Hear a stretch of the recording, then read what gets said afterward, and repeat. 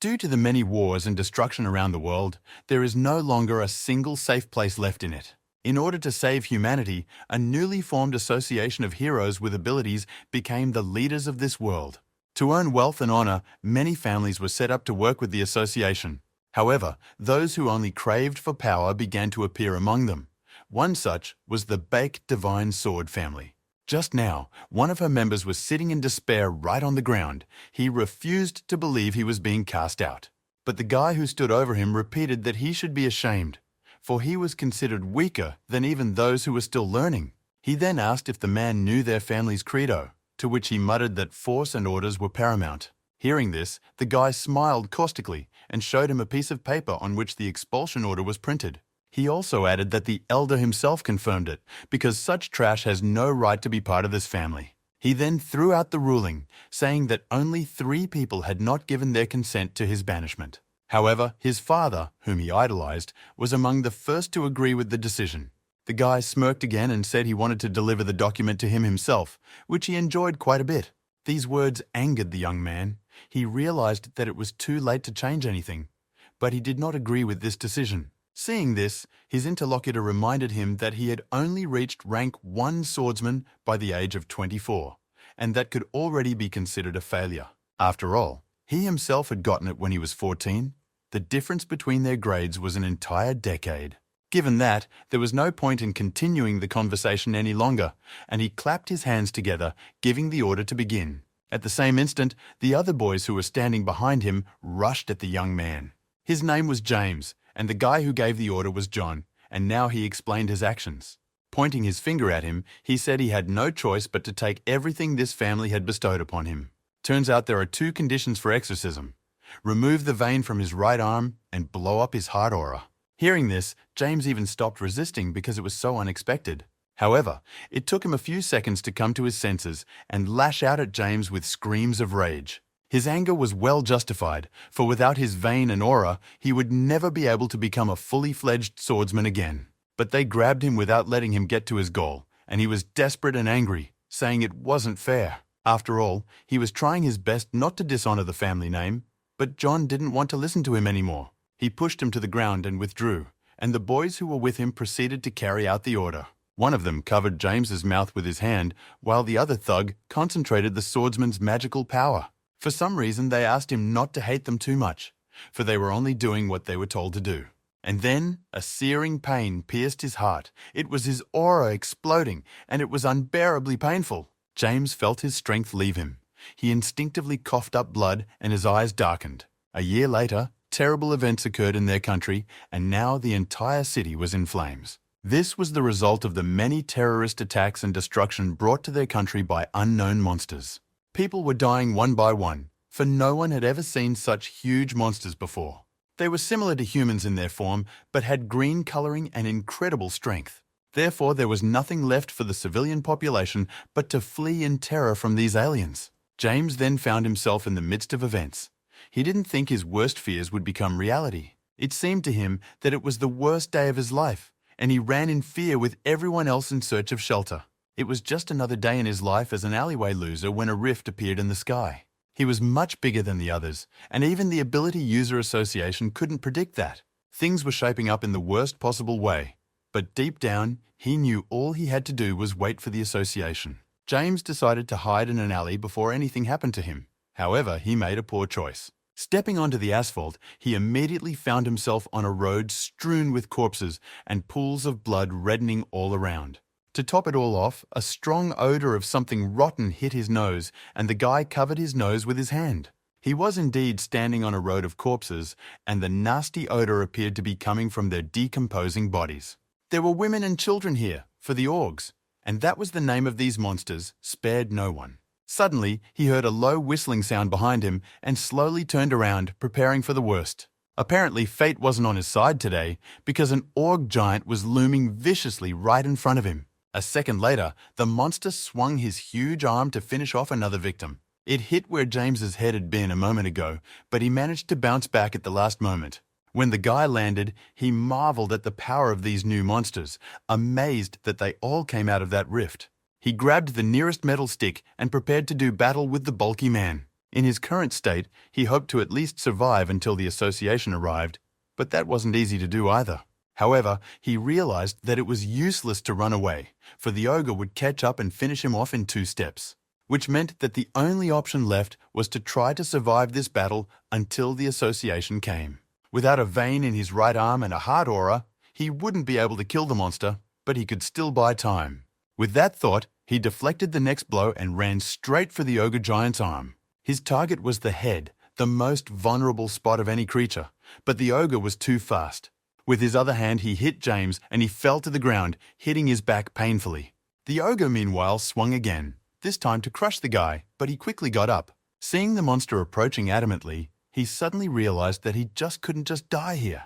He wanted revenge on the family of Divine Swordbeck for what they had done to him, and he also had to see his father. Somehow, it was the thought of the elder that made his blood boil and filled his heart with a rage that gave him strength. He attacked the ogre giant again, and this time his speed increased so that he was able to get near its head. Swinging the stick, he jumped for the blow, aiming precisely at the monster's skull and put all his strength there. He was suddenly reminded of John's words, calling him trash, unworthy of being part of the family. Words about his uselessness and made him feel shame and resentment at the same time. But somehow it was having a positive effect on his swordsman's strength, which he had long since stopped feeling. James didn't know for sure if the strength in his arms was due to the severed vein or the sudden feeling of shame. However, the moment the monster started crumbling his skull, he only had one wish. Even then, if given one single chance, he would take it. After all, it had been his dream and goal for as long as he could remember.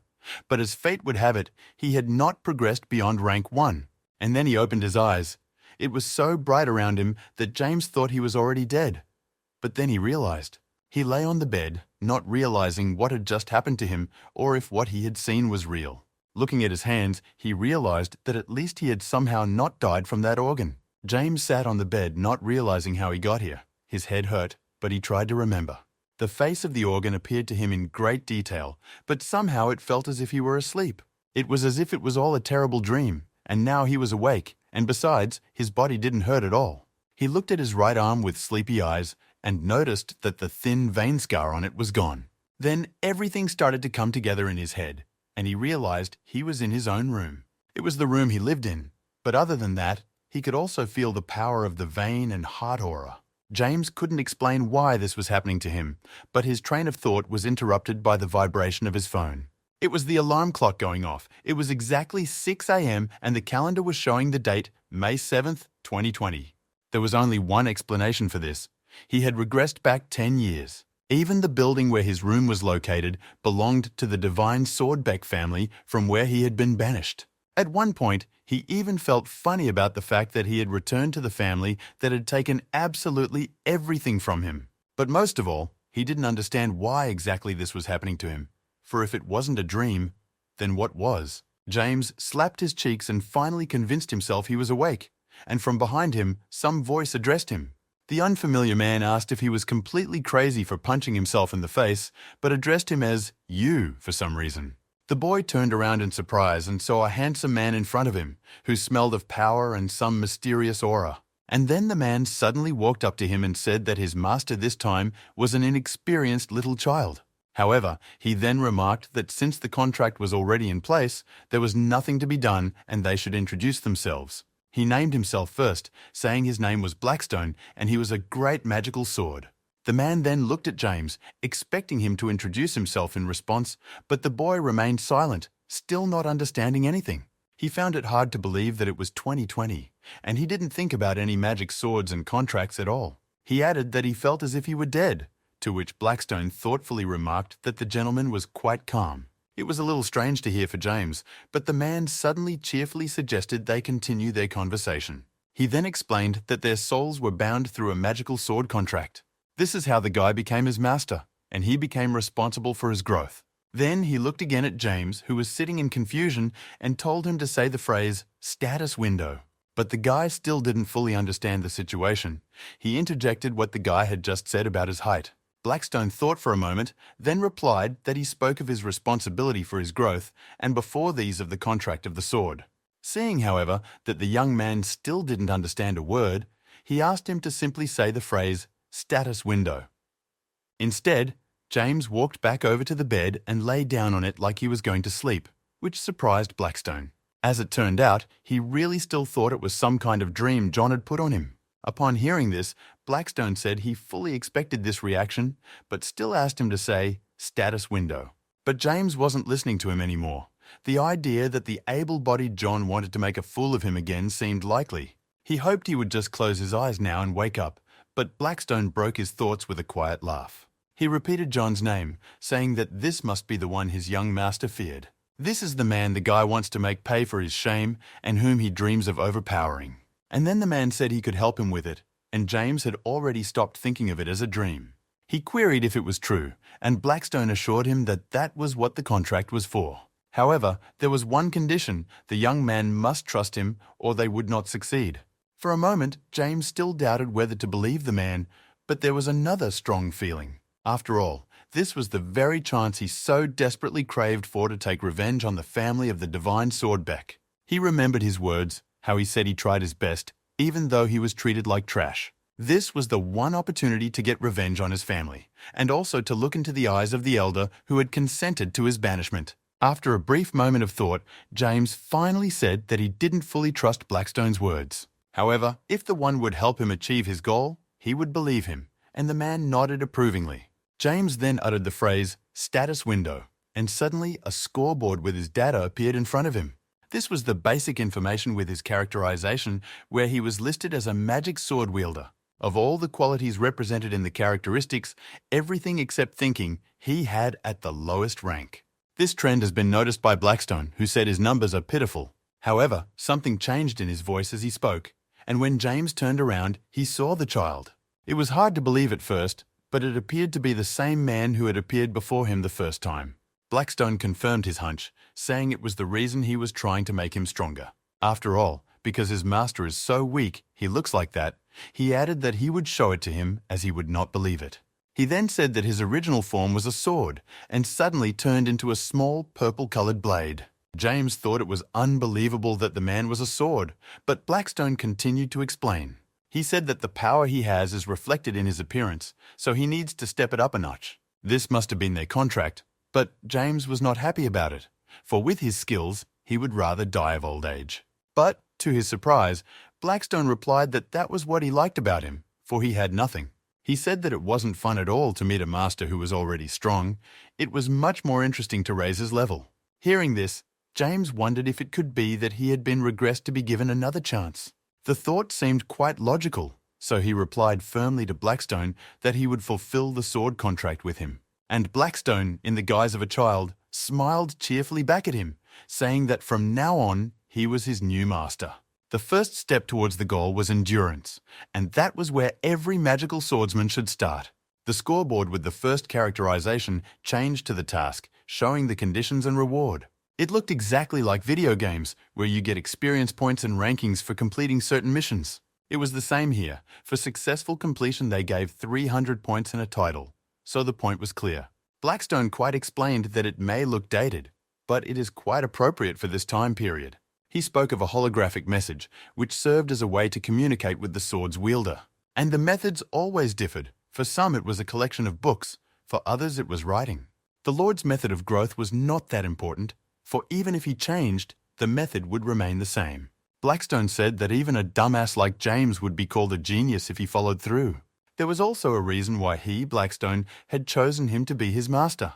However, this reason, as well as the desire for the magic sword, will be revealed at the end of this challenge. Of course, James didn't understand anything. He had heard so many new words that he was unable to assimilate everything at once. But Blackstone didn't explain anything else. Instead, he began assignments for James, and from that point on, his training began. It would seem that what could be difficult about a normal run, but James was getting that wrong too. Each step he took was accompanied by Blackstone's adamant commentary on the errors in his technique. The guy didn't remember how long he had been running, but one thing was quite clear. With this form, he would have to train for a long time. Step by step he had covered kilometers of distance, but it still looked insurmountable. Plus, Blackstone didn't give him a chance to catch his breath, constantly pointing out his mistakes. Finally, James couldn't stand it any longer and rushed forward, wanting to pull away so he wouldn't have to hear Blackstone. And he remained sitting and watching his master, for they were bound by more than just a contract. Plus, it was incomprehensible to him how a guy could have everything on the lowest level, but think on such a high level. There was something that kept the guy moving forward toward his goal, no matter how low he fell or where he was. Then Blackstone assumed it had something to do with that John, and then it hit him. Surely the most powerful emotion that in the right hands can turn into a weapon. It was hate, and for some reason James had too much of it, so much so that Blackstone wondered. It was the first time he'd ever seen such an amount of hatred be able to fill a body, and a 15-year-old boy at that. Now that he thought about it, something made sense to him. But then James came running in, announcing that he was done. Blackstone looked at him with a thoughtful look, for there was indeed something strong about this fellow. Meanwhile, James wondered if it would definitely work, because he didn't want to waste his energy for nothing. He sank to the ground without strength, saying that he had done everything as the man had told him, but was only sure of his thinking so far. Then he cast a disgruntled glance at the child, adding that it was his endurance limit anyway. Then Blackstone clicked his fingers, and James saw the holographic message again. His physical attributes had indeed increased, but the progress was negligible, and James was not happy about it. But suddenly Blackstone added that his pride and mindset is actually talent and opportunity. Hearing this, James glowed with dignity, for it was the first time he had heard such words. However, it was also the first time he was holding out his hand for a reward for his efforts, and it felt great. To this, Blackstone only smiled, saying that the guy was really 15 with that kind of behavior. He added that their training was over for the day, but immediately got flustered when James said no. It was the first time the guy had experienced this sensation, as if a long-jammed door had finally opened. And the most incredible thing was that he didn't even realize when it happened. But it didn't matter so much now. And Blackstone watched with wonder, for it is an unusual thing for characteristics to grow in half a day. Seeing that James was serious, he hastened to stop him, saying that the body might not be able to bear it. He explained that the changes in characterization are unpredictable now, and who knows what the next assignments will be. But James asked him back if he didn't know why his data had suddenly improved so dramatically. To this, Blackstone replied that he was connected to the master only through a system of assignments, but who gave these assignments he did not know. This surprised James as well, but the lad asked no more and Blackstone continued. He revealed that his soul was inside a sword someone had crafted, and he had since learned many skills. However, there was something he didn't understand, so he said he would like to ask his master about it. James was surprised, for he didn't even really understand how he'd gotten here, let alone answer questions. But Blackstone still asked it. He said he felt a strange part of him that overwhelmed the guy's soul. That part was an unusual accumulation of hate from him, quite large as for a 15-year-old. But it was this very emotion that had been growing easily inside of him over the years, and James found himself involuntarily thinking about it. However, he was able to quickly understand everything this time. After all, the man had already mentioned that their souls were connected, so it made sense.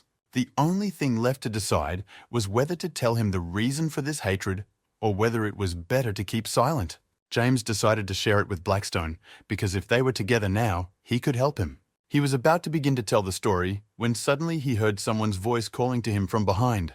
The voice sounded painfully familiar, and before he even turned around, James realized who it belonged to. John was indeed standing before him, the same John he hated with all his heart but could never overpower. Before James returned, he had humiliated him to the point where he would never wash that shame away. At least that's what he thought. But suddenly his last words came to mind for some reason. Back then, John had said that he had gotten his first-rank swordsman at the age of 14, and now he, James, was almost the same age. He stood in front of him, not knowing what to do, for this family member had always bullied him more than anyone else. In the meantime, John spoke up, saying that the elder was now to take roll call. Then suddenly his face became stern, and he asked why James still hadn't bowed his head to him. A direct order to bow was next, and Blackstone could see James grow nervous. John threatened to beat him if he didn't bow and appeared to be determined. Then there was nothing left for James to do but fulfill what he wanted, and John laughed. He didn't hit him hard enough with the stick on the head and asked him what he was doing here instead of practicing. Then an evil smirk appeared on his face and he added, "Had James already given up?" While he was saying all this, Blackstone watched curiously. He asked about John, and James explained that he was the sixth child of the family and the eldest for him. It was also notable that no one but James saw Blackstone, so he calmly grabbed John's head. Then he started to crinkle his face, and it looked rather ridiculous, but James couldn't let himself laugh. At this moment, a girl came up to them, who in a commanding voice ordered John to be silent. This was the direct heir of the divine sword Beck family, the second child of Barbara Beck. She then turned to James, saying that she had heard about his aura manifestation ceremony today.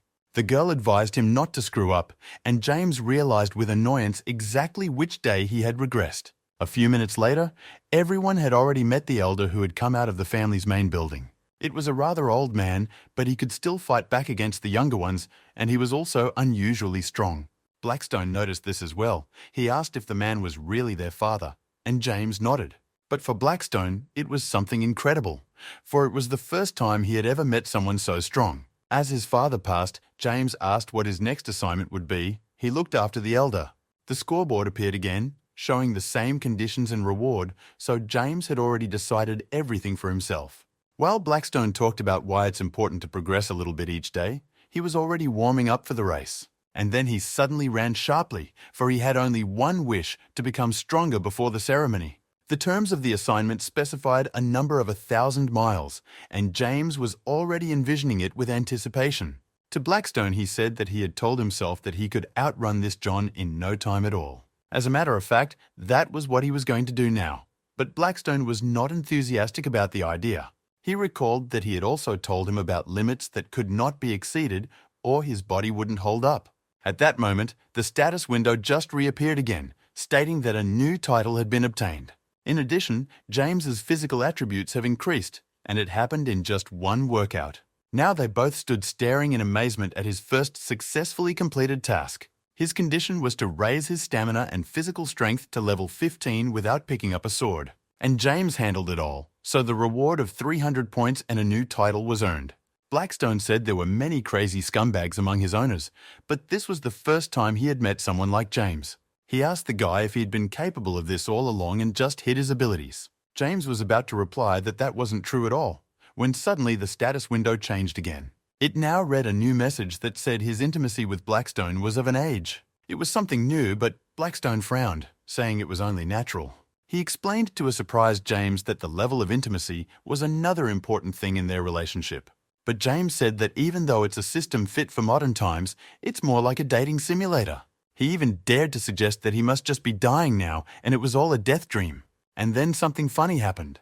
The system produced another message saying he'd gotten more points by watching Blackstone's shock. Black himself, however, was not happy about this. He was outraged, as this was the first time the video had ever happened. He pounced on the guy, asking who he even was to receive such undeserved accolades. But he soon stopped and dejectedly sank to the ground, saying that his honor as a magic sword had only disintegrated by 4 chapters. Then James answered him that he had lost any honor when he became a boy. Looking at the status window, which had changed again, the guy realized that he had earned 500 points in total. He asked Black what would be the best thing to invest them in, and he thought for a while. But then he replied with full confidence that it was now worth it for him to increase his stamina and strength. James did so, and soon the points were deducted from the general account, and he kept the balance for Black's advice. His stats had now improved to 20, and thus his rank went from low to just low. But not 2 minutes later, something inside his body suddenly clenched, and he felt pain. It felt like his whole body was collapsing again, veins showing through on his arms and neck. Terrified, James screamed, not knowing what to do. He started frantically grabbing for air, but it wasn't helping. It stopped as suddenly as it had started, and the status window changed again. According to this, his physical body had been promoted in rank to low, and it was quite tangible. James looked at his arm in amazement, which had just been hurting so unbearably. But now it was as it had been before.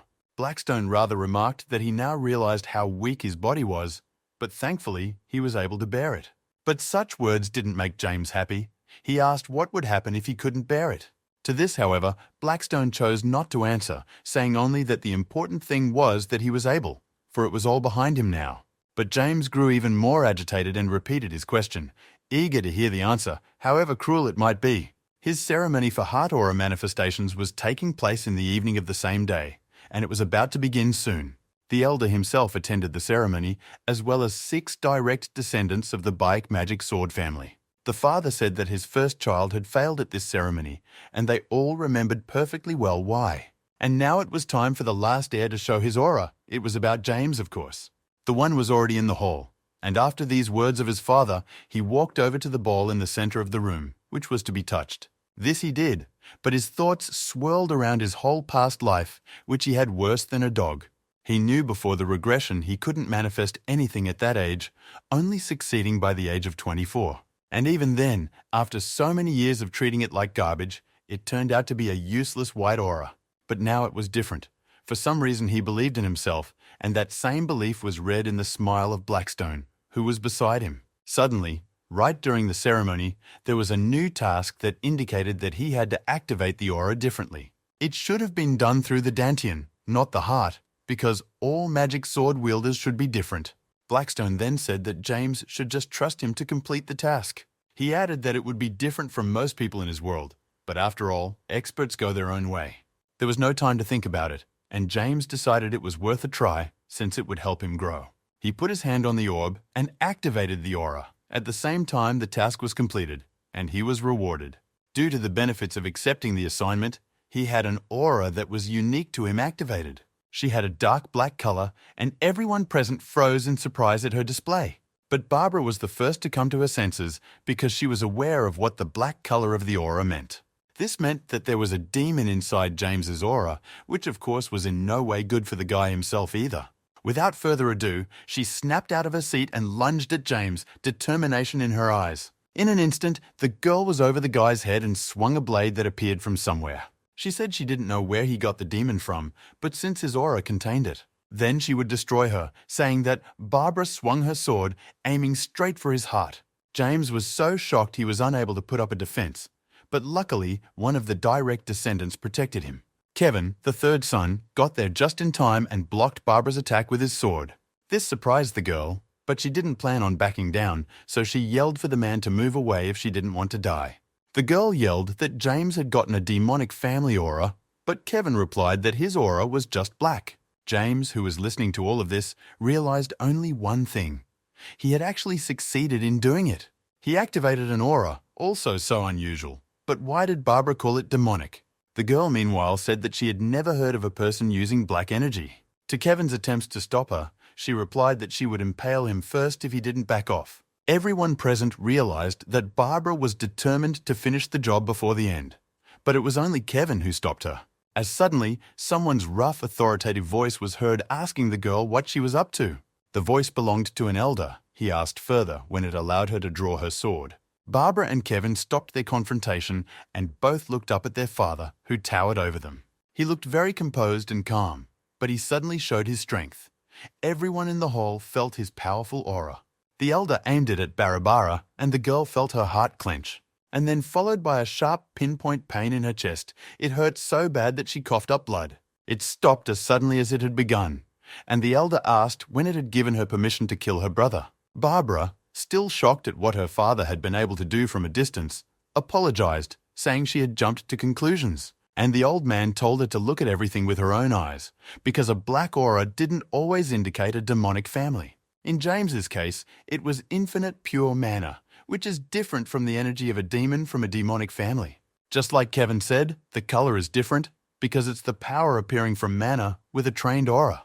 The elder waved his hand once more, saying that he knew Barbara held a grudge against the demonic family. But with this careless attitude, she would end up losing her head to her, so her father ordered her to meditate for 6 months. One of the brothers mockingly remarked that if any of them had done such a thing, they would not have gotten away with one meditation. It was clearly an insult to James, and deep down inside, he hated this whole family, but held back. His thoughts were interrupted by his father calling out to him, and James turned around, being very surprised. After all, his father had never emphasized him much, but this time he said that he felt an exceptional energy from his aura. Such high praise made James very excited, but he didn't show it and simply bowed.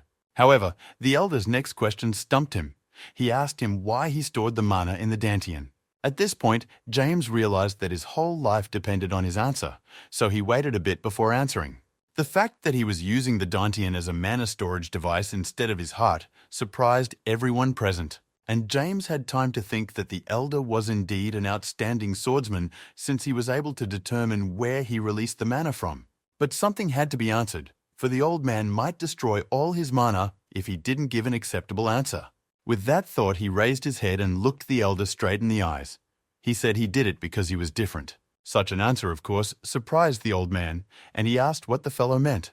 James then explained that he was different from his siblings in that he had not inherited the talent of the Beck family. This was also manifested in the fact that his heart was not as hardy, so he decided to store the mana in the Dantian. Hearing this, the old man asked in surprise, "Does he really want to follow the will of those who are unable to train their hearts?" He said James had done a foolish thing by spinning around 2 vital points, and the man agreed.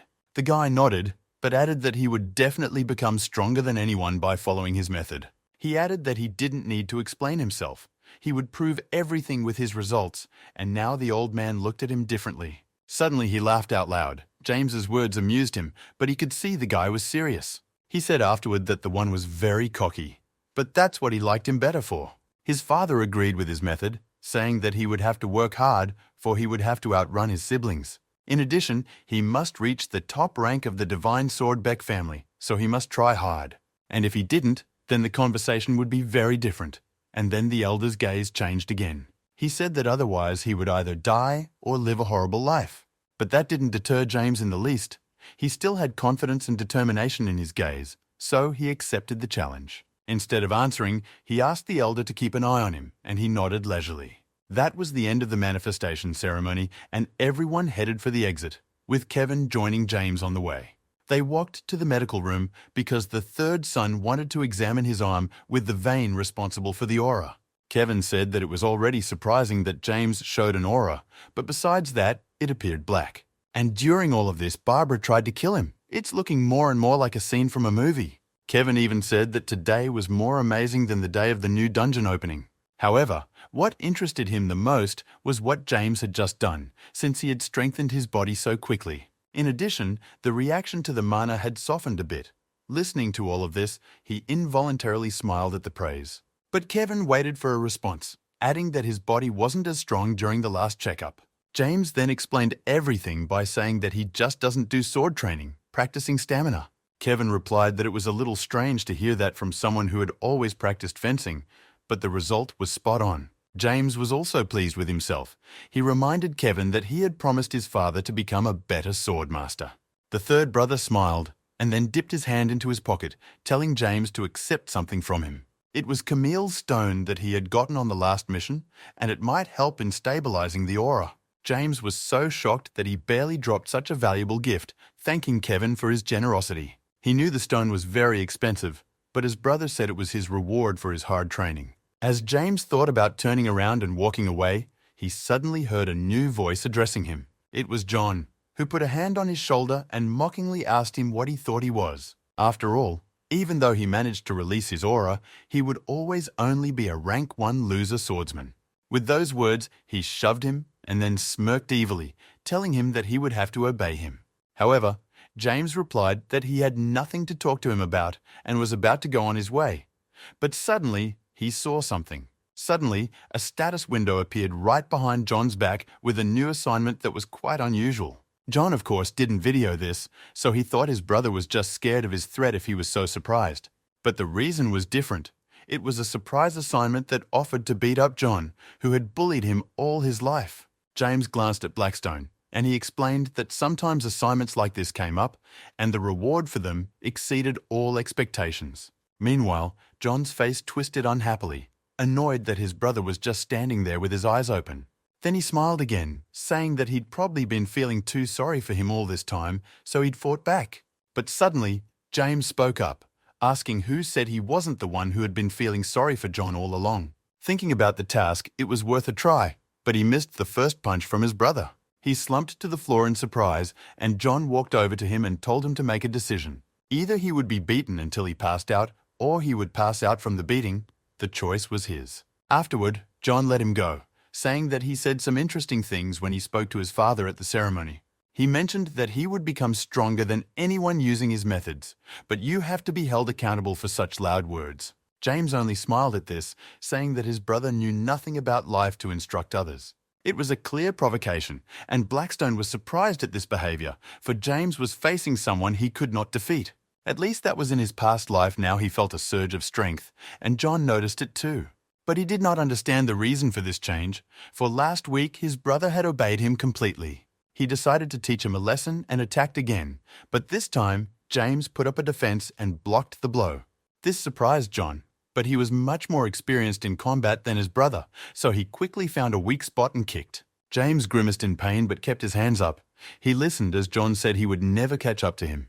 As if to prove his point, he sent blow after blow to his body, but so far James had managed to endure. Except it couldn't last long, and soon he became dizzy and staggered to his feet. John kicked him in the chin, intending to knock him out, telling him he should have just listened to him. Once on the ground, James was open to any attack, and John decided to finish him off, but to his surprise he couldn't. James put his arm out again for defense and didn't let the attack go all the way to his head. It was well worth the effort in his condition. But that was just the beginning. After that, he suddenly looked at his brother with a look full of hatred. John felt uneasy at this sight of the last direct heir, for it was the first time he had seen him like this. Wanting to prove that he would still obey him, he continued to kick his leg, but James grabbed it. It was so unexpected that John couldn't even think about it, and James was back on his feet in an instant. He lifted his leg along with him, and for a moment John was afraid he would strike back, for the moment was good. Unfortunately for him, that's what happened. James counterattacked his brother by kicking him in the face. Of course, he didn't have as much strength or experience as John, so he didn't even budge, but it still hurt. He turned around to punch him, surprised and angry at the same time that he dared to fight back at all. And then something incredible happened.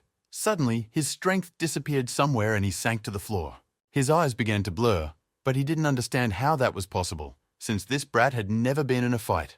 Then James explained to him that he now had a concussion from a punch to the jaw, because he should have learned where to hit the hardest. Then he grabbed his brother by the hair, clearly intent on revenge for all the abuse in his past life. He leaned over so he could hear him better and said with a smile on his face that it was his turn to beat up his brother. What came next was not hard to guess from the sounds that came from the hallway of the family's main building. The screams belonged to John, and when it stopped, James saw the alerts of a successfully completed mission. He was incredibly happy and proud of himself, because for the first time in his life, he was able to stand up for himself, and in front of John. Blackstone too looked at all this with undisguised astonishment, for his master was growing stronger before his eyes. It was a good thing, but he decided not to give him any reason to be proud of himself and took control of himself. He said he couldn't even imagine that the guy was just waiting for the right time to attack. For at first it looked as if he was being beaten again, but now John lay unconscious, which proved otherwise. James decided not to linger any longer and headed for the exit, saying that his brother wouldn't look for him later. Blackstone then turned to him, asking if he could ask the gentleman a question about his family. He said that all swordsmen, including John, have mana located around the heart. But why did James choose a different location? Blackstone asked why the Dantian, since there was likely another reason besides the assignment. But James replied that it was just more efficient that way, since it was easier to focus mana storage in one place. Still, Blackstone noticed that he accepted the assignment without any hesitation and asked why. To this, James replied that this option was the only way out, but Black didn't understand and continued to stare at him. James then explained that if he had continued to be as indecisive in the past, he would have accomplished nothing. Blackstone thought for a moment, pondering his answer, and then suddenly realized that something about it was odd. James went on to say that he got better mana this time than in his last life, and that's when Black realized everything. He realized exactly what was odd about his answer, and asked again what he meant by past life. James didn't understand at first why he was asking that either, and then it hit him, and he regretted saying it. He was silent because he realized he had just misspoke when he mentioned his past, but Black was still looking at him. That's when the guy realized that there was nothing else to do but tell his new friend about his life. He lowered his gaze guiltily, saying that it was useless to hide it now, and he wanted to share it with him anyway. He told Blackstone that he had lived only 25 years, died, and then regressed into his 15-year-old body. Due to his lack of talent, he was considered a burden on the family from birth and was not treated normally by his siblings. Then, at the age of 25, he was kicked out of his family, taking away his vein and aura in the process, and then a huge rift appeared in the sky. A giant ogre came out of it, and he died fighting it in an alley that day, never defeating it. Blackstone listened to all this without saying a word. To him, suddenly individual images of the gentleman's life began to appear. Here he was being beaten, and here he was having his aura taken away. It turned out that it was all really true. He looked down thoughtfully, pondering what he had just heard. In a way, he felt sorry for the guy. James ended his story by saying that he met Black when he regressed, so he couldn't believe it wasn't a dream. But now everything was starting to make sense. It was becoming clear why he was able to accept the assignment so easily. Suddenly, Blackstone looked at him again and asked what his purpose was then, and James wondered. Black then explained that it would make more sense if he had a goal, like something he couldn't accomplish in his past life. It was the first time James had ever thought about something like this, but then again, all his bad luck had started with this family. After some thought, he said that Blackstone was right, and he did have a purpose. He will become the strongest swordsman in the family, just as he promised his father, but he will not fight for glory. He will defeat the father himself, become an elder, and change this rotten system in families from within. Suddenly, Blackstone laughed, saying that he somehow knew that was what the gentleman wanted.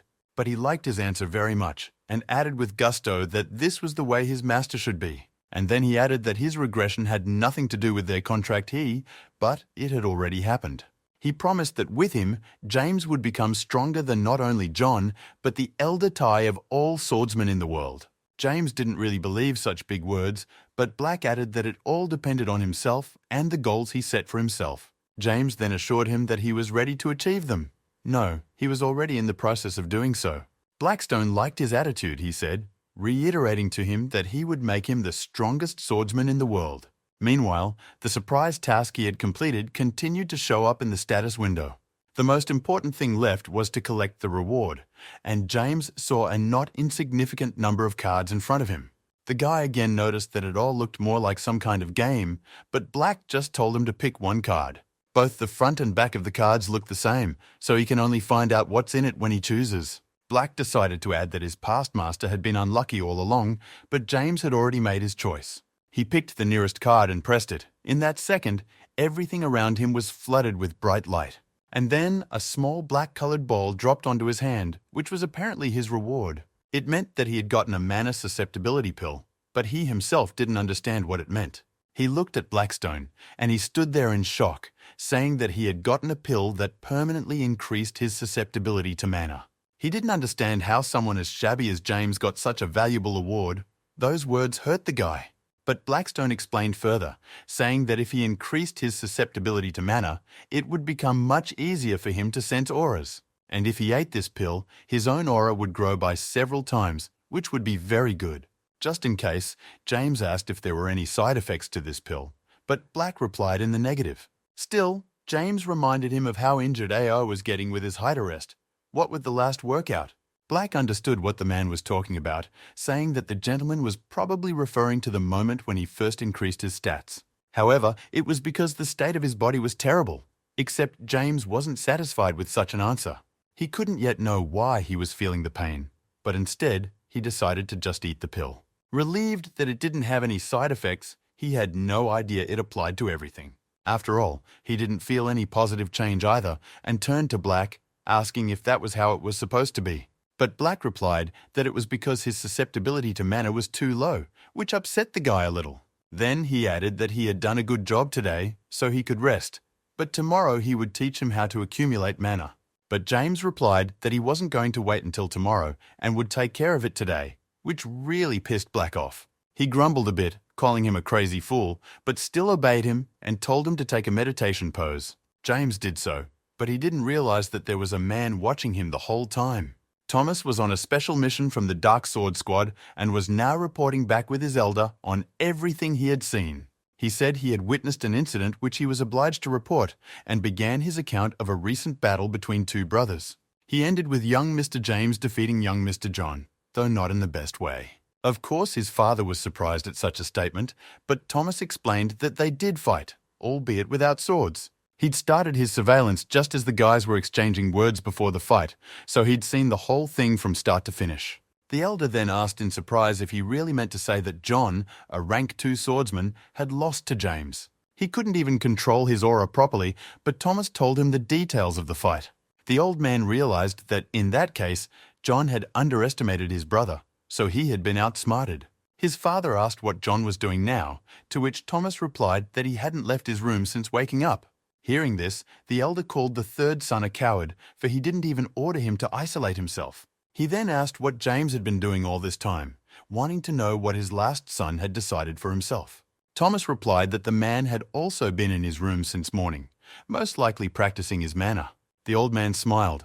He said he thought he would be bored watching the guy, but there was an interesting change. Thereupon he gave orders to bring John to him, and Thomas, bowing for the last time, departed to carry out the order. His father thought James had decided to fight seriously, so he decided to help him and prepare the ground for him.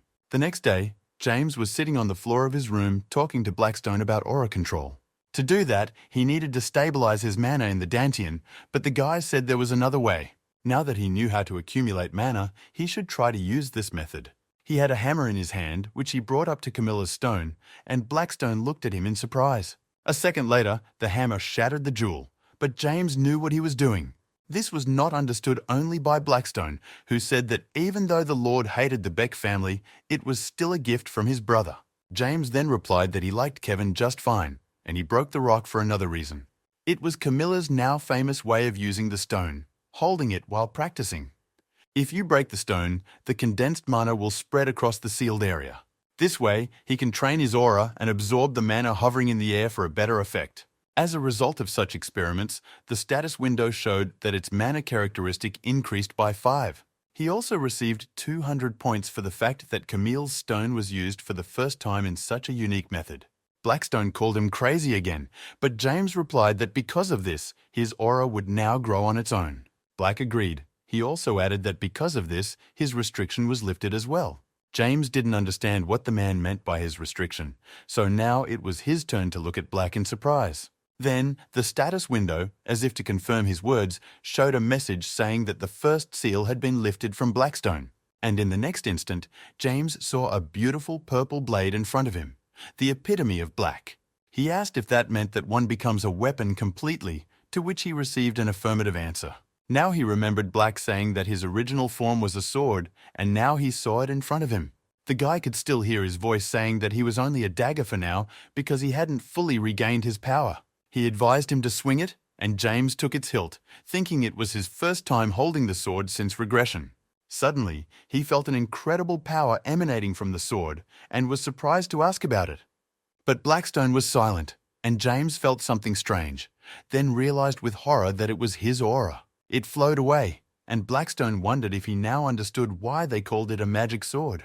But James begged him through force to stop, for it was incredibly hard to hold him like this. Blackstone explained that the stronger its owner was, the stronger he became as well, and slipped out of his arms. He added that the gentleman would have to reach a certain level to sustainably use his power. For with great power comes great responsibility. With these words, he returned to the guise of a boy. He was saying that the first seal didn't even compensate for half of his abilities, and James was still reeling from the shock. After all, not that he couldn't swing, he couldn't even hold it properly, but Black said it was temporary. Plus now he had new capabilities.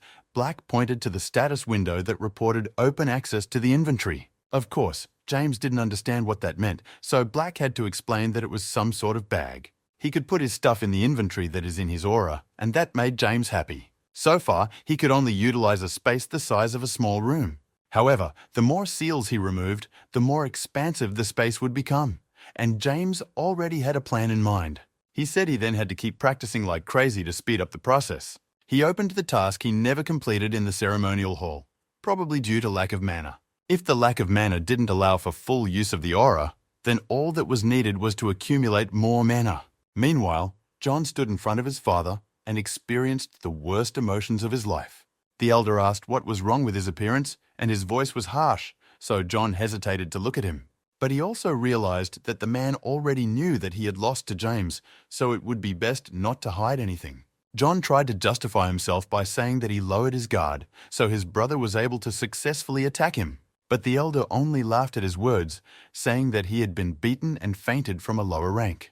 John knelt down then, apologizing and promising that he would not allow himself to be treated that way again. Upon hearing this, the old man asked what he had been doing after he was beaten, and John turned pale. He quietly said he was trying to get information, but his father interrupted him, saying he was just a coward.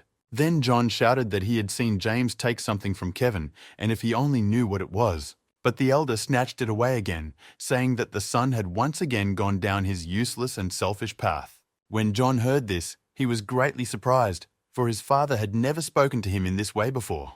He apologized once more, but all he got in response was orders to scram.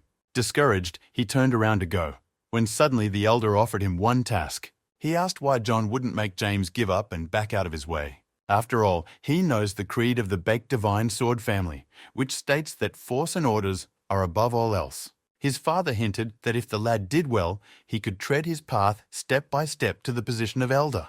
Hearing this, John's eyes lit up, and he promised the old man that he would definitely prove himself. James and Blackstone watched through the window as someone had been standing under their room for hours. It was none other than John, and James immediately guessed that his father had done something to him since he was here.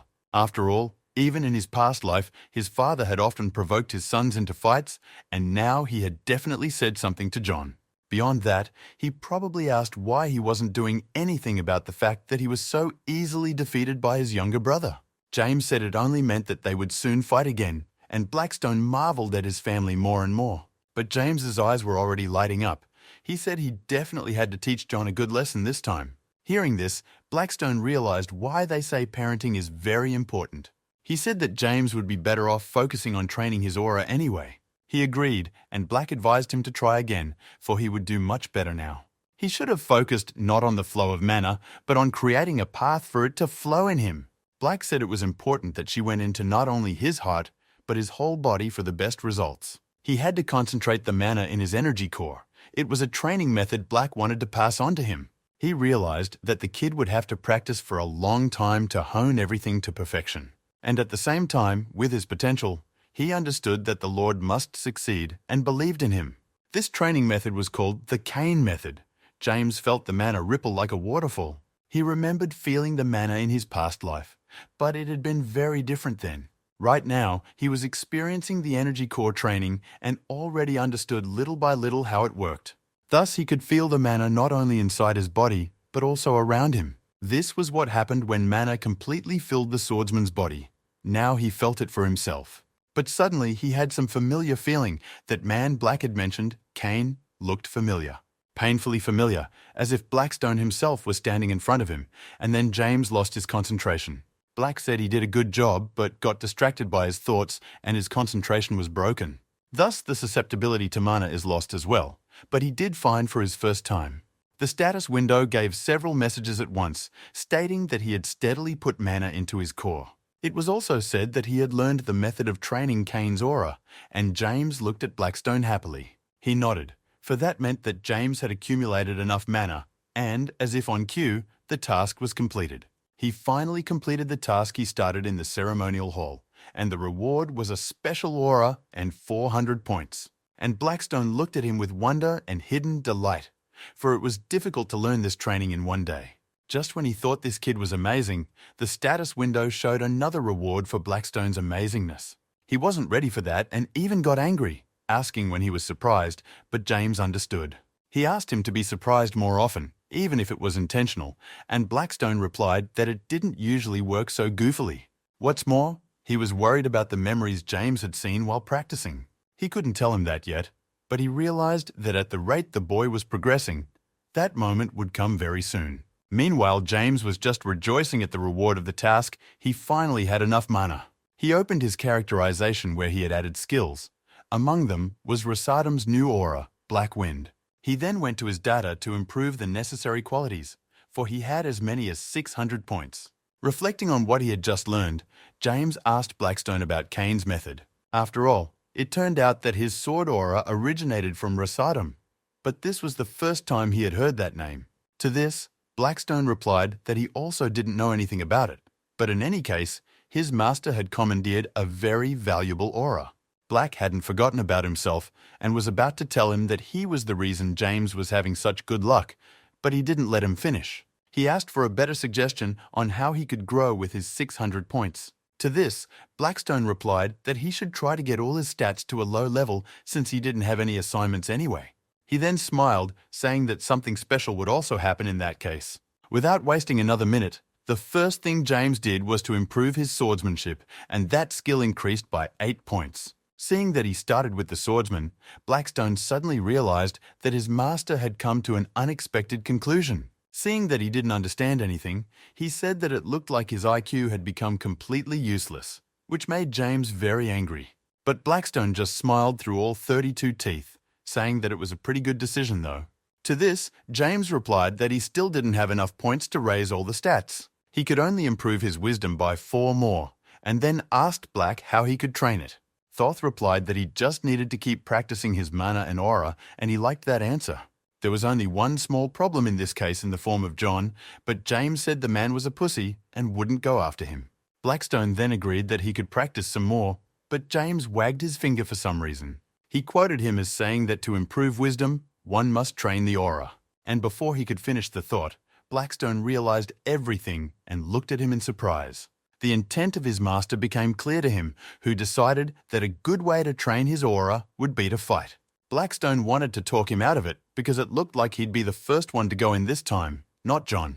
But James replied that he knew what he was doing and asked Black to just keep an eye on him. Hearing this, the man thought that the master had really gone mad. Meanwhile, John trained outside, practicing hand-to-hand combat to improve his skills. His conscience gnawed at him for allowing himself to sit back so pathetically instead of reminding his brother who was in charge. Then, on the way, he met one of his sisters, who happened to be on her way to see him. Rose was the 5th direct heir of the Beck Divine Sword family and surpassed John. She hit him, and when he turned around, she told him to watch where he was going or he'd get the upper hand. To this, John said that she had pushed him first, but the girl was only genuinely surprised and laughed. She asked if he wasn't embarrassed to say such a thing, clearly provoking John to get emotional. To make sure she did, she added that she'd heard about how he'd been beaten by James with his first rank. Rose said casually that her brother had looked down on him for too long, and now he just looked pathetic. Still chuckling, she went on her way, and John remained standing, mortified by her words. The guy clenched his teeth tightly with anger, because his defeat to the first rank was being talked about by everyone. Just now, remembering his encounter with Rose, he realized that he really did look pathetic. The thought of someday getting revenge on James and beating him to a pulp made him work harder. He was just finishing up with his workout when he suddenly heard a familiar voice behind him. It was James, who had no trouble finding his brother, for he had been to the doctor before, and the doctor had told him everything. John straightened up when he saw James and wondered who he thought he was, calling him a lowlife. And James only added fuel to the fire, saying he didn't think his brother would be so angry about his loss. He then said he would give him another chance to prove himself and offered to fight here and now. Such a suggestion greatly surprised and then angered John. He told his brother not to think he was so cool. He didn't realize if it was the new aura affecting him or something else, but for some reason he had courage. He couldn't guess what James was thinking. It was as if another person was standing in front of him now. And after all, it had only been a few days since he had manifested the aura, and it was causing mixed emotions. On one hand, he may have just had a self-esteem boost, but on the other hand, he may have shown some skill. Noticing his brother reaching for his sword, James said he didn't even need to use it, as it would be easier. This was the last straw for John. He threw away his sword and prepared to pounce on James. He was serious, intent on not letting himself be overpowered like last time. James too took a stand and prepared to defend himself, waiting to see how the second rank would fight. The next instant, John was beside him with an attack to the head, but James calmly blocked his elbow. This amused him a little, as he had already realized that John had decided to copy his tactics and aim for his head. James then told him that he could clearly see his strategy, for he had borrowed it from their last fight. He's aiming for the head because it's the most vulnerable place in the human body, James smiled. After all, those were his words last time, but now he would defeat his brother in a new way with the help of Rasaduma's aura. Ducking from his next blow, James prepared to counterattack and struck back. It hit him right in the jaw, and the status window that always appeared next to it said that his opponent was temporarily immobilized. James decided to use this time to attack and proceeded to deliver blow after blow to his brother's body. The distinctive dark purple color of his aura that activated during the battle appeared around him. Concentrating his strength in one fist, he shifted his weight to his supporting leg and delivered the decisive blow. John was unprepared for this and flew 2 meters to the side with foam coming out of his mouth. James, on the other hand, quickly pulled himself together, preparing for his brother's counterattack, but it didn't follow.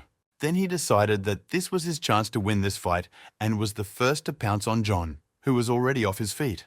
He kicked him in the jaw again, but this time John withstood the blow, though he couldn't do anything in return. But soon he fell to the ground, instinctively shielding himself from the blows from above and not believing he was being beaten again.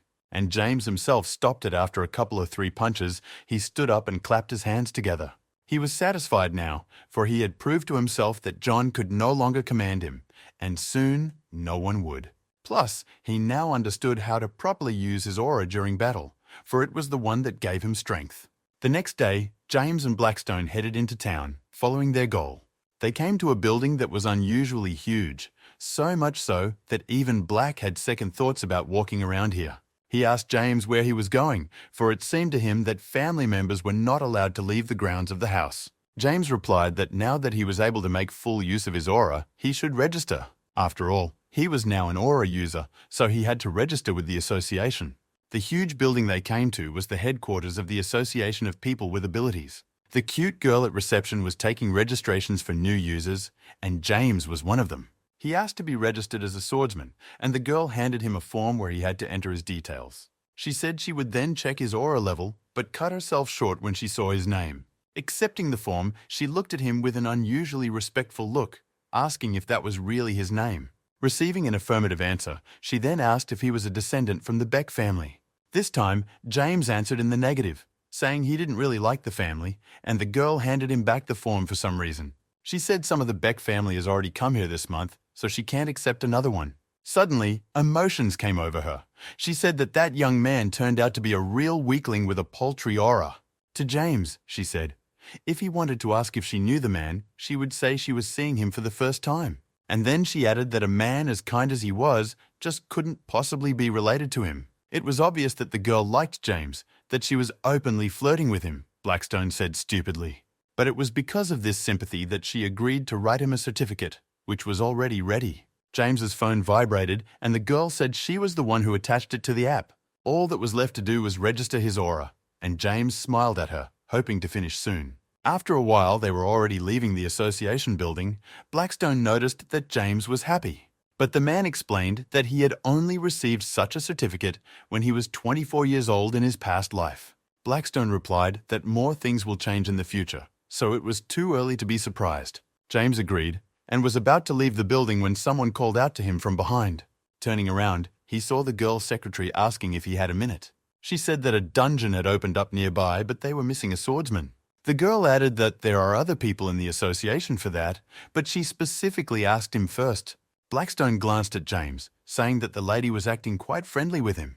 James had noticed it himself and thought it would be good practice, now that he had the talent. As if to confirm his thoughts, his phone vibrated and he saw the certificate issued. The dungeon monsters were vine moles if the girl was to be believed, which meant no problems should arise. He smiled and finally answered her positively, agreeing that this wasn't a bad chance for him to prove himself. After a while, he was already meeting his new team, which included 4 people counting him. One of the men introduced himself as Jack, saying that the guy was very lucky to go to the dungeons on his first day. Besides Jack, there was another thug on the team named Ron, and he didn't understand why a rookie was going with them. Besides, he was from the Beck family, but Jack, who they had for a captain, yelled at him for being short-sighted. He said he'd better get to work on the preparations, and Ron ran to follow orders. When he left, Jack turned to James and questioned if he was really from the Beck family. The boy answered positively, but said he didn't really like the family, which surprised Jack a lot. The man asked if the man didn't know how cruel the swordsmen from the Beck Divine Sword family were. He added that if they came, the guy would get in trouble, and Blackstone said James's reputation sucks. James didn't even think about it. Things were going too well for him to end so quickly. Meanwhile, his attention was caught by a girl with red hair standing on a cliffside nearby. But here she pulled her gaze away and looked in his direction, right into James's eyes. Meeting her gaze, the guy felt that he had met this girl somewhere before. At least he felt like he'd seen her somewhere before, but Black said it was just his imagination. And yet, James had a feeling that the girl's face had definitely flashed in his past life. And then he finally remembered, for it was Maria Jock, the youngest daughter of the cruel Red Lotus family. The Red Lotus was a thundercloud formation. James told Black that their families had been feuding for a long time, and even in his past life, she was among the talented people getting a heavy dose of hate. She was said to be training alone, without the support of her family, and now it was clear to Black what he was getting at. But he didn't have time to voice his thought, because Jack said that everything was ready, turning to Mariah.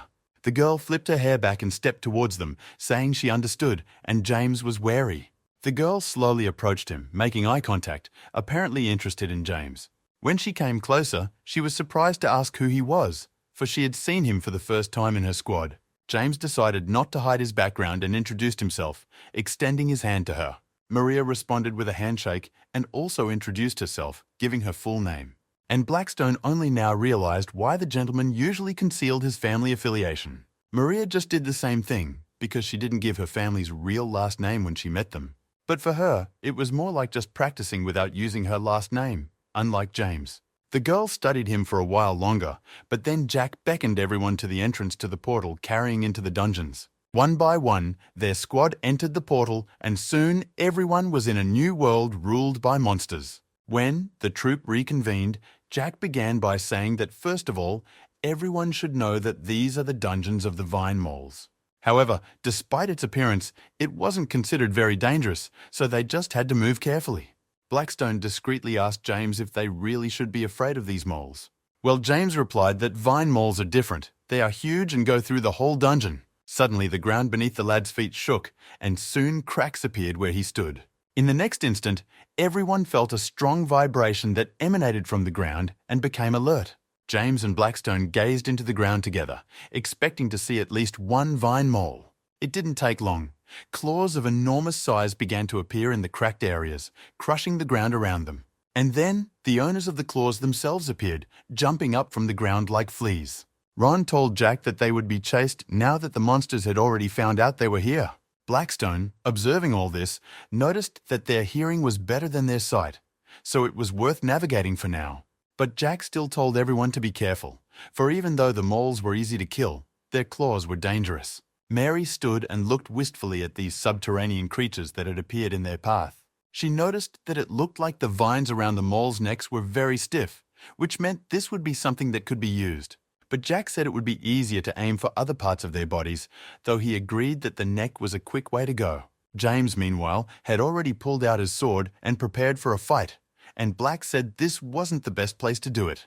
However, the guy replied that he had experience fighting these moles from a past life. Suddenly, one of the monsters attacked, each of them having claws on their paws that served as a frightening nickname.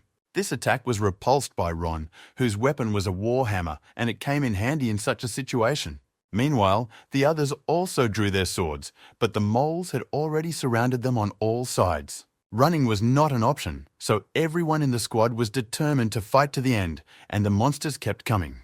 James realized that they would soon make their first move and attack openly, so they needed to stick together.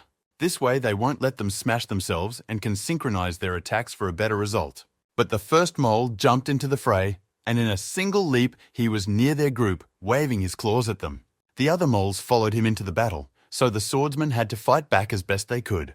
The only one who didn't care about this situation was Maria, who didn't even take out her sword and did everything with her hands. She asked if there were any casualties among them, and another girl from the squad answered her in the negative. James, meanwhile, was still in his position with his sword at the ready, and Black advised him to be careful. After all, this was his first combat experience in this life after all, and the opponents were too many for him. So the best tactic for him was to try to dodge and find the best moments to attack. However, James went his own way and activated Rasadam's aura, for he knew the mole's weak spot better than anyone. It was a small opening between their vines that had to be hit to instantly overpower the enemy. If only he could reach it, then it would be over, so it was worth a try. And then he lunged towards the attacking mole, who leapt at him for his attack, but was stopped by his blade. Almost immediately, his legs went under, and the monster collapsed to the ground, unconscious from the impact. That soft neck between the vines is his weak spot. James was quick to tell everyone on the team. He said that because they have rough skin, it is best to aim specifically at the neck. Before he knew it, another mole had crept up behind him and swung at him. Then he heard Mary's voice shouting for the man to duck, and he did. The girl was before the mole's eyes in a flash and met it with a heavy punch to the jaw. Oddly enough, that was enough, and the monster collapsed as well, as if it had been disabled. Maria landed beside Ron, telling him to keep his guard up, and he thanked her. The girl then flipped her hair back and looked at James, asking if it was so necessary to try to aim for the neck. She added that these moles could be killed by force alone, which she had just proved. James was even a little jealous of her. Her strength was simply magnificent, and he couldn't help but admit it. It appeared that with their combined efforts, they had killed most of the moles and the rest had hidden underground. They attacked them as soon as they entered the dungeon, and Jack thought it was rude. As a rule, everyone tried to avoid the Vine Mole dungeon because there wasn't much information about it. But Maria realized that James had probably been here before, so she asked how he knew that the neck was their weak spot. Not wanting to reveal himself, the guy replied that someone in the past had told him about it, and he had just memorized it. Then the girl said that this must be a good man, and Blackstone quipped that he was talking about himself. Meanwhile, they continued on their way, talking about how even rank one should normally be able to deal with moles. However, this time they were somehow more aggressive. It seemed to Jack that their skin was rougher than usual. Suddenly something was clear to him, but he wasn't sure if he should tell the team about it. However, he suddenly stopped and raised his hand, urging everyone to do the same. They came to the first branching tunnels, which diverged here in two directions. Well, the association only got them to kill the vine moles, so it was worth it to just split up. But suddenly, they heard heavy footsteps again, and Ron pointed toward one of the tunnels where he had come from. This mole had a special purple seal on its head, denoting that it was chief amongst everyone in the dungeon. He was probably the reason the other moles seemed heavier, but the 100 they were here exploring. Blackstone leaned over to James to find out more about this boss, and he replied that it was the Dungeon Keeper. He added that although boss dungeons are well rewarded, they are much harder to clear. But both James and Black deep down loved the fact that they were here, because it was already ranked 2 in difficulty. However, the guy didn't even have time to think of a tactic to go into battle with, because Maria came forward. She said she would take care of the boss herself, and everyone else could go to the exit where she would catch up with them later. The team should have picked a different tunnel and killed all the moles there, and she'll deal with this boss. Without wasting a second, the girl disappeared into her tunnel, and Jack didn't even have time to shout something back at her. For a while, they just stood there, worried that they would have to go to help as soon as Maria screamed. But she didn't scream, so the others decided to think about what they should do next. Their opinions were divided on the matter, but all nodded in surprise when James volunteered to go after Maria himself. Jack said he was just a rookie, but Ron didn't think it was such a bad idea, and he started to change his mind. In the end, after a bit of thought, Jack decided to let James follow Maria for cover. Lastly, he advised him to run away immediately if his life was in danger, and James smiled. A second later, he was already running down the same road that Maria had fled, leaving his troop behind. Blackstone asked in surprise why the gentleman had volunteered to help, and the gentleman replied that the Red Lotus had crossed the line. After all, how dare she kill the boss he had staked out? But such a response only discouraged Black. He asked if it wasn't just another mole, just stronger this time, but James nodded his head. He said he'd get a reward if he defeated the boss, which meant there was a chance he'd get a good item. It was a condition of the surprise assignment that came up while they were still walking towards the tunnels. It stated that he had to defeat this boss before anyone else did, so he volunteered to help. Wasn't this the perfect time for the assignment? Blackstone agreed, saying he understood now. James, meanwhile, accepted the assignment and picked up speed so as not to miss the turns. He said he was willing to risk his life to try, but that sounded pathetic since he was already dead. As they ran, Blackstone said he had heard that it had once been a common vine mole, but it looked peculiar. James replied that this monster had not been here long ago, so those people had not succeeded in defeating it. They also weren't as strong as they look. Moles move in big strides, so they get tired quickly. They can be easily caught if you stall for time, so no one has really researched their weaknesses much. Then he noticed that after 10 years, there were slight differences here, and Black asked him what they were. James replied that he was just different from himself in the past, so it would be different this time. He would definitely become strong and overthrow the Beck Divine Sword family. That was his goal. But suddenly he froze in surprise, for a strange sight was revealed to his eyes. He saw Maria standing in front of 2 moles, fighting off 2 at the same time. Seeing her, James thought contentedly that he had finally found her, which meant the boss was walking around somewhere nearby as well. Fortunately, his girlfriend hadn't overpowered him yet, which meant they had a chance to do it first. While Maria fought the 2 moles, he ran towards the same tunnel under the noise. For a moment, the girl saw him, wondering if it was that guy from the Beck Divine Sword family.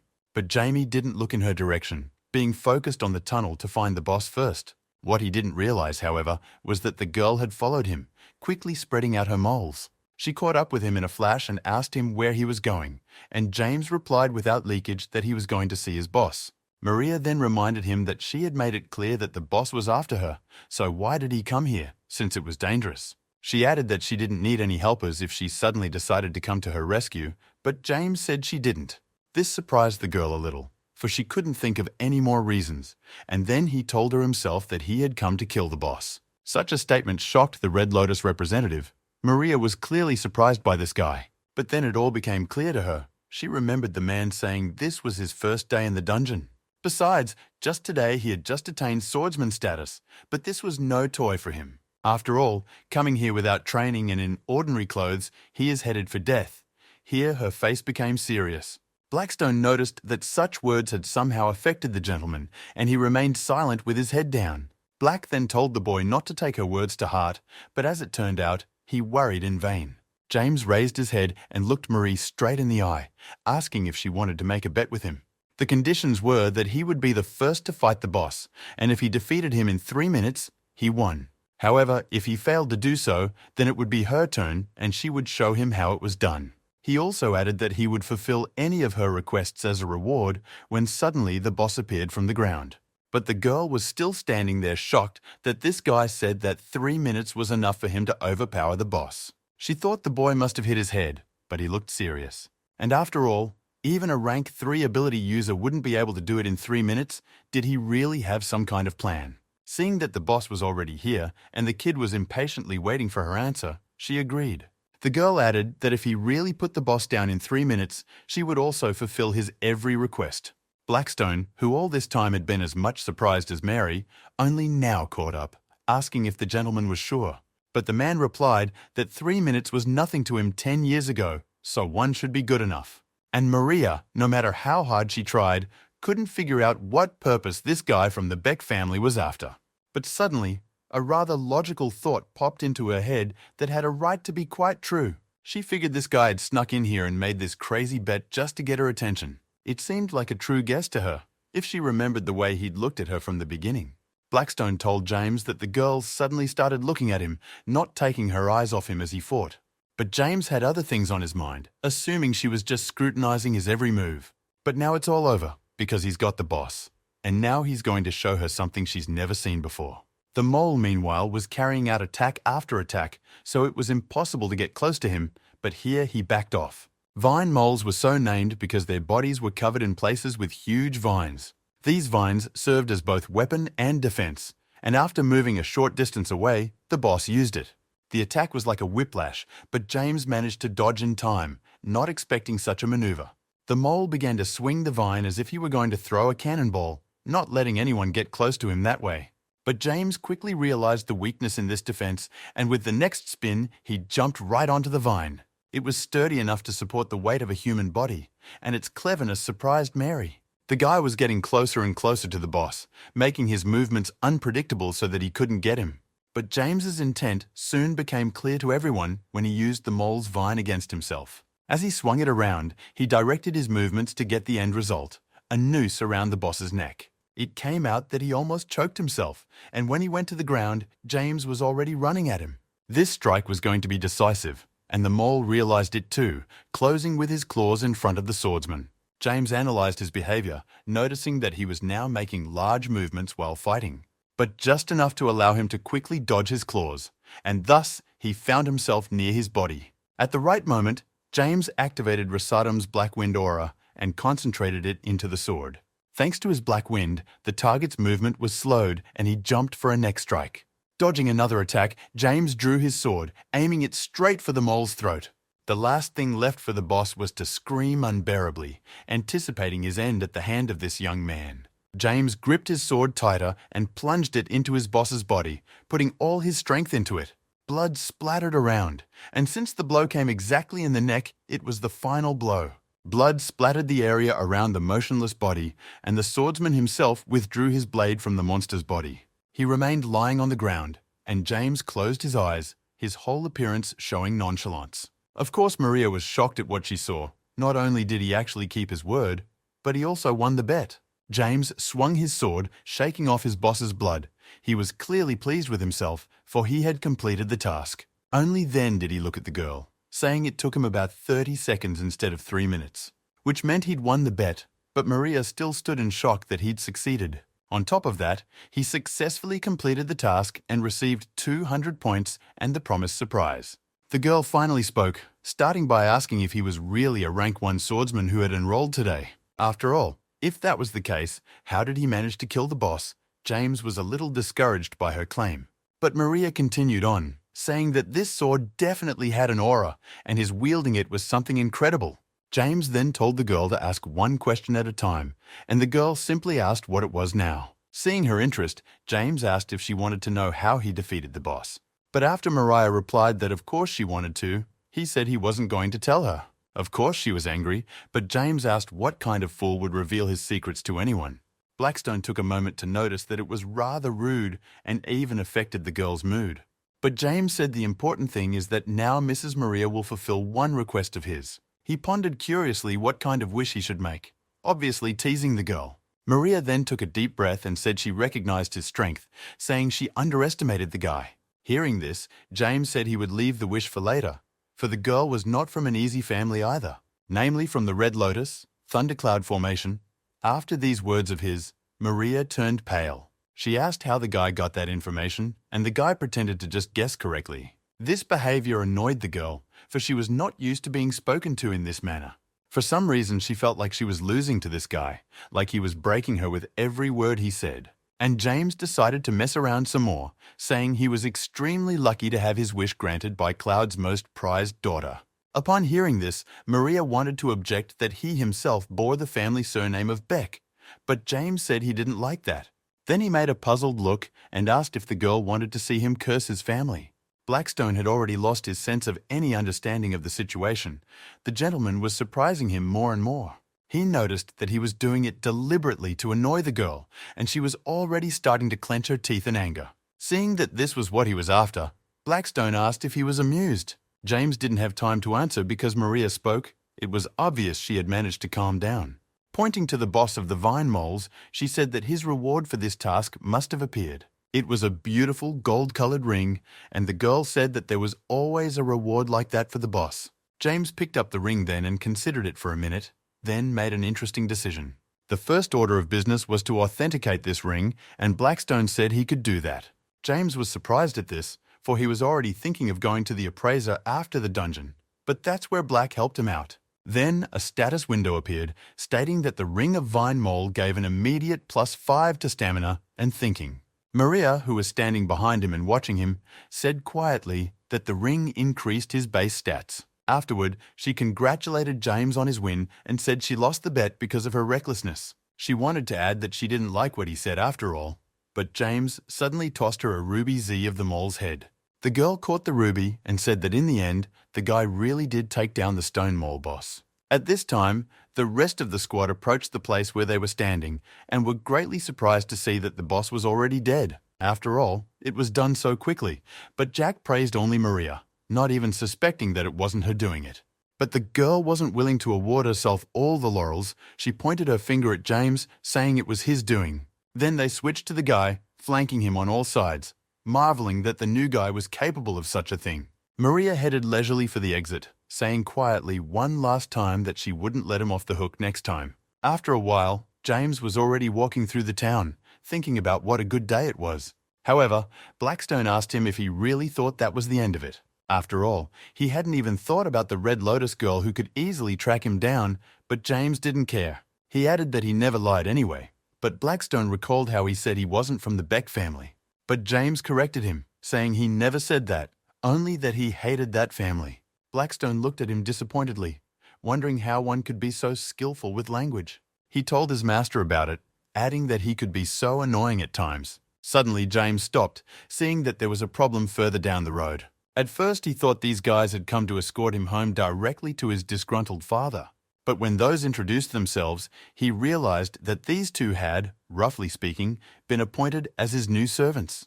Blackstone winked at him, telling him that the gentleman had succeeded in life, but James had other things on his mind. The guy in the suit was named Austin, and the dark-haired guy was named Thomas, and they bowed and said they would take care of him. But James waved his hand, saying that it was late tonight, so it would be better for them to go home, as well as him. But Thomas suddenly stopped him, saying that from today, his room would be on the 8th floor of Beck Monastery. To James's surprised face, he replied that it was the homeowner's orders. And James thought that today was the day he cleared the dungeon on registration day, and his father had assigned him a room in the ancestral home. Seeing that the man still didn't understand, Thomas said that the elder had given a direct order to move to the ancestral home. James stood in front of his old building and couldn't believe he was moving to the Beck convent. He told his servants that he would be going into his old room for a while, so he asked them to wait a little while. When he opened the doors, all he saw was a scrubbed floor, which indicated that there was no one in this room now. The sun's rays were leaving beautiful marks on the floor, making it sparkle, and James still hesitated to enter. But here the guy exhales but smiles and says aloud that he is finally allowed to live in the family's ancestral home. It was a pretty touching moment, but Black ruined it by asking if the gentleman was crying. James replied that he just needed to regain his composure because this was just the beginning. But Blackstone advised him to stop dwelling on the past, for he should only look forward. He had already dealt with John, who he would have no problem with now, but there were other siblings, and you could expect anything from any of them, he knew, because he had experienced it many times before. Blackstone jokingly asked who has kids at that age, and even 8. He then asked James if he knew one of the 2 guys he had for servants from a while back. To this, James replied that he had managed to find out something about Thomas in a face-to-face meeting. It turns out that he had been watching him, or rather, he had been told to do so, and of course it was most likely by an elder. In his previous life, of course, he wouldn't have noticed it, but now he had an increased susceptibility to mana. So he was able to feel the presence of another person when he was practicing, but it was strange. Thomas was of the Dark Swordsman Squad, a group that receives direct orders from his father. Something along the lines of an elite guard, and it was safe to conclude that James had caught his father's eye. For now, he decided to go inspect the grounds of his new residence, Beck Monastery. On arriving at the place, he was met by Austin, who, bowing, pointed him to his room. James complimented them both on their good work and told them to get some rest too, and they would see each other tomorrow morning. As the boys turned around to leave, he stopped Thomas for a moment, and the latter walked over to him. But James said it was fine, and he just wanted to advise him to keep his distance as he watched him. He explained that he needed his personal space too, and Thomas stared at him with his mouth open. At that, James left him, saying that they would see each other tomorrow, and he remained standing there in shock. The new house was really swanky. Everything was furnished with expensive things and appliances. It was all in harmony with the new technology, which was also plentiful here. Blackstone was a little nervous about James acting so nonchalant and even blabbing that he knew about the surveillance. He asked if it wouldn't hit him in the future if he continued to act like this. But James replied in the negative, adding that he actually thinks things through carefully before he says anything. Plus, he knew perfectly well what kind of man his father was, so he deliberately revealed to Thomas that he knew he was spying on him. After all, if he reported to Father what James had told him personally, Father, in fact, would even be pleased. After all, it takes skill to recognize another person's aura, which would serve as proof of his training. Blackstone replied that he'd never understand that family, and James suggested that we get to the fun part. After all, he hadn't yet unlocked the reward for the surprise mission after defeating the stone mole. He opened the status window, and Black said he too was interested in seeing what the reward would be this time. Pressing the appropriate button, a pile of reward cards swirled around him again. James already knew what to do, so he quickly looked around at all the cards and reached for the first one he liked. Somehow he was sure he wouldn't be able to get anything this time, but Black didn't think so. James finally made up his mind and opted for the map that seemed most appealing to him. He pressed it, hoping for absolutely nothing, as if he already knew that nothing was going to fall out of there for him. The status window popped up a message saying that he had made his card selection and could pick up the reward. The reward was a seemingly ordinary wooden mask that didn't appeal to the guy in any way. He, as usual, did not understand the importance of each subject, but Blackstone, on the contrary, very much did. James said it looked more like a regular piece made in a workshop. Hearing this, Black grabbed his head, asking how the system could have given him such a thing. He then snapped his fingers, telling the gentleman to see for himself how incredible this item was. It was an almighty demonic transformation mask that allowed one to change one's face, body, and even the color of one's mana. But James was rather surprised that he had gotten a legendary item he had never seen before. Black liked his reaction better now, since that was how everyone usually reacted when they got something cool. He added that the user will not be able to change their height, but will be able to change their body within reasonable limits. James looked at the mask with incredible envy, for he realized that now, if he wanted to, he could fool anyone. Then Blackstone asked why he shouldn't test it out on a case, and James agreed. He brought the mask up to his face, and the status window informed him that he should submit an image of his transformation. Then James thought of the last person he had seen today. It was Thomas. The next tip was to choose the desired color of mana, and James chose blue. But a few seconds later, a new message came in saying that the transformation had been successfully completed. Until James saw his reflection in the mirror, he thought nothing had changed, but that wasn't the case. Looking at his reflection, he was genuinely surprised, amazed at the power of this object. Blackstone advised him to use his aura and see if its color changed, because that was important too. James concentrated some aura in his palm, and it was indeed blue in color. No matter what you say, it was definitely incredible. He really did get a legendary item. And Blackstone contentedly asked if Mr. Sito still considered the mask a cheap object. Of course he answered in the negative, remembering to thank Black for his valuable advice. Thoth was flattered by the compliment, but then suddenly, James asked another masked question. He said that her description mentioned Kane's empire, and the same name was given to his training method. The question that interested him was whether these things were related. Hearing that question, Black opened his eyes wide with surprise, trying to find the right words. He crossed his arms and said he couldn't say there was no connection between the two because it was the source of everything he was studying. James was a little confused as to what the man meant by source, so he asked again about it. But Blackstone replied that the gentleman would, in any case, find out all very soon, and in the meantime, he should not go there. Right now, he should be focusing on his growth, which he was doing outstandingly well. And about the mask, it seems like the Lord won't use it much, since it didn't make sense to him. James didn't think so, though, he said. He actually wanted to use it tomorrow. A surprised Blackstone asked what it was for, since he hadn't even studied the whole manual. Meanwhile, the elder sat in his special room and said that he heard as if the one had gone to the dungeon. James stood in front of him and replied that that was how it was yesterday, but he had done pretty well. Blackstone was also surprised that the old man knew about the trek despite Thomas not following them this time. But James thought his father had eyes and ears everywhere. Perhaps the association itself had reported it to him. Then the father went on, saying that he had also heard that he had made a wager, and this surprised them even more. The elder asked if James knew which family member he was betting with, and he answered in the affirmative. His father then asked if he did it anyway, to which James replied that he did exactly that. He wanted to show the youngest daughter of the Red Lotus family what the youngest son of the Beck family was like. But suddenly, his father became serious and asked why then he hid the fact that he belonged to the Beck family. James was not embarrassed and calmly replied that he wasn't hiding anything at all, for the girl herself had drawn that conclusion. These answers of his interested his father. James himself was extremely interesting to him, but he hadn't thought about it yet. Then he suddenly softened and said that in that case he would let him have it. And seeing his son's incomprehensible face, he explained. He said that he would let him use everything available to the heir of the Beck Divine Sword family. He is now allowed to enter not only the Beck Monastery, but also the large training hall and libraries. James thought to himself that he was insanely happy to finally hear his father say that. He ducked down and thanked him, being very pleased that he had been able to interest him. He was about to finish what would follow his word when suddenly a new task opened before him. The status window appeared in a rather unusual setting, and James was a little confused at first. It was an assignment in which he had to make a decision: follow his family's path or choose his own path.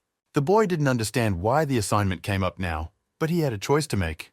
Blackstone prompted that it wanted him to think and choose a decision to follow from now on. After all, just now he had almost told his father that he would follow his word, which meant he would follow the pattern of everyone in the Beck family.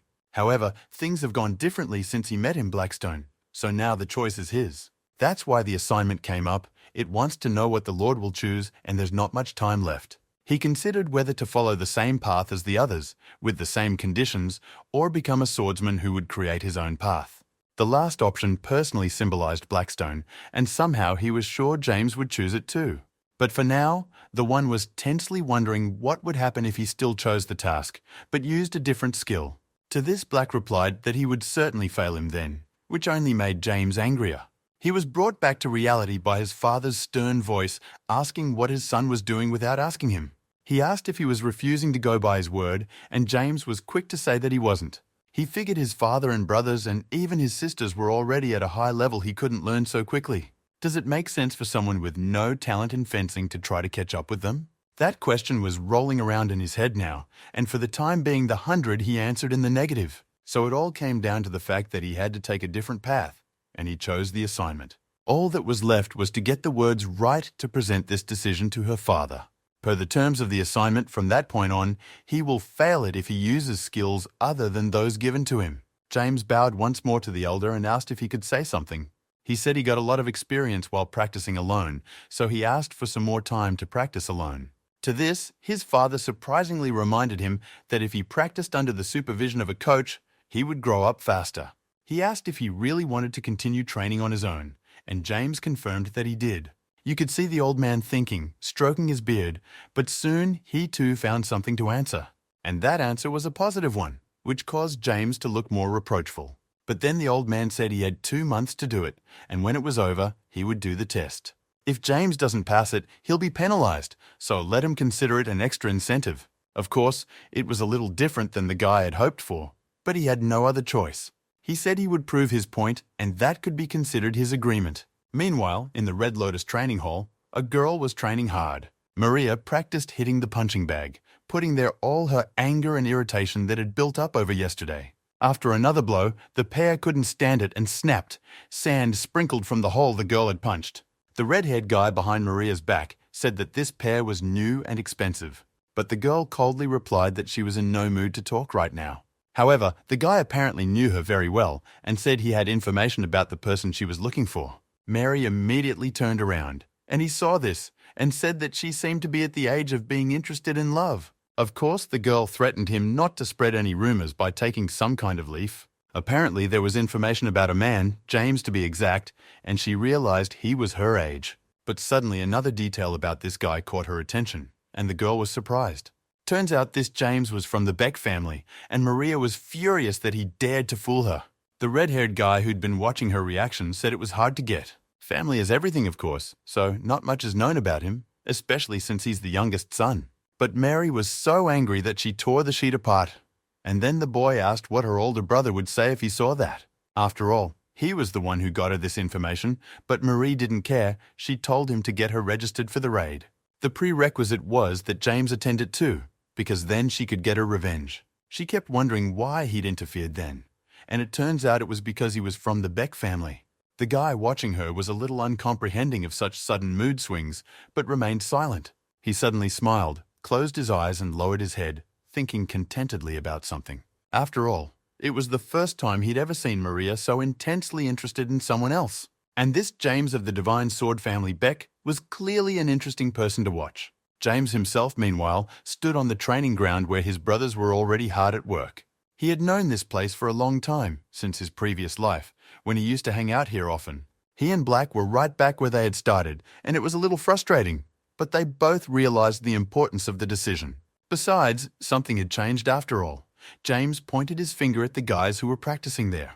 One of them was John, who also noticed his brother, and his face changed instantly. James waved at him, but he looked away, because it was hard to look into the eyes of someone he'd already failed twice. But Blackstone decided it was time to get a workout in, telling the gentleman to get into position. James did so, and the first lesson from Black was to practice taking the sword out of its sheath and putting it back in. That surprised James a little, but Black explained that he needed to see how he handled even that. Then the boy leaned forward without further ado, preparing to draw his sword and putting one hand behind the hilt. Clutching it tighter, he made a sudden movement and bared the blade, though he couldn't advance on it in reality. In fact, he only extended his arm, and it made him quite surprised, for nothing happened. But he soon realized why he couldn't see his sword, for he had overdone it with too much force, and it flew away. He fell beside John, who was scared out of his wits, thinking that his brother had done it on purpose. He cursed loudly at him, threatened that next time he would pull out his sword and chop off his arm. Blackstone, as if to spite him, also told him, which was to be expected from the weakest in the Beck family. John kept yelling at him too, saying he wasn't even reaching the standards of the others. He kicked his sword, adding that his brother was doing too much, and with those words he turned around to walk away from him. The last thing he said was that he should live as he had lived before instead of deceiving others. Returning to his training brothers, he ordered him to stand in the corner and stay out of their way. James and Blackstone glanced over. Such an order sounded at the very least ridiculous and a little silly coming from John. After that, they turned around and calmly walked back to their seat, intending to continue practicing. Blackstone remarked that the guys should grow up as fast as possible to scare those guys. When asked by James what he was saying, Black told the gentleman to look at the log. He illuminated him with his aura, telling him to aim for the line he was showing. He added that it would not be easy, but if he succeeded, he would at least learn the art of exposing the sword. James took up his sword again, thinking it should be easy considering he had exterminated the vine moles. Taking a stand, he ducked again, insinuating to himself that this time he would succeed. So he put his hand behind the hilt again and prepared to make a dash toward the log. This time he had a target, the line Black was showing, and he lunged. The blow came exactly where Black had drawn the line, and the log split in two. John and the other guys on the training ground watched the whole thing in amazement. John looked especially surprised, not even realizing at first that the log was coming right at him. What happened next can be easily guessed. The coach rushed over to John asking if he was okay. As if justifying himself, James told Black that he hadn't done it on purpose, and that was just the way it was. But on the other hand, when the man said it would be better if nothing happened to John, he realized something. Not wanting to listen to his next teasing, Black went back to practicing, saying all he needed was more practice. His ideas were to practice in the dungeon, but James replied with a smile that it didn't have to be that complicated. The spectacles of real-life experience were just in front of them, he said this, referring to John and his boys. As expected, one of them ran up to him, asking how he dared to hurt their young master. Meanwhile, Thomas was watching from behind the bushes, thinking that the rumor about James was true. After all, he had simply been hiding his talents all this time. There was no other explanation as to how he managed to cut the log. James, meanwhile, said he'd heard as if they were going to spar tonight. He asked if he could join too, but the guy was extremely surprised by this. He looked at John, who was already being helped to his feet, and thought this would be a good one. John had finally recovered and was now looking at his brother with a predator's stare.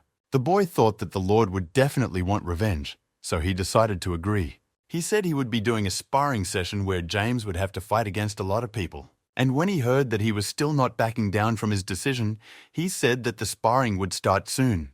James himself thought that these men were preparing the ground for him through which he could grow. After all, they all secretly hated him. It made sense. No one likes someone stronger than them. It is said that if you talk behind the backs of others, bad karma will come upon you. But they'll ignore him anyway, so let them do what they want, he won't mind. All he wanted to do was beat up a little bit of all these people and prove that they thought he was weak for nothing. Meanwhile, he was introduced to a group of 3 guys, asking if anyone had any objections to his participation. But all the guys were in agreement, and then the next question was posed to see who wanted to fight first. Strangely enough, everyone present raised their hand, as everyone wanted to try their hand against a newcomer. Blackstone joked, saying that the gentleman had become quite popular, and the man unwittingly acknowledged it. James asked if he could pick himself an opponent if there are so many people wanting to do it. After receiving a positive response, he pointed his finger at the center guy, saying he was picking him. The one even ducked a bit, saying that he was honored and would be happy to fight him. But Blackstone did not understand why the gentleman had chosen this particular fellow among the others, and asked him about it. Then James reminded him that Blackstone had made contact with him after all, so just let him look into his memories. Black did. And it turned out that this guy, named Stephen, had used James as a toy in the past. Blackstone saw this and did not know what to say, for the gentleman was quite unlike himself in the past. But now he understood why he had chosen this guy, because in a way, it was his revenge for his past selves. Blackstone wished him good luck, saying that he must surely defeat this insolent man. Plus he added that he just needed to swing his sword and he would do the rest. Stephen, meanwhile, approached him with his sword, saying that he was a rank 2 swordsman and was happy to practice with it. But then Stephen wondered why he was practicing only one sword nudging skill. James then asked back why someone like him would want to know that, since he wasn't going to share it.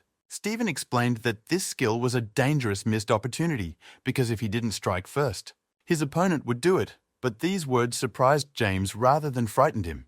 He asked what was in it for him. All he heard in response was Stephen's laughter, who said lastly that such a weak skill wouldn't work on him. He lunged at him, and Blackstone had already turned on his aura and drawn a line for him where to aim. The rest was up to James. He ducked, preparing to attack, and made a sharp dash in the right direction. It happened so quickly that Stephen, who by this time had already gotten close to him, was taken by surprise. The blow came exactly on his sword, which broke in two. So hard had James struck. The sparring was over. Stephen lowered himself to the ground, bowing to James again, and the man interrogated what he was saying there. If someone can't strike first, the opponent will strike first. He smiled and hit his sword, showing that he wasn't going to kill him. It was a distinct relief for Stephen, but just as he relaxed, James kicked him in the stomach and the guy screamed. He grimaced in pain and sank to his knees, and James wished it was only sparring and he could finish him off. Flooding with tears, Stephen said he thought he was practicing sword nudges for the first time today. He asked himself how he, a rank 2 swordsman, could lose to this rookie. He was torn by despair. The rest of the guys were a little embarrassed to see this picture. They couldn't believe that Stephen was crying because of the spawn. But then their gossip was cut short by James, who asked who wished to be next to fight him. He knew he now looked intimidating in the eyes of these poor souls and took advantage of his status. He was then asked if he wanted another fight, to which he replied in the affirmative, and everyone became visibly nervous. James recalled that he had been told that there were a lot of people to fight in the sparring today. But so far, he hadn't even seen anyone willing, and then decided to choose his next victim himself. He pointed to the one who, even before the first fight, had also raised his hand to fight him, and he was afraid. His name was Mike, and he was one of the people who had also bullied him in the past, so it was all planned. Blackstone, meanwhile, reviewed his master's recollections and was taken by anger at the abuse he had endured. He was also angry that in a previous life, this guy had beaten him up and in this one sucked up to him, which was disgusting. Blackstone went on to describe all the abuse James had to endure, and he told him to stop already. Such a gambler he had never seen Black before, and the latter continued his indignation, telling his master not to let them go until he had beaten them all. So they trudged on until the evening, when it was no longer that willing. There were not even those capable of fighting left. Some of his opponents lay defeated on the ground, while others ran away in fear. The only ones left were John and his teacher, whom James told that it was even easier than he'd said. Or else, his opponents just turned out to be ordinary weaklings. Such a variant seemed to him to be true. And then, the guy smiled and announced that he only had one opponent left for today, which couldn't have been more frustrating. John realized it was about him, and though on one hand he was creeped out to fight him a third time, he knew he had to get revenge. His confidence plummeted, however, when James said he'd decided to leave him for last on purpose. After all, it's been a long time since they fought, so it wouldn't be unreasonable to once again clarify who should obey whom. With these words, he pointed to his brother, who stood astonished at his words of obedience to himself. However, when he finally realized what he was implying, anger took hold of him, and he clenched his teeth and spoke. He said that he would undoubtedly defeat his insolent brother and headed toward him in defiance of the coach, who didn't think it was a good idea. James was a little surprised too, saying he thought his brother was going to run away again, but he shouted for him to be quiet. He added that he had no reason to run away from a fool like James, who only knows how to provoke people. However, James asked him a counter-provoking question, asking who the man had already beaten twice. The lad added that they would probably dispense with the rules of decorum in this fight, for it was a duty for everyone. John agreed with him, saying that no one had ever given him a challenge from which he then emerged victorious. Both guys prepared for battle and took their positions, choosing their best moves to do so. It was evident that James had taken a defensive stance, while John decided to start on offense. Blackstone paid tribute to his brother, saying John Toad grown up quite well in recent times, and he clearly had talent. James agreed, saying that it was really impressive since he had commandeered rank 2 at such an age. However, James also knew that his strategies were easily anticipated, and they both lunged at each other. Behind his habit, James analyzed his opponent, noticing that he was using footwork. That's why the brother was closer than he looked. He knew it, and so he would be able to build a defense against every blow. James readied his sword nudge, preparing to make a sharp dash towards John's attack. But suddenly, he changed the trajectory of his sword and was able to block his attack, much to Black's surprise. John himself was clearly satisfied, but now his eyes were fully focused on the fight. James couldn't believe he had managed to block this rather powerful blow, so he lost precious seconds. Meanwhile, his brother said he's been underestimating him too much all this time, so now he's going to fight seriously. Tonight he will fight him properly and teach him a lesson in how not to behave like a junior. James was even more surprised to see him using his aura to win, but thanks to it, James's sword flew out of his hands. And John was just waiting for this. He concentrated his aura into the sword to deliver a decisive blow to his body. His brother's aura was golden in color and moved lightning fast in that mode, so James was confused. He was able to grab the sword in flight and quickly made a stand. But now the initiative was not on his side. It was getting more dangerous. John threw the next punch, and James had no choice but to defend himself. To top it all off, his brother mocked him, saying that his facial expression was no longer as casual as it was back then. He also said he heard about the bet he made with his father, but after all, it was a failed idea if he lost. He only had 2 months to successfully master swordsmanship, but so far he hadn't even been able to attack once. John concluded by saying that his brother doesn't stand a chance, so he might as well not even try. This bet is an unreasonable hope that was never destined to come true. He hit it more accurately this time. James could barely hold his sword, and Blackstone said he was doing a great job and should stay calm. It wasn't very helpful advice for James, for John wouldn't even let him swing his sword. At that moment, he took aim again and struck the hilt of James's sword, and it slipped from his hands again. James was shocked that his brother was so skilled at swordsmanship, but now he had an advantage because of it. Blackstone suggested that the Lord still had a chance of getting the sword again, but it was worth using the aura for now. The message box gave the activation of Rasadam's Black Wind aura, and James concentrated it around his entire body. Upon seeing this, John said he was fighting dirty, but James reminded him that his brother acted the same way. The guy ran at his opponent and jumped just in time as he swung his sword near his stomach. The aura gave users incredible abilities, so James jumped over his brother without difficulty. When he landed, the sword reappeared in his hand, and a surprised John couldn't understand how it happened. They attacked each other again, but now James was clearly taking the lead and fighting back against his brother. John froze in surprise, not understanding why he was suddenly starting to lose, but he suddenly sensed something wrong. James took a breath and saw his brother's reaction. He didn't have time to defend himself against 2 attacks at the same time. So as a result of this, his guard was down and one attack achieved its goal, wounding him in the stomach. The boy fell to the ground breathing heavily. He closed his eyes and didn't want to open them again so he wouldn't see James's face. His trainer, who initially advised him to refrain from fighting, realized he shouldn't have changed his stance. Blackstone asked the gentleman if he was all right as James stashed his sword back in its scabbard. The one replied that, to be honest, it was pretty close, and if it wasn't for the trained aura, he would have lost. He pretended to be confident, but in reality he thought he was definitely not going to win this time. His hands were trembling now. Blackstone concurred, saying that this time he felt the guy was unusual in talking about John. His movements were light and crisp. Looks like they underestimated him last time. After all, he can fight pretty well. While James was answering him that everyone in the family was talented, James's coach approached him. He said he had managed to forget the most important rule of a swordsman, which was that there was no right way to become strong. Then he suddenly apologized, saying that he now understood how talented and capable the latter was. These words made James smile, for they were tantamount to admitting that he had won using his training.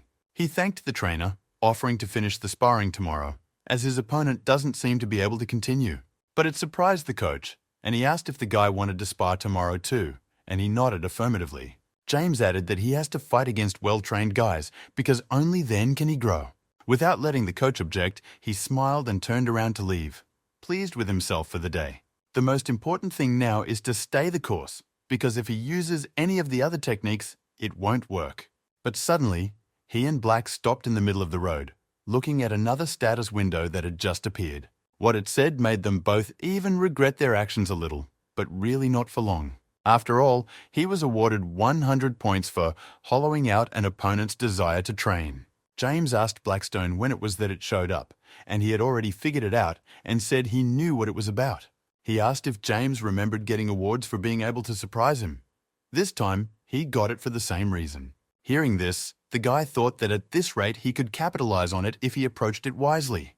However, his thoughts were snatched away by Austin, who appeared out of nowhere, approaching them with some sort of sheet in his hands. He held it out to the guy, saying it was from the administrative office, and James was surprised to hear such news. What the administrative office was Black didn't know either, so he asked the gentleman about it while he read. The one replied that these guys are in charge of their family's administrative stuff and deal with requests or missions. Simply put, her activities fashionably could be compared to the company that belonged to their family. But James was interested in something else, for these guys had never before called him out even on a personal matter. He opened the letter and found that it said to ask to take part in the mission. Meanwhile, Austin added that this request came not exactly from the administrative office, but from a person outside the family.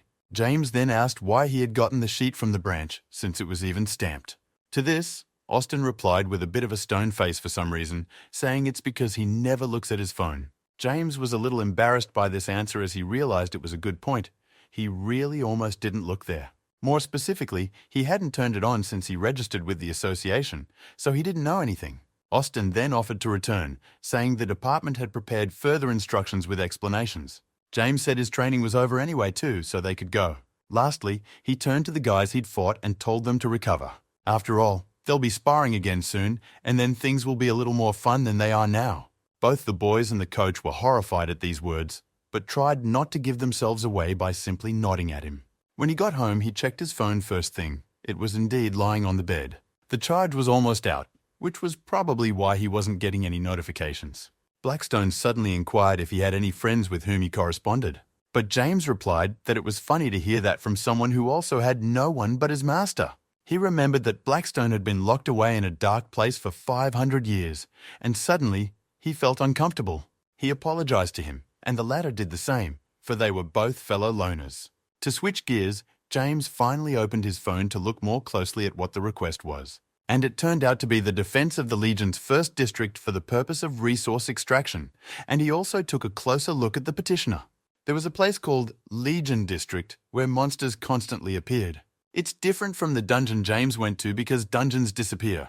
Blackstone then suggested that this county must be popular with the heroes of the association. On the other hand, he said that it was also a great place to train since there were a lot of monsters there. However, James said that this district wasn't really popular, as they don't give mana stones or items there. That's why the guy thought it was better to go to dungeons already if people were making money from killing monsters. And then he finally realized who was asking for the letter, because Jack's name was on it, or rather, his call sign. Blackstone couldn't remember which Jack he was referring to, and then James reminded him that it was the same man, who they first met in the squad that was meant to go to the dungeon. James suddenly wondered if he was helping him because he said he hated Beck's family. In that case, the guy said that if he wasn't being snitched on all the time, he'd be blabbing nonsense about the family every day. And then Blackstone asked why a girl named Margaret was also going to come to the place. James didn't understand what his friend was talking about, but then he looked at the letter again and actually saw the name. When Black asked who the woman was, James replied that she was the only daughter of the leader of the Magic Guild. It is an industrial guild, competing for 1st and 2nd place in the production of quality items. However, a terrible incident happened. The girl went into the Legioa district and never returned. Then Blackstone interrupted him, saying that perhaps the gentleman should not go there, lest he risk his life. But James was still thinking. He was concerned with another question, for the dead heroes might still be alive.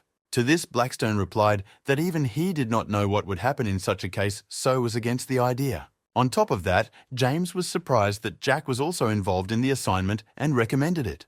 Given the complexity of the task, it would be terrible if such a person died. It was a provocation.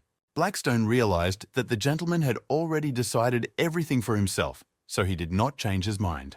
He even said that he knew that was how he knew his answer would be, for in his path as a swordsman, he had had to help many. Now it was James's turn to be surprised. He saw a status window that finally dispelled his doubts. It was announcing a new assignment, and it wasn't hard to guess that it would involve the Legion. He was presented with the opportunity to save those in danger of death. He had to stop the bloodshed. Blackstone, who also read the terms and conditions, noticed that this assignment had many variables. That meant it could be dangerous, but James smiled and said that he didn't seem to have a choice. He would most likely have to cheat, and with that thought, he accepted the assignment, thinking of the upcoming reward. It wasn't until the place they arrived at the next day that Blackstone realized how the man was going to cheat. James recalled telling his friend not to go out unless he was in grave danger. He replied that he remembered everything, pointing his head at Thomas, who was approaching them, for that was exactly what James's trump card was. The guy said it was better than dying, and besides, he didn't come unprepared. He took everything he could from the Divine Sword Beck family's armory with him, so he should be fine. He was already approached at the site by Jack, who asked if the guy wanted to know something cool. The man then pointed to a girl standing nearby. asking if James knew who she was. It was the girl from the Vine Mall dungeon. They didn't call her, but she came anyway, and isn't that cool? Maria was indeed standing nearby, and then just as she had the first time, she cast a glance in their direction. Blackstone also wondered why this girl had come here, but James had no clue either. Suddenly, Maria headed towards them, and the boys decided that she would tell them all about it herself now. James thought that in his past life the girl had not come here and had been alive until the day he died. She, meanwhile, came right up to him and said she knew he'd end up here. She added that it was a great coincidence that they met again like that under similar circumstances. James, a little embarrassed by her appearance, agreed, saying that it was indeed a coincidence. Then he asked what had brought the girl here, for as far as he could remember, she had not received an invitation. But for some reason, Maria replied that she wasn't going to tell him everything, and it sounded a little childish. James and Blackstone glanced over, for they didn't think it was fashionable to be here for other reasons, if not for an assignment. And then someone's voice was heard saying that since everyone had already arrived, she would explain the assignment. Not many people want to come to the Legion District, so she appreciated everyone here. The girl introduced herself as Margaret, saying she was happy to meet all of them. She was quite attractive. Jack cleared his throat and said he'd heard. Her purpose today was to explore the area. He asked if the girl was looking for something, and the girl replied positively, saying that she was really looking for something here. She said that sometimes something called black thorn grass shows up around the Legion, and she came here to find it. And Blackstone asked James if it was connected to murders from his past. But the man replied in the negative, saying that the black thorny grass had been harvested by humans in his past life. After all, she wasn't even particularly dangerous, and besides, the people gathered here today caused quite a few coincidences. Margaret, Jack, Maria, and him, a derelict ability user, such company was a bit odd.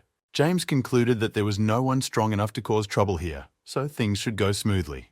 Blackstone agreed that there was no need to worry too much about it, and they all entered the portal. James exhaled, thinking he was just winding himself up since this was his first time in the Legion District. As they were still entering the portal, he suddenly wondered again why Maria was here too.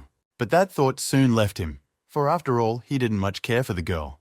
The nature around the Legion was simply enchanting, with lots of greenery and flowers all around. Margaret, as the only one who knew these places well, led the entire squad behind her, looking for the location she wanted. After a while she stopped, saying they would start from here and put her foot there.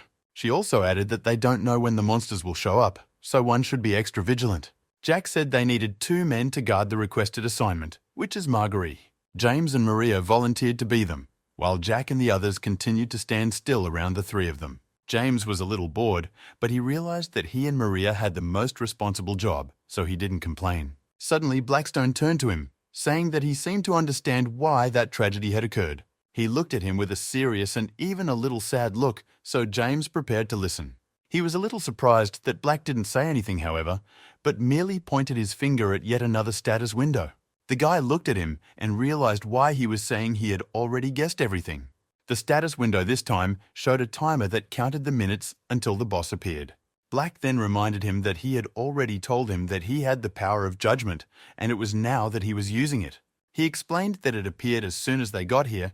He just decided not to show the Lord right away. He then asked if the gentleman thought that the mass death in his past life might have been due to the boss. But James replied that he doubted it, for there must have been a whole troop of able-bodied men with Margaret at that time. In addition, the leader of the research team was a man. His skills are not as top-notch, but he has a lot of experience.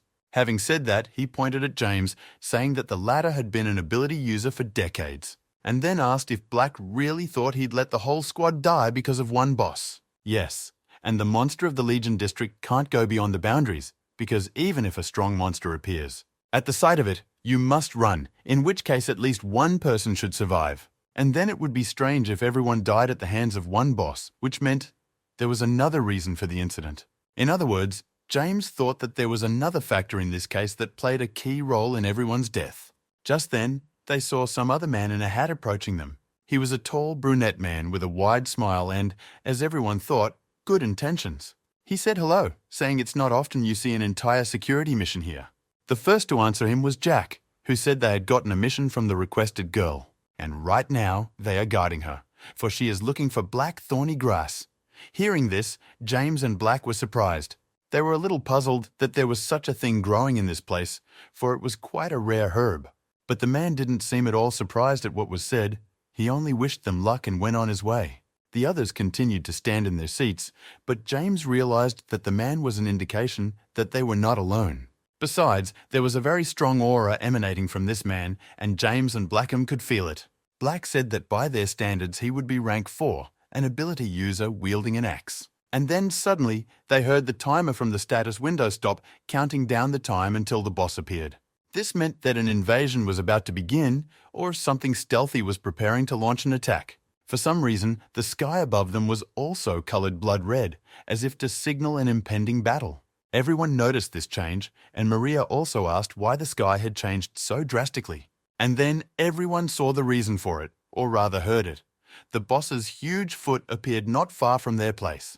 He was treading heavily and scraping the ground so hard that cracks were spreading in some places. All the squad members stood in amazement, unable to do anything because the boss turned out to be a goblin berserker.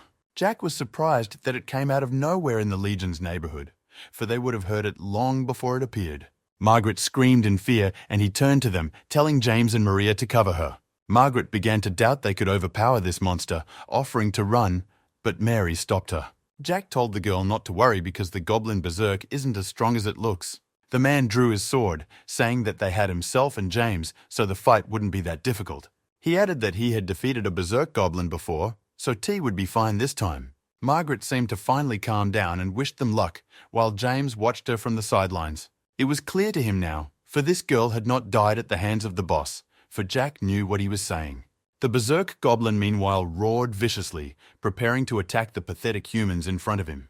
He pulled out 2 huge axes, each in his hand, and leaned forward to deliver the first blow. He stepped onto a tree standing nearby, and in an instant he broke it apart. And James realized what was now becoming clear. The people on this mission had died afterwards. The goblin attacked. With its huge feet, it pushed off the ground and leaped straight at their squad. Jack was in front of him in a second, blocking the crushing attack with his sword. He managed to hold the goblin like that for a while, and James picked up on the fact that the man was quite strong.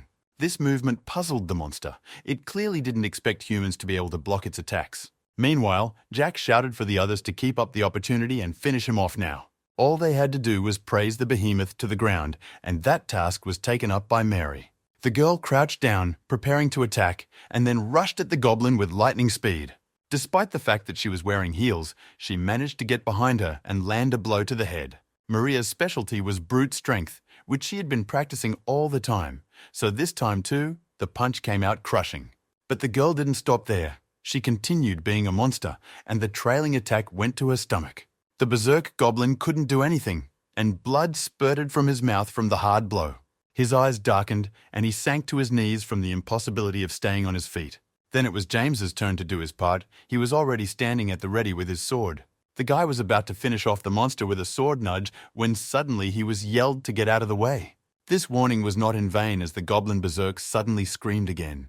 That meant the monster was about to go on a rampage, and James didn't have time to finish it off. After all, it was dangerous, and besides, Jack and Maria understood that too, and prepared for defense. The berserk goblin threw himself into the fight with renewed vigor, now much more ferocious than before. He swung his axe again, and Jack blocked it again, but it was much harder to do so now. This time, the monster didn't lend on his sword, but simply jumped back, slicing through everything in its path. Maria said he was stronger than they thought, but Jack replied that it was the boss after all. Then the girl replied that it didn't make much difference, for if they continued to stand still, other monsters would come, so attack now. She turned to James for help. However, the latter was already standing in front of the goblin, right under his nose, as if he wasn't at all embarrassed that it was the boss. Maria screamed why he went there. After all, vine moles were one thing, but a berserk goblin was a whole other level. However, James only silently took a stand and prepared to bare his sword. He believed he could do it. Besides, Maria's screaming made him a little uncomfortable, so he asked the girl not to scream so loudly. Then the boy ducked down, dodging forward from the goblin's attack, and put his hand behind the hilt of his sword. The monster, as expected, attacked him, aiming for his head, but James was one step ahead and took no damage. Maria, seeing the one-on-one fighting a berserk goblin, decided that it was too much. James, meanwhile, had already jumped for his counterattack, but then landed again, dodging the axe. The monster was clearly preventing him from getting close. However, the guy had already marshaled a new tactic. This time, he used his aura and chopped up the goblin's body with a sword nudge, just like he did in training. The monster's body, like a training log, snapped in two, and of course, there was no chance of survival here. Maria was shocked. All she could do was ask how he was moving so fast. James, shaking the blood off his sword, remained silent, leisurely inspecting his body for wounds, and the girl kept looking at him.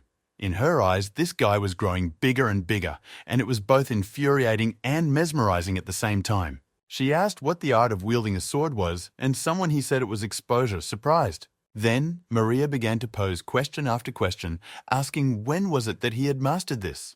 Jack agreed with the girl, saying that James really was just incredible though, as he always was. The man was clearly referring to a past dungeon trip where James had also defeated the boss himself, and that made Maria angry. However, the guy decided it wouldn't be unreasonable to show off a little in front of the girl and asked her, did Mrs. Maria really want to know how he had reached such a level in such a short time? The girl was embarrassed and he continued, saying that he had already told her that only a fool would reveal such secrets. Maria realized that the guy was just laughing at her, and it made her even angrier that she couldn't say anything back. Their dialogue, or rather James's cheering, was interrupted by Margaret, who suddenly approached them. She said she had found it. The girl's eyes sparkled, and everyone realized she was talking about the very same herb. Margaret bent over the black thorny grass, not believing her own words that she had finally found it. The plant looked like an ordinary bush, something resembling a laurel, but its value was immense. Jack was the first to break the silence, saying that it meant their mission had been successfully completed.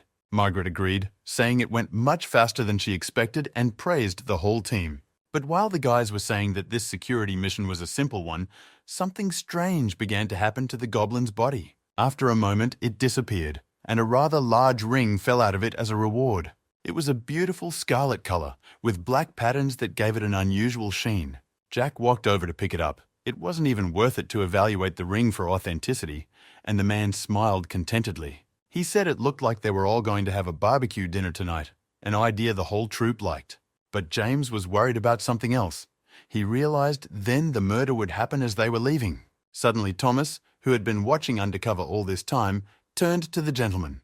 He said sharply for the man to step aside, but the video James had no time to do so. Then Thomas threw his blade towards the axe, which someone threw straight at James.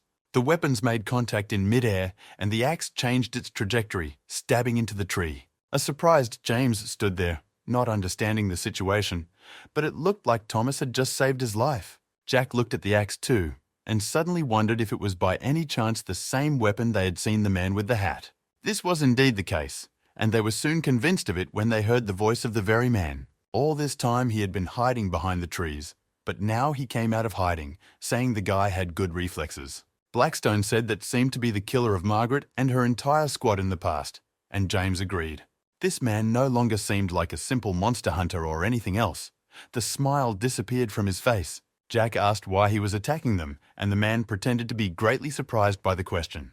He took his axe out of the tree, saying that the black thorny grass and the ring from the boss were enough for a reason. He said he came back just in case and didn't really expect such a jackpot. James asked who he was then, looking at the man and analyzing him, but so far there wasn't much information. And the guy held out his hand and introduced himself. His name was Walter, and suddenly the guy went pale when he heard that name. He questioned if that was really his name, for it was already familiar to him from a past life. Jack said he'd heard that name somewhere too. They said it was like he was a crazy person who killed people he didn't like. And this list could have included absolutely anyone. Walter himself, meanwhile, reminded us that he had a reason. Thomas quietly told the Lord that this man was a rank 4 ability user and was extremely dangerous. However, James told the man not to interfere, for it was enough that he stopped the axe. Thomas then asked what the Lord was going to do if something went wrong. To this, James only smiled, simply replying that he would not die, for he had yet to finish his journey as a swordsman. Without taking his eyes off Walter, he drew his sword, telling Thomas not to worry and to just keep an eye on him. Walter didn't waste time either. When he saw that the boy had decided to fight, he drew his axes too. James leaned in for an already well-honed hold, telling himself that he didn't come here to die. Thomas found it hard to just watch, so he clenched his teeth and said he would still intervene if it became dangerous. James didn't mind that. He said that was the side he liked about him and then turned to Walter. He remarked that he'd needed an opponent to practice with for a long time anyway, and no one would be a better fit than him. Maria looked at the guy with undisguised horror, wondering if he was crazy. But James only asked her to protect the others and he would handle everything else. The girl, however, was against such a decision, saying that he was pushing to reach rank 1 and he didn't stand a chance. To this, James simply replied that if he didn't stop this man, they would all die here. He said he wasn't going to let that happen, so he would save everyone, but he needed her cooperation to do it. Walter, meanwhile, laughed hard, saying the guy was so funny he was already anticipating an interesting fight. For a while he was still laughing, but then he suddenly became serious again and glared at him fiercely. The fight began. Walter was the first to rush in, and he was next to James in a flash. He said he was going to have a good time with him tonight, and he didn't even blink. But, as it turned out, it was set up deliberately so that the enemy would come to him on his own. James activated his aura, which was accompanied by the activation of its special property. Walter had already swung his axe, intending to hit his leg, but Jamesane's aura allowed it. He reversed his sword and blocked the blow, though it came with great effort, for the man was strong. Walter, in turn, was surprised that the guy was able to block his lightning-fast punch.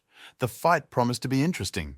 Then he gripped the axe tighter and decided to use another tactic, figuring he'd get the guy this time. Grabbing the axe with both hands, he swung and shouted that James was just a stupid kid. He'd chop off both his legs first, but James wasn't going to let him do that so easily. He made a stab towards the attack, and their blades met again, each fueled by its own aura. Black inside the sword told him not to worry, saying that the Lord could easily read his opponent's movements. This property was available to him due to his special aura, and James agreed that he would do so. So far so good, he was successfully repelling all attacks, but Walter was already thinking about changing tactics. He too activated his aura, it was bright red in color, and shouted for the guy to say goodbye to his legs. James blocked this attack as well. Their weapons made contact with incredible force. One mistake could turn deadly. However, even though James held on properly, his weapon didn't hold up and stung a crack. With great surprise, the lad saw his sword split in two and froze in horror. Thomas and Maria simultaneously cried out in fear for him, for it could end at any second. Walter himself was as surprised as anyone else, but very soon his surprise changed to schadenfreude. He said it looked like the guy was really destined to die, in which case he would grant his last wish. With those words, he jumped again, intending to finish James off with his next attack. But at that moment, Blackstone came to his rescue in the form of a blade, telling the Lord to grab it. A surprised James didn't even realize where the man had come from, but Black told him to hurry. He added that the gentleman should not be afraid to use it, despite not being able to swing it even once last time. The last thing he said was a directive. James was to shout, "Fragile Knight." Realizing that this was his last chance, the boy shouted those words, for then he could take advantage of it. A status window appeared, indicating that he had unlocked Blackstone's first sword. It was called the First Night of the Massacre, and James was able to seize it just in time, for Walter was already looming over him. The man noticed the change in the boy's aura, and it made him doubt his attack for a moment. As a result, he decided not to take any chances and landed at a distance while James's aura continued to grow. His nose was bleeding from his nose, indicating that his aura was very tense. It was dangerous because an ability user without an aura was no stronger than a decrepit old woman. It wasn't the right time at all, but James realized he couldn't let go of his consciousness just yet. He didn't have much time left, but he had already planned everything out, hoping for the remnants of his powers. James shouted Thomas's name, calling the lad to him, and he immediately rushed over to his master. He crouched down and waited for the order to help, but James had other plans and a different perspective on the whole situation. He told the man to protect all the gathered people until they were safely out of the rift. Thomas replied that he understood the order, not wanting to cross the young master in such a situation. James wanted to say something else, but suddenly realized that his strength was leaving him. It was running out of aura. Everything began to blur in his eyes, and he realized he was slowly losing consciousness, but he couldn't do anything about it. That was his last thought, and then he fell unconscious, and Mary rushed to him, worrying for him. It was already nighttime, and at this time of day, Director Kim was already resting, not expecting new guests. As a matter of fact, it should have been so this time, but suddenly a secretary burst into his office. He said he had some bad news and the principal didn't understand what he was talking about at first. Then, the secretary reported that Walter died this afternoon at the hands of a swordsman in the Legion district. Hearing this, the principal was greatly surprised. He realized that all this time, this lousy guy had been hiding in the area. That's why they couldn't find it, because it was quite difficult to dig through all that huge area. But the secretary went on to say that the man who caught him was rather strange. He further revealed that his name was James Beck, and he was the youngest son of the Beck Divine Sword family. Director Kim responded that if it is some unknown family, he might be able to guess. However, it then came to him that it was the secretary who had named the Divine Sword family Beck specifically. Then he was even more surprised and jumped up from his seat, asking if the youngest son in the family wasn't about 10 years old. The secretary confirmed, saying the kid was 15 years old, and the principal asked him to better say something that made sense. He clearly didn't believe the secretary because he suggested that the secretary think about it himself and realized that it was just a rumor. Plus, he was only rank 1 and Walter was rank 4, so it sounded ridiculous at the very least, but the secretary wouldn't give up. He said that even Maria of the cruel Red Lotus family and Margaret of the Secret Guild had given their testimonies. This information must have made the principal change his mind about the boy, for the evidence was irrefutable. Still incredulous, he wondered how this James was able to even get close to such a criminal. The secretary replied that he threw him to the ground with his sword, nudging Art, but Kim hit him. However, the guy still managed to say that James had used the sword key at the end, and now Kim was tensely thinking. Still, assuming all of this was true, it turns out the Beck family had a talented kid growing up. This made him wonder if the most gifted swordsman in the history of the Beck Divine Sword family had appeared. James was in some obscure place that looked more like another rift. Inside that rift, everything was purple in color, just like his aura, and he saw a person in front of him. Though it was his first time videoing him, the man seemed familiar to him, and meanwhile, the man had taken the swordsman's pose. He drew his sword, and James wondered if he felt something when he used Blackstone's sword.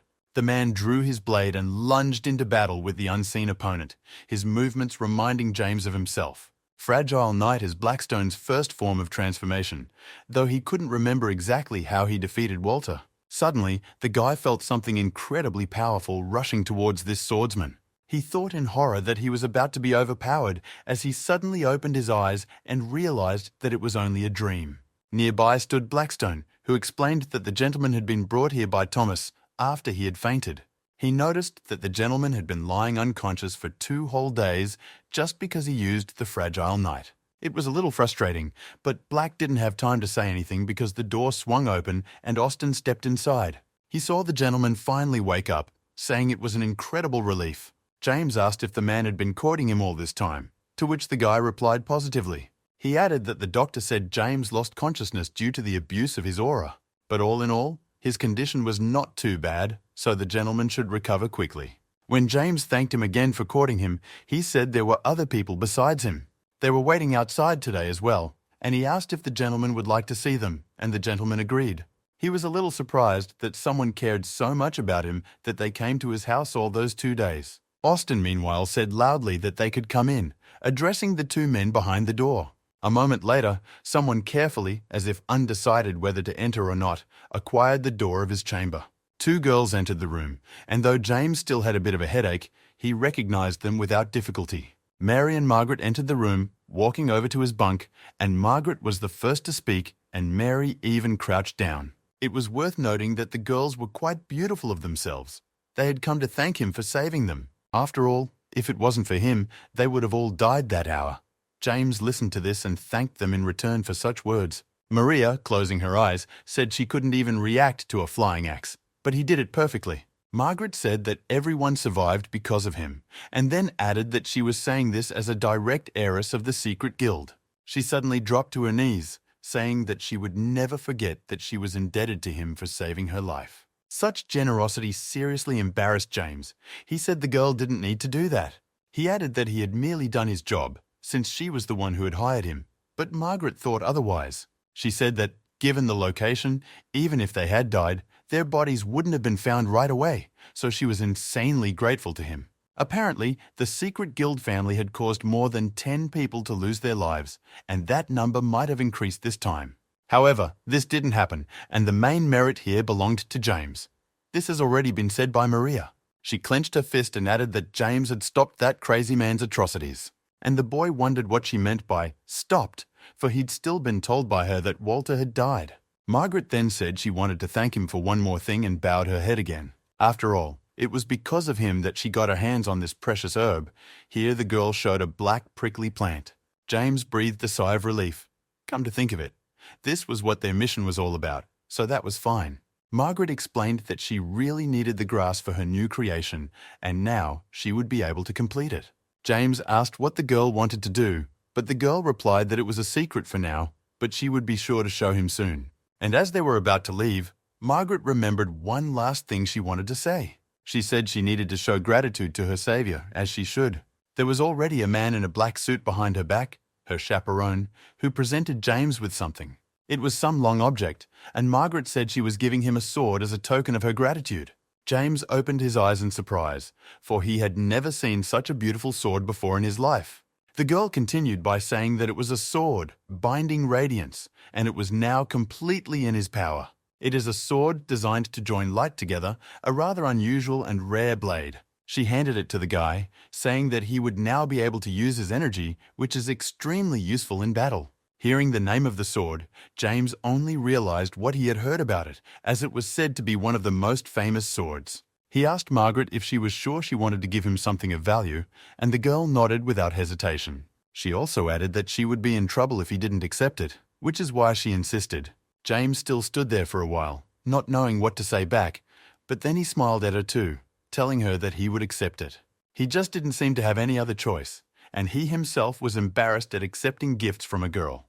Then, Margaret said she would leave him to rest and go, adding that she would not be allowed outside for a while. When James inquired why, she replied that, frankly, she had come to the county without telling anyone either.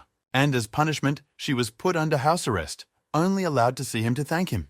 However, she suggested that he meet again when her punishment was lifted, and James agreed. Blackstone noticed that at least her family was protecting their children, while Beck's family didn't blink an eye. When Margaret left, Mary was the only one left in the room, and now it was her turn to thank him. She closed her eyes, as she always did when she didn't want to admit her weakness, and held out her gift to him. It turned out to be a boss bracelet, and also some kind of small box that Maria said her brother had given her. He knew about medicine, so it looked like there was something there to help with treatment. James thanked her. But the girl was in no hurry to leave yet, asking if she could ask him a question. She wanted to know why he'd lied that first time they'd met, saying he wasn't from the Beck family. James made a surprised look as he asked why she had suddenly decided to ask that. But the girl repeated that he was the direct heir of the Beck family, so why did he hide his origin? However, James responded by saying that he was just talking about his hatred for the Beck family, but in no way saying that he wasn't a part of it. He went on, saying that the Beck family is full of lying and cruel people who bully others. He spread his hands, showing sincerity, and added that he could insult them all he wanted. Higher self, Maria thought to herself. She used to think this guy was a little weird. But right now it seemed to her that he was just crazy. So, not wanting to have any more conversation, she turned toward the door. And James thanked her for the gift, saying he would use it properly. Suddenly the girl stopped in the middle of the room and added lastly that she wouldn't lose next time. She said she would overtake him, but James joked, saying he didn't even know what he was more afraid of now. This hurt Maria, but realizing that he needed peace now, she only slammed the door loudly behind her. At the same second, a status window appeared, reporting the calculation of the reward for the last completed task. Surprisingly, one of the items was Mary's favor, which increased. The same thing happened to Margaret, and he was awarded a total of 400 points. James stood in the middle of the room, reading all these messages and marveling, for he had never gotten one before. Blackstone noticed that the gentleman pretended to be confident, but it seemed to be the other way around then, and the man didn't think to hide it, admitting that he didn't think he would survive when his blade broke. But Blackstone replied that he did very well and even got bonus points. Speaking of bonuses, James noted that he seemed to get those points when he touched people's feelings. Blackstone agreed, but said he was the only one who gets those points. After all, none of his past masters had had that particular opportunity, and perhaps James just liked the system. James stretched, saying he'd love to get some exercise right now. At the same time, there is a new status window that increases his recovery speed by 5 times. Meanwhile, in the spacious room, Thomas stood kneeling before the elder. Thoth ordered him to report everything that happened in the Legion district with all the details. The boy nodded, saying that he would tell everything from the first information, for he himself was secretly a member of the squad. He began by saying that James had received a message from Margaret of the Secret Guild asking him to join the mission. He, along with another member of the squad, was supposed to guard her, but at some time, Walter showed up. As we know, he was a rank 4 criminal, and his goal was blackthorn grass and rewards from the boss. For this reason, he ambushed the young lord and his entourage. Hearing of the sudden ambush, the elder smiled, but told Thomas to continue. The man then said that Walter usually uses a sword, but that time he had axes to hide his identity. They say he's wanted for the crimes he committed, which is why he was hiding in Legion County. But next, the unbelievable happened. The young gentleman blocked the axes that Walter had thrown at full force. He did so with a black aura that Thomas himself had never seen before, and the old man hesitated. He asked if the guy had talked about James's sword energy, but the guy said he wasn't sure about that. But that answer didn't satisfy his father. He said that James had a black aura and asked if that aura was like his. Thomas then agreed, saying that there was indeed a black aura emanating from James's sword. However, it was unlike any sword energy he, Thomas, had ever seen. Suddenly, the old man laughed loudly, saying that this guy never seemed to bore him. After all, there was nothing better than hearing that the cruel Red Lotus family and the Secret Guild owed his son a debt of gratitude. He asked Thomas how many days were left before the test, and he said we'd have to wait another 22 days. James was standing in front of Blackstone on the training ground. The latter was explaining 2 things to him. First of all, it was worth understanding that the Lord said he would follow his sword path. To this, James responded positively, saying that he did not like learning from a teacher. Then Blackstone said that henceforth the Lord must train, putting himself into every swing of the sword. In other words, he had to put all of himself into the art of wielding a sword, for without it, he would not be able to grow. That was the first thing, and the second, equally important thing, was footwork, because that's a key factor in fencing. But James asked if it was really necessary, since he used his family's method in training. And those were known to specialize in strength more than robotic legs. But Black said everything needed balance. In addition, from his observations, the Lord was not suited for any skill from the Beck Divine Sword family. Hearing this made James wonder if it was praise or a hint that he needed to try harder. But he seemed to understand what his friend was getting at, and said he agreed with him. James said that the sword art he was currently studying had a high degree of freedom, and the Beck family's skills were too standardized, which was why Black said he had no place in them. The one agreed, saying that the gentleman understood everything very quickly and was absolutely right. His footwork suited him better, and he could dodge an axe flying at him if he owned it. James realized that Black was telling the truth, for in that second, he really couldn't move from his seat. Black then said he would teach him the proper way. The name is Unknown Footwork. James would create her with his movements and desires to begin with. It was tedious to spread his legs shoulder-width apart. It didn't matter which foot he took a step with, but he must remember where the sword should be pointing. James obediently followed all of his instructions and soon noticed that his steps felt much lighter. Black went on to teach him, saying that there are also predetermined movements, but among them are the impermanent ones. This means that no matter where James is, he will be able to attack at all times, no matter his location. Such a prospect pleased the lad greatly, considering his sword would always be ready to strike. He practiced the lunges one by one, honing everything to perfection. The training log shuddered from his blows and broke in new places each time. This unknown footwork was something special, and through it, he finally felt his movements. After all, moving during battle was perhaps even more important than having a sword. Blackstone was pleased with the result. He said it was a waste of legwork that the gentleman would be able to change. James echoed his words, saying he was creating it with every step he took. It was impressive. But then his training was interrupted by Thomas, who suddenly appeared from behind the bushes. He turned to the young gentleman, saying that he had something important to say. The boy said that the elder had ordered him to bring him to him immediately, and James smiled. It seems the time has finally come, and his father has made a decision about his test. After that, he went to the main building of the Divine Sword Bike family to meet his father. When he entered, he bowed to him out of habit and good manners, but his father told him to stand up. As expected of an old man, his child passed out and he didn't blink an eye. Instead, he said that James should know why he had called him here, and he had told him about the test himself. Seeing that his son had memorized everything, his father said that he would then get to the point of the test. He suddenly raised his voice and ordered someone in, and James saw a guy enter the room. As he got closer, James was surprised to realize that this man was going to be part of the test. John entered the room and bowed to the elder as well, and the latter watched his youngest son's reaction.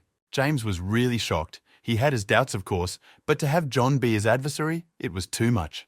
His father continued, saying that there would be a duel in 3 months. He told John to only use rank 3 aura. He looked at him as if he'd been waiting for this opportunity his whole life and was ready to lunge at James now. His father then turned to James, telling him that he had to beat his older brother to pass the test. He asked if his son could handle the challenge, and James responded positively. Then the elders turned to John again, saying that if he used an aura higher than rank 3, he would lose. He also asked him if he could handle it, to which John replied positively, hiding his smile. His father nodded and said he would ask one last question, turning to James. He wanted to know what kind of sword aura he had used during his task. He added that he had heard that he had defeated Walter with just 1 hit of that aura, and James was confused. The boy realized he couldn't tell even his father about Blackstone, so he said he couldn't tell it. Such an answer, however, did not please the elder, and he leaned forward, rising from his seat.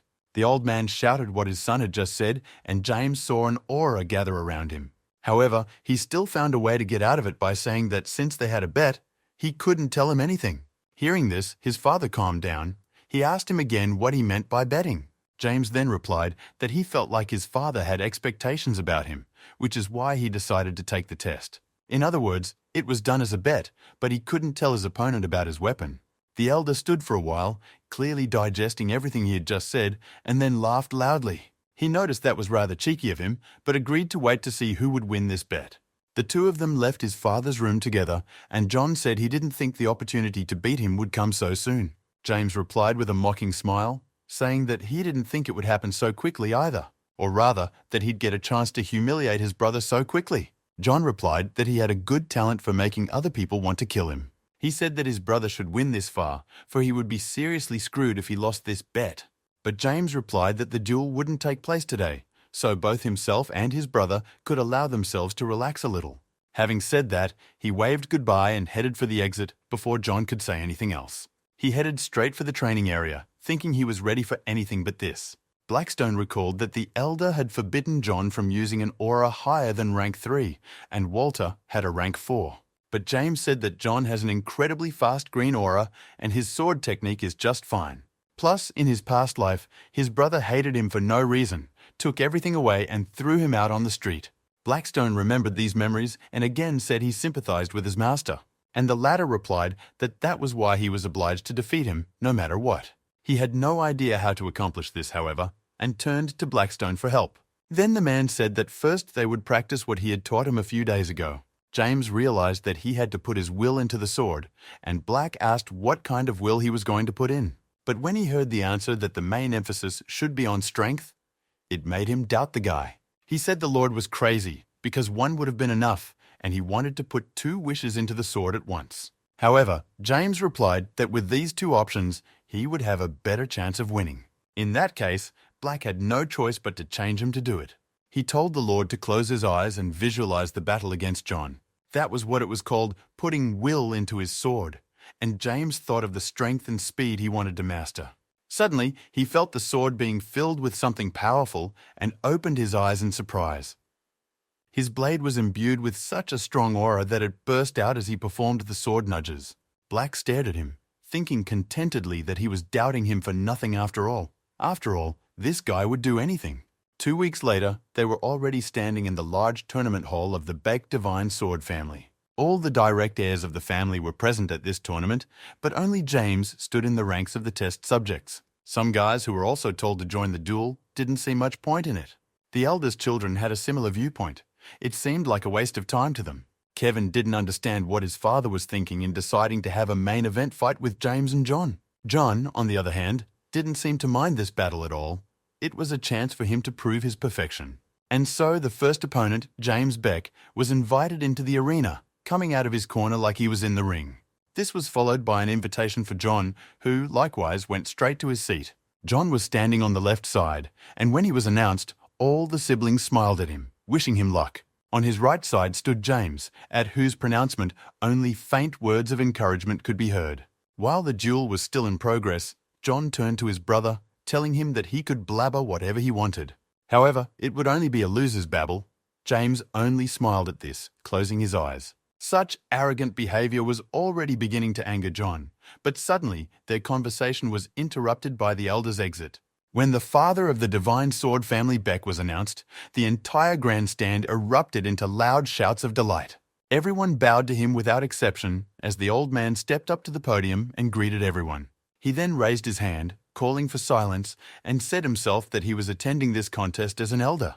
This duel between swordsmen of different levels would matter more to the others. Therefore, it will continue until one of the participants can no longer fight. Lastly, he said that he allows attacks of any kind and announced the start of the duel. Hearing this, the man who was in charge of the gong swung around to strike it. When he did so, everyone realized that the signal had sounded and the contestants could begin the competition. John asked if his brother realized the importance of the official fight they were honored to participate in. It meant that one of them would soon be in trouble, but James didn't think much of it. He activated the Black Wind aura, preparing for a fight, and took the right stance to bare his sword. John pretended as if his brother's aura impressed him greatly. It was the first time he had seen it since the ceremony. Only he asked that his brother not lose too fast, or it wouldn't be any fun at all. James went on the attack. He relied on the slowing effect from Rasadam's aura to perform the sword exposure, but was greatly surprised when John effortlessly blocked his attack, being as fast as he was. He asked what it was his brother was doing if he was going to beat him with such a cheap trick. Seeing that John had deflected his blow, James was surprised that he wasn't being slowed down. He was still moving incredibly fast, and now it was much harder to get close to him. John said that he wasn't his equal even if he used rank 3 aura, so let him not dream of winning. Now those words didn't seem like empty intimidation. The brother had excellent sword arts. He wielded it well enough to keep James away from him, launching attack after attack. But here he made a sharp lunge in his direction, and James barely had time to dodge. He didn't like that the initiative was on his brother's side, so he realized he had to change the course of the battle. He then went on the attack, but John did not relent in his defense either, defending against every blow. Blackstone then advised him to approach John with some unknown footwork. Otherwise, it would never end, for the guy was well aware that his experience gave him the opportunity to dominate. Black said his footwork is still unstable, but he knows how John moves, so he had a chance. Meanwhile, the older brother changed his stance and aimed at him, preparing for another attack. But James realized that despite all his perfection, it would be difficult for him to react, moving unpredictably. He missed a blow, and his brother's sword caught him. But in the next instant, he was rushing at him, moving in different directions.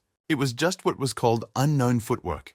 He channeled his aura into them for better coordination. In this way, he managed to get behind his opponent's back, and John was surprised he missed it. James smiled contentedly, saying that now he was caught, and John wanted to react, but not in time. The elbow strike came right to his jaw, but its force wasn't enough to render him unconscious. After a moment, John was back on his feet, saying that James wasn't going to get away with this. But the one decided that this time the advantage was on his side, so he prepared to bare his sword. Except John was aiming serious, he said it was time to stop beating around the bush. With those words, he activated his aura, and James froze with his sword halfway out of surprise. His brother's aura was quite strong, so he had to cover himself with his arms to keep from falling from its waves. Now John didn't seem like the wimpy guy who just talked all the time. His movements became much more precise and faster. He jumped for a punch, and James realized he had to defend himself again.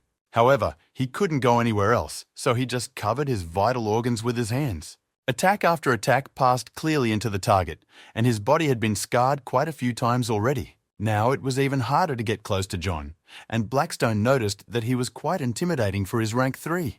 He added that the Lord could only win if he prevented him from using the sword of the falling flower. Still, James has trained his strength and body, so he will be able to withstand all of his opponent's strikes. But the guy also realized that he couldn't win with stamina alone.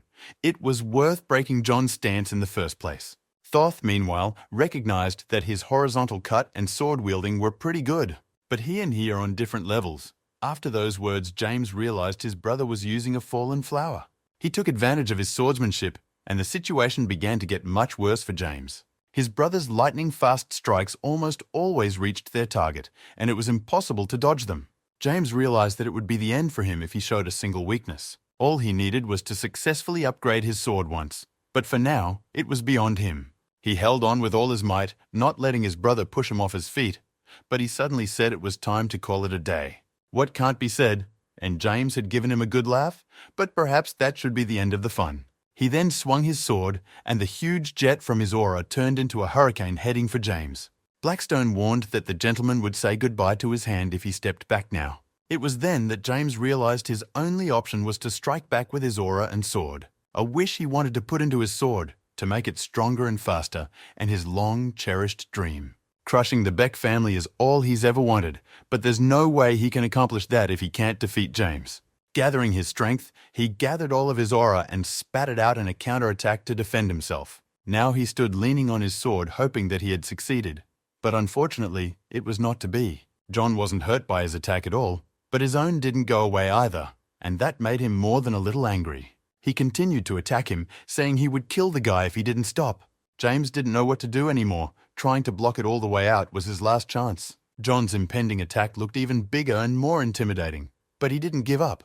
He knew he could block that blow if he squeezed out the remaining aura. And next, a status window suddenly appeared, where he saw that his swordsmanship characteristic had increased by 1. Then a new message appeared, saying that he had opened some kind of 10,000 swords gate. The first and second gates of the 10,000 swords, an admirable and powerful sword, were now available to him. James, of course, didn't understand what that meant, but in this situation it was to his advantage. The status window continued to change, reporting that he had entered emergency concentration mode. John was surprised that his brother was still holding onto the sword after what he had done to him. He wondered if the man wasn't tired, but then fell silent as he saw an aura appear around James. It was the same black aura that had been there during the manifestation ceremony, and it looked especially creepy now. The status window said that the art of fencing involves admiration and strength. These were the characteristics he obtained when he unlocked the first 10,000 swords. It was now reported that a Dark Emperor charge had been created due to his aura. And then James let it out in the form of an attack aimed at John with all his fury. All his pain and hatred took shape and spewed out at his brother at just the right moment. Their auras made contact, but while John's attack had a twisting direction, James's trajectory was straight. John stood in surprise as he watched this orb pierce his aura and began to panic a little. He realized he would die if he didn't block, so he squeezed the rest of his aura to the max as well. He had it in bright green, where the emphasis was on speed and accuracy, but now strength was needed. He centered his entire aura around his body like a shield to protect himself from James's attack. But with great surprise, he realized that his rank 4 aura was collapsing and he could no longer hold on. And then there was a huge explosion, and for a while nothing could be seen because of the dust in the arena. When she disappeared, it became apparent that the 2 guys were still in the arena. Only one of them was on his knees. John looked at his brother with fear and wonder, questioning how he had managed to hurt him with his aura. He didn't understand why his aura had shattered, but he couldn't do anything else and fell to the ground. James, though battered, remained standing, the light of his aura fading around him. All the spectators looked at him in amazement, because no one would have thought that he would win. James stuck his sword into the ground again and leaned on it. His strength was running low, but he had time to win. It looks like he used up too much aura, but now it's over. He came out the winner from this fight. Blackstone noticed that he was just fine with this new technique, the Dark Imperial Charge. He congratulated him on creating his sword path, and James replied that he had never heard such praise. And then he turned to the elder, for only now did he remember what he had agreed to this fight for. He told his father that he had defeated John as he had said, and the old man smiled, for he had seen it all perfectly well himself. He responded that James can do what he feels he needs to do, referring to his training. One of Beck's sisters noticed her father smiling and was greatly surprised because she very rarely saw it. James, on the other hand, bowed in gratitude. He was happy he had chosen the right to train his own way. The elder rose from his seat, declaring the tournament over, for that was enough for today. But what came next showed the full essence of the Beck Divine Sword family. As the old man turned to leave, he threw such a fierce look at the defeated John that he would have been terrified. The boy was lying unconscious, so he couldn't see it. But the look in his father's eyes definitely portended bad consequences. As he left, the elder said a single word, calling the eldest son pathetic. A couple hours later, James was lying on his bed in the Beck family monastery thinking about the tournament. He asked Black if he was going to be in this state every time after using a dark projectile. To this, Black replied that the problem was that he couldn't get his aura under control. He should wait until it fills up and then he can practice using a more precise volume. James agreed, saying he could check his awards for now, and opened the status window. Rewards began to appear one after another. He received 700 points, a new title, and an increase in all stats by 1. It couldn't help but feel good. Plus, he now had his own Dark Imperial Charge sword path. James was very happy with these improvements, saying that all of his data would soon be average. Blackstone said he had too many hopes for such a short time, but did not deny them. James looked at him admiringly then, asking if Black would help him embody them all. Thoth took a deep breath, and then they saw that he had gotten another 500 bonus points for his shocking win that shocked a lot of people. Seeing this, Blackstone was even more surprised, and James only spread his hands, saying that the system didn't lie. However, this giving out extra points for being surprised made him a little confused and made him wonder. He said he thought the system wished him success, and Blackstone agreed with him in this. He added that it could be considered motivation for the gentleman to develop, so he was okay with that. James leaned back on the bed, saying that the tournament had worn him out a lot, and it would be good to rest now. However, one thing was clear. He would never be able to achieve all that he has on his own. And today, he was helped by a bracelet that Maria had given him as a thank you not too long ago. Blackstone remembered that the girl wouldn't let anyone touch him when James passed out in the dungeon. The guy looked at the characterization again, and Black asked what he was going to do with all his glasses. Thoth replied that it would be a good idea to upgrade to level 31, and Black approved of the idea. He said that by increasing his performance, his technique also improved, so it was very beneficial. And the more the Lord practiced, the greater the level of technique and his power increased. James remembered the surprised faces of his siblings after his victory over John. He remembered his father calling him a crazy fool who had won their bet, however. He remembered the man saying that from now on, he didn't have to attend general training for the swordsman in their family. And then the elder laughed at the entire podium. He had been laughing quite a lot lately. But the main thing was that his father recognized his victory, and that meant a lot to James. That his father admitted defeat was also surprising to his sisters and brothers, who had seen such a thing for the first time. One sister, named Julia, asked if James had really made a wager with an elder. Such were the memories from the tournament that had happened a few hours ago, but James's head was still hurting. Blackstone's explanation was that the effects of using the aura were hard to bear. But the guy was jubilant, he thought, as his sword path opened up at the most dangerous moment. It was like being in a movie. Then he asked what was good about this bracelet, and Black replied that it was like a key to the path of the 10,000 swords. James asked him about that as well, and Black explained that the Lord could think of them as a target. After all, he's learning more and more as he goes along the way, but they haven't gotten to the most important thing yet. James got out of bed then, saying he would start it right away, which surprised Black as always. The guy said he'd go train after replenishing his mana, but Black yelled that he'd die from the reboot. But James replied that he had already died once, so he shouldn't have made a fuss about it. Meanwhile, all the swordsmen of the Beck family present at the tournament were discussing the brothers' fight. They agreed that young Mr. James's last movement was monstrous. They even considered joining his faction after all. Who knew he would reach such a level? But they didn't have time to make a decision, because they were in a hurry to get somewhere, and it was already time to leave. On the way, they were still discussing which side would be better to take in the end.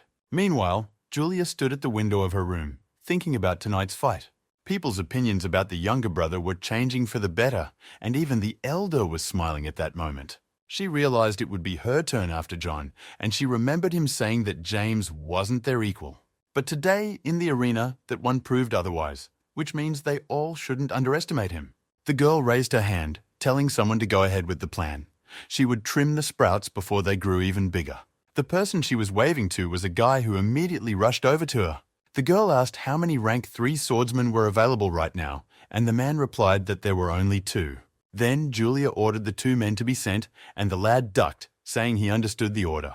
When he left, she said quietly that neither of them wanted a threat like James in their family. Meanwhile, James was already standing on the training ground practicing his new moves. His mana had fully recovered, and he unleashed imperial charges one after another. After another projectile, Black said he had now released an amount of energy commensurate with his level. James then suggested starting a new training session, saying he hasn't had any problems with this technique so far. Black replied that he was all for it, and was about to say that the robot legs were next on the program, when suddenly there was an assignment. This time he got a whole letter, but as Black noticed, it wasn't from an elder. The assignment was to eliminate risk in an unstable area in the mountains, but James understood immediately. The assignment included 2 other people who were formerly part of his fifth sister Julia's faction. She must have thought she'd be next and wanted to get rid of him, but he was fine with the task. After all, there's something very good in that place, so he's in no danger, but if his sister plays dirty, that he would do exactly the same. That same night, there was a celebration at Bake Monastery. James had finally gotten his divine sword duty, so he couldn't help but be happy about it. He stood in his room, and with him were Austin and Thomas, with whom he wished to confer about the mission. The latter, deciding that the young gentleman was pleased enough, approached him about the task. He was advising him to abandon the mission and he meant it, so James stopped having fun. Thomas explained this decision by saying that he would not be able to defend him when it came to the duty of the divine sword. But James replied that there would be 2 other rank 3 swordsmen with him. This answer didn't please Thomas, but Austin stopped him. He said people were already looking at them, however the guy didn't mind and still said he was against it. He added that James had only recently defeated John, and the fact that he got the mission right away meant only one thing. Blackstone wondered if this Thomas fellow was really concerned about the young gentleman. However, James responded by telling him that he was underestimating him. After all, he had defeated John. Therefore, he'll do fine with the rank 3 mission too, saying that he tapped his feet like a child. He advised Thomas to get out if he continued to talk like that and ruin the atmosphere before the mission even started. They were rather harsh words, but Thomas lowered his head obediently, saying he heard him. He didn't say another word and headed for the exit, and James, surprised at this, sent Austin after him. Thomas himself thought he had misjudged James, for he thought he was smart, but it seemed that didn't always show through. But James knew exactly what he was thinking and mentally thanked him for his support. But still he couldn't help but accept the mission. Suddenly Thomas stopped as if he had heard his words live. He turned sharply to James. Both he and Austin looked at him in surprise.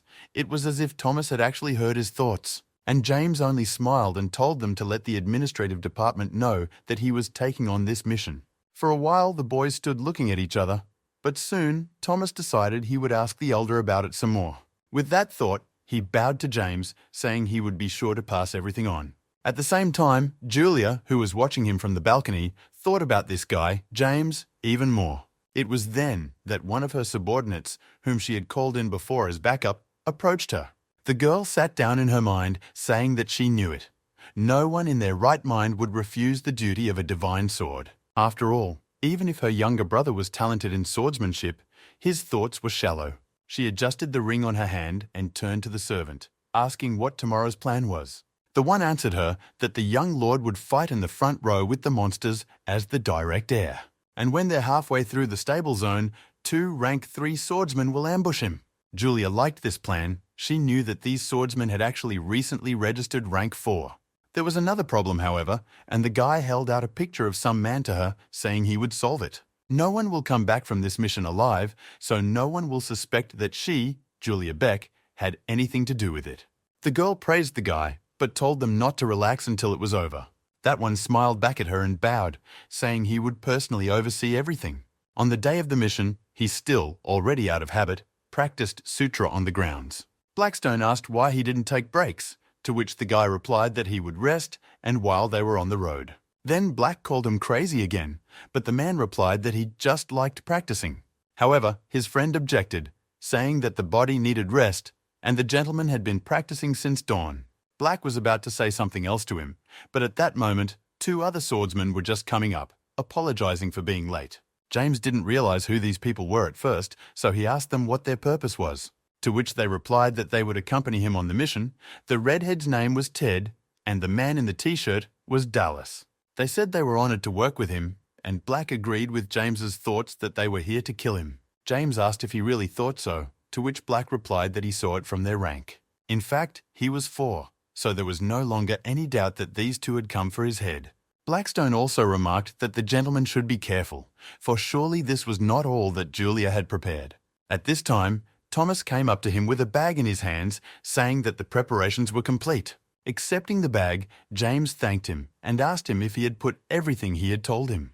Thomas replied that he'd done as he'd asked, adding that he trusted him and asked him to be careful. James in turn promised him not to take any chances and thanked him for his concern. He told the guy not to worry and just wait for his return because he would surely come back.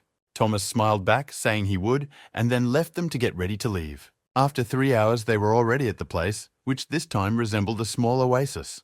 Their squad was met by some blonde guy in a black suit who bowed, thanking them for coming.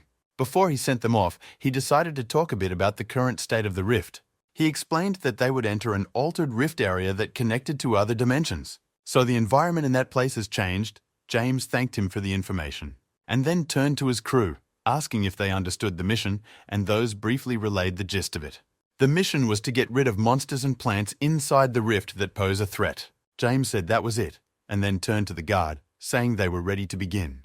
Toth nodded, asking one last time for the boys to be careful, but James told him not to worry. Inside the rift was also similar to the equatorial forest. There was less air here.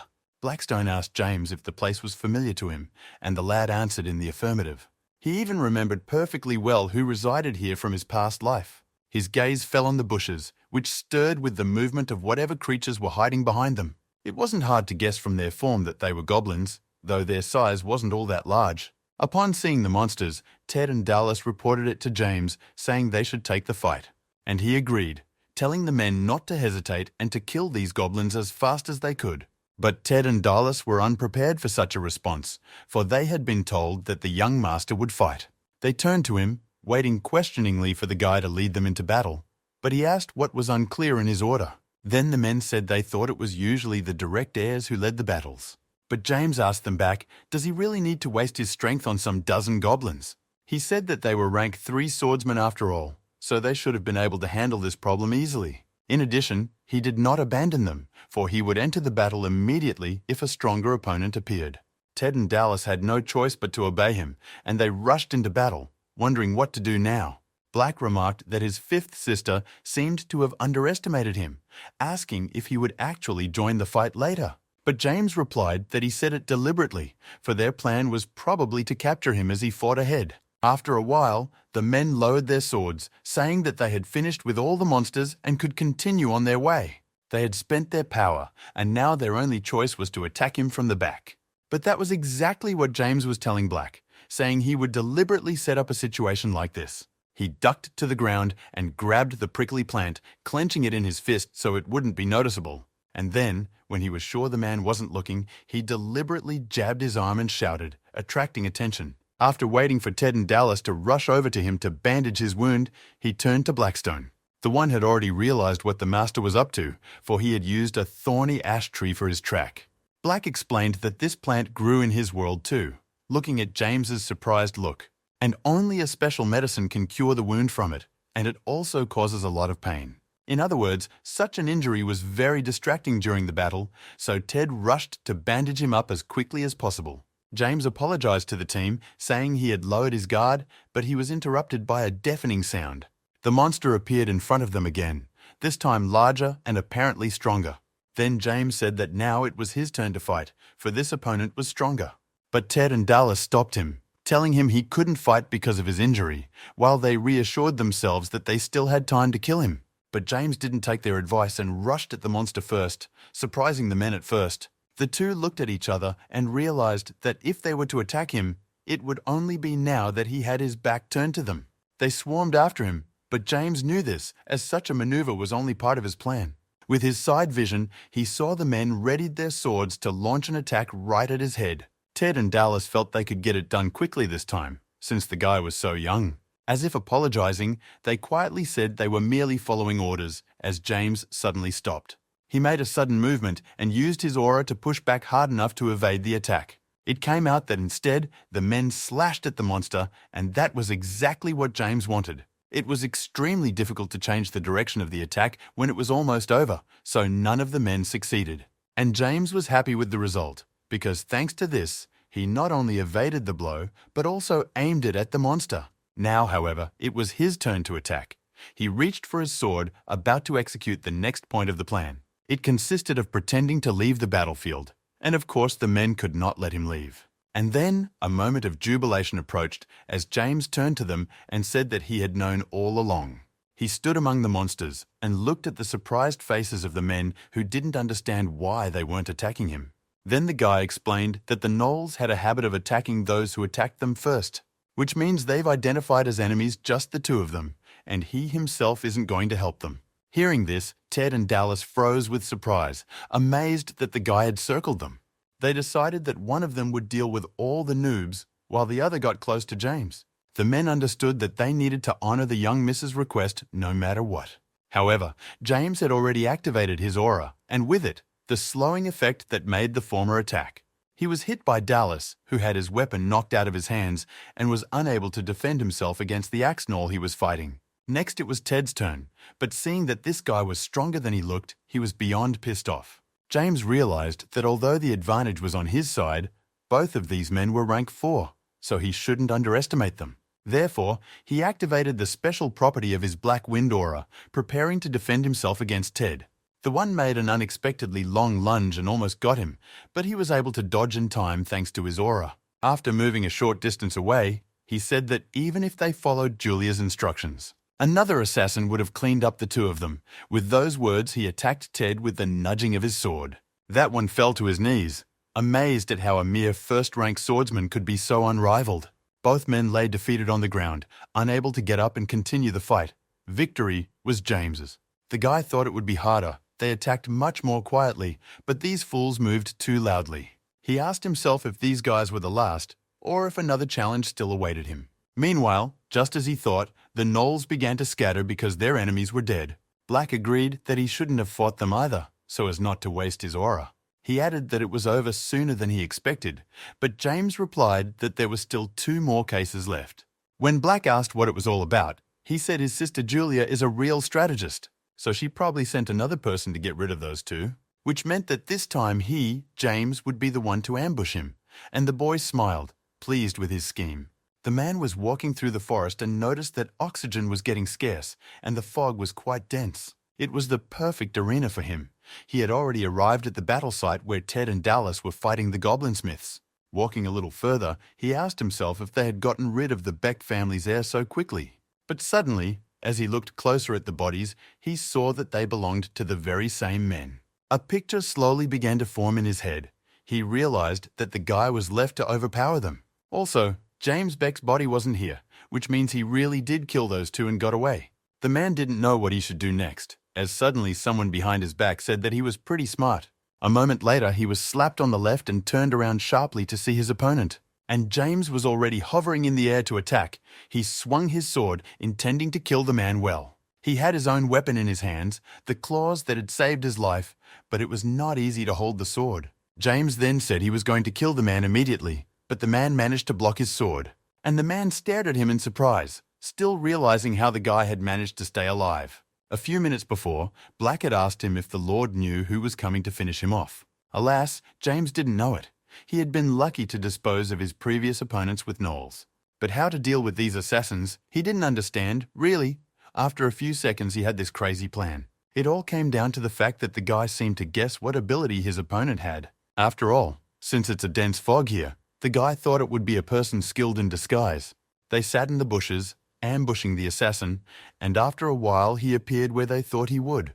When he told all this to the man thought that the guy was not a bad guy, and therefore it was worth fighting at once in full force. He didn't know how James had managed to survive, but orders were orders, so he would kill every last one of them on this mission.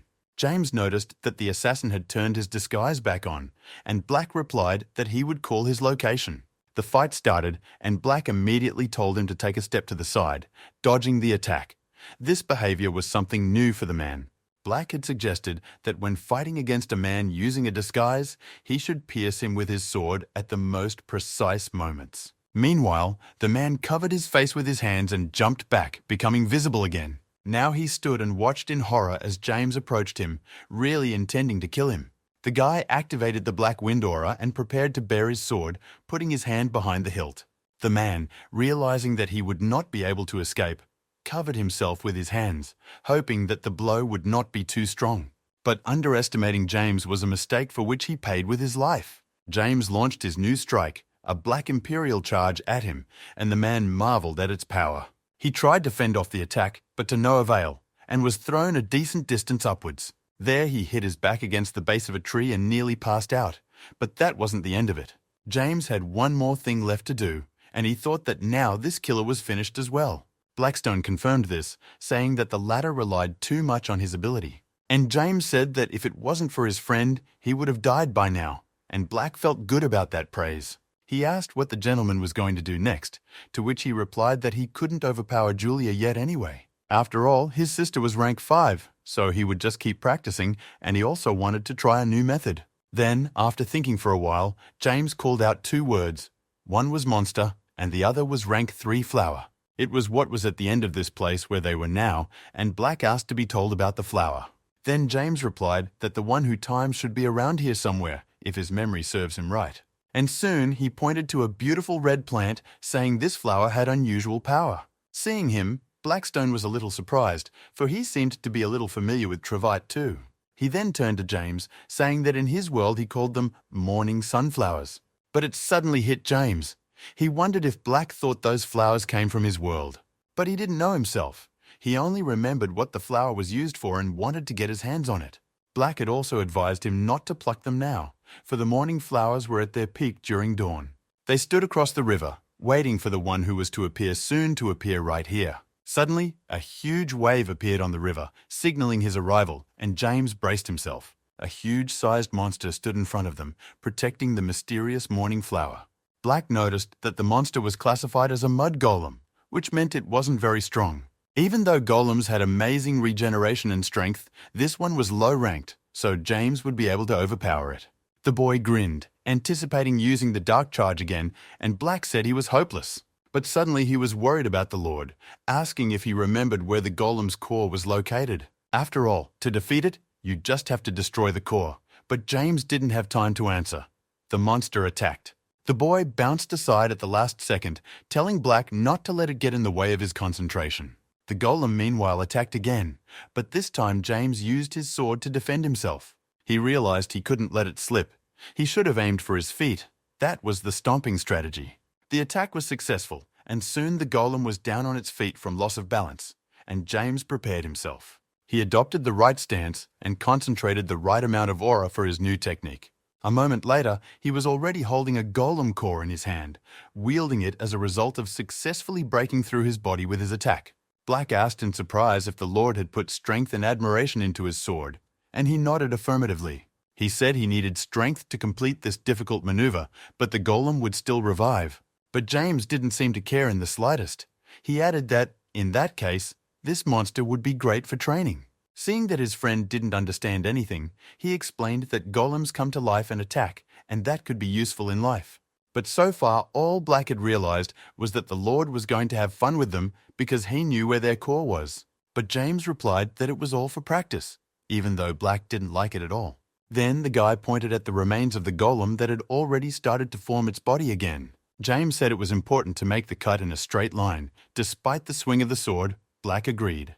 But then the guy added that he learned something later, and it was a new way of fighting golems. After waiting for his body to form again, he once again performed sword nudges in the same trajectory. So it was a pretty good workout that taught you not to always rely on the same movement. Then Black, after a little thought, said that if the Lord was going to train like that, let him choose the characteristic of the sword. Toth replied that he had already done so, saying that a vertical cut requires force and mass, while an impact requires speed and precision. Blackstone told the Lord to rather put it all into his sword, for the golem seemed tired of being constantly revived. One punch cut the golem's arm, and James prepared to finish it off with a precise move. After all, every golem had a core right there, and if you didn't know that, you could fight for eternity. But James remembered it from all the past life, so he easily ran his hand through it. The blade hit the target, and after a moment, the golem could no longer move and slumped to the ground. At the same time, a status window also appeared, reporting that James had completed another task. The boy remained standing, not removing his sword from the golem's hand for a while longer, waiting for the rewards to be tallied. The status window then popped up the appropriate readout saying he'd gotten another 700 points. He also got 100 extra points for surprising Blackstone, and his friendship with him increased. And when James pierced the golem's core, got another achievement, opening the first gate of 10,000 swords, the Sword of Rapture. The third gate of 10,000 swords, the Sword of Mass, and a new sword path were also unlocked. At the end, he gained a new ability, a fog gathering cut, though James didn't realize what it was. Black said he would answer everything to him later, but now the gentleman needed to hurry up and pick the morning flower. James agreed and rushed over to him, jumping over piles of golems slowly being swallowed up by the water. As he approached the flower, he realized he could pick it because it was orange, which meant it was ripe. Upon receiving it, James smiled contentedly, saying that he had been extremely lucky with his finds today. He was going to bring the golem with him as well, as a perpetual training toy, but Black didn't like the idea. Then, James decided to play a joke on his friend by telling him to open his mouth, and he didn't understand why he was doing it. Still, he did as his master asked and opened his mouth, telling him to explain to him what the matter was. James then put the flower in his mouth, saying that he now had another vault. But Black wasn't thrilled. After a while they came out of the rift. James was going to return home undetected. The guard who stood at the entrance to the rift looked at him in surprise, clearly not expecting to see the guy again. He said that one did a good job since he was able to come out, so they were very grateful to him. But then the man asked where the other two who had walked into the rift with him were. James decided not to hide anything, saying that he was attacked because those two turned out to be the killers. He also added that another person came in, who he actually brought to the guard and asked to find out who it was. As he ripped the mask off the mercenary's face, the man asked himself in amazement as he wondered how he could have failed to notice that the man had entered the rift. He added that he will now quickly verify from the photo if that ability user is listed in the database. This was indeed the case, and he soon received information about a rank 4 wanted criminal. The guard was even more surprised to tell James about it, asking how he had straightened him out. He then bowed his head in apology, saying that it was his fault, for he had not watched the entrance to the rift. Meanwhile, James thought it was just Julia's style to hire a criminal who was easy to expose. Lastly, he asked the guard if there was any reward for him, hoping that at least here he would get lucky. And the latter answered positively, saying that after the settlement, he would definitely transfer all the remuneration to him. James smiled then and answered his earlier question, saying that he had defeated him with his mind. When he left, he asked to be rid of the two men who came with him because those men didn't deserve to be part of the Beck family. Black didn't forget to congratulate him either as they made their way back to the monastery, asking what would happen next. James replied that he didn't know that himself yet, and then Black said he was curious about something else. And the guy seemed to read his mind, saying that if he thought about the expression on Julia's face, they were of the same mind. After all, it would be interesting to see her when the brother she wanted to kill returned home safely. Meanwhile, Julia was standing in the elder's room. She had come here herself, saying that she was guilty of something. Standing with the girl was her brother, who she really wanted to kill, so she came to apologize. The words came hard to her, but her sister realized that if she didn't say them, it would be even worse. Seeing that she was silent, her father himself asked her what was the matter. It was starting to annoy him, so he wanted to get it over with as soon as possible. Then Julia, realizing this was her last chance, fell to her knees, begging her father's forgiveness. And then she said, in a quiet, barely intelligible voice, that she had changed the mission to try to kill James. All of her siblings were present, who of course were surprised at such words. Meanwhile, the girl continued, saying that she had deliberately given him a false sword duty by ordering her men to ambush him. After a short silence, the elder asked if that was all, and the girl, with tears in her eyes, answered in the affirmative. His father smiled then, shifting his gaze to James and saying that now he would ask another. He asked him what his sister Julia had done wrong, and the man replied that her fault was that she had failed. After all, she used everything she had, but even so she couldn't kill him. That was her transgression. He even mentioned that she hired an assassin with a criminal record, but still failed. Julia herself was on her knees before her father, but inside she was seething with hatred for James. After all, he was a simple rank 2 swordsman, so how was he able to defeat her men and the assassin, all of whom had rank 4? Meanwhile, the elder said that it seems that Julia really didn't succeed in her plan. Both Johns watched their dialogue with amazement, for his father had never spoken to him like that to one of them. Kevin and Rose, on the other hand, breathed a sigh of relief, because it could mean that he wouldn't be too hard on his sister. The old man continued, saying that it was impossible to pay off the divine sword without permission, which meant Julia had help from above, and as if swordsmen weren't enough, she'd also hired an assassin. He said it was her fault, and the girl wasn't sure what to say, said she was very embarrassed. The father then turned to James, asking if he knew what he should do, and the latter replied that he should take revenge. And when the elder asked if he could do it, James replied that he couldn't do it now. That answer made the old man laugh for some reason, though James's remarks made him laugh quite often. Then he suddenly became serious and said that Julia had a rank 5 and even a sword squad for a long time. He asked if the guy thought he could get around all this, but the guy said that's why he said he couldn't right now. However, he added that if his father gave him some time, he would definitely do it. After thinking for a bit, the old man turned to the girl again, saying that from now on she would have no sword squad. He also ordered her to go meditate at the wall for 9 months, and Julia looked at him pleadingly. She wrung her hands, and the elders, seeing that such a punishment was difficult for her, changed it, saying that she could keep her 5 swordsmen. At this he declared the subject closed, and all without exception bowed to him, agreeing with all the above. But as James walked out, Julia turned to him quietly, calling him Junior. She said 9 months was a short time and she would see him as soon as she got back, but James wasn't intimidated by that. He told the girl that he would wait impatiently for her return to bestow the same fate as John. John, who was standing nearby, was angry at his self-assurance, but Julia said that here the younger man was right.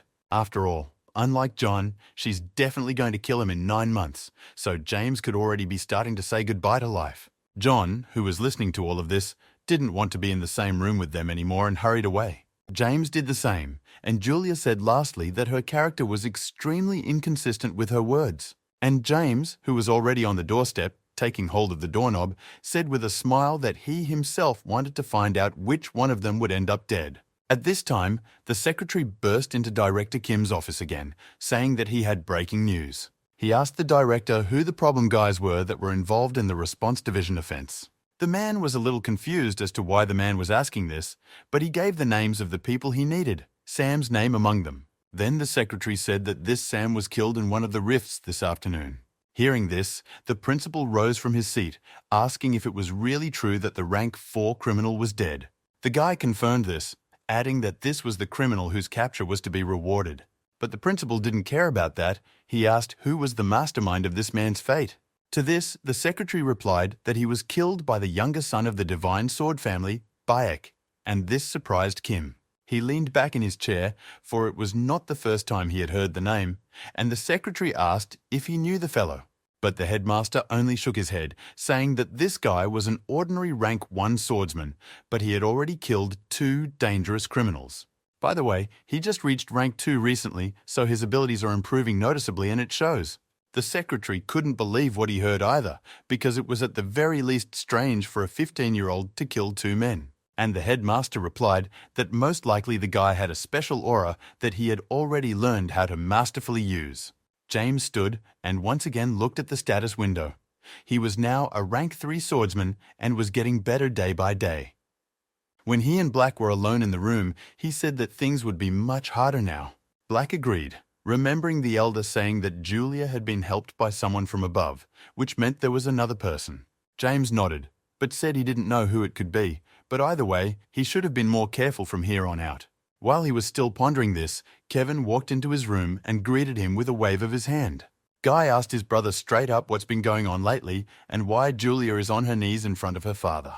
James knew Kevin had just returned from a mission, so he offered him a seat to sit and listen. It was a long story, but soon he was done, and Kevin was quite surprised that his sister had tried to kill him.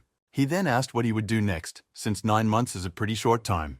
James replied that he would train, but Kevin said that Julia has a lot of swordsmen on her staff. He added that he would help him, but he should try to make up with Julia, but James didn't like that idea. He asked if his brother thought his sister's apology would make things right, since she had tried to kill him on purpose. Then, for some reason, Kevin remembered their family's credo, which stated that force and orders came first. He patted his brother on the shoulder and apologized, saying he hadn't taken his feelings into consideration, and he thanked him. Lastly, Kevin told his brother not to hesitate to contact him if he needed anything. As he left, Black noticed that his older brother must be uncomfortable with James, since he had changed so much. Indeed, only a few months ago, he was a man who there was no way he could have gotten stronger. And now he has reached rank 3, thwarted his own assassination attempt, and defeated one of his brothers. James quietly agreed with his friend, adding that he even felt a little sorry for Kevin. However, he was no longer the same person he had been before, and the characteristics the status window showed indicated that. Black decided that this change was for the better, and now he could try to use the morning flower. He asked if the gentleman knew how to use it properly, but James didn't. He asked his friend to tell him about it, complimenting him on knowing so much. Blackstone was flattered, so he began the story, saying that this flower was treated differently than other medicines. The user can easily improve its qualities by placing his aura inside, and then you just need to eat the powder. Then James said it should be a little hard to eat in that form and suggested mixing it all up with water. The guy had already brought the kettle up, pouring the powder into the water, but Black shouted that he hadn't told him to do that. But James didn't even think to listen to him, saying, as if to himself, that he would swallow it all in one gulp. When drinking, a new status window appeared. His resistance to 4 characteristics will be permanently increased, but 4.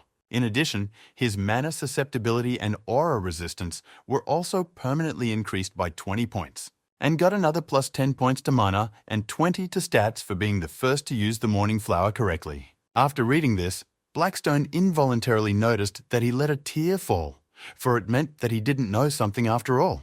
And James didn't miss the opportunity to brag about his accomplishments, saying that the system knew everything better than Black. This really pissed off his friend, but he couldn't help it, and then James winked at him, telling him he was just kidding. He got serious again and asked him what that sensitivity was, and Black took his time answering him, but still explained that he would be able to put 4 characteristics into his aura, and he might be able to use a spirit. Black added that none of his previous owners had spirits, but those would be useful. James then said that it looked like he should go see a spiritualist now that the opportunity had presented itself. Now he'd like to get into training, just need to figure out what to do next first. However, he never had time to make a training plan because someone knocked on his room. It was Thomas who said that he heard the Lord had successfully completed the divine sword duty. James was touched by his concern, but reminded him that he'd already told the boy not to worry about him so much. And Black didn't miss the opportunity to tease him, saying he was so nice, everyone was loyal to him. Then a good idea suddenly occurred to him, and he suggested that the gentleman ask the lad to train him. James didn't have time to reply because suddenly a new status window with a task appeared. For his condition, he had to clear 20 dungeons with bosses, which was extremely not easy to do.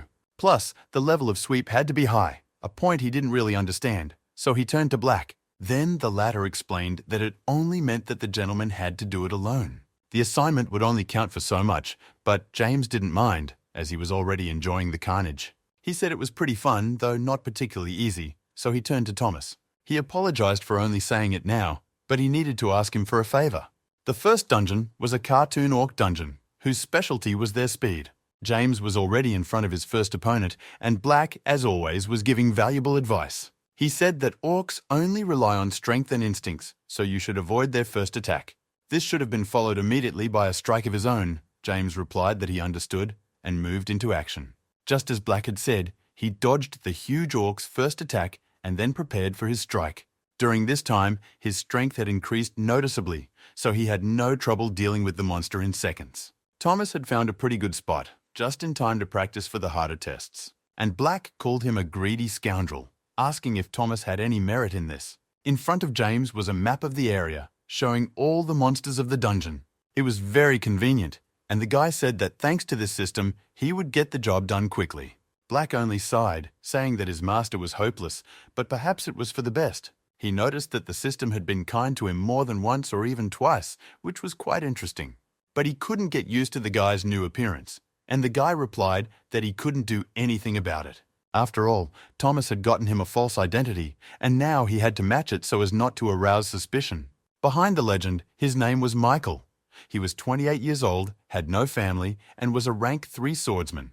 The boy remembered Thomas saying then that even though he would change his appearance, his aura would remain the same. He asked if the gentleman had any ideas on how she could be hidden, and James smiled contentedly. He said he would show everything to Thomas, since he would trust him, and called up his inventory. By then he had a subspace pocket, much to Thomas's surprise. But his surprise grew even more when James pulled his first legendary item out of there. He put the mask on in front of Thomas, wanting to demonstrate its power, and he stared at it as if bewitched. James said that this mask is called the Almighty Demonic Transformation Mask. A moment later, it was no longer James Beck standing in front of Thomas, but Michael, the rank 3 swordsman mentioned above. But James didn't stop there. Returning to the aura issue, he revealed that he could also change its color. A sweat of delight broke out on Thomas's face, for he had never seen such an object before. And a satisfied James sat down across from him, asking if this wasn't the perfect disguise. He then reincarnated back into his body, saying Thomas was the first person he shows it to. And when the latter asked why the master did it, he replied that he trusted him more than anyone else. He even called Thomas his protector, for he was always worried about him, and the boy was shocked by his words. He asked why the Lord trusted him, to which James reminded him of the duty of the divine sword Beck. After all, when he got this mission, it had only been a day after his fight with John, and he wasn't fully ready yet. At the time, Thomas had been the one to tell him so, wanting to dissuade him from accepting the mission. He was also the first to share his worries aloud that this could be a trap to kill him. And even Black noticed then that he was worried about James, and very much so, as if he was afraid of losing him. Now James said he knew his situation, for he had been by his father's side at his father's behest. But he was also the first person to take care of him besides his older brother Kevin. And it seemed to him that Thomas was just as sincere, so he thanked him for all his concern. When he finished, Thomas bowed his head, saying that he had seen his potential long ago, so he would protect him by any means necessary. He added that he would not tell anyone, not even the elder, about what he had just shown him. Besides, the boy was sure the gentleman had his own reason for hiding it, and James agreed.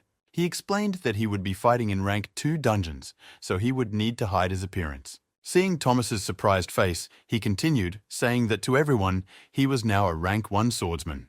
But since he had already defeated 2 rank 4 criminals, he was rumored to be a monster and a genius from the Beck family.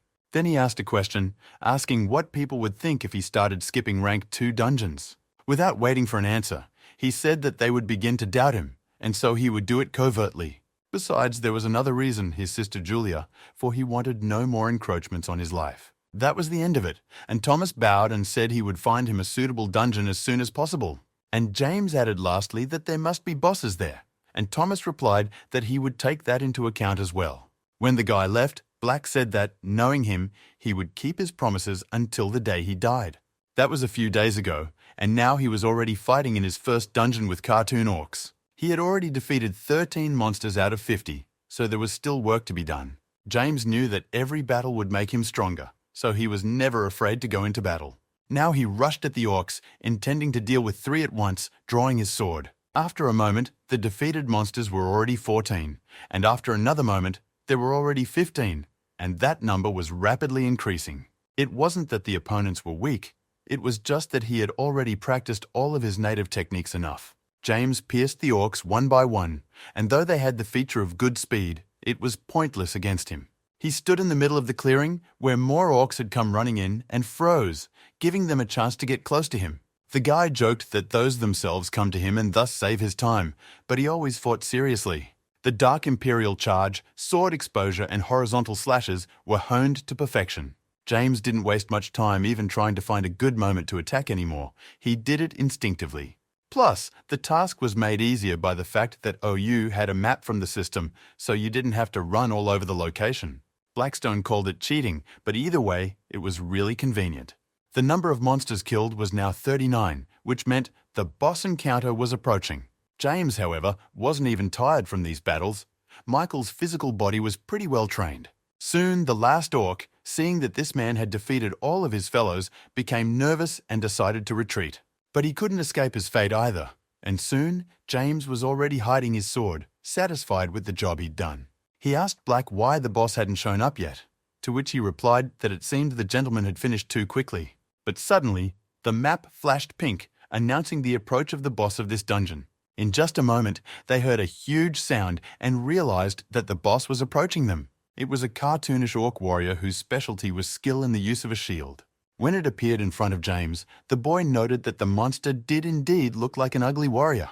Black could see that the Lord had already begun to analyze his opponent, realizing that he had to break his stance. This way, even his specialty of using shield would be useless, so it was worth taking care of it. Looking into the monster's eyes, he also thought that he would have to face this kind of bosses 19 more times. But now was not the time for thinking, so he prepared for the attack, choosing where it would be best to launch it. He charged at the orc, aiming for his head, but the orc put his shield forward, clearly anticipating his maneuver. When he hit it, James immediately realized that it was quite strong, so it wouldn't be possible to shatter it. They landed, and the guy realized that this orc specialized more in defense. which meant he was good at anticipating his attacks and successfully blocking all of them, so it was worth changing tactics. The monster, moreover, was of enormous size, which should have restrained its movements, but it did not. Realizing that he was good on defense, James decided that there was no way to fight him face to face. He also concluded that the fight would take years if he continued at this pace, so he openly came out under attack. When Black asked him what he was doing, the guy retorted by asking him if his friend remembered what skill he had learned in the battle with the golem. This was his new sword path, containing delight and power, 2 of the 10,000 swords he had discovered back then. And now James was going to use them with the power of a vertical cut to gain an advantage. He raised his sword in the appropriate position and lunged at the boss again, this time activating his aura. He jumped on him, about to execute a vertical cut, thus breaking his stance. At this time, the status window announced the creation of a new technique, the foggy dominant cut. The boss closed with his shield. It was the only thing he had time to do, but it was in vain against the vertical slash. The flow of aura channeled through the sword was so strong that his shield began to crack. Even the boss was surprised by this, because he had never been in such situations before. And James continued to press on, conducting even more aura into the sword, and there was little left to successfully finish. A second later, the shield was completely destroyed, and the last thing the boss saw was James's blade cleaving his chest. There was a huge explosion of aura at the place where they were fighting, but this time, the guy didn't even feel weak. Literally immediately, a status window appeared saying that he had cleared the dungeon perfectly. The boss lay defeated, covered in piles of earth that had collapsed in the explosion. The status window, meanwhile, showed that his quest progress was memorized at 1 out of 20 dungeons. James thought this was a good start. However, there was still a long way to go that he had to go. Black had told him that mixing rapture and power had turned him into a true monster, and that was no joke. Meanwhile, the boss's body began to disappear, and they saw something bright red in color emerge from it. James opened his eyes in surprise, noticing that this time the object was not metal like the ring last time. The guy walked over to the object, examining it from all angles, trying to figure out what the thing was. When he realized he couldn't determine this on his own, he turned to Black for help, but the latter only sighed and held out his hand. After a few seconds, the item's information was displayed in the status window. It was a cartoon orc warrior belt. It stored his fighting spirit as well as increased the user's physical strength and willpower, and had a rare rank. James remarked that this dungeon was proving to be quite good for gaining combat experience. Black agreed with him. They also noticed that the dungeon began to disappear as they defeated the boss. The task was over, which meant they could return, so it was near evening when they arrived back at Bake Monastery. But when he first came out of the rift, he was met by a whole squad of swordsmen who were also supposed to participate. They were in case the gentleman needed help. That was taken care of by Thomas, who was also here. He noticed that James was back fairly early, but the important thing was that he was safe and sound. The boy thanked him, but Thomas bowed his head, saying he shouldn't, for it was his duty. Instead, he asked if he had gotten much combat experience, to which James replied that he had killed the boss and 40 orcs. Such a number surprised Thomas, for he remembered that the Lord had spoken of 20 monsters needed. He said the guy must have formed a team, but the guy replied in the negative. James explained that he came here to train, so he did it with every orc he killed. Thomas, hearing this, bowed again, saying that he would immediately look for another dungeon for him. It took a few more days before the status window again showed that he had cleared the dungeon perfectly. This was the 4th one on his account, and James didn't plan on stopping until he finished the task. There were still 16 dungeons left, but with each new one, that number was decreasing, and it was happening pretty fast. Black said he noticed how excited Thomas was every time he found new dungeons for the Lord. James agreed, saying it was the first time he'd seen the guy so happy, but he liked it. He added that Thomas had deliberately tried to pick dungeons for him that weren't easy dungeons to improve his training. Although today was rather unusual, Black didn't understand what the man meant, so he asked again. James then pointed at the people he was with now, saying that their faces looked a little strange. Black said it was probably because they weren't used to fighting, but the guy had his own explanation. Suddenly, their conversation was interrupted by some fat man who turned to James in the guise of Michael. Black hid behind his master, though no one but James could see him, and the boy turned to the man. Toth told him it was his hyena zone, but he would turn a blind eye to his presence for 80% of the proceeds. James asked what he was talking about, but the fat man told him not to pretend like he didn't know anything. He reiterated once more that he would let him go if he gave him 80% of the items and magic stones he had found. He then pointed his finger at a group of other people, adding that if he did that, he wouldn't see any blood. He finally said that today's dungeon was quite lucrative, and he would allow him to join his guild if he agreed. After saying that, James realized why those people had such faces, because the man was probably ripping them off too. Blackstone asked if the gentleman knew anything about it, but James was still pushing his luck. Meanwhile, the fat man, never having waited for an answer, asked if the man would even answer. Looking at him, James thought that he had met many such people in his past life.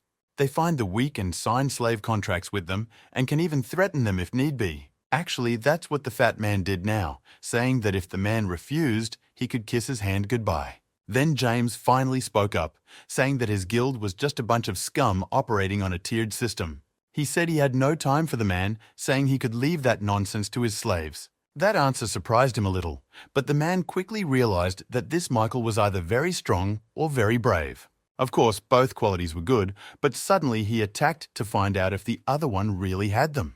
To his surprise, James was behind him in a flash, and the fat man heard his sword being drawn. And then there was a blow with the hilt on his head, and quite a hard one at that, because after that, he didn't get up again. Blackstone praised the gentleman, saying that the creep's scream was quite refreshing, and James agreed. He said these types are always wasted ranting and trying to appear stronger than they really are. But as the boy approached all the other people, Black noticed that those didn't seem to be on his side. James replied that he knew it himself, but he had no intention of killing them all, because time was running out. Besides, he thought he knew who they were. The ones who mocked the weak and forcibly turned them into their slaves. Murder, robbery, threats and more. These people were capable of anything for money. James remembered Black saying that they had split into 3 groups, but it was actually one guild. It appeared that everything was done to monopolize this dungeon, and after all, James had first thought them for poor slaves. Black wasn't thrilled with their actions either, for these people were pressing numbers to appropriate this place for themselves. Probably that fatty was really a guild member earlier, and these people were his subordinates that he had made contact with. Black then said that the master should get rid of all of them, but James replied that not all of them. It wouldn't have done any good anyway, because you can always replace people, but it's harder to replace the boss. That was exactly what his plan was, to get rid of his boss so he couldn't coerce people anymore. Meanwhile, the fat man had risen to his feet, rubbing his head and asking how James had dared to hit him in the back of the head. James himself was surprised to think that his blow hadn't knocked the man out, and he could even keep fighting again. But before he could attack James again, one of his subordinates came running to him with a report, but told him that this man, Michael, went after the boss single-handedly, so maybe they should have let him go. Hearing this, the man grabbed the guy by the scruff of the neck, asking who gave him the right to talk to him like that. He reminded the kid that he hadn't been working long, but he'd already killed a rank 4 swordsman, and here they were doing pretty much the same thing. After all, suddenly attacking people and beating them up was no different than a good fight with the enemy. He said that if they all continued to just stand idly by like this, he would kill them all too. Hearing this, Black said that the big guy was really going to press in numbers and asked the gentleman about the plan. But James replied that it would be okay, because they only have an advantage in numbers, and so their chances are equal. All the people pounced on him as if on command. Each one had their own aura, with some interesting colors among them. One of those was the lava-colored aura that belonged to that red-haired boy, and now he made a blast. The fat man, who was directing the proceedings from the side, incited them to go into battle by threatening them with reprisals. And just when he thought victory was on their side and that swordsman was already dead, his hopes were suddenly dashed. He could clearly see how all the attacks were aimed in his direction, so at least one should have gone through. But it wasn't. Things turned out to be different, and the situation took on a different look when James used his black aura of Rasadam. With the help of the slowing effect, he was able to quickly get close to each of the men and finish them off. The only one left was the boss, who thought with surprise that the man had a low rank. In reality, he was a drastically different level, and as unfortunate as it may sound, they were no match for him. James, meanwhile, was heading in his direction with sword in hand, intent on finishing off the last of the scum. The fat man only had time to ask who he was before the guy was beside him and plowed him to the ground. In response to his question, James replied that he was just a rank 3 swordsman who was just passing by. He said he warned him and the rest of his men in advance that he would cut off everyone's head if they continued their activities. The fat man wanted to say something to him, but even he realized his position, being miserable on the ground. James lastly asked his name and guild affiliation so he would know who to watch out for in the future. The one replied that his name was Maurice, and he belonged to the Black Mantis Guild. But James didn't believe him, telling him to name his real guild, and the man sighed, saying it was the Tribune. James was familiar with the name, having heard it in his past life, but Black was unaware of it. He explained to him that this was a tiered guild that would grow to a huge scale in 10 years. Hearing this, Black wondered with surprise if she would become even more than his family. But James answered in the negative, asking Maurice if all these people were from the same guild. The one guiltily agreed, saying that he brought them here to monopolize the dungeon because they were all weak. He added that there are about 8 more such downstream organizations under the Tribune. James then pointed to the remnant of men he had fought, asking if those were just like him. But the fat man shook his head guiltily again, saying that they were forced to join by force. Threats to the family, debts, deception with the help of acquaintances, brainwashing, and this is not even half of all methods. Hearing this, James asked who ordered all this to be done, but the man said he didn't know him himself. Then the fellow drew his sword, saying that since that was the case, he was a small fish that could be killed.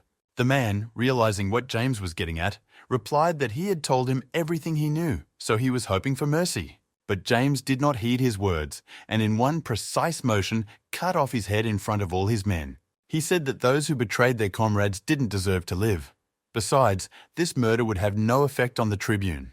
When that was done with, he was about to head home when he suddenly saw a message about a new assignment. It turned out to be an unexpected mission to bring down the Tribune Guild before they hurt more people. This time, the reward was more serious. 700 points and 2 secret awards, among which could be anything. Black asked what the gentleman would do, and the man replied that he would certainly take him in, but it would not be easy to do. After all, the head of the Tribune Guild is a very cautious person, and he will abscond if they make a mistake. As James said this, he looked at the remaining men who had fallen to their knees, begging to be spared. James then told them to tell their guild heads that they wanted to join the Tribune. The men were surprised at such an order since they were in the lowest position, but James didn't care. After all, if they told the elders, the message would eventually reach the head, and that was just what was needed. In a moment, they were already running away from him, fearing that he would change his mind and want to kill them. The guy told Black that he had read a lot of newspapers that talked about identifying tiered guilds, and it always said that there was bound to be a person from there among those people. As he sat at dinner at the Beck Monastery, he asked Thomas if he knew of a guild called the Tribune. The man replied in the negative, but soon rose from his seat when James told him that the men from there wanted to kill him today. Once again, Black noticed that Thomas was very loyal, for he immediately began questioning the Lord. Meanwhile, Austin, who was serving the table, said he had heard earlier about the tiered guild. They get outfitted and contracted, but the percentage keeps going up. This continues until the victims have more to pay, at which point they are exploited in the dungeons.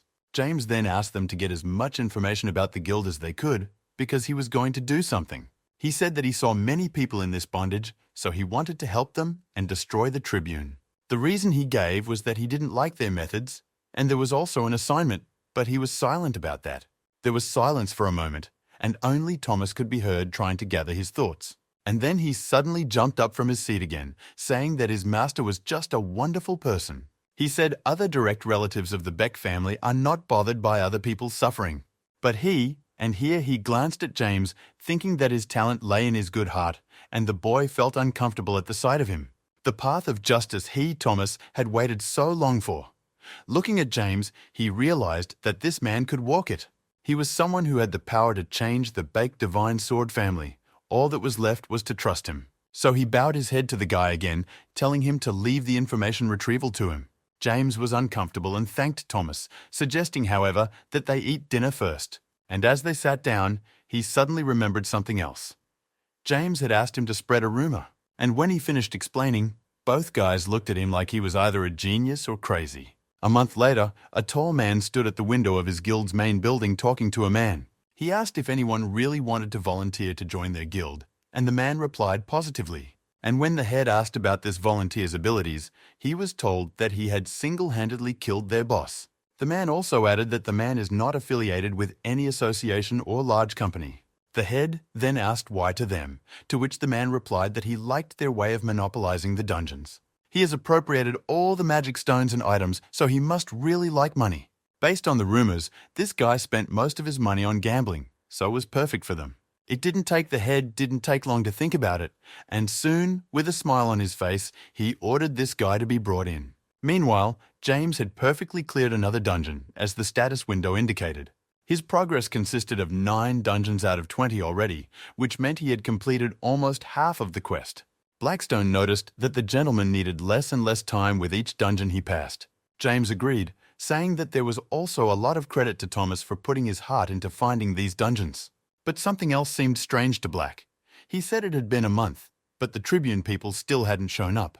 However, James replied to him that he had already gotten the information he needed, and right now a man in a suit was coming to see him. He bowed to him, saying that his name was Marius, and he had come here from the Tribune Guild. Hearing this, James said that he had already thought it was as if they were unwilling to accept him into their guild. But the man said that right now he could go with him, if of course he hadn't changed his mind yet. James was in no hurry to agree so quickly, however, asking why on earth he should believe the man. Then the man held out his hand, which contained a real magic crystal as a sign of apology for the long wait. Taking the crystal, James noticed that the man's manners were what they should be, so he didn't mind going with him. And he had time to think to himself that this guy really loves money, and he's so easy to fool. James then stepped toward him, and he pointed to a car, offering to drive it instead of the long route. Well, as the guy was getting in the car, he heard a text from Thomas who said he was going with them. James didn't mind. After all, it was part of their plan. Thomas was to follow them to the guild base. He was to ride out immediately after the Lord's signal, so he waited patiently for him to give permission. A few minutes later, they arrived at the main building, and Marius reported that the guild leader was waiting for him inside. As they walked out, James thought that maybe they would be able to complete the task faster this time, and Black asked what he was talking about. But the guy decided not to spoil his friend's intrigue, telling him to just watch everything carefully. When he stepped inside, he ignored the smile the head greeted him with, still saying they were late with the invitation. The man then apologized, saying it took him a while to find information about him. However, James said he still didn't like the table co-wait even for the permission he had received. He then added that since the head had spent so much time searching for information, he wanted to see their abilities as well. James asked for 14 dungeons with rank 2 bosses. He said if they did it by the end of the week, he would agree to cooperate with them. Black wondered if that's what the master meant when he said he'd get through the task quickly. James agreed, saying that the villains should be utilized. Besides, only such a large guild could do it. Hearing his request, the head laughed, and Black involuntarily wondered who else was the main villain here. Meanwhile, James continued, saying that he felt like they had more than 1 or 2 guilds under their command. He said that with these options, it wasn't that hard to fulfill his request, so it was up to the chapter to decide. Finally, James added that they would receive a double-edged sword that would do their every bidding. When the head asked if the man was being sent away to himself, he answered in the affirmative. There was a tense silence in the room for a while. The head was thinking over his request and all the suggestions. After a few minutes, he finally spoke, saying that they would give him 10 dungeons. But James interrupted him. He lowered his bid to 12 and said there would be no deal with less. Head asked if he was trying to bargain, saying they are giving 11, and you definitely can't get more than that. At this time, Marius entered the room, and James said with a strange smile that it comes out, their level is equal to 11 dungeons. With those words, he turned around to leave, saying that they now knew where to find him, so would contact him later. He left the room and closed the door behind him, and Marius was somewhat surprised and asked the head what had happened here. However, he soon realized that the conversation had gotten a bit strained and knelt down in front of the head. He apologized, saying he didn't know this guy was so arrogant that he would haggle. Head told him to stop, adding that this man across the way even interested him, so it would be a good deal. Looking at Marius's surprised face, he explained that their guild needed a weapon, not a man. And this guy was supposed to be what he promised to be if they gave him what he wanted. However, if he fails to do his job, it will make him feel such pain that he will wish he were dead. After saying that, he turned back to the window, ordering Marius to provide him with 11 dungeons as well as ants. The head was eager to see how sharp this new blade of their guild would be. Meanwhile, Black and James had already left the Tribune building and were on their way back to the monastery. Black asked if the Lord had intentionally said from the beginning that he wanted 14 dungeons. James responded positively, saying that the head would have started haggling anyway, so this amount was just right. He then turned to Thomas, who rode out right behind them. Only his destination was the Tribune's base. The lad replied that he had already arrived on the spot, putting on his gloves, and added not to let the gentleman worry about the rest. The next day, James was already on his way to the second-ranked dungeons and was surprised that it was so fast. He liked the Tribune's politics, getting things done quickly, but he'd be done with all that soon. His thoughts were interrupted by Black, who pointed to the man in the dungeon with them. It was a man they knew, but Black couldn't remember his name, so he turned to James. The man turned out to be none other than Jack, but that raised even more questions as to why he was here. His face was such that James felt sorry to watch and realized that he had interfered in some guild scam. And he seemed to be a right and kind man, but it is hard to live like that. James was taken by anger that the Tribune had gotten to his friend as well, but Black was quick to reassure him. He said he felt sorry for Jack too, but they didn't have time to help him right now. James himself realized that the plan would be ruined if he intervened now, so he calmed down. Meanwhile, Marius approached him, asking how he liked the dungeon and offering to personally escort him. When James said everything was great except for the monsters he didn't video, the man clapped his hands. He said they're going to bring the ants in here now and they're going to do everything, so Michael can still fight. He added that they would also collect magic stones, so he would be left with only one battle to fight. James then asked if that was what the guild leader had ordered to be done, and Marius got nervous, but answered positively. Even Black realized that there was another reason here and told James about it, and the latter replied that Marius had come to watch him. But it was even better for him, because if this man would walk beside him and watch him, then he would remain perfectly calm and destroy very quickly the man he needed, at which time Jack ran toward him. Not much time had passed when the status window appeared, indicating that he had cleared the dungeon perfectly. James had just chopped up the last monster, and now he had one less dungeon left. He stuck his sword into the ground, saying that he was finally done with everything here and could move on to the next. However, the progress of the task showed that he had reached the limit and had cleared 20 dungeons perfectly. James slumped to the ground from exhaustion. He didn't even remember how it happened. After all, he had managed to kill so many monsters. But now the task was over with. He did it in 11 days, fighting in one dungeon every 24 hours. That left the fun part, counting the awards, which made quite a list. He received 700 points and a title, as a consequence of which all his stats were increased by 1. But while on a mission, it was also hard for him to watch other people risk their lives for him. He felt especially sorry for Jack, but now it was finally time he would thank him by getting him out of here. This time, James himself opened a status window that showed all of his data and characteristics. He noticed that the level of the Dark Imperial projectile had also increased due to his experience in these battles. All of his characteristics had increased as well, and now each one had a low rank besides thinking. The head of the Tribune Guild was called Maurice. He was rank 5 and Marius was rank 4, and Black had advised him to improve his data. This needed to be done before going to fight them, so James decided to do just that. He had improved his swordsmanship and mana skills to a medium level, which meant that changes were about to happen to his body soon. So it did, and soon his body was changed according to the new level, and he felt stronger. The same thing happened to the mana, which he felt visibly increased in his dantian where it was stored. James himself rather thought that he had finally gotten an intermediate level, and it didn't even hurt him when his body changed. Meanwhile, Marius came up to him, who bowed his head and said he had done a good job. He added that he was happy to help him with anything, and then suddenly pointed to the rift, asking if he needed to go somewhere. James answered him positively, adding with a smile on his face that he really wanted to see one person. This time, they were not at the guild's main office, but at Maurice's private home where he was vacationing for the weekend. The first thing James said was that thanks to him, the head, he had made quick work of the dungeons. Maurice asked why he was speaking formally, to which James replied that he couldn't do otherwise with the man he would now be working for. This made the head laugh, but James, after waiting for him to calm down, asked if he could ask him something. He inquired how a man named Jack joined the guild, for he did not seem to have been associated with it before. However, Maurice didn't even realize at once who was being talked about, and Marius had to explain to the head who was being talked about. Then he realized that Michael was talking about the man who had tried to help his comrade escape and had been forcibly brought into the guild. He had a daughter, among other things. James could not conceal his surprise when he heard this. But Maurice went on to say that the asshole was shaking with fear so much when they threatened to take her away. And then he asked if James knew what was most amusing, that this Jack had joined for the same reason. He too wanted to help his father, but as a result, neither he nor his daughter were destined to be free from their shackles. And then the head became serious and said that Michael would now fulfill his request as well by killing one man. He gave him the victim's file, which turned out to be the head of the association's investigation team, Robert Fitz. But instead of studying the open file, he went to his phone and started dialing some number. He then placed the phone on the table with the screen down, and a surprised Marius and Maurice didn't realize what he was doing.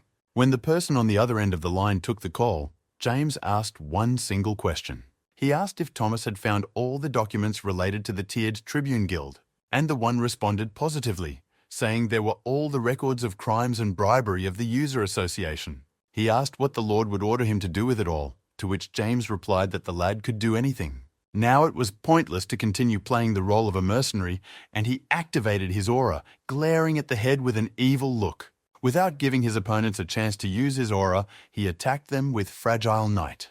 The men flew aside in seconds. From the surprise, they didn't even have time to block the blow.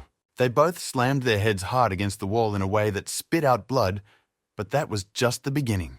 James was already preparing for the next attack, contentedly asking how they could get such a knife in their backs. He drew his sword and aimed at the head who managed to rise after such a blow. He was furious. But Black told him to focus, for though the surprise attack had been effective, Maurice wasn't dead yet. As if to confirm his words, the head grabbed a fragment of wall and activated his aura as well. He had it in bright red, just like Walter, and he asked who Michael was. He then pulled out his sword as well and added, "Did it really come from the user association?" To this, James replied that he couldn't tell him that information even if he asked very hard. Then the head said that, however, it didn't matter, for he would tear it apart anyway. He lunged to attack and was beside James in an instant, and the latter activated the slowing effect. He even wondered if it would work on this man since he had the same aura as Walter. But unlike that madman, it worked on the head, and the man was surprised that his movement slowed. James, meanwhile, was already preparing to deliver the next blow, which was a vertical cut with delight and power. A second later, he brought it down on his opponent, and all he could do was tense all his muscles to minimize the impact. Oddly enough, it had worked, and now he was beyond pissed off, saying he was going to finish the guy off right now. He then suddenly screamed loudly, which surprised James, but it appeared to be to release the effects of his aura. He even managed it a little, and James jumped aside, wanting to get a good angle for the attack. Black commented on the fight, saying that the head forcibly pulled out his aura, so his internal organs were definitely damaged. He added that James had a decent chance of winning, but the head was going to overwhelm him with the volume and density of his aura. When James asked what he should do, Black advised either blocking him with a soft sword, or overpowered by great strength, but looking at the enraged head, James thought it was too late for a soft sword. He prepared himself and aimed again to slay his opponent with his next attack, but he was no fool. They threw themselves at each other, and after a moment, the battleground was flooded with a bright purple light from the aura. Inside that light, Maurice wanted to get James with some kind of punch of his own, but he never got the chance to do so. More specifically, he just didn't have time because James had already gotten close enough for his attack. He activated the swordsmanship and the Black Imperial projectile containing rapture and power.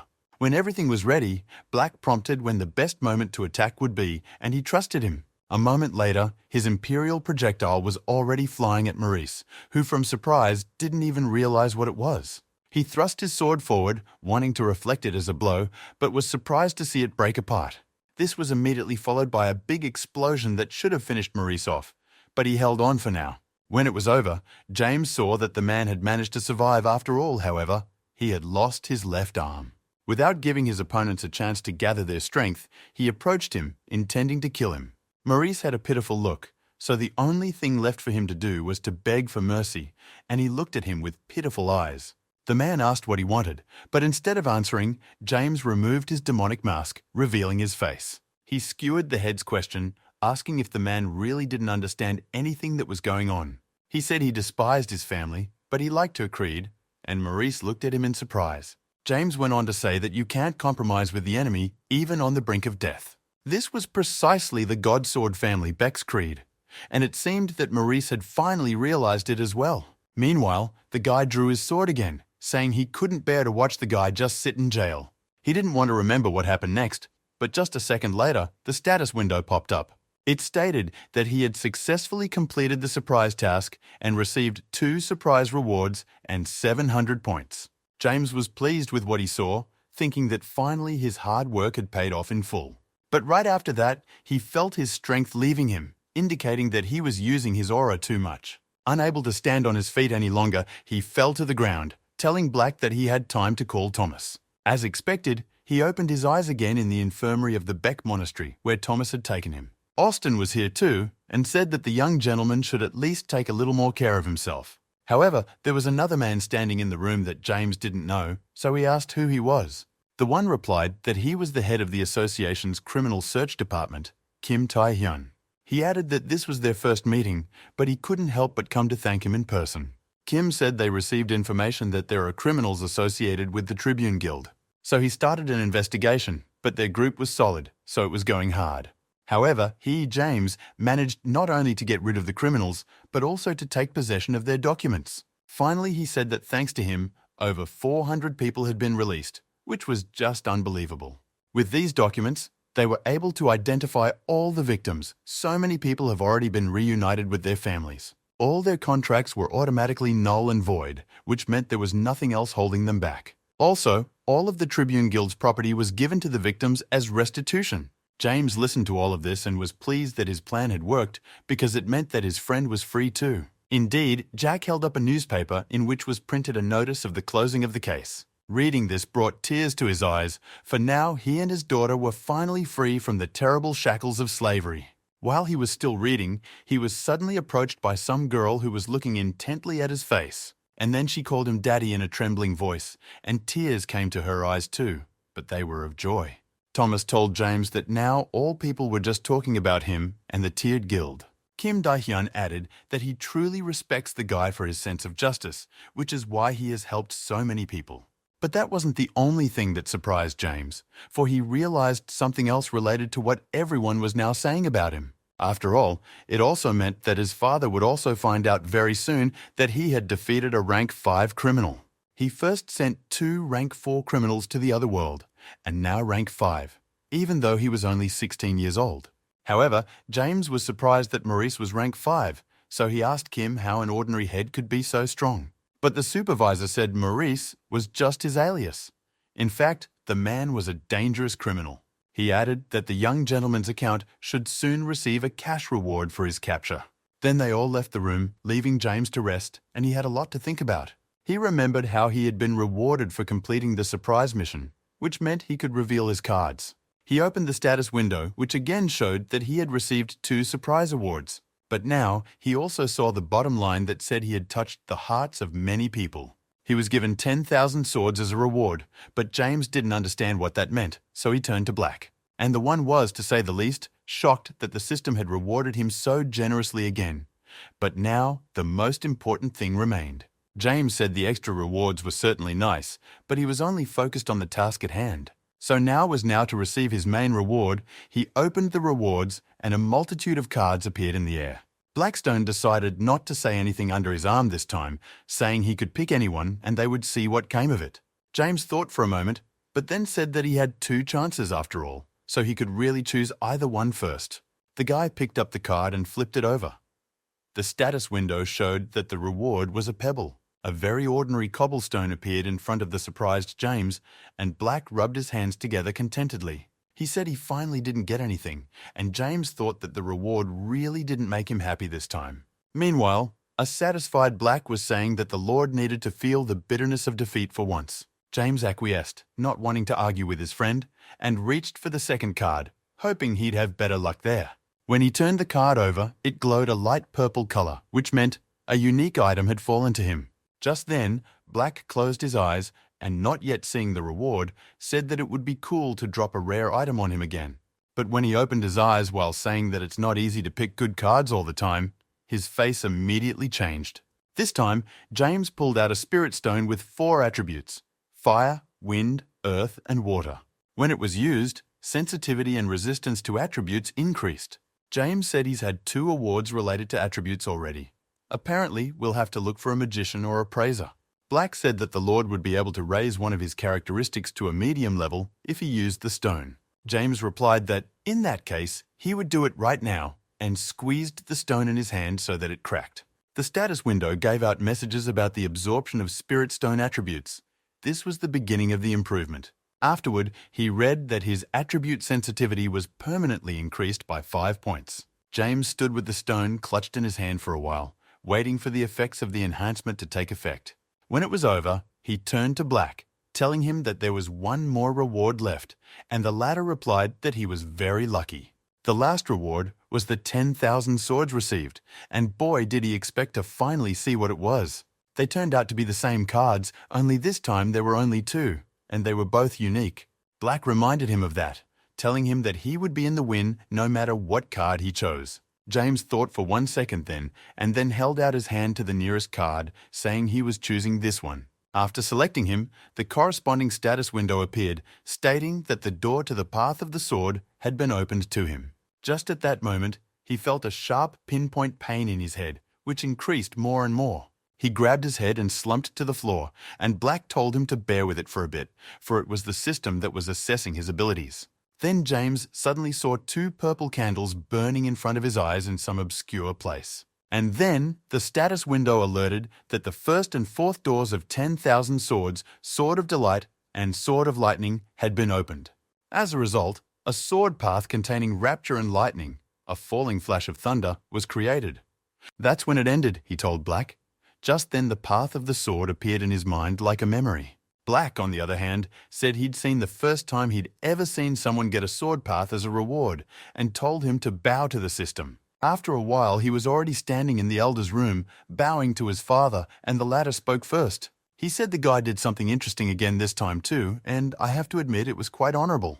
But what his father emphasized the most was that he had killed a rank 5 user at the age of 16, something that no one in the Beck family had ever managed to do before. Plus, he had done away with not only one guild, but all of its affiliations, and that was truly incredible. James responded by reminding his father that he was a direct descendant of the Beck family, which meant he couldn't help but accept the challenge. Hearing this answer, the elder said it was excellent, and James was surprised, for he had never heard such a thing from his father's lips. However, he added that there were also people who doubted that he had defeated a rank 5 swordsman. Particularly those who consider themselves equal to their family. They made fun of their youngest son. And for him, the elder, it was disgusting to hear. With those words, his expression changed. He said that he was going to cook something for James for that very reason, to make them shut their mouths. However, the boy was surprised by this turn of events, because in fact, his father told him to defend the honor of the Beck family. Meanwhile, the one continued, saying that a rank 3 dungeon that had been overlooked for a long time had been discovered. The mana in this dungeon was at rank 4, which meant that a new boss was about to appear, and this would be his quest. His father said that he would spread the rumor that his youngest son would be participating in the raid on this dungeon. So James will have to outrun everyone and kill the monster first. Thus, he will protect their family's name once and for all. When he added for his son to prove that no one was their equal, Black thought this old man was even crazier than his master. Father also added that this time he didn't designate a person to help him, but he would provide a rank 5 equipment. Hearing this, James realized that he could only take one Thomas with him. This mission was more difficult than all the past ones. So he asked the elder what would happen if he died or failed in the dungeon.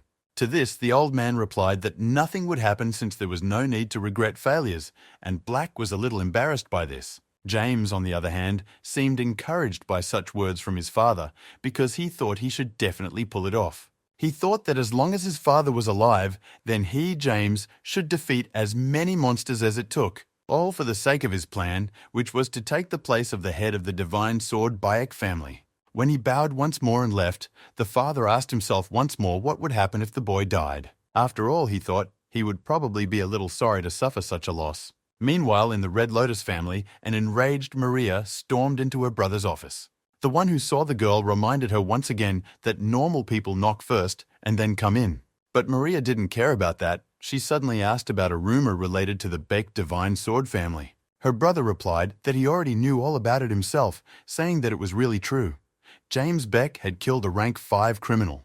Then the girl lowered her head and said quietly that they had recently found a new dungeon, and that's where this James Beck was going. So she too would go there no matter what, for she had her own reasons. When James told him he was going to a rank 3 dungeon, Thomas and Austin simultaneously talk him out of it. They both said it would be very dangerous, plus he was going all alone, but James reassured them, saying he could handle it. And then, he's already fully recovered from the recent fight, so the dungeon should be a breeze. Those words of his, that will to do good and good deeds, made Thomas give all of himself more and more for this guy. After thinking for a bit, he decided not to go back on his word, so he silently handed over the raid form. James scrutinized it, thinking he wouldn't see anything unusual here, and so it was. But Black remarked that, in that case, they were lucky, because it would be much easier with the dungeon information. But reading the description further, it turns out that this dungeon just couldn't be cleared. Because of this, the monsters broke free and started doing all sorts of horrible things that interfered with people. But Black said that, in short, it turned out the gentleman knew nothing at all about him this time. James agreed, but said that still even that information would help him prepare in some way. Meanwhile, Austin reminded him that only Thomas would go into the dungeon with him. But would that be enough? James raised an eyebrow guiltily, replying that it would be quite enough, for he understood what the boy wanted with them. So, to give him no opportunity to object, he said it was time to get down to business. He wrote a little list on a piece of paper and asked the guys to buy him whatever it said without worrying about money. But it was not the prices or the money that surprised Austin, but rather the items themselves that the young gentleman wished for. But the one replied that all of these would more or less help to completely clear the dungeon. Soon, everything was ready, and as the day of the raid approached, he and Thomas stood at the monastery exit in full uniform. Looking at James, no one would have thought that the guy could be 16, because thanks to training his body has changed a lot. He asked Thomas what he had talked about with the man who had come to his room when he was recovering. But Thomas only smiled, saying that the chief had called him a brave man who follows the path of justice. And then there was his favorite line where he said that the young master would do anything to save people. The guy was getting a little uncomfortable, so he agreed to everything cautiously, saying that this assignment would be no exception. Then Thomas suddenly pounced on him, telling the gentleman not to even think about losing because it wouldn't happen to him. However, of course, there were those who didn't believe him, and those people were also at the site of the start of the dungeon clearing raid. People talked among themselves about not feeling James's fighting spirit, calling him a wimpy scumbag. Black then told him that his master was popular, and the man replied that he was only trying to be himself. He also noticed that Thomas had changed quite a bit too, as he used to be just a grey mouse. The guy decided to tell him about it, and he shared some unusual facts about his life as a swordsman. He said that his childhood was spent in a horrible guild where people's lives were worth nothing, just like in the Tribune.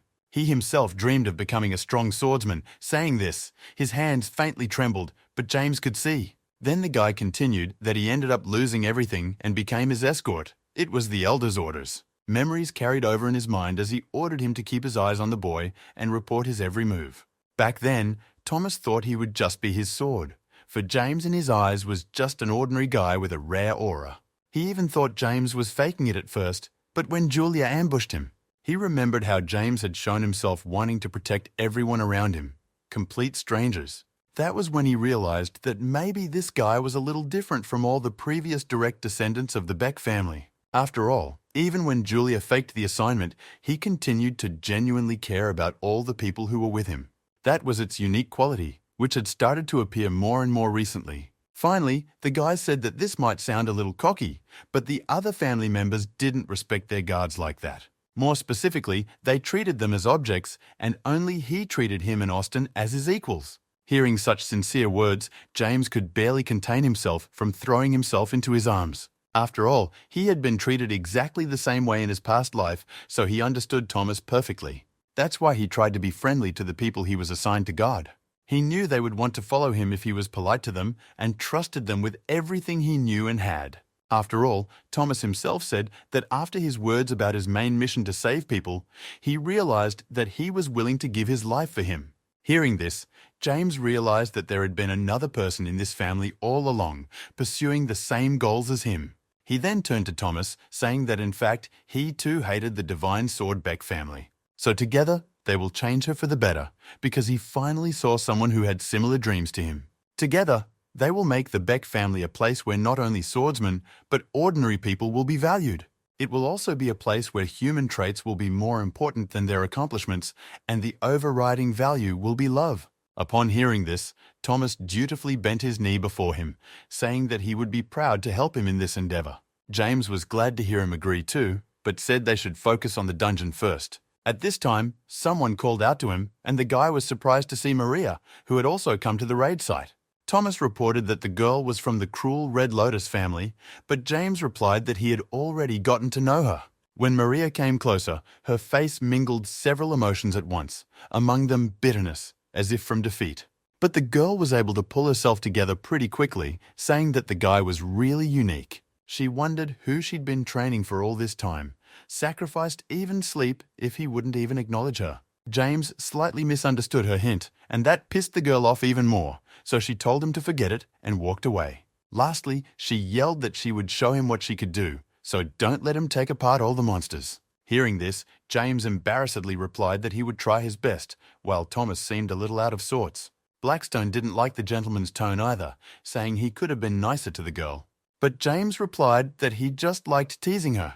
Plus, he didn't realize that she had gotten stronger too. Black noticed that the rest of the contestants were pretty strong too, and Thomas said he wanted to narrate something. He pointed to a burly man, saying his name was Robert and he was from the Bright Gate, and that was alarming. Besides him, Lloyd from the Phoenix Guild and Casper from the Hero Guild were also here. Both families disliked the Beck family. Finally, the dungeon was declared open, and everyone began to quickly enter the rift. It was a confrontation of many families, and now James understood why his father wanted him to prevail. All the contestants rushed forward, and only James remained standing with Thomas at the very beginning. When everyone was almost out of sight, he said that it looked like they could move out slowly too. When asked by Thomas why he was procrastinating, James answered briefly, saying that it was just more fun that way. When everyone was inside the rift, the first thing they saw was a rather large castle-like building.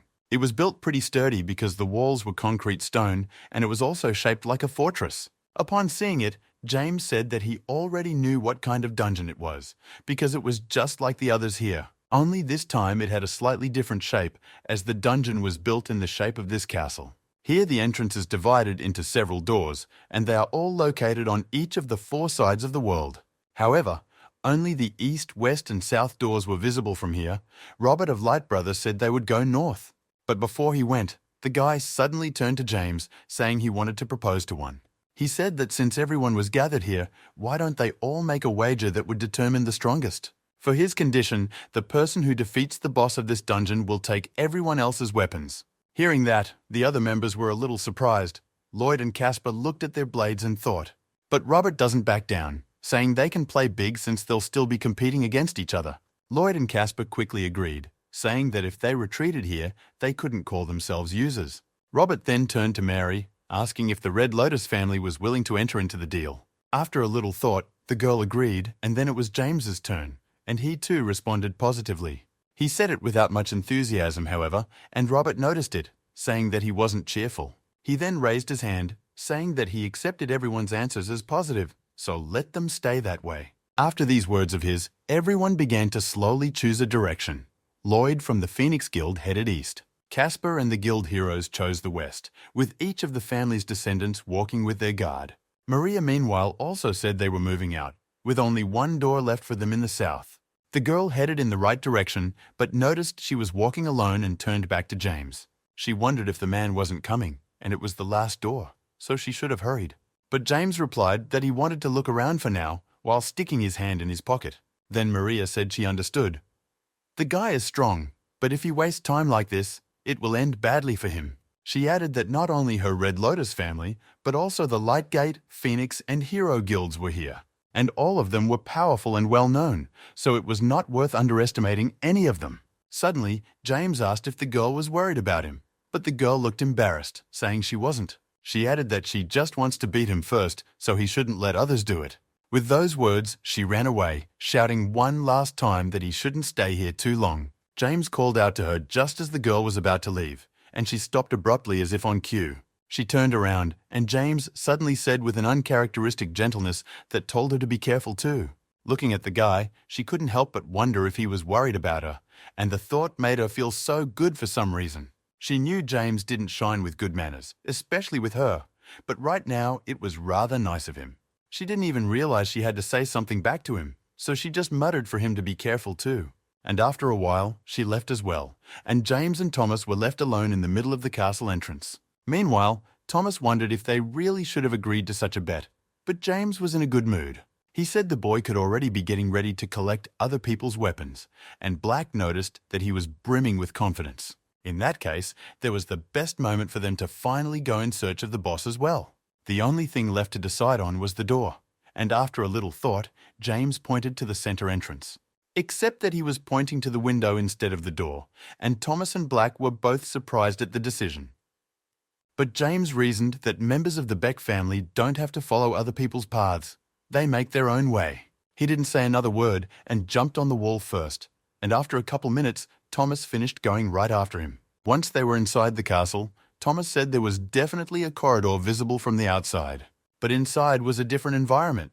They found themselves in some kind of room with many tables. James noticed that this dungeon seemed to have a maze effect, but Black said it was fun. James couldn't help but agree with him, for if this place was invaded through a window, the opponents would be in a random place. This meant they could end up right next to the boss if they were lucky, but otherwise they would fail the mission.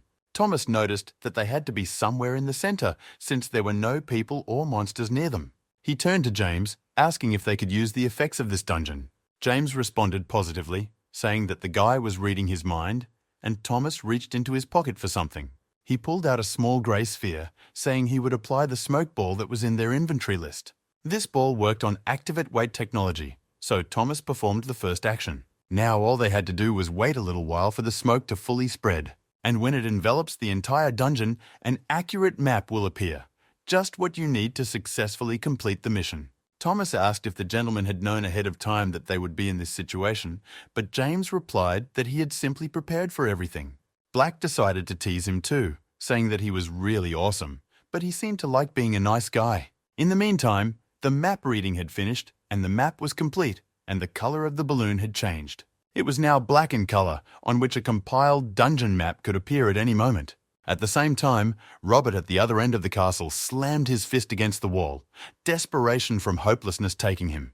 The guy realized that they had already passed through here, which meant they had lost precious time walking in circles in obscure places. Robert didn't like the fact that among all the dungeons was a labyrinth, which he couldn't stand. In addition, the only monsters they encountered were gargoyles, which were hard to distinguish from statues. But Robert could think of nothing better to do than send his guards forward to sort themselves out again.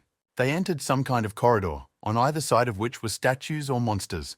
They didn't understand anything yet. Robert was getting angrier and angrier, saying that because of these gargoyles, they were only wasting their time with the boss.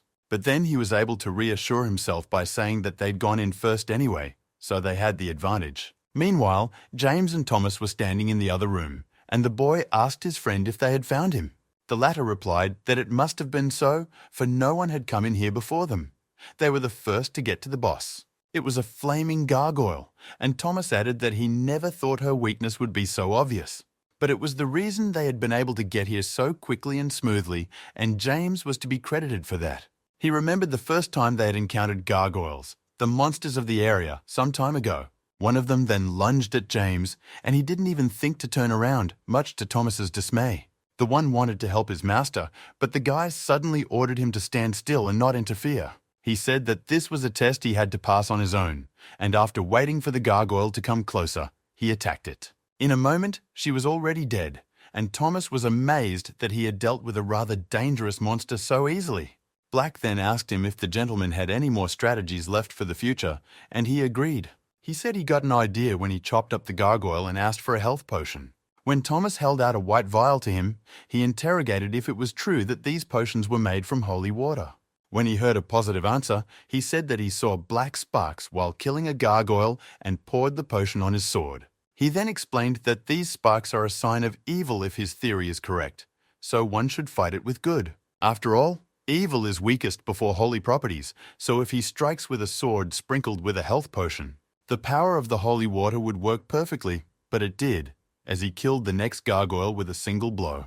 Now James said it came to him by accident, but Black knew he had learned it from his past life. Thomas, on the other hand, said that they went in last, and even though they weren't good at avoiding monsters, they were still going the best. Black was a little angry and frustrated because he wanted to see the gentleman in tears pounding his fist on the wall in frustration. But James replied that would never happen, and he also wondered how other teams were doing. For some reason, he felt like Maria of the Red Lotus was coping, as always, in her own silly ways. Her guard had just said he would go ahead because the structure and monsters of this dungeon were dangerous. But the girl replied that, in that case, it would all be pointless, for she must do it herself. She recognized that James Beck had gotten pretty strong, but she didn't want to go through the dungeon in some way because of that. Plus, she had to show him everything she'd practiced so hard by defeating her boss in front of his eyes. Every now and then the girl would stop and turn around, asking herself why he wasn't following them. When asked by the guard if she was really waiting for that guy, Maria answered sharply and negatively. She explained her actions by the fact that they could have been attacked from behind, and unexpectedly, so she was checking the road. But even the bodyguard didn't believe a word she said about it, and that made the girl even angrier. She saw that he was already openly mocking her, so she shouted that she was telling the truth, but it was all in vain. Meanwhile, Thomas and James looked at the flaming gargoyle boss, who sat still for the time being. Thomas noticed that this gargoyle wasn't even stone when they entered this room. This meant that she seemed to recognize them as enemies, and was determined to kick out or kill the unwanted guests. But James surprised Thomas again when he told him not to interfere, for he would kill her himself in a matter of minutes. Then Black warned him that flame gargoyles were different from regular gargoyles in that they could breathe fire. But the most important thing was their ability to learn. This meant that the same attack wouldn't work on them twice. So James had to finish her off immediately before she got used to the movements of his sword. The guy realized what he had to do. A second later, Rasadam's special aura Black Wind was activated. Seeing that a new enemy had come to her, the gargoyle also prepared to attack, but James didn't know her moves yet. He calmly looked the monster in the eye and prepared to strike first, wanting to end it all at once. He rushed forward, thinking up a plan of attack as he went, as well as a backup plan in case it didn't work the first time. The gargoyle also threw itself at him. It had powerful claws on its paws, allowing it to move quickly. James thrust his sword forward, preparing to pierce her neck. For some reason, he thought it would work the first time. But when he struck, using the sword nudging technique, the gargoyle rose sharply into the air. In addition to her claws, she also had powerful wings with which she could easily attack from the air.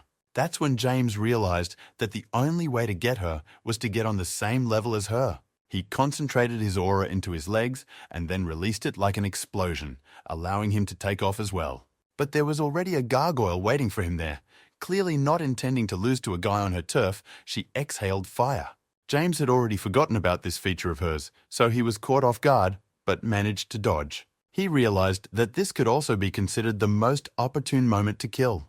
When she opened her mouth again, the guy used the sword by concentrating his aura in it, thus creating a larger blade area. The status window that he didn't see, but which always appeared, said that the sword was filled with the energy of elation and intelligence. He was going to use his new technique that he had gotten as a reward in his new sword path. This strike was called the Falling Flash of Thunder, and it was to be the first and last for the gargoyle. Gathering all his strength and concentrating it properly, James swung his blade. At this moment, a huge dark wave cut through the fiery bursts that the gargoyle was releasing. However, even she stopped doing that when she saw something scary and incomprehensible coming at her. This was exactly the effect James had expected. Being discouraged, the gargoyle didn't have time to do anything about it.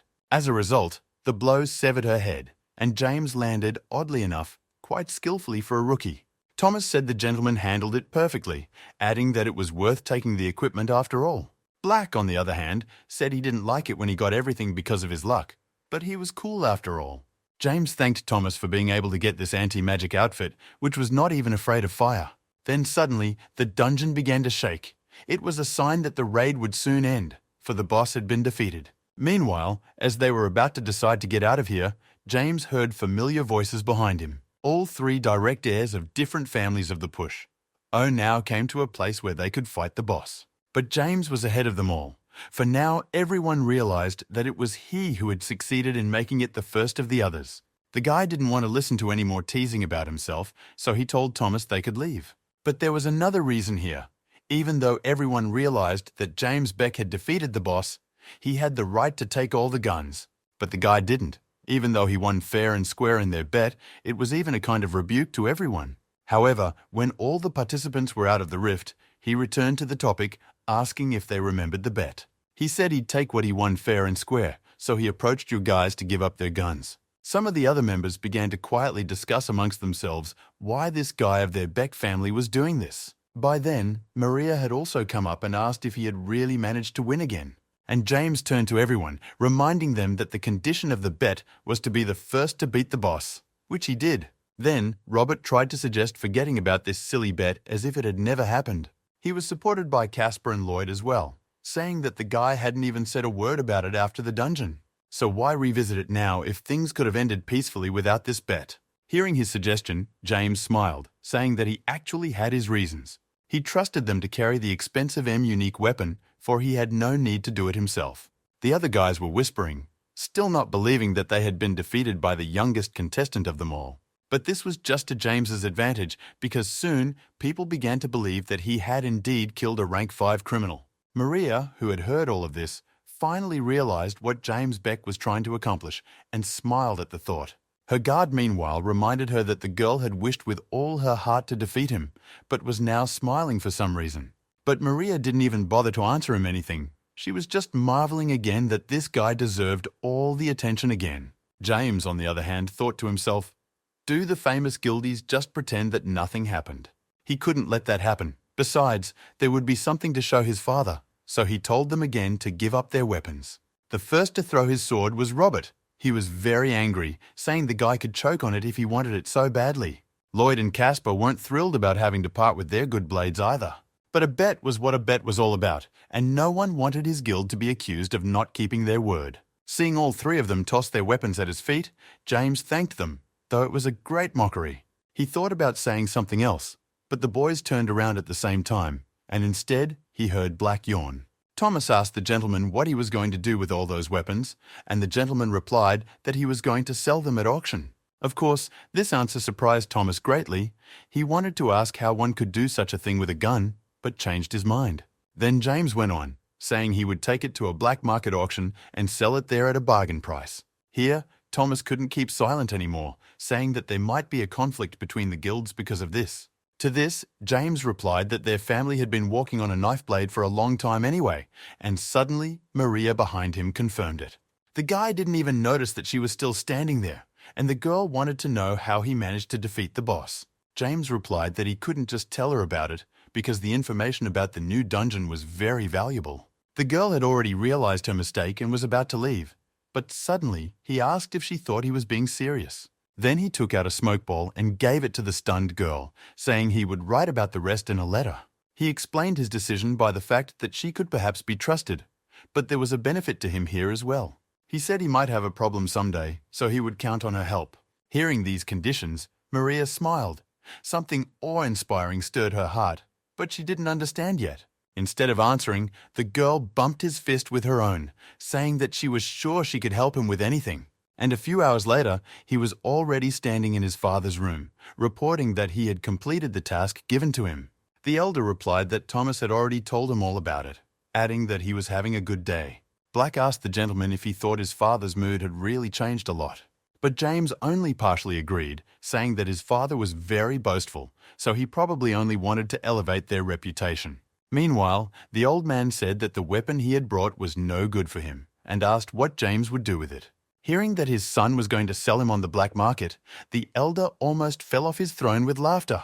But James said it's still a mild punishment for those who think they're above their family. He added that he would make them change their minds, and this caused the elder to laugh even more. He laughed to the whole room. He then praised his son, saying that he had done an excellent job, so he deserved the gift.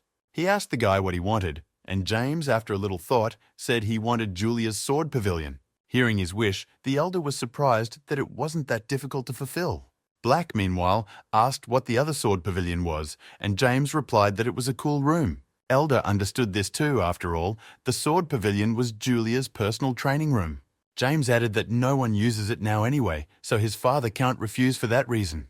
Black said he understood the importance of this pavilion, but there must be a reason why the gentleman chose it. Then James said that the Pavilion of Swords is proof that you are recognized as the direct heir to the Beck family. And to take it away means that you failed to protect your place. It is truly a huge shame for everyone in the family. After some deliberation, Father finally said that the 7th Sword Pavilion becomes his from now on. James bowed and thanked him, then bowed again and said he would meet his expectations. When he left, the elder thought it was quite interesting watching his son put a knife in his sister's back. He figured that at this rate, he could soon make a decision about his successor. When James came out of the hall, he saw a girl he hadn't seen in a very long time and was surprised to see her. It was Barbara, the other sister, who for some reason had come to see him in person. She said that he must be busy, for he's been hearing a lot of news about him lately. James had remembered to mention that he'd almost died because of someone at the aura manifestation ceremony, and his sister had gotten the hint. And then she suddenly apologized, saying that she now understood her guilt, for she saw that he had accomplished a great deal. She added that if he got even stronger, so would she, and someday they would destroy the demons. James misunderstood her words a little, and the girl hurriedly changed the subject quickly, saying she was spouting nonsense. She apologized for taking up his time and hurried away, while James stood still in shock. And then he said he accepts her apology, though he'll never forget the moment she almost killed him. Hearing this made the girl smile. She was glad the guy had forgiven her. This was the beginning of a good relationship. Lastly, she also called out to him, saying that she would like to give him something else as a token of her gratitude. The girl tossed some kind of necklace with a blue stone, saying it would help him during his training. James accepted her gift, though he wondered why the generosity, but Barbara had already left. It was even a little strange, because the girl had disappeared without a trace, and Black had picked up on that as well. But he didn't have time to think about it, because suddenly Thomas came running up to him, saying that he had visitors. He said that the gentleman had apparently helped them, and now they wanted to thank him properly. But when James looked at these men, he was greatly surprised, for Jack and his daughter were standing before him. However, at first glance, the guy didn't realize that this girl was his daughter, so he asked who she was. Then Jack introduced his only daughter to him, saying her name was Ara. The girl smiled awkwardly. James then replied that he was glad to see them and suggested they move to a more comfortable place first. When they were alone, Jack bowed to him, saying that they were insanely grateful to the master. He did this in front of his daughter, which embarrassed James even more, so he stopped him.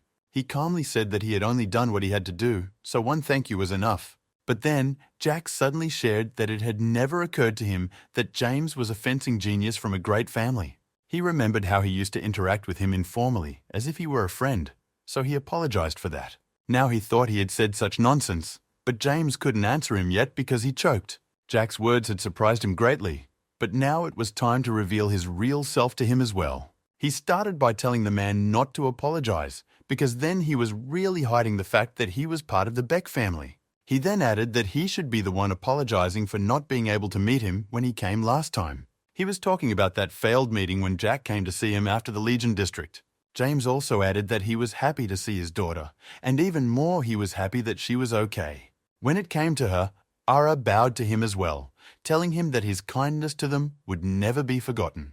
But James reiterated that he had only done what he had to do, so he shouldn't have thanked him so much. Then Jack said that they'd probably taken too much of his time already, so they'd be on their way. The whole time they were talking, Black was scrutinizing Ara, then suddenly told James to hold her back. He pointed his finger at the girl, saying that her physique was a battle-mysterious body. Black said he'd explain everything later if he didn't let her leave now, and James decided to obey him. He didn't give any orders to Thomas, so he walked up to her himself and grabbed her arm, which even made the girl scared. She turned around slowly, asking if the young gentleman wanted anything else, but James was confused.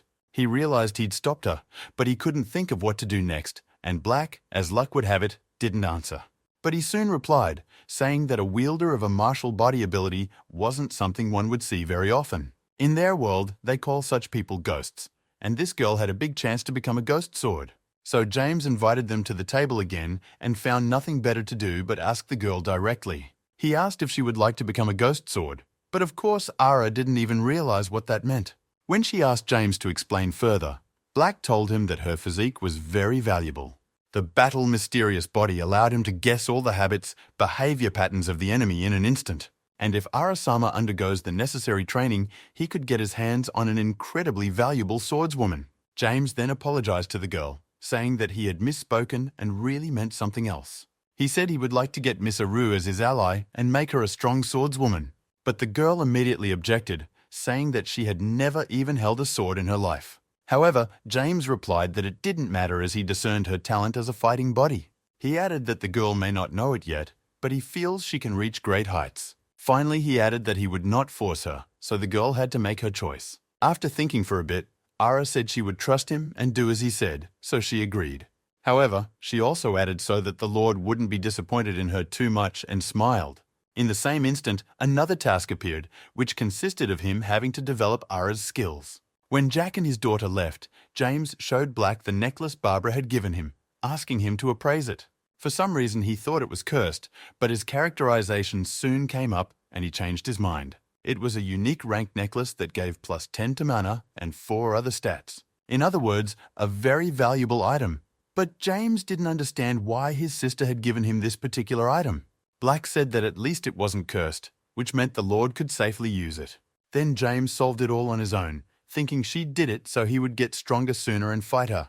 But Black said he doubted that version, asking if the gentleman had no other. But James replied that he didn't know much about his sister in particular, only that she hated demons. So he had no other ideas. She had given him this necklace to make him stronger, and he would do it. In the evening, Ara came to see him at the place he had appointed during their last meeting. It turned out to be the pavilion his father had already managed to hand him, and James said they would do the stretching first. Meanwhile, watching them from afar was Rose, who had come here of her own accord. The girl said that she heard that the owner of the 7th Sword Pavilion had changed, so she wanted to take a look at him. She then turned her attention to Ara, saying that she had also heard as if this girl was going to be made a swordswoman.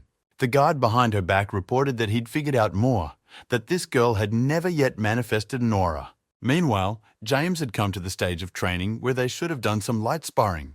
He told the girl this, and though she was unsure at first, she instantly adopted the newly learned stance. Seeing this, Rose involuntarily changed her mind about this girl, believing that she was not talentless at all. Ara's eyes looked like 2 fryers that were ready to sizzle anyone who got in her way.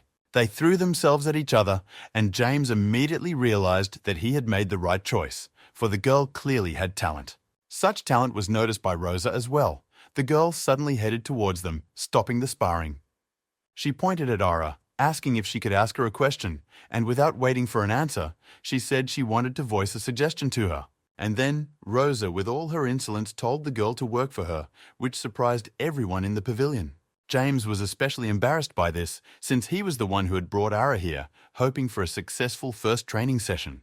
And Rosa continued, covering her mouth with her hand as if with laughter. She asked if she thought James could teach her. She, on the other hand, could provide the girl with everything from money and training in the coveted art of the sword to weapons and potions. The sister then turned to James, telling him not to even think about objecting because he couldn't beat her anyway. She added that a guy wouldn't have the guts to take responsibility for such a thing, but here, James couldn't stand it anymore. He said that Ara was a person, not a thing, and besides, outsiders were forbidden to just walk into other people's pavilions. He pointed at his sister, saying that he didn't allow people like her to come here, which surprised Rose. She grabbed her brother's arm, telling him that such behavior could drive him to his grave one day.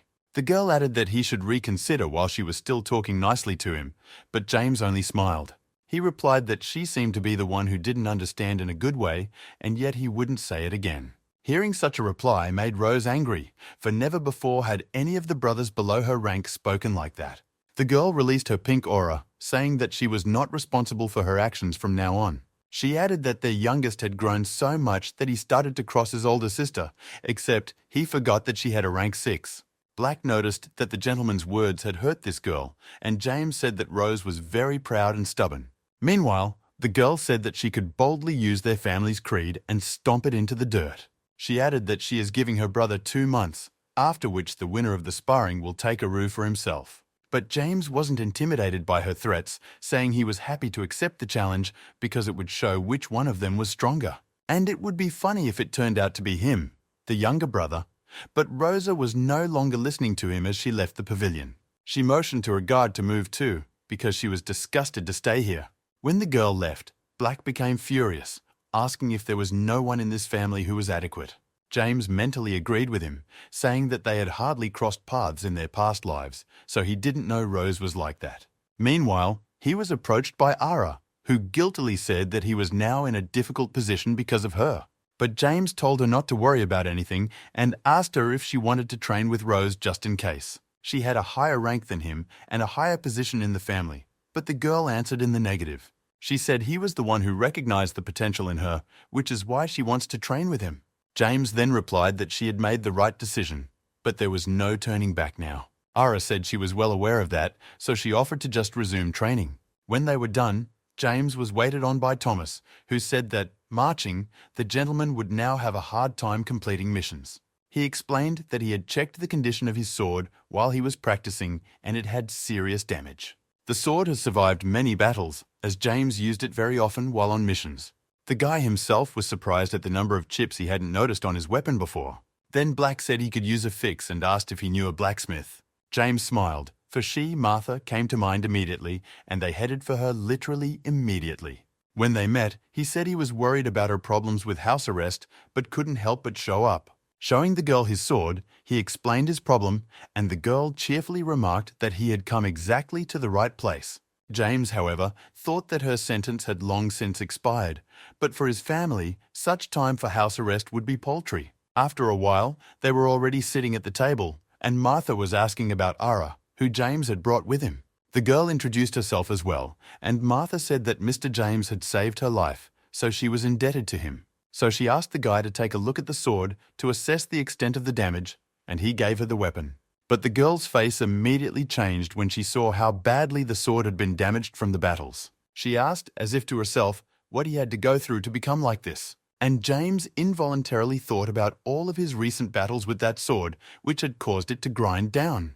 Then Martha said they would need to go to one place for repairs, and they would definitely get help there. To James's surprised look, she replied that the place was her grandfather's workshop, who was a blacksmith. He lived on Craftsman Island, so you had to make time to get there. They agreed to meet at the marina the next day, and then moved to the island together. Thomas said he didn't think they would go this far just to fix a sword, and Ara agreed with him. But James didn't seem to mind spending a couple extra hours here at all, since he'd never been to this island. Then he suddenly turned to Martha and asked how things were going with what she had been working on all this time. But the girl only sighed, saying that she was still lacking some very rare materials. James then remarked that she could always turn to him if she needed any help. Seeing that the girl was very excited, he explained that she had done a lot for him, so of course he would help her. Then Martha said she would call him because she had his phone number, and James agreed. Black, who had been watching their conversation, noticed that the gentleman did not react in any way to the girl's smile. But James explained that something was bothering him, because this island had been closed in his past life. It wasn't always like this, and it happened after a big incident that was quite unfortunate. After all, in just one night, all the artisans here were killed at the hands of an unknown swordsman. All he told Martha was that it was quite warm here, despite the current time of year. The girl agreed. It was indeed true, and she pointed with her hand somewhere in the distance, saying that her grandfather's forges were there. James, on the other hand, turned to Thomas, asking if the guy felt the same way he did. The one replied positively, saying that he could sense an aura of at least rank 5 and at most rank 6, so one had to be careful. In the meantime, they had come to a place where they were immediately met by some man, apparently a blacksmith. He greeted Mrs. Martha, saying that it had been so long since they had seen each other, and added that the teacher was now working. "Teacher," he called Martha's grandfather, as it later turned out, and the girl was a little surprised at what his student had said. Meanwhile, the man asked her who all these people were, and Martha introduced each one for him. On hearing of James, the man too, like all before him, bowed to him, saying he was very grateful to the gentleman. Noticing the guy's reaction, however, he noticed that he was indeed as humble as he had been told. The man then introduced himself, saying his name was Gilbert, and he would escort them further into the workshop. The first thing they saw, or rather heard, was the clatter of the sledgehammer used to make swords. A strong-looking man, clearly not middle-aged, was sitting at the machine, working hard at something. He didn't even pay attention to the people who looked in on him outside, and then Martha had to do it herself. The girl greeted him, and James thought this grandfather was none other than the famous blacksmith Gerald. Martha asked him how things were going, but he said it was bad, and this stuff would drive him to his coffin. This metal was also recognized by Blackstone, who pointed it out to James, saying they were incredibly lucky. A moment later, the boy felt his aura begin to manifest on its own, though he didn't activate it himself. This change was noticed by the others as well, asking why his aura was suddenly manifesting. It especially bothered Thomas. It wasn't until Black explained to him that it seemed to be the same kind of metal he was created from. It appeared that his aura reacted to the metal that bound them, but his thoughts were cut short by the old man. Gerald asked why the metal reacted to him, and James asked in response if the man could tell him where he found it. But the old man shook his head, saying it had been brought to him by Gilbert from somewhere on the front lines. This surprised Thomas greatly, explaining to an uncomprehending Ara that it was a very dangerous place. After all, there was an ebony tree and many monsters incomparable in strength to the ones here. Also, there was the eldest son of the Beck Divine Sword family, Mr. Joseph Beck. Blackstone wondered if this metal must have something to do with his world, but it wasn't clear yet. Then the old man turned to his granddaughter, asking what had brought her here, and Martha finally told him about James's sword. Grandpa walked over to the boy and held out his hand, wanting to look at the sword, and James felt a little uncomfortable. Gerald assessed the condition of the sword. He was silent for a few seconds, only humming something to himself under his breath.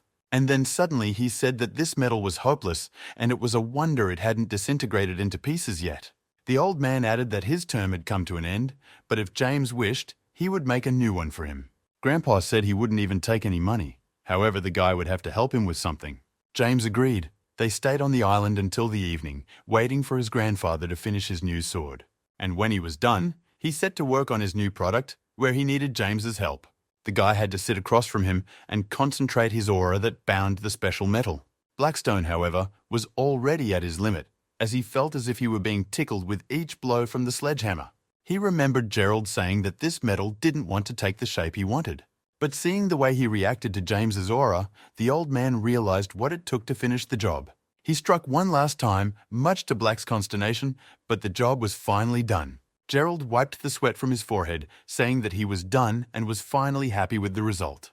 He said he agonized with it for months, as this metal was apparently really not from their world.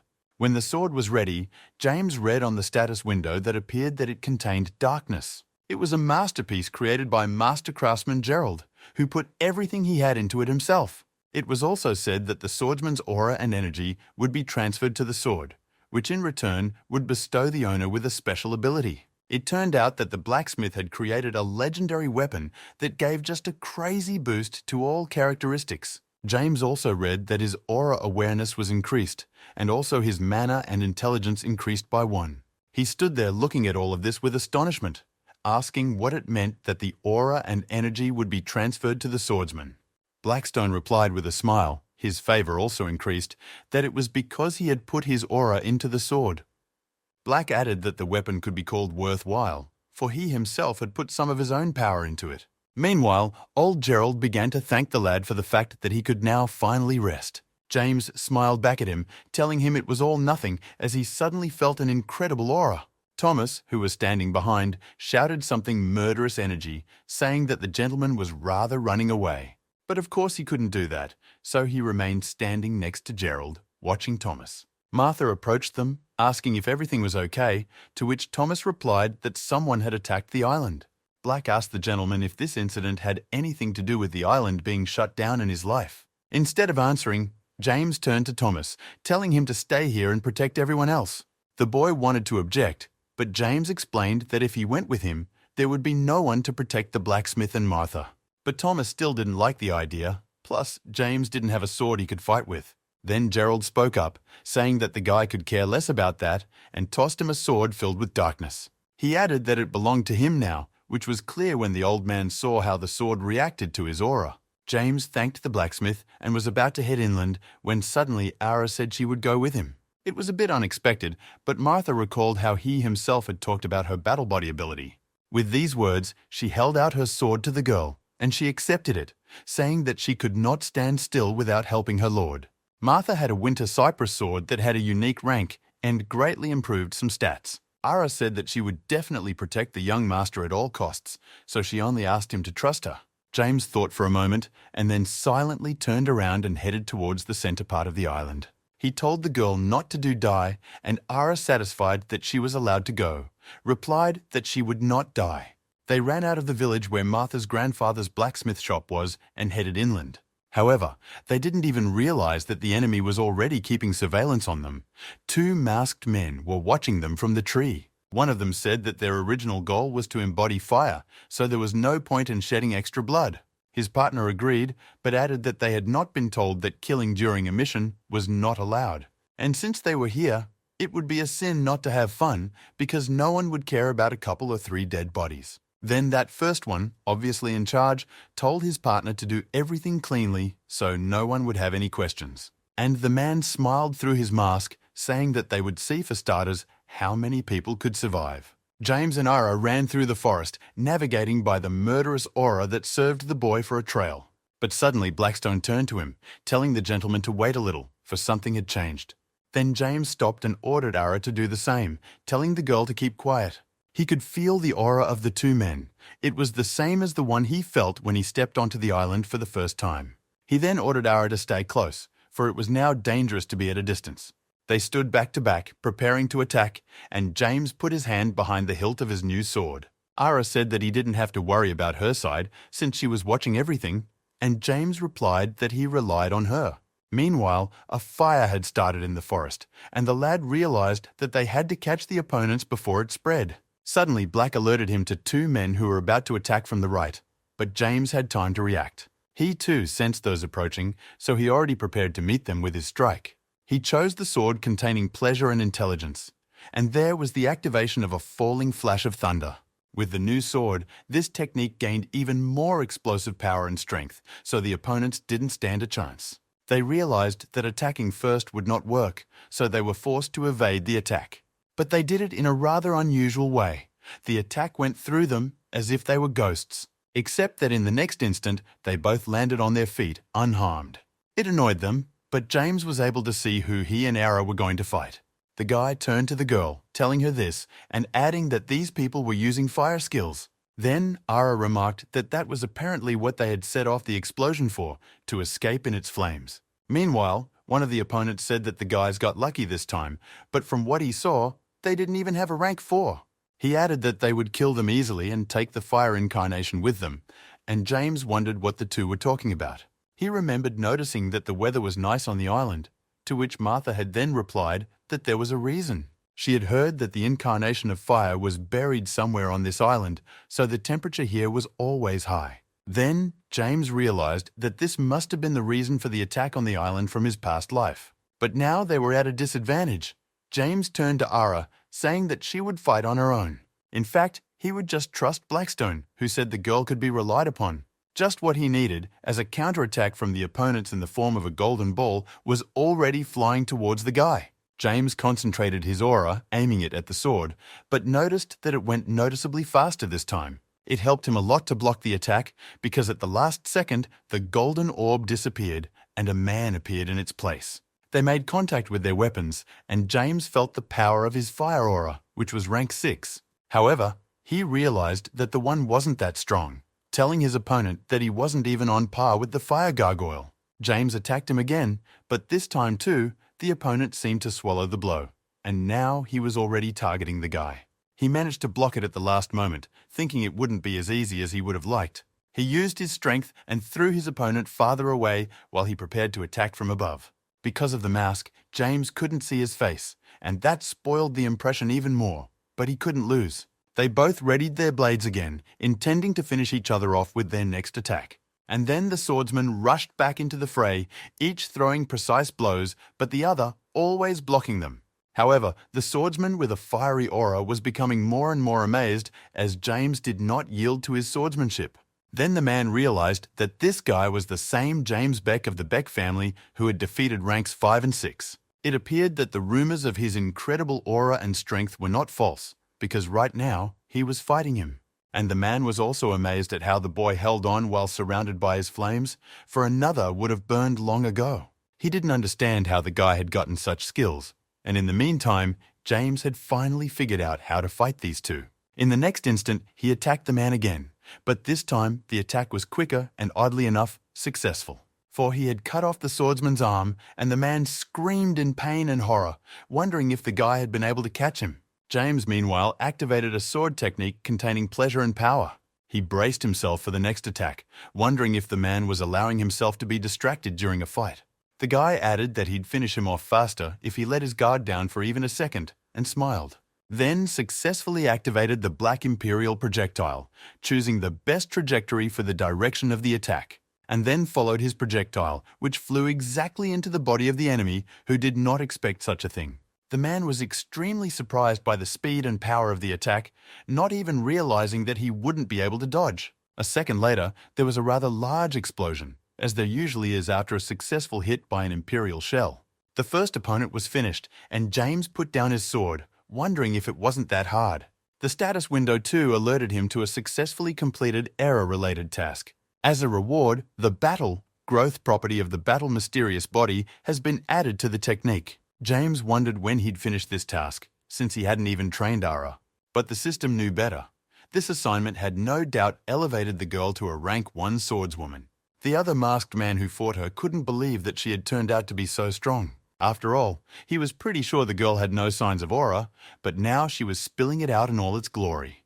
The man now realized that her sword arts were so well honed that he was no match for her.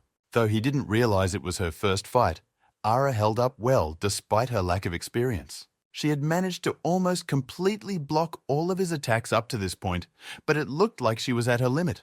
The man lunged at the girl, intending to finish her off this time, but Ara looked at him with different eyes already. The swordsman shouted that a lowlife like her could never overpower him, so it was useless to try. But the girl had incredible intelligence. She realized that the opponent would be behind her back. The man didn't realize it, so he approached her as quietly and quickly as possible, but immediately regretted it. He swung to strike, but was surprised to see her turn sharply and block. However, it even amused him. The swordsman said it still wouldn't be fun if he killed her like that right away. Having said that, he started attacking the girl from all sides. Sooner or later, she wouldn't be able to stand anyway. James could see that the situation was dangerous, but Black told the Lord not to interfere. He added that it would soon be over, and they would see the results of those few training sessions with Ara. Meanwhile, the girl slowly began to take over the initiative of the battle, and the swordsman marveled at her talent. He didn't understand why none of his attacks went through. He had the impression that she was predicting his blows in advance. Now this infuriated the man, and he screamed for the girl to not even think she was going to die painlessly. He lunged at her rather unexpectedly, but Ara had foreseen this as well, so she was able to dodge the blow in time. Moreover, she successfully counterattacked him because it wasn't difficult for a girl with a battle-mysterious body. She had no problem reading the assassin's sword art, given that he disappeared and reappeared easily. That was her specialty. The girl didn't delay any longer and delivered her decisive blow. The one had fallen unconscious not far from her, and James decided he could now approach the girl. When Ara realized that her opponent had been defeated, she sank to her knees from weakness, for she was unable to stand. James stared at her, marveling at the power of the mysterious fighting body she possessed. But next, he read in the status window that he was to be rewarded for completing the task of awakening Ara's body. The only thing was that he didn't get a simple reward, but the most unique one, which made Black angry again, because it was the same ability. He also got a battle mystery body, though as Black said, he wouldn't feel much difference. Meanwhile, Ara turned to him, telling him that she had kept her promise to protect him and the others. James looked at her with pride. He realized he had a talented girl with a kind soul on his team. So he walked up to her and suddenly hugged her, saying that she had done a good job in today's battle. After a while, they were already standing in some large building and looking at a statue of a golden phoenix. Gerald said it was the very embodiment of fire that the killers were after. He then asked if James knew why the island was called Craft Island. The reason was that the fire incarnation doesn't allow anyone but the master to touch itself. It chose him to be this man, but the old man decided to use his power in a different way and buried him on this island. He did this so that everyone could create good weapons with the fire energy that seeped into the ground. Then he added that he couldn't just end it like that, so he wanted to give James one more thing. Grandpa said that righteous people like him have a hard road, so he would craft a weapon for him. Gerald went on to say that he's always had a hard time reading people's emotions. But the difficult life of the guy he saw at first sight, James in turn replied that he would become a worthy swordsman. Grandpa then turned to Ara, saying that his friend had also helped a lot in this battle. And the girl, taking James's example, said embarrassedly that she had only done what she had to do. With that said, Gerald decided not to argue, so he said the fire was stopped so they could go. Lastly, he told James to bring some good alcohol with him when he thought of coming over. The guy replied to him that he would definitely honor the request, saying that they would definitely see each other soon. It was already night when he and his small team were about to leave, but suddenly he was called again. This time it was Mrs. Martha, who said she had something else to tell him. She gasped in a rush, but said James asked about what she was going to produce. After calming down a bit, the girl added that, honestly, these were clothes that could be worn into battles. It's called Black Beast Fur, a special garment that is created by combining materials with monster skin. James was very surprised to hear such a thing, so he said he had never heard of such a thing before. But Martha replied that it was not surprising, for it was only made by their grandfather, whom even their father could not repeat after. After all, this skin is as strong as steel, and in terms of defense, it surpasses even a rank 9 combat uniform. It also increases the mana and physical abilities of its wielder, and in terms of beauty, nothing compares to it. Upon hearing this, James agreed that it sounded like a dream garment, and Martha said it was. She added that it has been her dream to create this garment since the day her grandfather told her about it. She also finally figured out who she would do it for. Then, the girl took his hand and told him that they would see each other again soon. But James never seemed to get the girl's hint, asking Black who she wanted to make it for. In the meantime, Thomas came up to him, saying he had something to tell him before he sailed. He reported that he had found the spirit mage as the young master had requested, which was good news. James asked what his name was, and Thomas said he didn't know yet because he had asked his old friend to find him. And the man told him that he had found the best spiritual magician, so should have visited him before returning home. As a result, they stayed the night on the island, and in the morning they advanced to the city to pay the mage a visit. They walked into some building where they were met by a girl named Laura. She was the principal of the black market. Also, the girl had pointed out Thomas, saying she was his friend, and James was surprised that the man had such connections. However, the guy also introduced himself, saying he was glad to meet her. However, the girl reciprocated. James then thanked her for meeting them, as the principal must have been very busy. However, here he sensed something and motioned to the girl to remove all the guards that stood inside the room. He explained that he didn't want anyone to overhear their conversation, but Laura was shocked that he had seen everything. It amazed her that the guy had spotted the hidden guards using the invisibility effect in such a short time. Then, the girl decided to do as he asked and apologized, making the two men in the room visible. As they left, James noticed that the guards looked pretty capable. The black market had a lot of clout.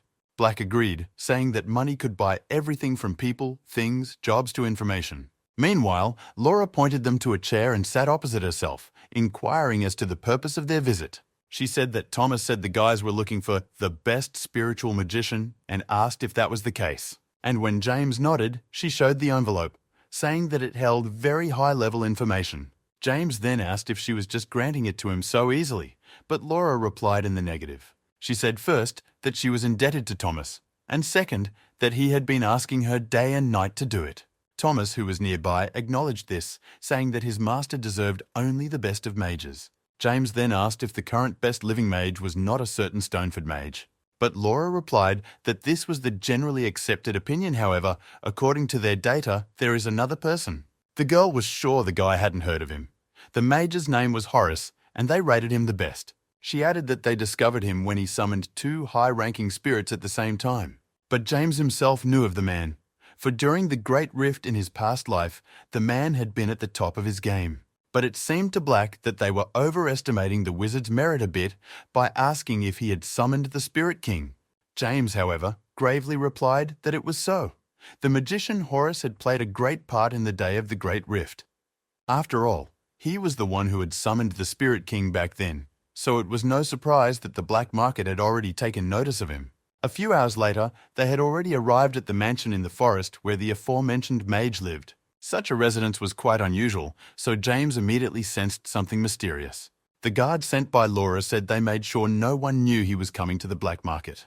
When he left, James turned to Thomas, saying he didn't know the man had black market friends. But the man only cleared his throat awkwardly, saying that she was only a trustworthy friend. After all, most of the information and items the Lord had asked him to get were found thanks to her. It was then that James realized that this girl knew about all of his purchases, but still didn't leak that information. So he told Thomas that he wouldn't believe everything she said, but he would think positively of the girl. And then he knocked on the doors of the mansion, telling them it was time for them to go, and a moment later, they were opened. The large doors did not open quickly and with a distinctive creak, but soon they heard someone's voice. A tall, sturdy, middle-aged man stood in front of them and asked who they were. The man had small eyes, so his gaze penetrated straight to the soul, making them uncomfortable. Black noticed that the man had an overwhelming aura, and James recognized the man as Horus, the best mage he could be. After all, he was an ability user who had summoned the Earth Spirit King to kill monsters. It was rumored that he had enough power to take down an entire region single-handedly. So strong he was, if you believed other people's stories. But for some reason, looking at him, James believed everything. He knew that the monsters he had killed in the dungeons were no match for the ones this mage had taken down. Even though he wasn't capable of summoning a Spirit King right now, he was still incredibly powerful. And then James suddenly bowed to him and introduced himself, saying that he had come to learn the ghostly art. Black and Thomas, who had been watching all of this, were surprised that he had done it so suddenly. But James knew that the mage Horus he remembered always recognized lies easily. So he did it deliberately, for speaking directly was the best way in this situation. The man began by asking how the lad had found him, for that surprised him even more than the ghostly art. Then, James again held nothing back, saying that he had asked the black market to find a better mage. Horus replied that it was now clear to him why he felt he had been watched lately. Hearing this, James apologized, saying it was probably because of him. But the man stopped the guy. He thought it was rather unexpected himself, but it looked like the guy wasn't lying.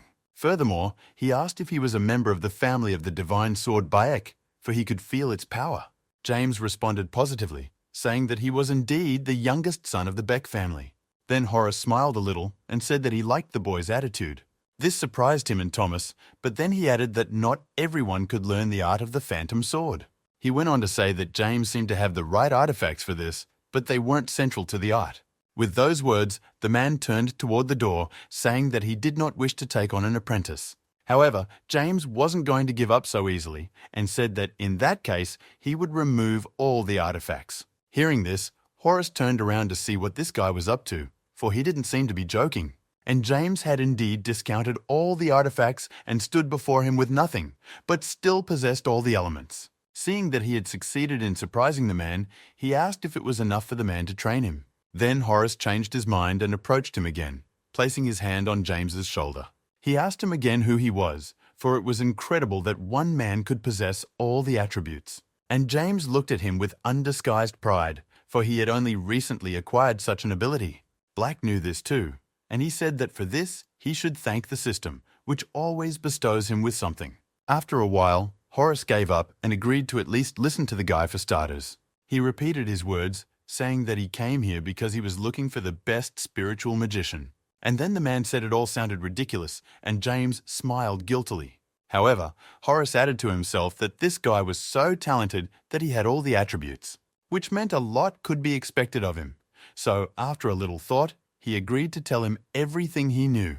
Hearing this, James thanked him, calling him teacher, and Horus told the lad to take it slow.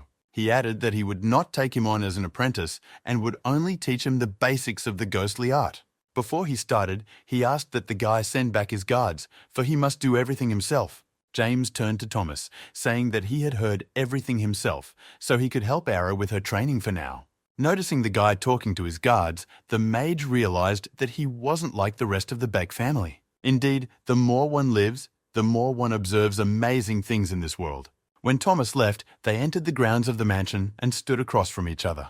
The magician began by asking if James had thought about training all the attributes, and he answered in the affirmative. Then the old man said it would take a long time, so it wouldn't be easy, but James only smiled. He replied that, as an old friend of his had said, he had great steadfastness of spirit. Hearing this, Horus smiled at him too, saying that his determination was worth praise, so he would show him the basics. Holding out his hand, he displayed small particles that appeared out of nowhere. The old man said that it was a simple energy from the spirit world, and his first training would be to fuse it. James then asked in surprise to show him how it was done, but Horus replied that everyone had their own method. So this will also be part of his training. He has to find his own way to accomplish the task. Assuming his susceptibility is 20, he has a 90% chance of being able to summon a small spirit. And to train that susceptibility, you had to go through a fair amount of training. As James realized, it all depended on luck, but he was willing to train hard to be able to perform the summons. At least he thought so. And meanwhile, the old man asked if he had explained everything clearly. To this, James just smiled and responded positively, thinking that he was bound to do well. But Black didn't seem to understand anything. He wasn't happy that the Lord would train to summon random spirits. From that day on, a new phase of training began in his life, which was later reported to the elder. Thomas, who stood before him, kneeling down, replied that he didn't know what kind of training was involved. This time, however, he lied, because he decided that he should not be told everything that concerned his master. Except that the elder suddenly said that it looked like the kid had decided to take his youngest son's side. Hearing this, Thomas was incredibly surprised, for he didn't think his father could recognize lies so well. But his father told him not to worry and to continue to stay close to James. After all, if he couldn't win over at least one bodyguard to his side, then there was something wrong with him. 3 days later, he finally managed to fuse simple energy from the spirit world. However, it was coming out very ridiculous and not at all like the old mage's old man, so the guy was getting a little frustrated. James realized that he was missing something, but he didn't yet understand what it was. Meanwhile, Black was enjoying the fact that the heavens had finally decided not to help him during training. But James solved this problem in his own way by opening a status window with his characteristics. He realized that since he lacked understanding, then he needed to improve it with wisdom. That was his strategy, to put all the points he had accumulated into wisdom to figure out how to move forward. A moment later, the status window reported a successful improvement in wisdom to 49, and James marveled at the result. Contrary to expectations, it was an easy way, and since his thinking and understanding had been expanded, he figured it out quickly. James took the sword, and when Black asked why he needed it, he replied that the old man had given him a clue back in the beginning. After all, he said that the mage had told him to find a familiar way to handle the task. Therefore, he would now try to fuse spiritual energy with his sword. He said he would use his susceptibility and sword to streamline it. With those words, he activated the Rasadam Aura Level 2 Black Wind feature. Somehow, James was sure that this time a new method would bring him success, so he concentrated. All he needed to do was to put the aura and attribute into the sword, and then like cutting wood or stone. It will cut the spiritual energy. The guy set to work, performing quick movements with his sword. It felt like he was fighting an invisible opponent, but that wasn't really the case. After all, each cut he made drove the energy closer to the other particles, thus connecting. James was already a little tired, but determinedly continued to make the cuts, believing it would work. And now, when he was about to give up on this method, Black noticed that the gentleman seemed to be getting the hang of it. It was what was needed, because when you know you're on the right track, there's extra strength. This was the case for James, and soon a new status window appeared, stating that he had discovered a new sword path. The first door of the 10,000 swords, the Sword of Delight, opened first, followed by the 5th, the Sword of Justice, and the 6th, the Sword of Void. A sword piercing the sun was also created, which contained rapture, justice, and emptiness. Black said he earned it by training his aura, sword arts, and spiritual energy at the same time. He added that the Sword of Justice was an attribute that allowed him to pierce his target without error. James then asked if it was true that the Void Sword had no meaning. The answer was yes. However, Black added that it can always be filled with another meaning, and perhaps it will still prove itself. After all, when the Lord summons the Spirit, he will be able to use the path of the sword that contains all 4 attributes. James listened to him with undisguised delight, so Black brought him down to earth. He yelled that it would only happen if he tried really hard, so don't let him count on the system. A friend explained that he just didn't like it when he received awards not for effort. Suddenly, an old man magician appeared out of nowhere and said he didn't think the guy would find his way so quickly. He praised him and pointed somewhere, saying that this was the spiritual energy he had just created. The old man added that he expected his resistance to fire to be high, but it turned out to be the opposite. James was in amazing harmony with him, allowing for a lot of future draft success. So after a few hours, the mage said that it was time for him to try to summon a spirit. In these few hours, James managed to unite the remaining attributes behind the same principle using his sword. But he replied that he had succeeded thanks to the old mage's instruction, something he was secretly proud of. Horace then pointed to the place he was to become, saying that there was a 91% chance of summoning a lower-class spirit. Then, after thinking about it for a bit, he decided to tell him one more thing so the guy wouldn't be disappointed. He told him to remember that if he summoned a weak spirit and then said he didn't like him, that is the possibility that the Spirit King will hate him and he will never be able to make a contract with a spirit. James said he would remember that, and then the old man commanded the lad to start the draft. James stood in the spot indicated to him, put his hands up the way Horace had done before and concentrated. He combined the energy of all 4 attributes in one place, on a special altar where the spirit was to appear. The guy didn't even look away when he heard something appear in the right place, continuing to concentrate. And then Horace reported that he had summoned the water spirit Nyx and the earth spirit, the earth turtle. Both spirits were low level but looked quite cute. Black was pouring with laughter for some reason. When asked by James why he was laughing, Black replied that he had finally seen the Lord's true power. After all, that one had summoned 2 low-level spirits, which meant his luck had finally run out. But James replied that it didn't matter to him. He thanked the spirits for showing up, and then he said he wanted to make a contract with them and reached out his hand to the turtle's nose. Horace suggested that she was now sharing her aura with him, and the guy should do the same. He added that he should summon a wind spirit as well, for that one would be useful to him, and James obeyed. This time, the summoning effect lasted longer than the previous one, and the spirit was not of low rank either. The summoning site was flooded with bright light, and soon they saw a rather large beast appear on it. It looked like a wolf, and was white-green in color with bright green eyes and the same aura. Horace was surprised along with James, for he had just summoned a mid-level spirit. The old man thought that although not immediately, the boy had succeeded, which meant that he was very talented. Meanwhile, James held out his hand to his new spirit, letting him sniff it like a dog. And then he released some of his aura, and the wolf did the same, making a contract with the guy. James also remembered to give Black a tease, thanking him for when he starts talking. Amazing things always happen to him. Then Horace went up to him and said that the last spirit was left. He added that James in particular had developed fire attribute energy, so it was quite interesting. James didn't know what kind of spirit he would be able to summon this time, but he obediently complied. He did the same as before, but no one ever showed up at the summoning site, which was odd. James looked at the mage with a surprised look, and he thought for a moment, then answered. He said he didn't know the reason, but it seemed that James had been rejected, because sometimes that happened.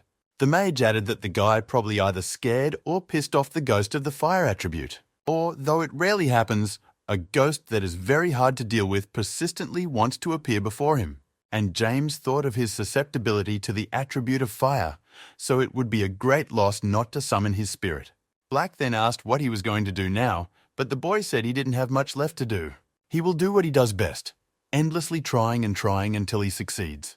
The sun was already setting, and he still kept trying to fulfill the call, but so far also without success. Sweat broke out on his face, but James didn't stop trying. This was his 7th attempt. Horace, who had been with him the whole time, told the lad not to overdo it.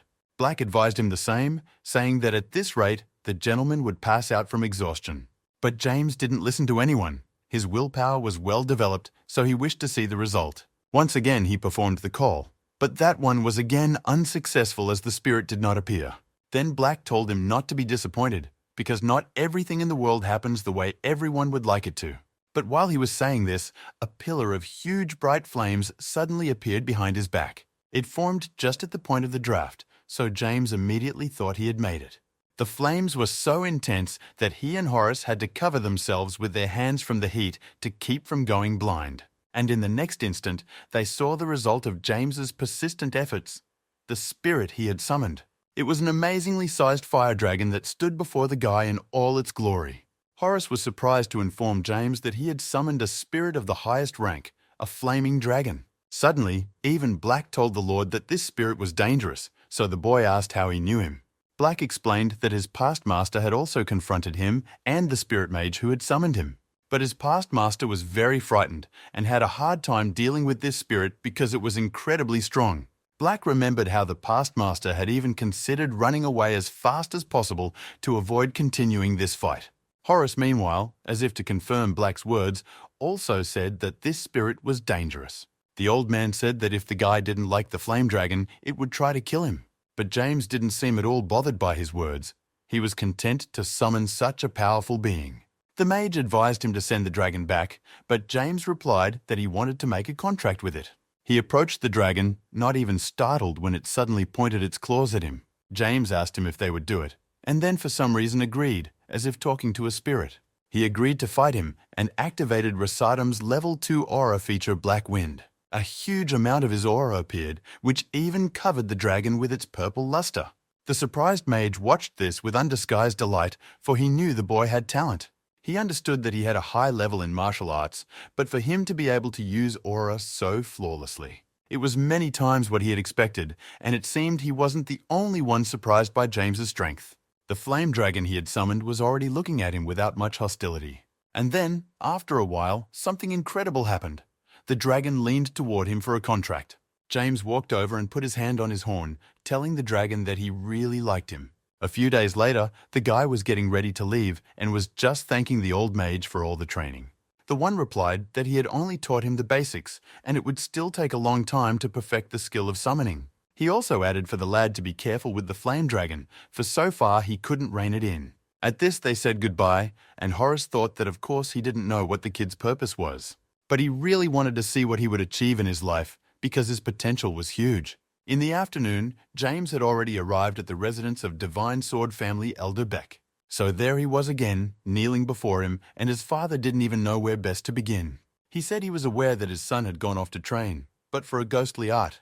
It was unexpected, so he demanded an explanation. But James had seen this coming. Black noticed that the elder was very angry, but the boy replied that he guessed he would be. So he had thought of the answer beforehand, for his father had called him here horribly knowing what he had been practicing. Black thought that this old man was as crazy as everyone in this family, for he was very angry. The elder really did have a murderous energy now, targeting his own child. Then James finally said that he'd been practicing the ghost art for the sake of the sword. That answer worked. He added that he would show him the success he had achieved right here and now if his father didn't believe him. Not that the old man didn't believe his son, but still he agreed to watch his progress while maintaining a cold stare. He then gave him permission to draw his sword, and James did so in a most unusual way. He used the energy of the fire attribute, so it turned out that his sword was fiery as if it had just come from the forge. And then he demonstrated what he had learned in the meantime by performing a black imperial projectile technique. This time, however, it came out light because of the fire, and he also had to narrow in on his target to avoid hitting his father. After this small demonstration, James hid his sword, saying that he hoped it was enough, and the old man asked him if the guy was so eager to make his sword an attribute that he even went for such a thing. James agreed, saying what he had said before. He did not wish to follow the same path as others, so he would find his own way. He added that this was his way of rising to the top of the Beck Divine Sword family, and his father was surprised. He was unaccustomed to hearing such a thing from his child's mouth, so he laughed like a child again. Then he wondered if the guy really went out of his way to become the strongest anyone here. James realized then that his answer was overflowing with arrogance, and it probably didn't please his father. But the elder didn't say a word after that, nodding one last time that James could go and he would call him. As the lad left, the old man thought he was increasingly exceeding his expectations, and that was very gratifying. The elder knew that the time would soon come when he would point out his heir, and it looked like it would be very soon. And Black continued to berate him, calling him a psychopath because he aimed his sword at his father. James was a little even with his accusations, for such a response was quite risky. However, he knew he would definitely reach the top someday, so he wanted his father to see it too. Black only breathed a sigh of relief at that, saying that he was glad everything had ended well. James then headed to the sword pavilion to get some practice and clear his head of thoughts. The status window stated that he had fully completed the sword path-based study and had won the title. As a consequence of the effect of this title, all of his characteristics were increased by 1, and this effect was reapplied. James thought he was lucky again, because now it appeared that each of his characteristics had increased by 2. And then, as a reward, he was to choose one of the higher sword paths, of which there were 5 in total. Flow, Change, Illusion, Flight and Cut. James had to choose between these paths. He thought for a moment before choosing the card he wanted, because he actually wanted to choose all of them.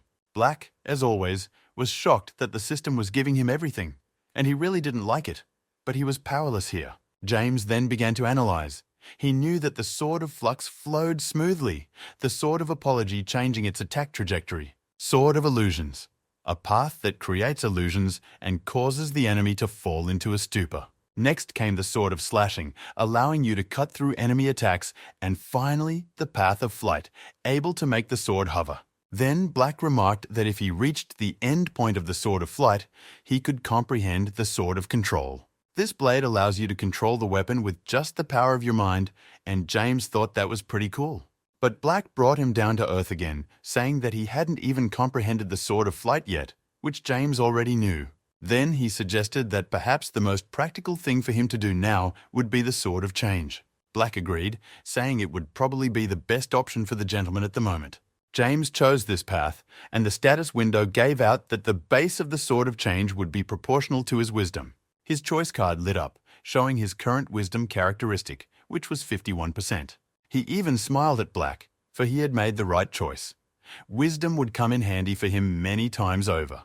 Black smiled back at him, adding that his wisdom would be important in the future. Soon, James was on his way to the exit of the pavilion, saying that now was a good time to try everything out. After all, he needed a place where he could train the Sword of Change to apply it in a duel. And then suddenly one such place came to his mind. James smugly thought it would be fun. It turned out that he had come to the small training ground of the Beck Divine Sword family. Almost all the swordsmen of the family trained here, practicing their skills in sparring. The small training area was now the location of Julia's squad, which had been kicked out of Pavilion 7. So it was no surprise that when James set foot on her property, everyone present immediately hated him.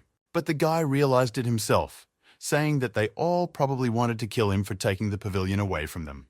Black noticed that the gentleman was pushing hard for a fight, so he asked if he was sure everything was going to be okay. But James answered him not to worry, for that was his plan. He approached the swordsman. One of them said that if the young gentleman had come to mock them, let him act. He added that he was the reason they were having a hard time, and James said he was here to offer them something.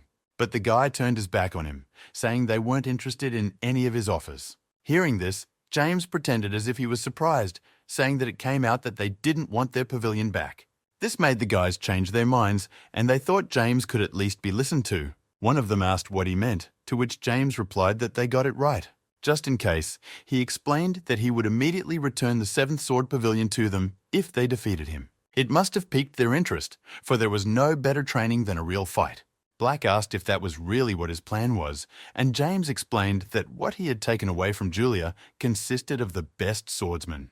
They were the sword masters of change in the Beck family, and surely these guys wouldn't be able to reject his offer. Then, one of those who first spoke to him asked if he was serious about going for it. James responded positively, saying that if they didn't believe him, he would swear on the name of their family's sacred sword. Hearing that he wasn't joking, the guys began a brief negotiation with each other, consulting on how to proceed. Black noticed that they already thought they were going to defeat him, and James laughed quietly, saying that's what they must think. After a while, the headman said they were accepting his bet and asked how the match was going to go. James replied that it would be good to determine the outcome quickly, so it's also a one-on-one fight with the best of their squad. He added that they would have a fair sword competition with no tricks, so the choice was theirs. The guy who was considered their main man was wary, for James only wanted to fight with swords. He didn't know where James got his swagger from, but he was no match for him in sword wielding. So he introduced himself, saying that his name was Dyson and he would be the one to fight the young master. He added that he was captain of Julia's sword squad, but James only reminded him that there were no indulgences in duels. I mean, the guy had to try not just to take him down to the ground, but to completely destroy him. This shocked Dyson a little. However, he replied that he would do as he told him. Black, on the other hand, said he could clearly feel his anger now, but James replied that that was what he wanted. After all, you can learn a lot from a man who puts his whole soul into the offense. The guys were given special swords for fencing during the duel and told to get ready. Both opponents stared tensely into each other's eyes, waiting for the command, and then it followed. Dyson said before the fight that he wouldn't hold back, so he would start first and ran at James. Toth took a defensive stance, preparing to repel his every attack, whatever it turned out to be. Literally from the first attack, it was clear why this squad was staged with their sword arts. Dyson skillfully used the path of the Sword of Change, so each of his strikes was difficult to anticipate. James fought back as best he could, but so far the initiative wasn't on his side, and he realized it. Suddenly, Dyson made an exchange maneuver, and he almost managed to hit James, but he managed to bounce away. However, the enemy had already hovered over him in the air, intending to attack from above, which was quite clever. James realized, to his surprise, that he didn't have time to block this attack, so he did. Dyson led the attack, aiming for his hand that he was holding the sword with, and James could barely hold the weapon. The guy saw that he was specifically losing, but so far his opponent hadn't even been able to fell him, so there was still a chance. But Dyson was also thinking the same thing. He figured he had a chance to win now, for the Lord was hardly defending himself. Black said that the gentleman should be more careful or he might even lose to this guy. However, James told Black not to worry, for he was already slowly getting accustomed. With those words, he activated his super concentration and a plan had already matured in his mind. Dyson didn't notice it, so he continued to attack, but soon it became clear to him that James had changed. He was now easily blocking his every attack, preventing him from touching himself, and he was doing it very quickly. Dyson marveled at this change in him, trying to figure out what had caused it, since a moment ago he was losing to him. And James continued to block all his blows, preparing for the counterattack that was to be decisive. Here he blocked another blow and his expression changed again. This time he was serious. A violet glint of his aura flashed in his eyes. This was the activation of his martial, mysterious body. He could see it now, the trajectory of the sword, and the way his opponent was using it. He could see it even with his eyes closed. Black, who had been observing the gentleman, said that the system had indeed gifted him with unique abilities. After all, by supplying him with rewards, she created a crazy monster that always came out a winner. After a few seconds, Dyson lowered his sword, leaning on it. He was tired and could barely stay on his feet. His whole body was covered in sweat, and the guy was breathing heavily, not realizing what had just happened. James, meanwhile, asked if that was all he was capable of, since the man had said he was a captain. In that case, there was only one thing left to do. End it there, and he prepared for a decisive attack. In the blink of an eye, James was beside him and swung at the guy who didn't even raise his sword to defend himself.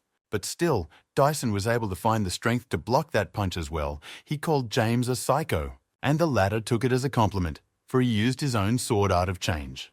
The other swordsmen in Julia's squad were also surprised that the young lord was capable of this as well. Dyson thought it couldn't be, for this art required long practice and training. He screamed in frustration that James couldn't fake the sword art he'd been trained in all his life.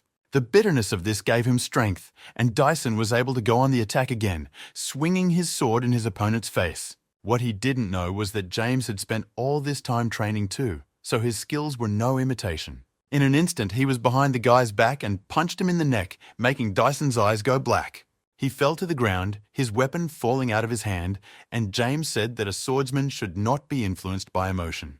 Black said it wasn't something he should say, but James replied that he had won, so he was allowed. He saw that thanks to Dyson, his understanding of the sword of change had improved a lot. All the fun was interrupted by the voice of a girl who suddenly appeared from somewhere and approached them. Julia asked him what he was doing here. She was dressed in what looked like a tracksuit, so probably working out. Seeing her, James was surprised and asked if the girl's punishment had expired so quickly, but Julia didn't answer. She ignored his teasing, pointing at Dyson and asking what had happened here.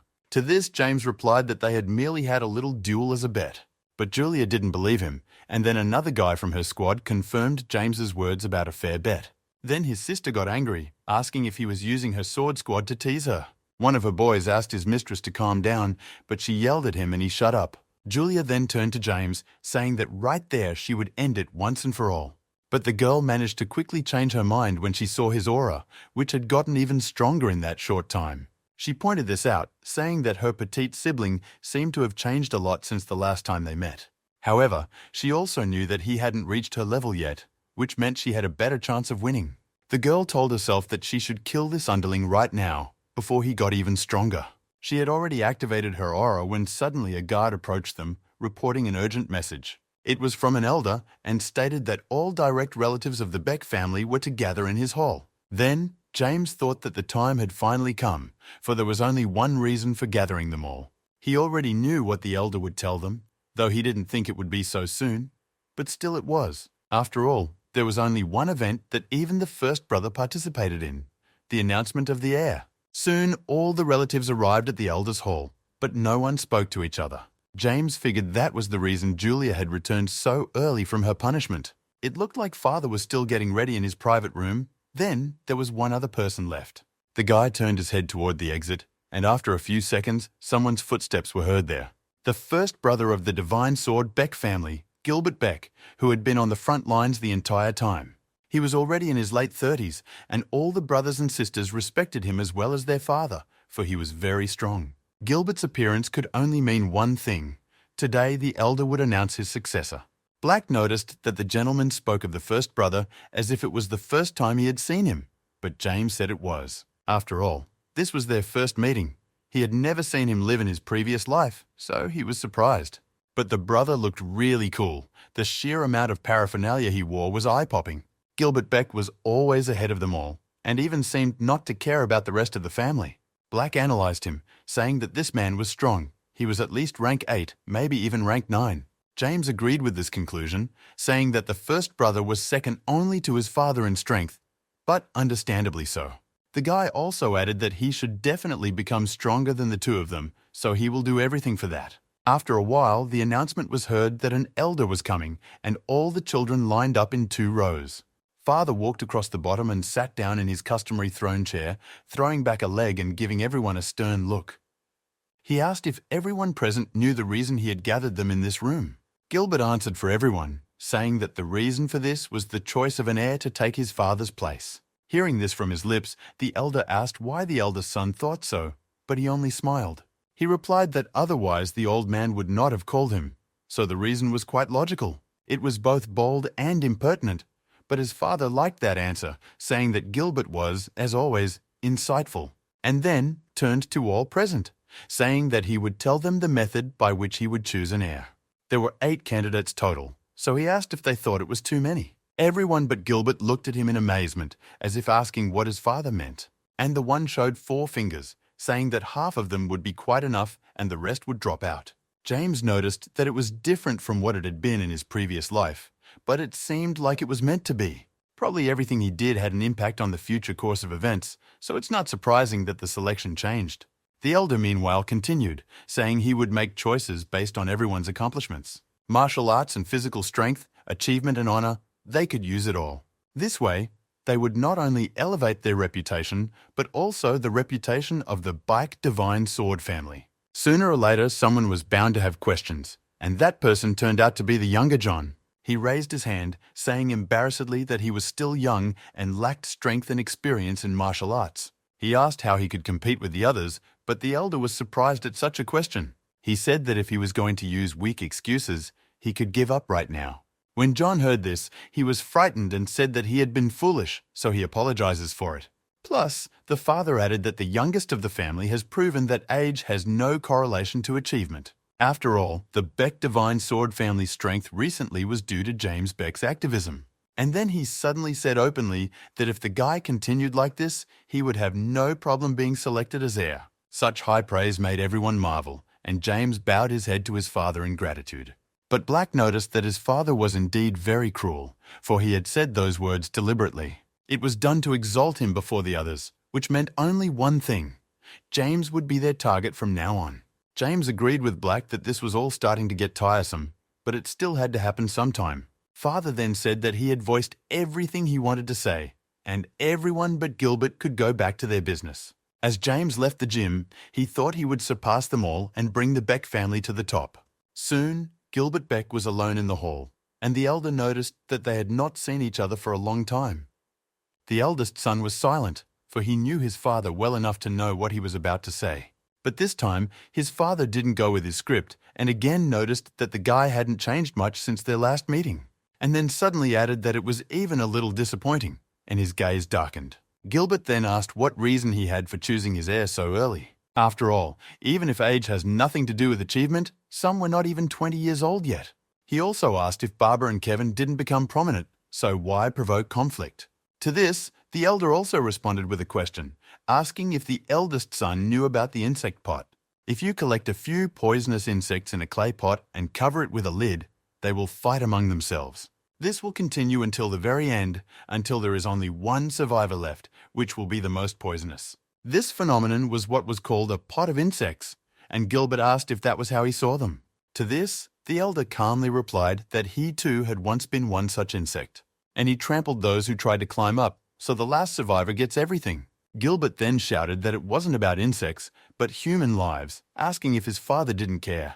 He said that someone might also die, but the old man suddenly shouted, saying that the eldest son was a chump. The elder added that people who are weak enough to not draw this competition deserve to die. And at the end, he said that because Gilbert never got rid of his compassion, he couldn't cross the martial arts wall. Hearing this, the first brother turned around to leave, throwing in a final nod that he would take the path of his own choosing. Then the elder replied that he expected that the son would not be interested in becoming heir. When Gilbert was within a chance of the door, he asked him if his eldest son was definitely going to leave the family. The man paused for a few seconds and then replied that he was indeed going to do that. However, he seemed to have one piece of unfinished business, for here was a person of interest to him. James was lying on the floor of the training area of his pavilion, and Black decided to ask him something. He asked if the gentleman really wasn't going to do anything, but the guy pretended not to understand. Then, Black reminded him that it had been a week since the competition between the heirs had been announced, and he wondered why the guy had such an indifferent attitude about it, since everyone was already working hard. But James replied that while his siblings were sorting out the assignment and the various missions, he could ponder in peace. However, Black stated that he was just slacking off, and James didn't deny it either. He added that he feels unaccustomed to looking at flowers and stars lately. The guy didn't know how to describe it, but it felt like he was about to have a great idea. Black changed his attitude toward the Lord then, wondering if he had reached a new level. He then told James that he may have reached the level of incarnation, and that was impressive. After all, martial artists who have reached this level are able to create skills from what they have seen and felt. But when James asked if it wasn't wonderful, Black replied in the negative. He could no longer tell what the gentleman had developed better, luck or ability. And James replied that anyway, he could figure something out if he thought about it some more. However, his thoughts were interrupted by Austin, who suddenly appeared with an assignment from the administrative department. This assignment involved a divine sword, and James thought he had finally figured out what to do next. However, as he read the terms of the assignment, he frowned more and more, and Black asked what it consisted of. But all James thought was that there might be a conflict with a very large guild soon.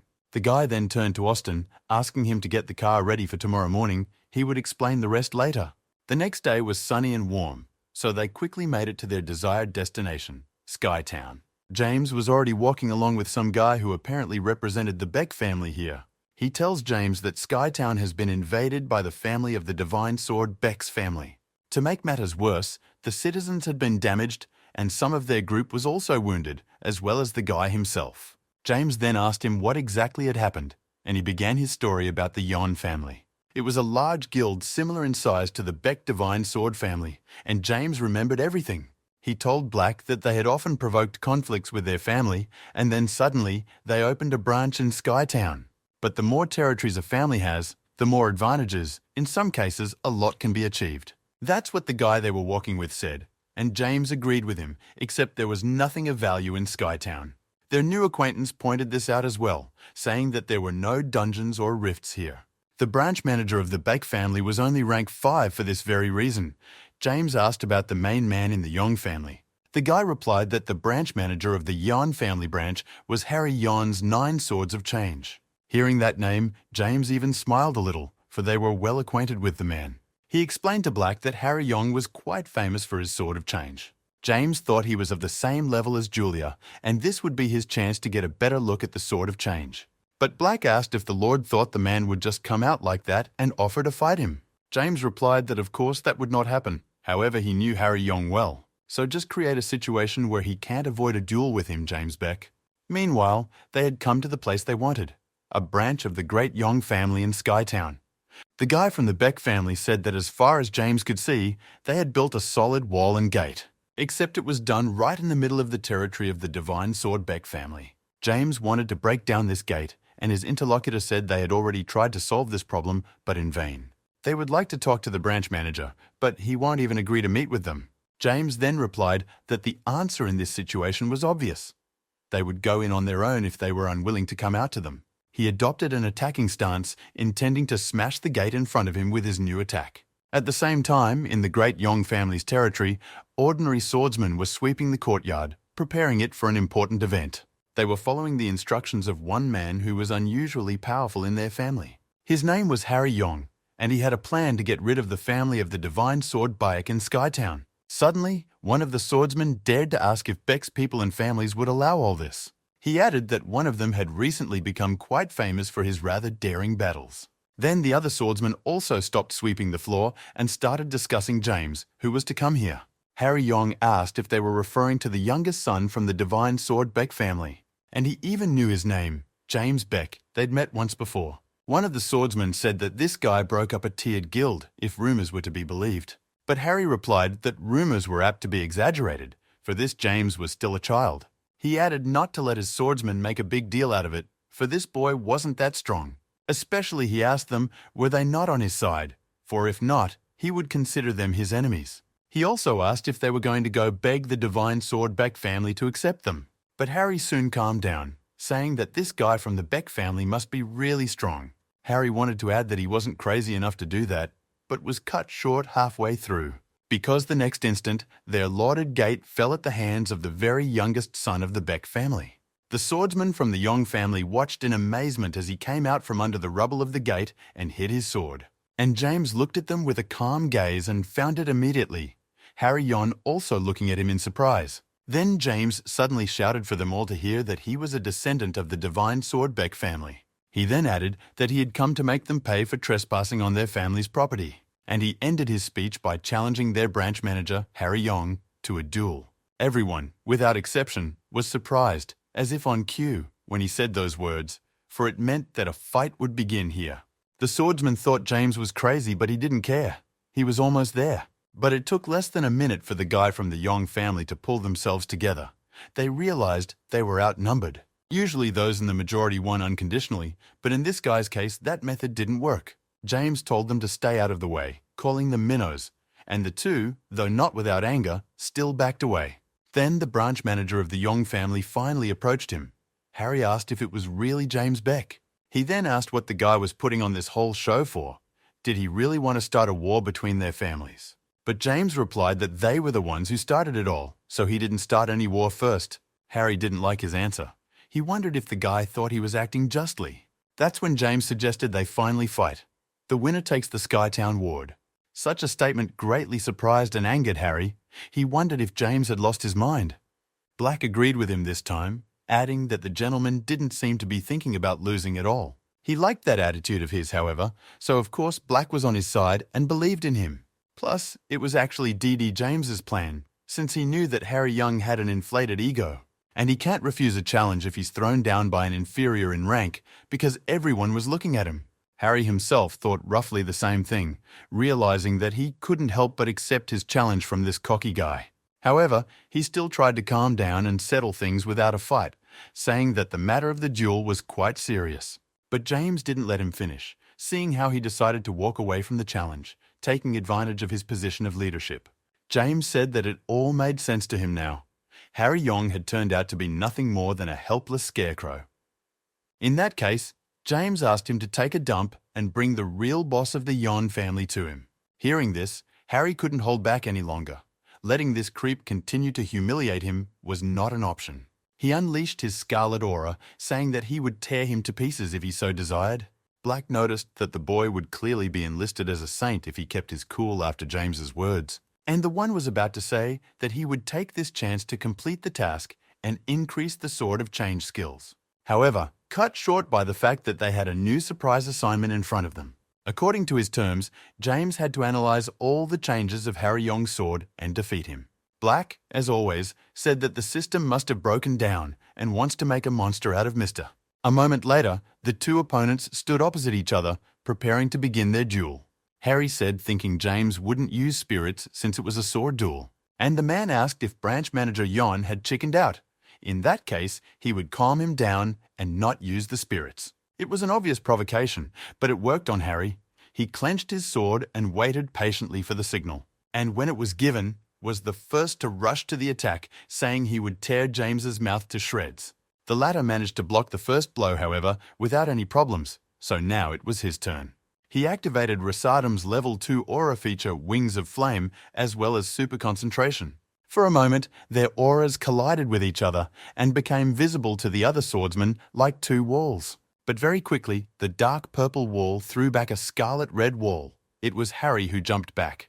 Looking at James, he was convinced of the truth of the rumors about his unique black aura that inspired fear. However, it was precisely because he was getting uncomfortable at the sight of her that Harry decided to end it quickly. He concentrated his aura into his legs and jumped upwards, where he began swinging his sword, performing his art. Blow after blow, he came closer and closer to James, who realized the guy was using the sword art of change. It was becoming increasingly difficult to defend as the trajectory of Harry's sword was unpredictable. He was already in a frenzy, thinking that victory was now on his side, and attacked without giving him time to counterattack. But James missed punches, not because he didn't have time to block them, but because the task required it. He knew that Harry Yong was his family's outstanding swordsman, so he must have mastered good techniques. His hunch was justified when he suddenly changed his grip on his sword, telling James to brace himself for defeat. The technique was called the bright light of 9 changes, and Harry was using it against James right now. Honestly, that one stood for a few seconds in shock at what he saw, so he lost precious time. And then Harry directed his attack at him, which was very much like a swirl of bright aura. Black shouted out what his master was doing, for instead of looking at his opponent, he kept his eyes on the attack. Suddenly, the status window gave out that he had discovered a new sword path since he had achieved enlightenment through incarnation. James, as if he expected it, threw himself into the fight with renewed vigor. This time, he knew what he was going to do. Now it was his turn to attack, so he swung around, preparing for his first wind attack. He hit the Black Imperial projectile, only twisting it with the wind attribute for better results. His aura terrified Harry, for though he had heard of it long ago, this was the first time he had seen its power. Black was surprised at what he was doing with his aura now, asking what his master was up to. And then, one by one, status windows started appearing saying that he had opened 3 more 10,000 swords gates. The 3rd gate is the Sword of Power, the 7th gate is the Sword of Change, and the 8th gate is the Sword of Illusion. James got all of this just in time, so he swung at his opponent again, using the already new sword path. All Harry could see in front of him was a huge looming cloud of aura, with James's sword swirling inside. He realized that if he didn't block it, that sword would pierce his heart, so the guy tried to stop it. He had underestimated James's strength, however, and a hail of blows fell on him so suddenly that his sword fell out of his hand. And then there was a large explosion of aura, with James using his full power at the center of it. A few seconds later, it was clear who had won this duel, for Harry lay there and didn't move. James, on the other hand, was on his feet with his sword in his hand. He was finally learning a new art in this fight. His new accomplishment was also noticed by all the swordsmen present from the Yong family, who were shocked. After all, they had never seen such sword art before, and James addressed them in a menacing tone. He told the boys to pack their bags and get the hell out of here, because this was Beck family territory. Julia came to the elder to report on the successfully completed task he had assigned her. The father praised his daughter, saying she did better than he expected, but her younger brother tried even harder. The elder revealed that James had independently wiped out the great Yong family in Skytown. He added that the more he watched him, the more he reminded her of him in his youth, at which point he told her to go. As Julia left the hall, she was taken by anger that this creep's assignment coincided in time with her mission. However, the girl realized that she would have to work even harder now if she wanted to claim to be an heiress. Though she might not get her way at this rate, it couldn't be allowed to happen, so she hatched a plan. Julia thought that in that case, she might take that man up on his offer, even though it would be a little dangerous. Meanwhile, James was sitting in his room accepting the awards he had received for today. He touched the hearts of many and brought suffering to them and received 1,200 points and a modified reward in addition. Reading all of this along with him, Black only waved his hands in despair, saying that Mrs. System is broken. But James didn't care about that. With the help of the incarnation, he discovered a new sword path and gained 1,000 points plus the title. Seeing that Black was getting even angrier, James told him to stop and help him better with his card choice. Black calmed down a bit then, but still said he didn't have any luck with lotteries. James only smiled at that, saying that he still wanted his friend to pick a card at least once. And Black pointed to the map to his left without thinking long, and James said the man didn't even look at them. But Black replied that he just didn't trust luck, because you should always rely only on your own strength. The reward he chose turned out to be a 10-0-0 sword enhancement card, and all of his stats increased by 2 levels. It was a legendary card, and Black was surprised he chose something like this, since James had everything upgraded by a full 2 levels. The guy pretty much said that Black happens to have amazing luck, so now he can always pick the cards. And he also received something from the great Yong family, and he wondered what those had sent as an apology. There turned out to be a mountain plant that caused death in 9 breaths, red ginseng and silver moon. They all help raise resistance to poisons if he uses them correctly. James thought he would have a huge advantage if he had this skill. Then Black told him that the gentleman needed to think about the degree of absorption, for the effect depended on it. James nodded and then called out to Austin, saying that he would need to retreat to the sword pavilion for a bit. So he wanted the guy to do something for him, and the guy enthusiastically replied that he would fulfill any request. Seeing his attitude, James smiled, adding that it would take a lot of effort. After a while, he had already arrived at his sword pavilion, first heading over to those already practicing. Thomas and Ara were just finishing up practice, but when they saw James, they stopped it immediately and said hello. Thomas said that Mrs. Ara is a very fast learner, so he has already had time to teach her the basics. James praised the girl, saying that she was a great smart girl, plus she was now a rank 1 swordswoman. However, he then added that in that case, they were going to the dungeon tomorrow, and the girl had a shock.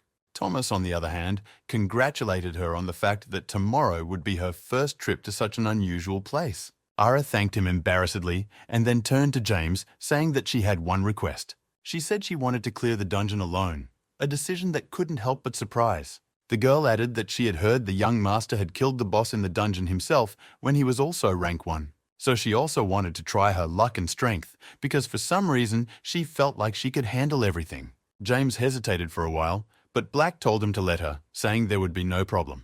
He added that Ara was much stronger now than the Lord was as a rank 1 swordsman, so everything would be fine. James then replied to the girl that he was letting her do it alone, but if it was hard for her, let her not force herself. The next day they were on site, James was already getting bored of these dungeons. However, Ara has kept her word so far, defeating one after another of the vicious goblin monsters. The girl had already tackled half of the entire dungeon, and she only had a couple monsters and a boss left. But as it turned out, James had come after her and was watching Ara in disguise. He told Black that this time would be the only time he follows her just in case. And Black said he was a complete fool, for he had been told not to worry or doubt the girl. And Ara herself demonstrated this with her skills, defeating all the goblins without stopping.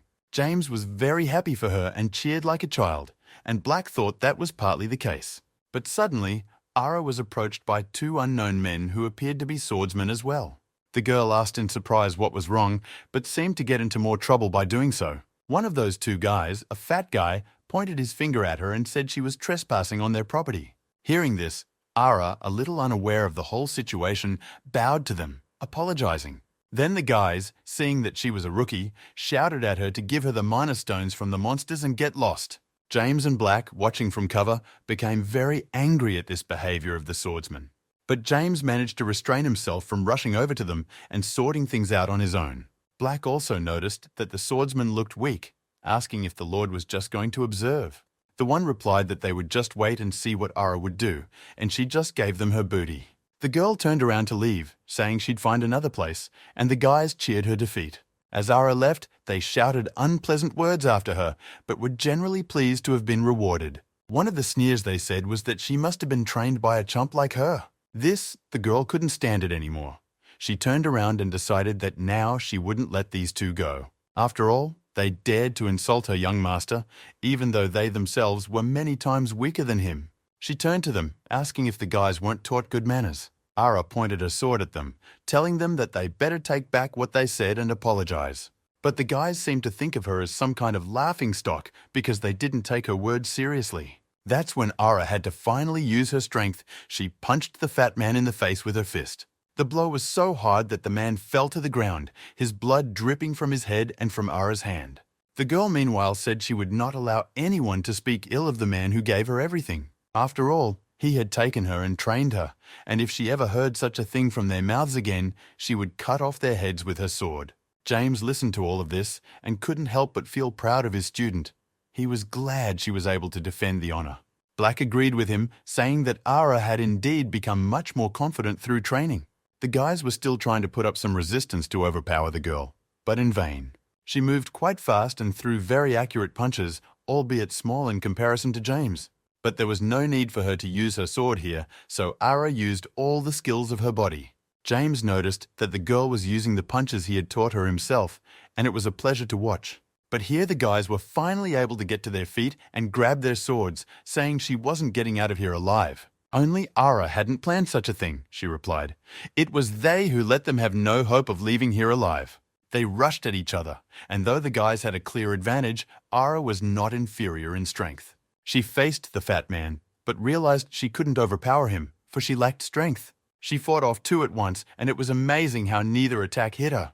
The swordsman turned out to be not so weak. At least if she had held her own with them individually, she would have won. Ara realized this, but there was nothing she could do. Her strength was already at its limit. Meanwhile, the guys were lashing out, saying that a lowlife like her was only capable of talking. However, it was said in vain because they didn't know the most important thing about Ara's mysterious battle body ability. Thanks to her, the girl began to understand her opponent's movements little by little and could anticipate them. James noticed that she was using her ability by reading the guy's sword techniques. But now it looked like the girl was done and was ready for another round, intent on getting her revenge. These changes were also noticed by the guys, who were surprised that she stopped losing to them all of a sudden. One of them shouted, "Did her stupid teacher only teach the girl how to block?" This infuriated Ara even more, and she lunged at them, saying that they were only insects wasting oxygen. And the boys smiled evilly, for that was their plan, to have the girl herself approach them. When she had gotten far enough away, they swung their swords again, but this time it was different. Ara was able to block both of their punches at the same time, as if she knew ahead of time where the guys would hit. She also positioned her sword so that their blades hit it with their tips, causing them to fly apart. The surprised swordsmen stood with their broken weapons and didn't understand what they should do now. The only thing left was to admit defeat and get away before this girl blew their heads off. But the guys were so shocked that they couldn't move, still not understanding how she was able to fend off two attacks at once. Ara turned to them then, returning to the words she had spoken earlier about her master. The girl approached them, asking what she said would happen if they said such nonsense again. The boys covered themselves with their hands, looking at her fearfully, for they knew the answer was imminent retribution. It wasn't hard to guess what happened next, as loud screams were heard throughout the dungeon. A few minutes later, the swordsman lay defeated on the ground with the girl towering over them. She said she would probably stop there, but advised them to learn some manners. Ara then walked further into the depths of the dungeon, hoping she wouldn't be too late for the boss, for she had to fight him as well. After seeing her straighten up those two bullies, James told Black that they could go back, and the man reminded him what he had said. This venture had no point from the beginning, for the girl had become strong. James agreed with him, and when they were already standing at the exit of the dungeon, Ara ran up to them a couple minutes later. James smiled at her, asking how it went, and the girl, beaming with happiness, replied that she had defeated her boss. She told me something was a goblin fighter, but she was able to quickly get used to his attacks and apply the techniques. She added that they were techniques he had taught her, and James praised her, but asked if anything else had happened. The girl seemed to be sold out of her thoughts, so she didn't immediately realize what the young gentleman was asking. It took her a few seconds to think, and sure enough, she remembered her incident. However, she replied to James that nothing had happened, and he understood and smiled awkwardly back at her. The girl apparently noticed some oddity in his reaction, but didn't pay much attention to it. And Black had said he should do a better job of leading his subordinates, and James didn't deny it. Meanwhile, Thomas came to them. He was just in time because James had already decided what to do next. But the guy said the gentleman needed to see something right now, saying it was urgent. When James arrived at the place Thomas had brought him to, he saw a small version of the flame dragon. He was playing with swords, and Thomas explained that he himself didn't know how, but the spirit had suddenly summoned itself. James was very surprised by this, but Thomas went on to say that he felt the energy of the spirit in the little guy. Black said that the master might not count on him now since he too was seeing it for the first time. James then pulled out the phone he now always carried with him, saying he should ask someone who knew. He called the mage Regresses, asking if contract spirits could summon themselves. Of course, the old man on the other end of the line was surprised and asked for an explanation, but James replied that it was hard to do.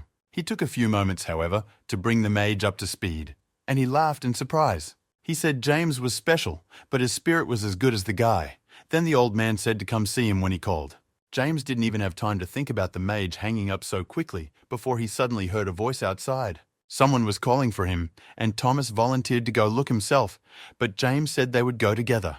Opening the doors, Thomas asked menacingly why he was making noise right in front of the sword pavilion. The swordsman knelt before them and introduced himself as Davis and apologized for his rude behavior. He bowed to the ground again and said that no one but the young master could help him. So he asked him to do so, asked him to save his comrades, and such a request surprised them both.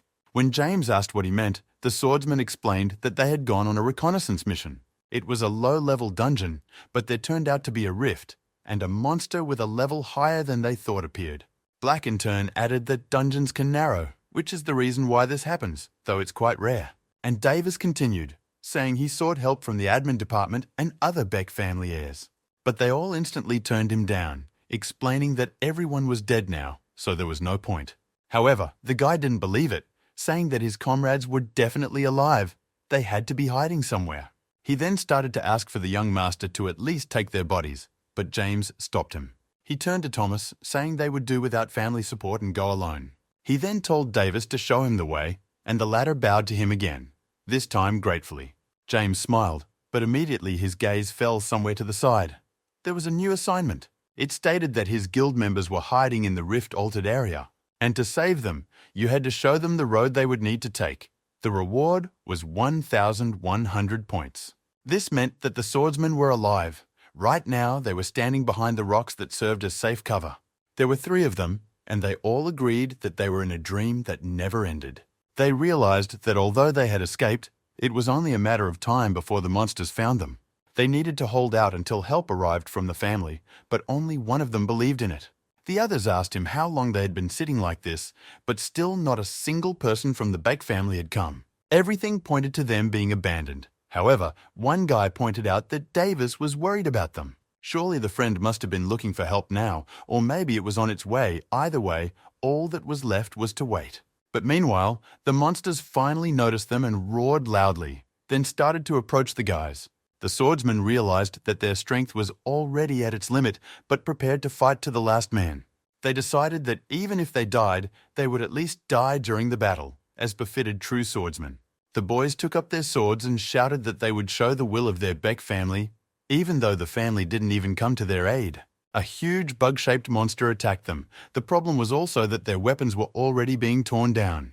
The red-haired guy blocked the bug's attack, but his sword gave a crack and it was clear they wouldn't last long. But the guy didn't plan on giving up. He started swinging his sword more out of desperation than skill. The weapon was like a piece of metal that had been hit with a sledgehammer, shattering into pieces with every swing. Besides, it was already too late because the monsters had surrounded them and it was impossible to escape. The boys shouted again that they would hold out until the very end, but the new beetle tempered their fervor. He lunged at the redhead, and the latter, realizing that this was the end, closed his eyes, not wanting to meet his death like this. However, instead of the monster's teeth on his neck, he heard someone's voice saying that they were almost too late. It was a swordsman from their family, and a tricky one at that. Young Master James Beck stood before him. It was he who chopped the beetle with his blade and then turned to the swordsman, saying that they were great well done. Right behind him came Thomas, who asked if everyone was safe and if any of the boys were hurt. He added that they will now protect them because they ran as fast as they could to get there in time. Thomas also remembered asking the gentleman before he left if he would be all right. The one then didn't even realize what he was talking about and asked him about it. The Lord always put people's lives first. Thomas then explained that they were interfering with this assignment without authorization from the head or admin department. James replied that he was well aware of that himself, but asked Thomas if he had forgotten. After all, he had once said that he would remake the Divine Sword Beck family into a family that valued human beings, would rank higher than the value of the sword, and if backing out now, it meant he hadn't kept his promise. After saying that, Thomas bowed and replied that he would follow him for the very end, and James acknowledged that.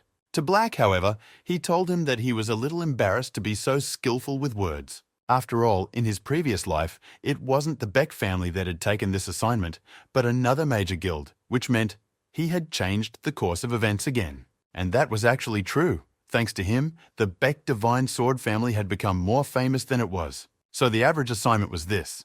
With each assignment where he helped people, his reputation grew. And then they had just come to the right place. There was indeed a rift in the middle of the dungeon. James was the first to set foot in it, saying they must hurry to save his family members. Now he was standing side by side with 3 swordsmen who could do little to help him. So the guy defeated all the monsters himself and then summoned his wind spirit, on which he sat all the swordsmen. The wind wolf roared loudly at the entire rift, then concentrated its incredible aura around itself. Thus confessed a certain wind shield, and the swordsmen were surprised to think that James had studied such an art. Meanwhile, more monsters arrived that were the size of that de wolf, but thanks to the shield, they couldn't get them. When any of them dared to come closer to the humans, powerful streams of aura mixed with wind pushed them away. And then James added his sword, which served as an attack link and quickly dispatched the bugs. However, new monsters were summoning from the rift, and there seemed to be no end or edge to them. James realized that the windshield wouldn't last that long, and that's when Black said it was time to use it. And when James said he didn't want to drag people into it because Black's sword was strong, he replied that he wasn't talking about that. After all, James could have used a different sword, and he himself, Blackstone, certainly knew it was best. He added that the Lord can use it right now, for he can feel their mana. Meanwhile, the bugs had already started to slowly pierce through the shield that supported the wind spirit with all their might. Soon they succeeded, the wolf disappeared back into his world, and the monsters pounced on the humans. James decided then that there was no other choice, and trusted Black to use the sword he had spoken of. It was Blackstone's second sword, a deadly blade of darkness that was nowhere near as devastating as the Black Knight. But his effectiveness didn't diminish from that. James was impaling monsters like meat on skewers. The guy himself felt that he had handled everything in one breath, which meant this sword had incredible power. However, Black said that it was because the young master had gotten stronger, which was also true. He was left with one last monster, must be the boss James wanted to practice with at the same time. A huge bug lunged at him, intent on killing the man who had massacred everyone else. Black added that the bulky man possessed little intelligence, so James would have to be careful. But the guy replied that the friend might not even have said that, because he himself had thought it all out long ago. He used the fog-gathering cuts, containing rapture and mass, to conceal himself. And when the boss lost sight of him, he was suddenly on top of him, preparing to finish him off with a single attack. The monster roared in anger that he couldn't get his hands on the man. Besides, he couldn't even see him now. Suddenly, he vibrated his entire body, which allowed him to dispel James's fog. The guy slumped to the ground again, thinking that after all, a boss was a boss, so he shouldn't have underestimated him. Then he decided that he should use what he had already learned and activated the sword that pierced the sun. However, this time he put fire energy into it, which was what he was best at. Thus, the status window summarized that he put rapture, justice, emptiness, and the attribute of fire into his sword. James then channeled the maximum amount of aura into his sword, which turned into a pillar of fire. It turned out to be something like his imperial projectile, only this attack contained a fire element. There was no way to block such a thing, and the boss cried out in pain as the attack grazed his body. James saw that was enough, so he didn't bother to think of anything else. Such techniques were very exhausting, so sweat spilled from his forehead, which he immediately wiped away and breathed a sigh of relief. But Black noticed that at least he didn't faint from trying a few techniques, which spoke volumes about his height. This time he praised his master, but he had no time to reply, for Thomas's voice came again. The guy ran up to him with a surprised face and asked if he had learned how to put attributes into a sword. When James responded positively, he said it was incredible, but it was a little off-putting to Black. Though Thomas couldn't hear him, he protested, saying his technique was many times cooler. Afterward, all the swordsmen he had saved bowed to him, thanking him for not abandoning them. They were glad that the young gentleman had come to their rescue, but asked how he came to be here. To this, James replied that he had been asked by their comrade Davis, and for some reason the boys cried with happiness. They were probably touched by their friend's concern, and Thomas said it was about time they were on their way back. After a while, all of the swordsmen emerged from the rift, finding themselves in the Bake family's territory. They were already met there by an excited Davis, who was greatly relieved to see that his friends were alive. He rushed to them to hug them, saying he believed they weren't dead, and those shared that they no longer had any hope of surviving. James, meanwhile, saw a man from the Black Sword Squad, indicating that his father already knew everything. The man approached him, but James said the man could say nothing, for everything was clear. Davis's friends asked how he managed to talk the admin department and the young gentleman down, but the lad lowered his gaze guiltily, saying that he had failed, and the young gentleman had not cushioned the permission. In other words, the family refused to help, and he acted willfully, immediately going to rescue them. Hearing this, the guys couldn't believe that it was really like this.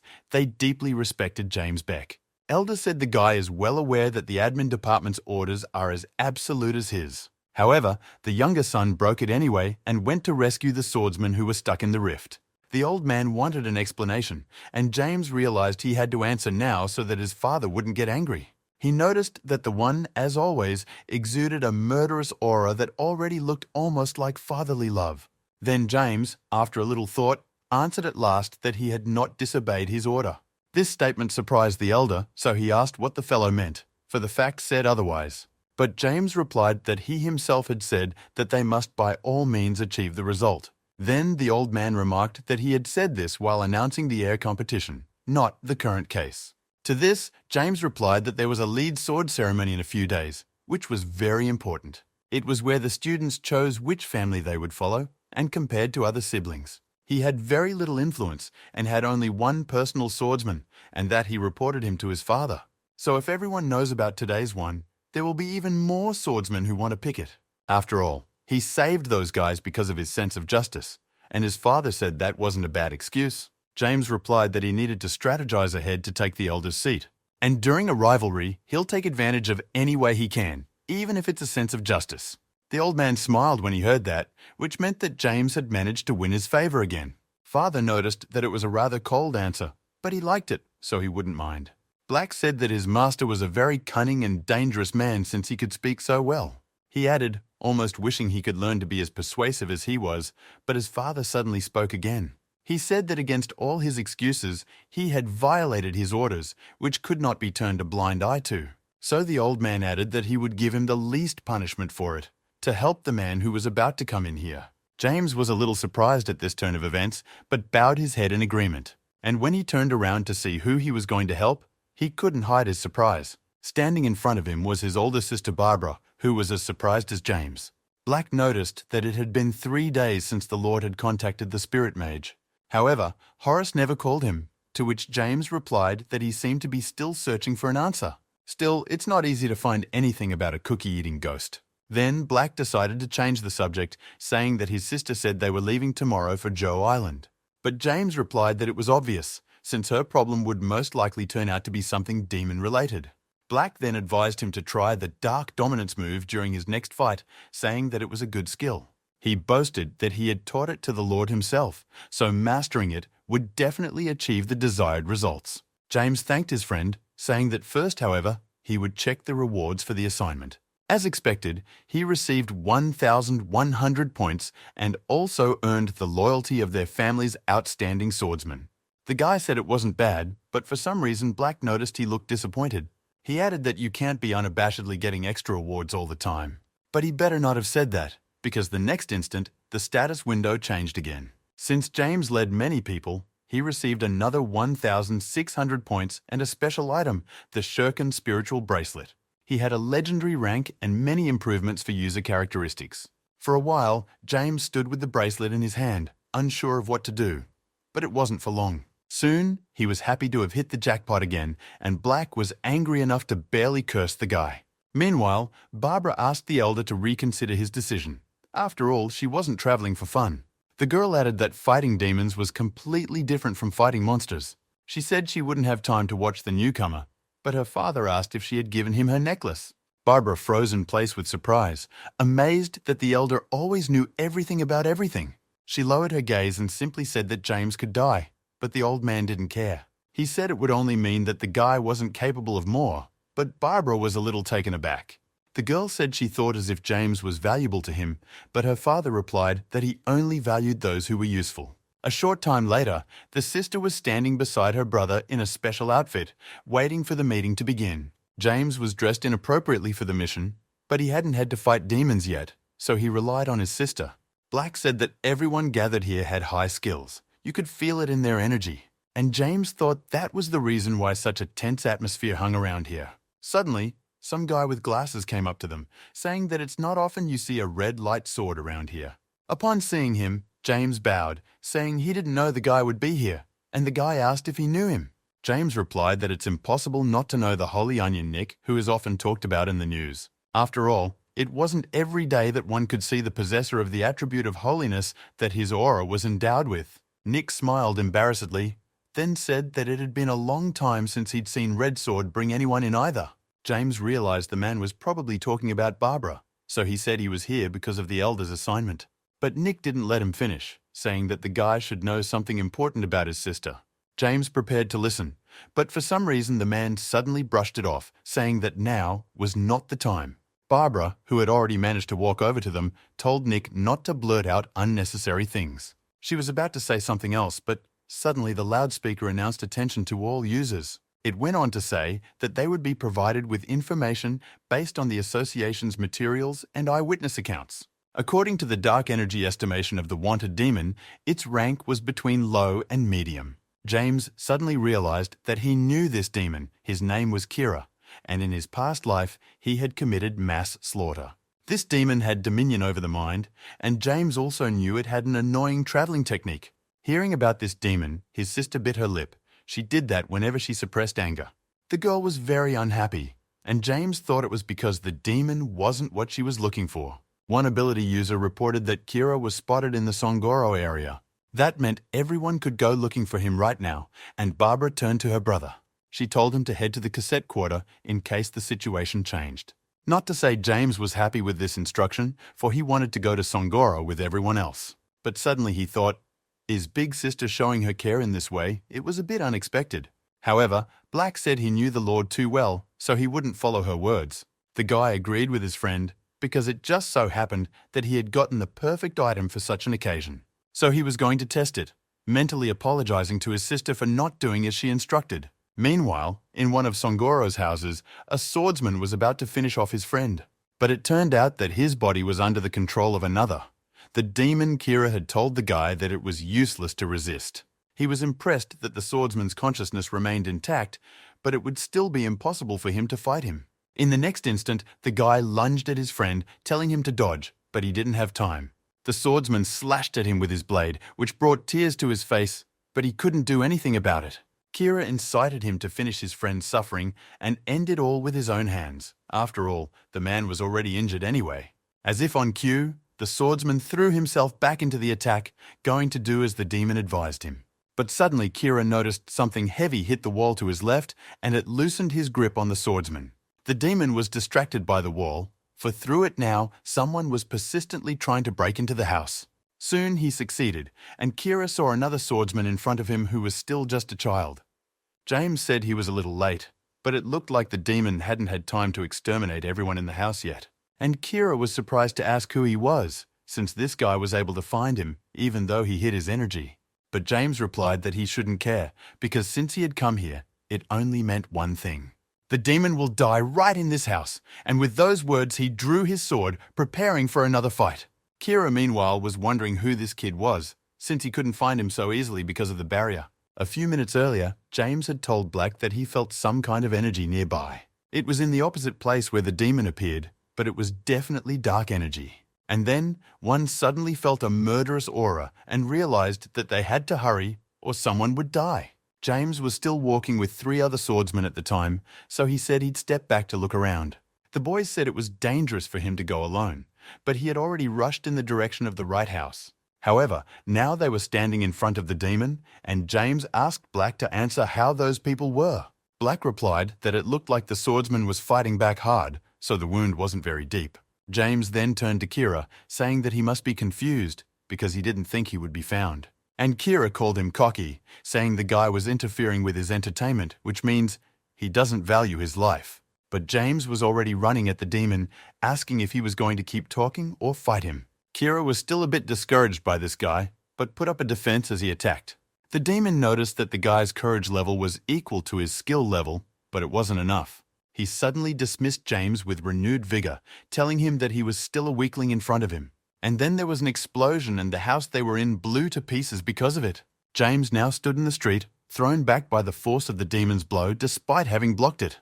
Blackstone told the gentleman to act seriously, for he had a very strong opponent before him. Apparently, its level wasn't comparable to the monsters they had encountered before this day. James agreed, for he only struck his sword once, but his entire body immediately went numb. Black advised him to fight in cold blood because the demon had triggered the dark energy, which meant that help would soon arrive. The guy replied that he understood and took a stand, preparing for his next attack against Kira. This time, he fired his dark imperial projectile at him, hoping for at least some damage. James realized he had to attack again and again to keep the demon away. The next attack was a falling flash of thunder. He hoped the new attack would have an impact. However, to his surprise, the demon remained still standing there and only smiled gloatingly. Somehow, he managed to fend off all of James's attacks, and he didn't even seem to be straining. Kira then looked at him with his demon eyes and asked if that was all he had. When James didn't answer, he suddenly extended his hand, saying that it wouldn't be enough. Now it was his turn. His attack was very fast and powerful. James had time to put his sword out to defend himself, but it was hard to do so. He wondered in despair why there was no effect from the bracelet. After all, he was definitely fighting evil right now. Kira, meanwhile, said that fighting him was boring. It would be much more interesting to tear those guys apart. But then he added that James had challenged him quite bravely, so he would end him painlessly. James realized with horror that the demonic power made him unable to move, and that was very dangerous. Black told the Lord to use him, for with his strength there would be a better chance of continuing the fight. James reached for his sword as he suddenly saw the bracelet on his arm start to act strangely. It glowed brightly, and feathers sprinkled from it, indicating activation. Meanwhile, Nick and Barbara continued their search in the Songoro area, but so far it was fruitless. Nick noticed that the girl looked much more haggard than the last time they had met. Barbara replied that it was because she had a lot of work to do at home, and the guy said her family inspired fear.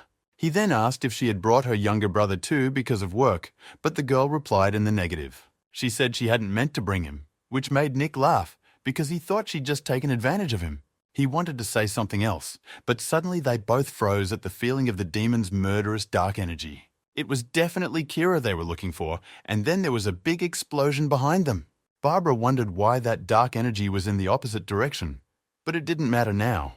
The girl had already guessed it was a decoy, and the demon had been hiding elsewhere all this time. However, instead of dark energy, they felt an incredible power. It was holy power. When Nick asked who might have taken advantage of her, Barbara thought of her brother with surprise. The expression on Kira's face changed drastically after the bracelet came into action. Now he was scared. This allowed James freedom of movement again, for the holy power overrode the effect of the demonic power. Kira asked, not without fear, what the guy had done, since he had been losing just a minute ago. But James replied that it shouldn't bother him and launched another powerful attack at the demon. Kira then said that he didn't care because he could easily block that kind of power. But it seems that this power was an exception for him. The attack hit exactly on target and the demon was defeated. His hands ignited and he cried out in pain and horror at the fact that it was holy power. He looked at James with hatred, telling him that the guy didn't realize what this was going to cost him, and he thought the effect of the bracelet was quite different than he'd imagined. But then the second round should have started immediately to finish the task, and this demon. Kira didn't understand his words, but he could sense that the guy was going to continue his attacks. He realized that this might be his last chance, so he unleashed all his power. James also realized that the demon was now fighting hard and was very strong, but that gave him no reason to back down. Besides, he now had a distinct advantage in the form of the bracelet, which had become a real weapon. James attacked with it like a sword, and the holy power gave his every swing incredible power. It didn't take long for the result to come, and soon Kira was once again receiving searing pain all over his body from the effects of the holiness. The demon was surprised that the guy was able to break through his dark energy, so it was over. Kira didn't understand why a kid who was like a normal teenager in terms of strength was showing such a result now. Of course, he didn't know about the bracelet that had the effect of holiness, nor did he know about the blackstone that took the form of a sword. However, it was already too late. James lunged at him with another attack, chopping Kira's face. The demon barely had time to bounce back in time to avoid losing his entire head. He realized he couldn't win. His face was bleeding, and he clenched his teeth in anger when James said not to underestimate the swordsman. Kira was outraged, though he couldn't do anything about it. For a while, he just stood opposite the guy. Meanwhile, Black turned to him, saying that he had just done the legwork he had been practicing diligently. Turns out he poked the demon in the right eye, and the demon, seeing he couldn't recover, asked what the guy had done. But James replied that he didn't know himself, adding that this was the first time he too had seen this power in action. This made Kira even angrier, and he said he would kill him, though it was more of an intimidation than a threat. But soon he spilled the remnants of his aura outward, forming some sort of rounded object. Black quickly informed the Lord that it was the demon's consciousness sphere and would enter his consciousness if he touched it. James thought then that he shouldn't let that happen, but another thought flashed through his mind, for he realized that this was how a demon took control of another's body. But the guy wasn't going to let that happen. He was going to tear the demon apart before it got into his mind. He was about to throw himself back into the attack when Black told him to stop and just watch. Of course, such a sudden instruction surprised James greatly, and he asked why he had to do it. However, Blackstone will repeat himself, saying that the gentleman can just trust him this time. The demonic sphere approached almost closely and suddenly shattered into many smaller spheres. However, Black repeated that the gentleman could rely on him, adding that it would be interesting. James obeyed him and didn't block the attack, so Kira was able to enter his mind without any problems. The demon looked around, asking himself where to start destroying this child's mind from. But to his surprise, he saw a large concrete wall that blocked access to his mind. Kira reached out, wondering why this barrier was just standing there like this, and he began to be overcome with doubt. It was an obstacle, but it couldn't be, as this level of technology is only available to experienced users. He didn't understand how a child's consciousness could have such power, for it was impossible. This guy was many times stronger than adult ability users, but is he really living a second life? Suddenly, someone approached him, and the demon felt an incredible power from that person's aura. It was very overwhelming, so it was hard to visualize its full power, but it was definitely an unearthly power. Kira realized he would die if he looked back, so he decided not to and continued to stand in fear. The man meanwhile asked him if it was polite not to look back when you were called. Hearing this, Kira felt that he had gifted his aura even stronger, so he cautiously looked around. A tall, strong man stood before him and smiled at him, welcoming James Beck into his mind. It was Blackstone in his perfect adult form, and an immensely powerful aura reverberated from him.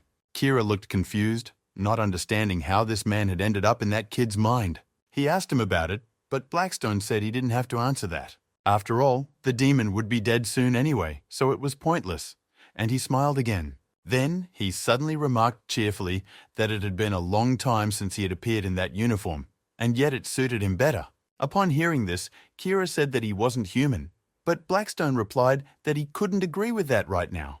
He approached the demon right asking how he liked the aura, wasn't it delightful? At this time, little James appeared beside him, saying that he had some strange feeling. Blackstone then explained that they had just switched bodies, and the gentleman had a chance to see his true power. Kira didn't understand who the arrogant man was talking to, and it made him angry, he shouted. Was the man laughing at him? The demon loomed over Blackstone, increasing in size, but he didn't even blink at the impending danger. James noticed that the demon now looked like an angry cat whose fur stood up. Kira meanwhile raised his foot, saying he would crush this cocky man whoever he was. The demon's size had indeed increased, and he brought the weight of his foot down on Blackstone. Nothing happened for a while, and he thought contentedly that he had crushed this insolent hero. But, as it turned out, Blackstone didn't even sag under the weight of his foot. What's more, he stopped it with a single toe. Seeing that the man was not dead, Kira was even more frightened than before, for it meant that the man was not an easy man. Blackstone noticed his confusion too, and added that this wasn't some child's play to him. After these words, he raised the hand he was holding his leg with, and with it, the demon himself, and eventually, he fell. With a huge rumble, he fell to the ground and immediately shrank in size, losing his energy. Blackstone folded his arms across his chest and addressed him in a serious tone, saying that he and he differed on positions. James, who was now in the spirit role, asked if his friend had prepared a speech, but the latter told him to shut up. He explained that in the space of consciousness, it takes not only experience, but also position to accumulate the power of the spirit. Blackstone added that the gentleman should watch carefully, and then he too could learn. Kira meanwhile asked why the man kept talking to himself as if he was ignoring him. The demon screamed that it would tear him into small pieces and gathered its aura again for another attack. This time it was multiple shadow cloning, which he applied as his last chance.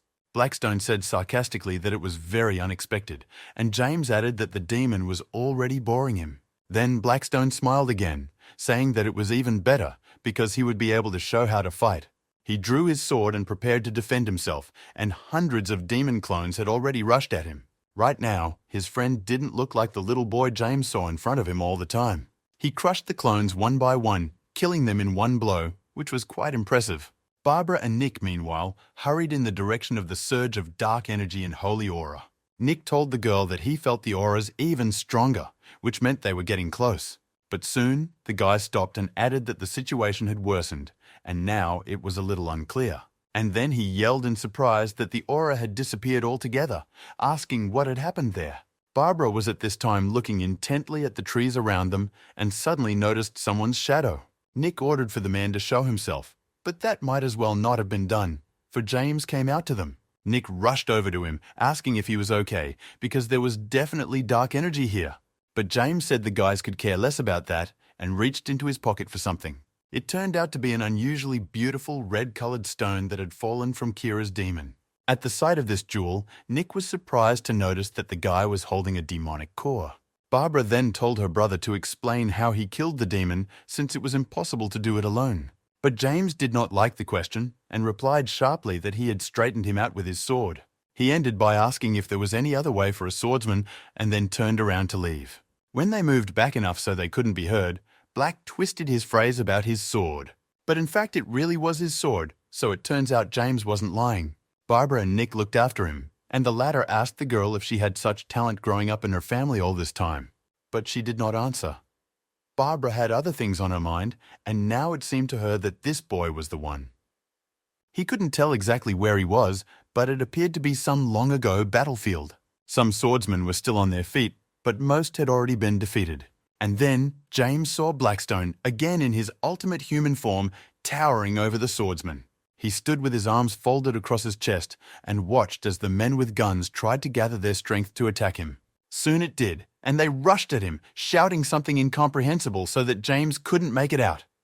And Blackstone put his hand behind the hilt of his sword and silently apologized to all these people. He did so forward, because what followed was a powerful attack that James was incapable of. The swordsmen instinctively covered themselves with their weapons, but it was impossible to block such a thing. After a while, things were back to normal, but the only person left on the battlefield was Blackstone. Somehow James couldn't see his face because the man was standing with his back to him, but the guy wanted to see him. And soon he turned, but his eyes were still not visible, and Blackstone himself said it was not yet time. James then woke up to his eyes becoming moist from the tears that were streaming down his face. With surprise, James realized he was crying, but he didn't know why exactly, since he had just slept on the bed. He turned to Black, who was beside him as always, and the latter asked a little sadly if the Lord had seen everything. Instead of answering, James asked what had happened to the people he had fought, and Black thought for a moment. It was as if he was considering whether or not to tell the guy about some of his experiences, and he soon replied that he didn't know. He doesn't know what happened to those people, but he's never had any enemies. That's all he's been thinking about lately. James wanted to say that his memory must have been recovering little by little, but didn't have time. A status window suddenly appeared in front of him, reporting that he had successfully destroyed the demon Kiru. And then there was another message saying he had witnessed the mass murder of a fragile knight of carnage. Black said he couldn't believe it, for he guessed at once what it was all about. He suddenly got angry, saying that he was the one who killed that demon. So why did the reward go to James? Black then challenged the system, telling it to fight him, but of course that was impossible. James seemed to be thinking about something though. He didn't even tell his friend to stop kicking the status window. He then turned to him, urging him to calm down because he needed to ask him something. The boy inquired about the fragile Knight of Carnage, asking if this was her final appearance. Black replied positively, adding that he hadn't been so impressed with fencing in a long time. James suddenly agreed with that, and Black clearly liked it, though he didn't show it. But the guy went on to say that every time he feels he's not ready to be the strongest yet. And he also added that he would help his friend get his memory back, because it improves when they fight strong enemies. Finally, James said that Black was a perfect being, so no one would be able to reproach him. In experience and strength he was unrivaled, so James asked to continue training him in the future. And Black replied that of course he would do so, telling him to make sure the gentleman was ready for even tougher training. He declared that he would be showing his true worth from this day forward, but James already had other things on his mind. He thought about the fact that his friend was no ordinary warrior as he met him in his consciousness and in his dreams. Even his father, who was no doubt very strong, is no comparison to Blackstone. James opened the status window to look at his stats, which were all already at a medium level. If you do the math, they went up somewhere around 4,000, and that was incredible in such a short time. The guy said that at this rate he could get to a high level very quickly. And Black, as always, was annoyed with his luck, so he said he was going to give him one hell of a workout right now. James didn't have time to answer him as he was distracted by the phone, which rang unexpectedly. It was Thomas, who said that word had reached him that the Lord had single-handedly killed the demon. He then said that he had called to ask about his plans, and James asked if something urgent had come up. To this, Thomas said that they needed to come up with a name for their sword squad, and as soon as possible. This was requested to be conveyed to him by the elder, who announced that the lead sword ceremony was postponed. The date of the ceremony was much earlier than James expected. He got out of bed and walked over to his bag. Black asked if it was such a problem for him, and he replied that he just had a bad feeling about it. After all, important events began to happen faster than in his previous life, so that was a bit worrying. When he left the room, he was spotted by Nick, who asked if he was leaving them so quickly. James replied that they had an event coming up at their house, so he had been called too, and he should come. Hearing this, the boy said thoughtfully that perhaps that was why Barbara had left so early too. He added that she left immediately after she made sure he killed the demon. James said a little resentfully that his older sister only thought about demons all the time. Hearing that, Nick asked for some reason not to think badly of her and wanted to tell the guy something again. But he quickly changed his mind, saying he would find out for himself when the time came, and bade him farewell. James wished him well on his way home as well and moved towards his family's castle. Black noticed that his older sister that one was full of secrets that he had no idea about in his past life. The guy agreed, saying that it was indeed amazing, but he would find out about everything someday. Julia grudgingly gritted her teeth when she was informed that the younger young master had returned from his mission. Her guard added that he had single-handedly killed a mid-level demon, and this news was already everywhere. Also, along with the rift appearing earlier, there were rumors of a sword pavilion. The girl said she was confident that Julia would be able to recruit enough people, but Julia realized that even if all the swordsmen were high-level, the best ones would be hard to find. The girl thought that her brother was the reason she failed every time and remembered the recent events. She was just finishing up with her workout when she was told that James had gone into the rift without permission. Even then, she realized that her brother turned out to be no ordinary junior goon like the others. It seemed to the girl then that those swordsmen were probably already dead, and it was foolish to risk their lives. She really wished her brother was missing there because it would have saved her so much trouble. But soon, she was among those who were the first to hear of his successful comeback, which had not been in vain. After all, not only did he survive himself, but he was able to rescue the missing swordsman everyone thought of as dead. The situation didn't play in her favor because these guys were spreading the news of their rescue. It turned out that the brother had his own ad campaign that he probably didn't even think to put together. She could no longer watch James being extolled as the noblest of the Beck family. After all, because she had rejected the rescue request, her image was now ruined. But Julia stopped thinking about it because the past was gone, so she had to concentrate on the ceremony. She asked for the dossier of the swordsman spy she planned to send to her younger brother's squad. Seeing his level, she praised the guard, saying that she did a good job. Julia didn't know what James was thinking right now or what secrets he was hiding, but she would find out about everything. It was a plan she had made deliberately because it seemed to the girl that he was hiding something about his power. Meanwhile, James, Ara, and Thomas gathered in a room to discuss what to do next. The girl admitted she didn't understand much about it, and Thomas said it was harder than he thought it would be. James agreed with them as well, saying he hadn't expected this himself, but they couldn't leave it at that. After all, who knew that coming up with a name for the sword pavilion was not an easy task? Black offered his ideas too, asking what he thought of the name Lucky Sword Squad. Seeing that James didn't understand, he explained that since the Lord relied on luck, his squad should be called Lucky. Thomas had suggested the option of an altruistic sword squad, but that was too much. Ara then awkwardly offered her version, saying that it was possible to call it a righteous squad. But James said righteous was unlikely, for he was not such a kind man, but the others wondered. Ara protested, saying that the master was the most righteous man she knew. After all, he had already saved her and her father, the swordsman from the sword pavilion, and many people on Craftsman Island. James felt even more awkward at such praise, so he didn't even know what to say in response. Thomas too said he agreed with Ara, adding that the word fit him better than anyone else. After all, he was the only one in this family against whom it could be applied. Blackstone suddenly supported this idea too, saying that he had more humanity in him than the others. He added that the Lord will choose between the Lucky and Lucky squad if this one is not to his liking. James then rose from his seat, saying that he had made his decision and would now voice it. He solemnly said that from now on, their squad would be called the Righteous Swordsman Squad, and they will set this family on a righteous path that will make everyone in it feel good. It was an unplanned speech, but Thomas and Ara liked it very much. It was readable on their faces. And then Thomas suddenly stood up as well, which surprised the girl who was sitting beside him. But the guy just said that with a name like that, They couldn't delay any longer and they should apply immediately. Seeing that he was going to do it, Ara jumped up from her seat as well, wanting to take the job as well, saying she would prepare everything for the newcomers. James watched them leave the room, and his heart rejoiced at the fact that they had taken the first step. Black said he was destined to be surrounded by similarly kind people because he himself is a kind person. James didn't have time to reply to his friend on this. He suddenly received a message from one person. After reading it, the boy hesitated, and Black asked what he was looking at, wanting to be in the know as well. James then replied that the person he asked for something from had just sent it to him. It was the list of attendees, and now James was sure who he needed to get rid of as the ceremony began.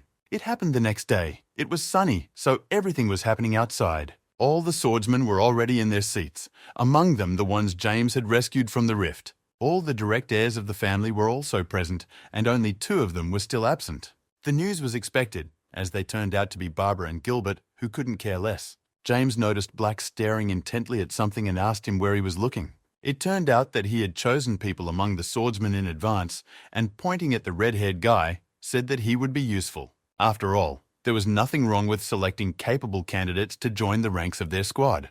Plus, from the looks of it, the people he saved were the best of the bunch. After all, quantity is one thing, but quality is far more important, and these 3 had huge potential. James rejoiced, thinking this ceremony would bring him success if he could get 1 or 2 of them. Suddenly, all was quiet, and the heralds announced the coming of the elder, telling everyone to bow down. Despite his age, his father looked quite powerful, instilling fear and respect. His sons and daughters bowed as well, greeting their father, and he didn't even nod back at them. He strode to his seat and took it, thus announcing the beginning of the lead sword ceremony. Black noticed that as soon as the elder arrived, the atmosphere in the ranks of swordsmen changed dramatically, and everyone tensed up. James agreed with him, and his father extended his arm, a signal indicating that they could begin. He commanded that each of the squads take into their lavas the most worthy of the assembled swordsmen. Kevin was up first then, presenting his blue sword squad. He introduced himself and gave a short speech. He mentioned that his squad gets the best education and diverse missions of any squad. And if there were those among the gathering who wanted a superior experience, the blue squad would be a good choice for them. After him, Rose spoke with her prepared speech. She tried to emphasize the battles. And following her, Julia took the floor, who also described her clear sword squad well. The last to speak was John, who looked less confident as he presented his tiger squad. But now he had finished and sat back in his seat. There was one last direct heir left, and that was James. He deliberately waited a moment so that his words sounded more independent and intelligible to everyone. Soon, he too rose up and was the first to greet all the swordsmen from the sword pavilion. As soon as he stood up, there was a whisper among the boys where you could make out that they were talking about his recent exploits. James continued by saying that he had created his own sword squad called the Righteous. He added that there are no teachers on the squad as it is new, and there is only 1 member currently on the squad. Yes, it was as they thought because he couldn't promise them anything, but in simplicity, great ideas are born. Other squads provide the latest gear, and the training system could be better too. However, his squad had one thing going for them. He puts everything he has on the line and promises them just one thing. He would never, ever abandon his swordsmen, his men who had put their trust in him. The guys sitting in front of him were surprised to see such openness and respect for their squad members. And James went on to say that in Yule, he would fight ahead of everyone else, and if they were in danger, he will come to them wherever they are. So if they want to acquire the spirit of a true swordsman, he will gladly accept them. That was the end of his speech. He even breathed a sigh of relief after such an invitation. Beck said it came out successfully, and even if there was silence all around, their squad was sure to be replenished. The atmosphere changed. Most of those gathered here understood what he was trying to say. He ended up pitching his idea to people, even though it turned out to be quite long, but he was interested in something else. The elder had no reaction to his fiery speech, and after all, he usually says something. But James thought he'd already left him the bait a few days ago, saying there was a reason for everything he did. So that one probably now thinks he's just playing to the public, luring more people in. The elder then said that the swordsmen would now demonstrate their training that they had been learning all this time, after which they could choose a squad, or the squad would choose them.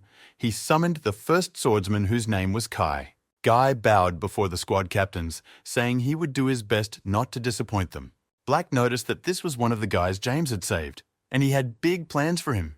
Besides, one look at the boy made it clear that he himself hoped to be chosen for James's squad. The elder finally signaled to begin, and Kai took a stand, preparing to demonstrate his skills. He began swinging his sword, making each movement as precise and fast as possible while remaining calm. It was evident that Black was interested in him, for he had said that the lad's skills would increase a lot with such a base. When he had finished, the elder asked for the name of the squad the young man wished to join. Then Kai, without thinking long, replied that he wished to join the righteous troop of young Master James. John and Julia were not without a gasp. They liked the guy too, for he clearly had talent. Black noticed that they were pretty annoyed, but James replied that they needed to be nicer. The elder then called out for units wishing to receive Kai to raise their hands, and Julia and John immediately raised theirs. It was also said that if young Mr. James raised his hand, he would have the right to be the first to take the swordsman for himself. This was done so as the lad had expressed his desire to join his squad. Then James leisurely put out his hand as if inviting him to join his team, saying he shouldn't even think about it. He congratulated Kai, saying that he welcomed him on a new hard road that he would walk proudly. Of course, the swordsman rejoiced greatly at his choice, for it was exactly what he wanted so badly. He thanked James, saying he would follow him for the rest of his life, and the man smiled at him. James thought that now his righteous squad had been augmented with another strong warrior who would lead them to success. Ara and Thomas, who had been watching the ceremony from their seats, noticed that it was already coming to an end. Thomas approached the girl, saying that it looked like they would have a lot of work to do now, and the girl agreed. After all, among the 10 highly ranked swordsmen, as many as 5, that is half, had joined their righteous squad. Ara replied that now she would have to train even harder to keep up. However, Thomas was worried about something else. He was sure that other family members would want to infiltrate the spy. Right now, one guy named Kim had to name the desired sword squad, and his answer surprised Thomas. The swordsman said he was impressed by young Master James's speech, so he wanted to join his squad. Julia, who was sitting nearby, watched as her brother thought over this swordsman's candidacy. After all, this guy was in fact a planted spy who belonged to her. She had prepared it with him and everyone, but James knew about it, so it was going to go smoothly. After all, a brother would never turn down a man with notable skills and not bad character. Then the voice of an elder was heard, asking again for a show of hands whoever wished to get their hands on this swordsman. But to everyone's surprise, James didn't raise his hands, still pondering the nomination. This really surprised Julia, who saw that time for reflection was running out and James's hand was down. But the girl didn't understand why he wasn't picking it up, because everything had to sound good, nose favorable to him. She thought about the fact that maybe he didn't like Kim's skills, but after all, that couldn't be true. Seeing that time was almost up, she raised her hand in despair, saying that the clear sword squad was taking it. At this, the elder announced the result. Swordsman Kim had been accepted into the clear sword squad. But Julia did not understand what was happening, for her plan seemed flawless, but failed in an instant. And then she saw James smile, looking at her with obvious contempt and gloating. It was then that the girl finally realized that her brother had known everything from the beginning and just didn't give any sign of it until the very end. The girl strained to think where the information was leaked from. After all, someone had to have done it. Black noticed that, judging by the look on his face, his family was shocked, and James agreed. He added that the guy whose friends he saved turned out to be a lot more betrayed than he thought. From his past life, he remembered him as a proper man, so he thought he would refuse even his request. But when James told him about the spy who would surely try to infiltrate his squad, the boy assured him that he would find out and report back to him about the man, though James said it wasn't an order. But the boy reminded him that he had saved his comrades, so he was indebted to his kindness. He added that he would do his best to find him, and a few days later sent the result of his work. It was a dossier on the swordsman Kim, who had been selected by the other squads to spy on the righteous squad. That left the last contestant named Hamilton, and he too stepped forward when he was announced. You could see the guy was nervous, but said he would try his best to be the best of the best. Black remarked that James had saved him in the rift then too, and he nodded, saying that he had no special skills. John, who was sitting immediately across from him, said that this guy was a strained high school graduate, so it didn't make sense. This was the same opinion held by all the squad leaders, and it was confirmed even more when he began his training. The lad's movements were rather clumsy, and sometimes the sword almost hit him himself, but he accomplished all the elements. Rose asked sarcastically who would take such a half-finished swordsman, and Kevin covered his face with his hand. The manager of the ceremony also held back from laughing, but asked which unit he would like to join. To this, Hamilton replied that he would follow anyone who would accept him and make every effort in the future. He added that he may not have the right skills right now, but pretty soon he will overtake everyone else. Seeing that none of the children raised their hands, the elder grudgingly frowned. He thought how unprofessional his kids were, because they couldn't see that this kid had talent. But that was even to his advantage, for he could take this young man into his black sword squad. Then suddenly, James rose from his seat and raised his hand, saying that the righteous troop was ready to receive him. Hamilton, hearing this, began to thank him, saying he would not disappoint the young gentleman. All the other direct heirs laughed quietly, teasing that James had found a swordsman of his level. However, the only one who didn't laugh was the elder.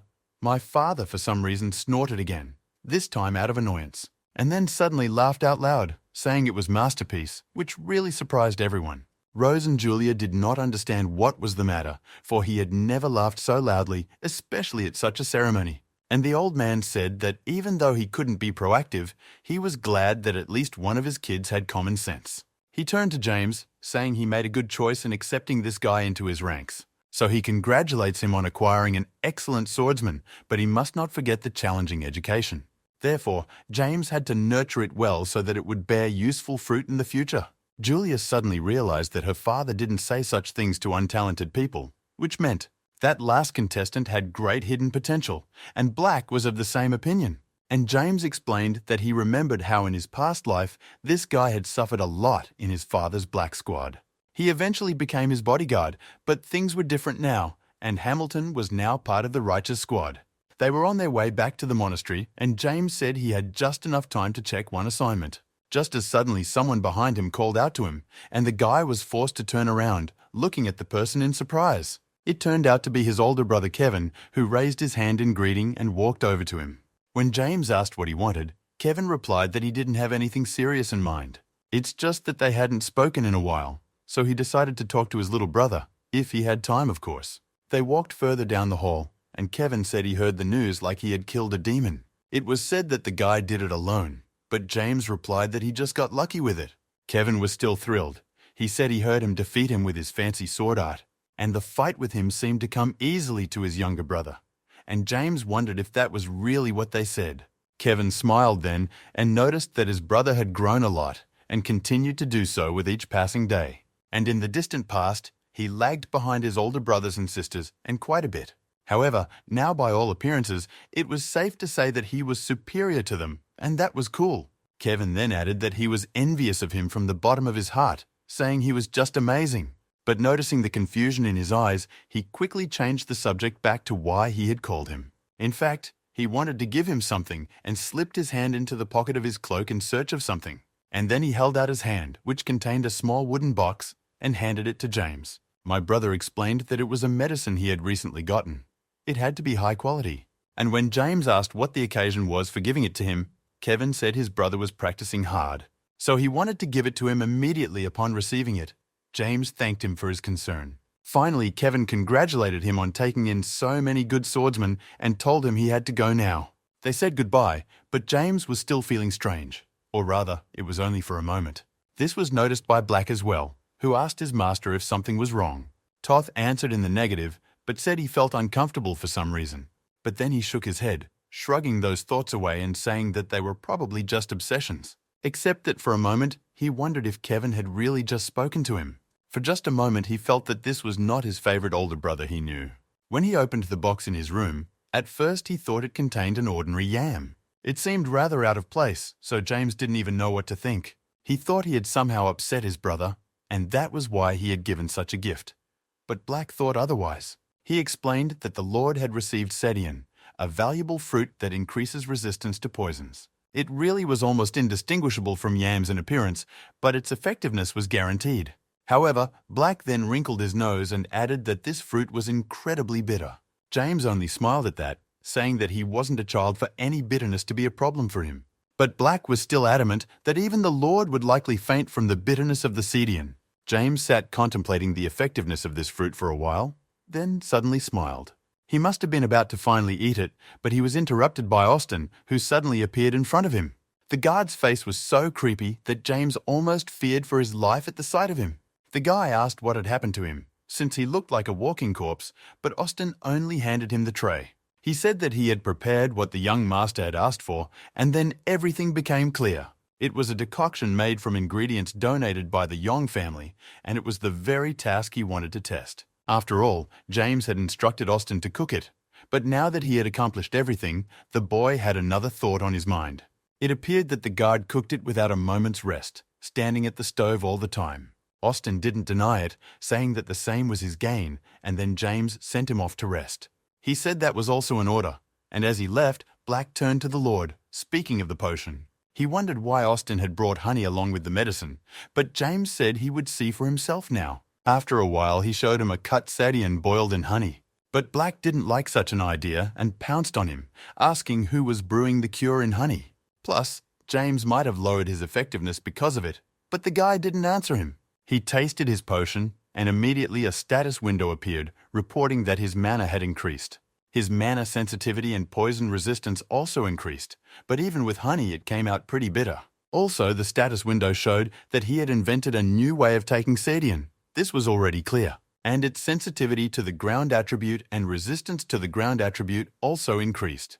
Reading this, Black was exasperated, asking if this was really a cooking channel for him, but James was pleased. He drank the rest of the potion and noticed that he didn't feel anything in particular, then moved on to Austin's potion. After drinking it, he obtained a level 4 aura of cane training method and permanent resistance to 100 poisons. And then his resistance reached 1,000 poisons, and James cheerfully said it was amazing. Now he could feel his body warming from the energy circulating in him. The guy was ecstatic, which couldn't be said for Black, who was pissed that he'd gotten resistance to a whole 1,000 poisons. But James remarked that it was mostly due to him, for if he hadn't said sadian was bitter, he wouldn't invent a new way to use it by adding honey, and that made Black even angrier. At this time, the phone suddenly rang, and when James looked at it, he saw that it was the old mage calling. James took the call, and Horace started by saying he'd heard the guy had defeated the demon single-handedly. To this, the latter replied that it just happened, and Black was indignant at this impeccable manner of his. Then the mage continued, saying that he had found someone who knew about the flame dragon guy. Hearing this, James asked how far it was to go to this man, and when he got the coordinates, he said he would go tomorrow. Horace finished by sending him the exact location, they said their goodbyes, and James ended the call. Black noticed that the man must have been looking hard for information all this time, since he'd only called him now. James then said he would get alcohol for the old man on the way and talk to Thomas about it. When Black asked what kind of alcohol he'd take, the guy decided to make a joke, saying he'd take a honey macaulay. The next day they were already walking together to the right place. Horace was in high spirits. He said that they would meet this demon expert in this county, so they could rest now. Black noticed that the houses here were in the middle of the forest and the guild itself was in the mountains, which spoke of this man's stealth. When James asked if it was true that the guild was located deep in the mountains, the old man answered positively. Though that one was small, but unlike her character, this rascal doesn't like to be at the center of things. James didn't realize if the mage was now talking about the guild or someone else, but soon a girl approached them. She had red hair and earrings in the shape of blades. She greeted them saying they were right on time. Seeing her, James wondered if this was the one they were supposed to meet. Meanwhile, the girl turned to Horatius, calling him teacher, but he waved her off, saying he was no longer her teacher. The girl smiled then, saying that she could see his habit of ignoring her words hadn't changed. But she quickly changed the subject, saying that she had heard the mage had taken a striking young man as his apprentice. James introduced himself to her, and she asked if he knew how surprised she was when the teacher called her. Horace couldn't stand it again and shouted that he didn't consider any of them his student, but they didn't care. Black noticed that the mage had a good relationship with his students, though he denied it. Looking at the girl, Black added that he could feel her aura, however she was suppressing it on purpose. Meanwhile, the girl said she never introduced herself, saying her name was Becky. She added that she was a former student of that stubborn grandfather, and Horace thought he shouldn't have come. The girl was also the head of the Unita Summoners Guild that James was looking for. Seeing that the guy hadn't heard of them before, she explained that their guild was quite small. She continued to say something, and Black kept looking into her aura and was finally able to see it. He told James that this girl was very strong despite her frivolous behavior. She must have put a lot of effort into not standing out, and James agreed with him. Becky said she shouldn't keep her teacher and his new student waiting, so she asked them to follow her. Black noticed that their personalities were so different, but still the old man was training her for some reason. They came to a medium-sized, beautiful building with a creepy creature standing at the entrance. James felt a little uneasy at the sight of him, for he didn't look like a monster, yet he inspired fear. But Becky told him not to be frightened, saying that it was only a mid-level summoned spirit. But James had already figured that out himself and explained to the girl that he had learned to recognize them. He added that the Grey Wolf was a rank 5 spirit, and even among spirits they were quite aggressive. However, the guy didn't feel an ounce of hostility from this creature, and the girl was surprised that he felt it. James then continued, saying that the girl had mentioned that she was at the head of the Summoners Guild. Becky agreed, adding that their guild had both spirit mages and summoners.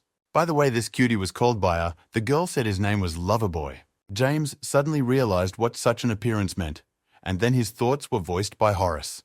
The old man said that this spirit appeared through magic and summoning arts, so it was impressive. Becky looked at James contentedly, questioning if she now inspired more confidence in her person. An unknown cloaked swordsman landed not far from his master with a report. He said there was a slight glitch in the plan, and his boss asked what the problem was. Then the swordsman said that old man Horace had come to the guild, and that made the boss think. He knew the mage wasn't used to leaving his home, so he wondered what had happened. The swordsman continued, saying that he had heard as if the teacher was looking for something, but he didn't know the details. However, it wasn't just Horace. Along with him came swordsman James Beck, and that made the boss change. He figured with this going on, things would be a lot more interesting than he expected. The swordsman then asked if they should postpone their plan in that case, but the man replied in the negative. He said he would take care of the teacher and his student, and the swordsman would take care of the rest. Especially since he couldn't handle James Beck on his own anyway. It was an honest answer. However, it was all for the success of the plan, for they had to get hold of it at any cost. And so the boss said he would give his swordsman some extra power for the battle. He drew some semblance of a portal in the air, and then a huge dark toad appeared out of it. When it came out, however, it no longer seemed so ominous, but something about it was still alarming. The swordsman who was supposed to go on the mission realized with delight that it was a contract spirit, and his master introduced his pet, saying that the one's name was Bufo and he possessed 100 deadly poisons. It was enough to kill all the members of the Anitas Guild, as well as obtain that thing. In addition, there were also 2 unexpected guests, but with this arrangement they were, on the contrary, lucky. After all, this is an opportunity to eliminate all the pesky nuisances that will get in their way. After a while, Becky led them into something that looked like a library, and there they stopped. The girl spoke of a spirit summoned by herself. At first, she didn't understand what the teacher was talking about. She asked for a glimpse of that spirit, and James responded positively, reaching for a cookie. It turned out to be where he hid the dragon, because for some reason he loved cookies and soon appeared. Becky said he was incredibly cute, and Horace asked if it was the same dragon he was then. James replied that they'd seen it all themselves, but it seemed to have gone pretty well. Becky, meanwhile, was sending out a whole bunch of goodies, saying they were lucky she had it all left. She encouraged the dragonkin to eat as much as he wanted because in her eyes he was a real cutie. But seeing that no one but her was acting this way, the girl returned to the topic of their conversation. She said she spent many hours in that reading room to find information about his case. Finally, she was lucky enough to find a book from another world that contained information on summoning. When James asked where she got it, Becky said that sometimes intelligent monsters showed up. They are the ones who often own this sort of thing, but the interpretation of this book took some time. But she managed to learn that there are spirits whose energy becomes stronger. They are called royal vessels. A royal vessel was said to be a spirit with the innate qualities to become a spirit king. Horace was surprised at this turn, asking if the girl had gotten it right, but she answered in the affirmative. James said it was all great too, except that description doesn't fit the dragonkin at all. So far, the one was like a child, only eating and sleeping. He didn't even know how to breathe fire. But something wasn't clear. James asked if he could look at the book, and Becky held it out to the guy, pointing to where the translation was. However, James said he wanted to see the original, much to the girl's surprise. She asked in amazement if he could read the language of another world, and he replied that he knew a thing or two. Black asked where the gentleman got his swagger from, but James said he wouldn't read anything into it, for it was clear that it would be he, Blackstone, who would be reading, and the lad looked at him with a sly glance. Understandably, Black didn't like the idea, asking if he was some sort of translator for him. Still, he glanced at the page, saying that it spoke of a massive summoning that even orcs could comprehend. This book was very much like coming from his world, and James agreed that it wasn't bad. He stood with the book in his hands for a while, and soon said he could read something. Developing spirits are suitable for becoming a royal vessel. In the future, they are capable of ascending to the throne. However, it is necessary to pass a special exam because the throne does not pass by inheritance. It is also written that if you give a spirit a name, it will begin to evolve quickly and gain special abilities. That was it. Apparently, the book only covered the simple and basic details. Becky was surprised by him that the guy was able to translate such a text so quickly and told him so. She added that he could be of great help in the future, and Horace said he was better than she was. The girl, on hearing these words, declared that she would be offended if the teacher spoke like that. But Horace reminded her that she was, in fact, over 40, and then the girl hurriedly changed the subject. She was about to say something more about spirits when suddenly someone knocked on the door of the reading room. It was an unknown old man who apologized for the intrusion and stepped inside. He came to report that the meal preparations were complete, but didn't have time to finish when he saw the dragon. The old man then turned to James and shook his hand in greeting, telling him that he had come after all. The old man introduced himself, saying his name was Albert and he was a fan. James awkwardly thanked him. Becky added that Albert was the manager of their guild and the manager of its internal affairs. The man offered to get to know each other better later, after the prepared meal had cooled down. When James went downstairs to the dining room, he met more of his fans. Everyone wished to say hello to him, and soon they, the members of the Unitas Guild, appeared as well. Becky opened the doors to the spacious hall, saying they were having a meal all together, and invited James in. The girl asked for everyone's attention, saying that she was a little spendy since they had a guest today. The rest of the guild members were a bit surprised by this behavior of the head. After all, she usually didn't do such a thing. Looking at them, James thought that all the guild members were close to each other, and he envied them. He wondered if he himself would ever be able to create a place like this, where everyone would be like home. Or rather, whether he can create another home for all the people he will unite under him. So they ate until well into the night, and when it was dark, Horace took Becky out for a walk. The girl said that his new student had indeed gotten better. She hoped that one day she would have one too. But Horace advised her not to write excessive hope, for James himself was aiming to become a strong swordsman. Then Becky changed her face for some reason and said that James reminded her of meeting Nelson. Then she quickly covered her mouth with her hand, because she realized she had babbled too much, and Horace frowned. The girl apologized, saying she'd gotten too caught up in thoughts of her student, but the mage told her not to worry. Then the old man said they should go back because they had already gone too far. The girl agreed, and they turned around to leave when suddenly someone behind them asked if they wanted to have some fun. Horace and Becky were surprised, not out of surprise, but rather because they recognized the voice. The girl muffledly asked who he was and how he had overcome the barrier, and heard the same question in response. The guy, taking off his hood, asked if she didn't remember him, and after all, they were a family sharing a meal at the same table. When he took off his hood, Horace shouted at Nelson why he had come here, calling the man a creep. In front of them stood a tall guy with red eyes who smiled evilly at the teacher. The old man shouted again, asking how he was daring to show up here, but Nelson was only amused. Guy said it was a shame, after such a long separation, to meet his student like that. He added that they hadn't seen each other for a full 11 years, which is when his teacher killed them. Now Becky couldn't bitch anymore. She pounced on Nelson with complaints about his actions. However, the guy didn't miss the opportunity to taunt her back. After all, she was the major's favorite student. Hearing this, Horace decided not to waste any more time and end it once and for all. He said he'd take this opportunity to kill him himself.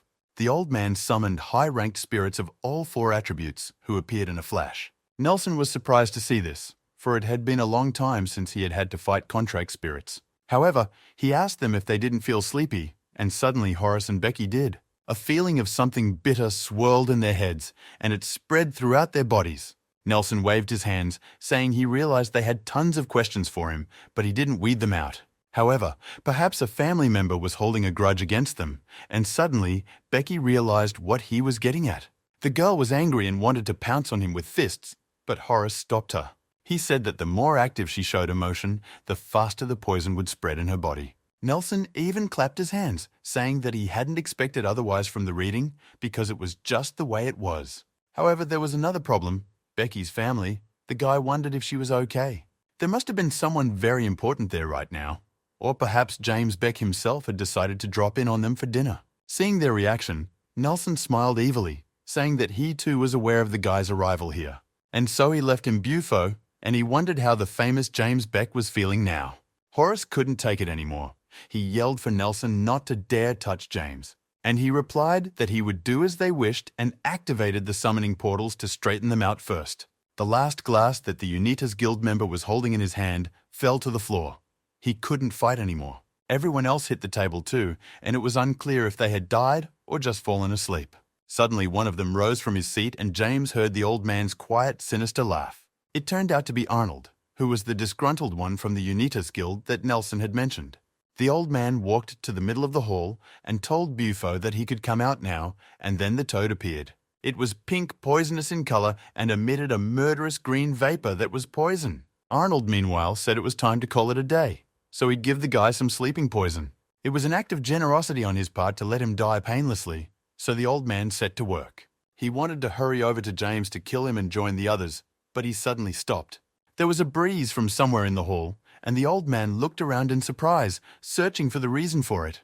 What he saw shocked Arnold, for right in front of him stood a summoned medium spirit. Upon seeing the wind wolf, the old man asked who had summoned it, addressing the spirit by name.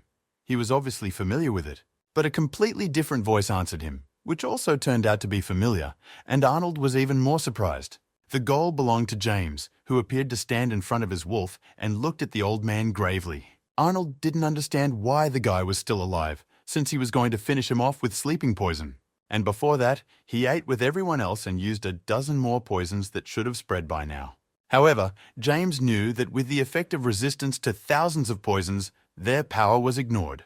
Arnold didn't see how the poison couldn't work on him, so he ordered Bufo to melt the guy down.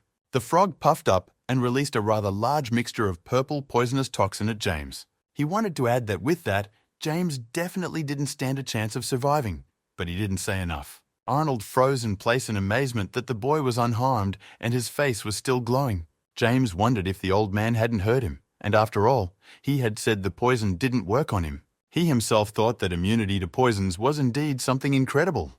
Black agreed with him, but reminded him that he was still fighting, so James went on the attack. The first thing he found himself doing was near a frog, which he set up on his foot from a run-up. And then, out of inertia, he kicked Bufo with such force that he broke a window in the hall and flew out into the street. James then grabbed his sword, intending to finish off his last opponent. He activated his aura and demonstrated its power by launching a dark imperial projectile at the flying Bufo. Of course, he couldn't reflect it in any way, so there was a small explosion, and there was no trace of the toad. Black had noticed that the frog sprays deadly venom even in death, so this was a good call. James, meanwhile, turned to Arnold, saying that the creep was going to kill his comrades. But the old man shouted for him to shut up, saying the guy didn't know anything. Then he summoned his spirit. He addressed him in the name of Modius, ordering him to kill the man in front of him. That is James. But Black said ironically that it was rather silly, for the old man had put up a simple barrier. The spirit, judging by its size to be at least mid-rank, swung around to carry out the order. However, James was already preparing to attack, and he managed to do it first. He used a new technique. After a while, the spirit fell and broke apart, and the lad came close to the old man. And the man couldn't believe he had defeated his Modius so easily, even though he was a famous swordsman in his 17. James said he had a lot of questions for Arnold, but right now he was concerned about something else. At first he felt like punching the bastard. After all, he was a traitor no one can stand. The old man shouted in desperation for the boy to stop, but his fist was already near Arnold's face. He was hit in the face, fell to the floor, and started rolling from side to side. James was already hovering over him again, asking if he was in pain, the old man only whimpering in response. That's when the guy grabbed him by the collar and pulled him to him, telling him to stop pretending. After all, he hadn't even started beating him yet, and the old man was already writhing in pain like a child. He concentrated his aura into his finger and added that he would now explain to him why he had done it himself. After saying that, James touched his finger to his forehead, which made Arnold scream as if he'd been cut. His neck was covered with veins, indicating high body tension. Blood came from his nose, his eyes rolled back behind his orbits, all accompanied by a frenzied scream. Black said that the master was forcibly investing his aura into him. It was a very effective torture. Arnold, meanwhile, was lying on the ground again, clutching his head and screaming in pain. Becky's gaze was already clouded enough. The girl realized they wouldn't last that long. The spirits of all 4 attributes that Horace had summoned were of little help in this situation. Nelson continued to gloat, saying that his sister looked pretty tired. He offered her a rest, but the girl shouted for him to tighten up and get away. Hearing this, the guy made a disgruntled grimace, saying that this wasn't the reaction he was expecting. He asked if Becky wanted to take him back. It was about Loverboy, who for some reason stood at his side. His eyes glowed like 2 red light bulbs, indicating hatred for the victim. Becky didn't even realize how it had happened, but one thing was clear. They couldn't make it in this fight without backup. Her brother had a skill that allowed him to steal contract spirits. At first, she thought there was no such thing, but then she heard Horace's voice asking the girl to step aside, preparing for something. He ordered her to go save her guild before it was too late, but Nelson patted her down again. He said the teacher was as impressive as ever and asked if without poison and sis he would have lost. But Horace replied that they would see how long his worthless mouth would laugh. To this, Nelson said he would laugh at them for the rest of his life after he killed both of them. He snapped his fingers, and in a flash he was surrounded by high-level spirits, also with red eyes. Among them were a gorilla, a snake, and a bat, all of enormous size, which spoke of good draft control. Horace and Becky were surprised to realize that their brother had grown incredibly in that time, if he could summon 3 at a time. Nelson added that he borrowed these guys from the Hero and Phoenix guilds, as well as the Yon family. He then mockingly asked what they thought of their students' peerless collection. He wanted to hear their opinions before they died, and in the meantime, Horace was trying to figure out his secret. He thought that to steal other people's spirits, there must be some condition, and he needed to figure it out. But he seemed to be on edge, and Nelson saw it perfectly well too. He spread his hands again. And in the next instant, the spirits pounced upon them, and Becky and Horace realized that the end was near. The old man reached out his hand in front of him with his last strength, activating the barrier.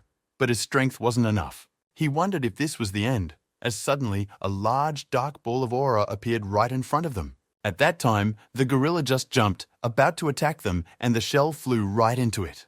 But what was most incredible was that after such an attack, the spirit immediately began to disappear. Horace suddenly realized what the technique in energy was, turning around to look for the guy. And James stepped out of the shadows of the trees, apologizing for being late. He was covered in his black aura. When he came to the center of the clearing where they were standing, everyone noticed that the guy was holding a sword. He told the old man to take it easy. He had to help Becky first and get rid of the poison. For the rest, James said he'd handle it himself, and Nelson couldn't believe he was standing in front of him. James said he knew him from his past life. In a couple years, he would be a dangerous criminal. Because Nelson stole contract spirits from others, he was nicknamed the Robber. But James didn't know he was a mage's apprentice. Black added that from the looks of it, the guy was quite talented in martial arts as well, and James agreed. He added that he was difficult to capture because of his skills, but now his talent has yet to fully blossom. The guy then told the surprised Nelson that his spy had kindly laid it all out for him. He smiled and added that he came here to collect and remove unnecessary garbage that interferes with the lives of others. But that wasn't what surprised Nelson. He wondered how the guy could even talk after the poison. And James asked him back, was he really such a fool after all? Who would tell him about it so easily? Such an insult infuriated Nelson, though he realized he would have to fight James on equal footing. However, it wasn't even worth thinking about, because once he killed him and those two, it would all be over. He raised his hands and put on some metal gloves, then lunged at the guy. James prepared to defend himself and swung his sword in front of him, creating a shockwave of aura. For a moment they faced each other, each with their own attack, and then there was a surge of power. James was thrown aside, landing on his feet and already preparing for another attack. Nelson was also thrown off, but unlike James, who remained calm, he was angry. For a second, he wondered if this guy's strength was capable of matching his own. Even if he's from the Beck family, how did he manage to reach that level at his age? This Nelson couldn't understand, and James took the opportunity to jump on him from behind. It happened so fast that opponent didn't have time to react in time. The same allowed James to put the maximum amount of aura into his attack. He brought it down on Nelson, and though he put his arms out for a block, the effect was guaranteed. James looked at him with a murderous stare, intent on finishing off another criminal. To his surprise, Nelson had been able to withstand the attack, but now he stood almost powerless before him. Nelson looked at him angrily, telling him that James wasn't going to get away with it that easily. The guy thought he was using a shield aura, but that aura was significantly using up the user's power. Black noticed that his opponent probably didn't realize how much maneuverability he had developed, and James replied that this was the first time he was using soul fusion in real combat, and it was a very useful skill. Nelson shouted to his spirits not to stand idly by, ordering them to grab the guy. The first to lunge at him was a huge serpent, which opened its mouth, about to swallow him. Black suggested to the gentleman that it was an attack from below, and he said he would use a different technique in that case. The fusion of dark step dominance and unknown footwork was his newly honed technique. James jumped up and it came out pretty high, like the time he fought a flaming gargoyle. When the kite changed its trajectory to reach him, he did the same and attacked first. He called this technique the Imperial Sword of Domination, and it worked. The serpent began to disappear. However, the next spirit was already rushing instead. The favorite was under the enemy's control. Of course, James remembered that it was Becky's contracted spirit, so he couldn't kill it.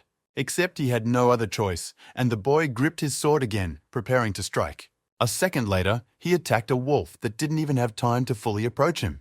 Nelson, who was watching, called James crazy, for he had killed all his spirits. He realized that the kid wasn't just his equal in strength, he far surpassed him in skill.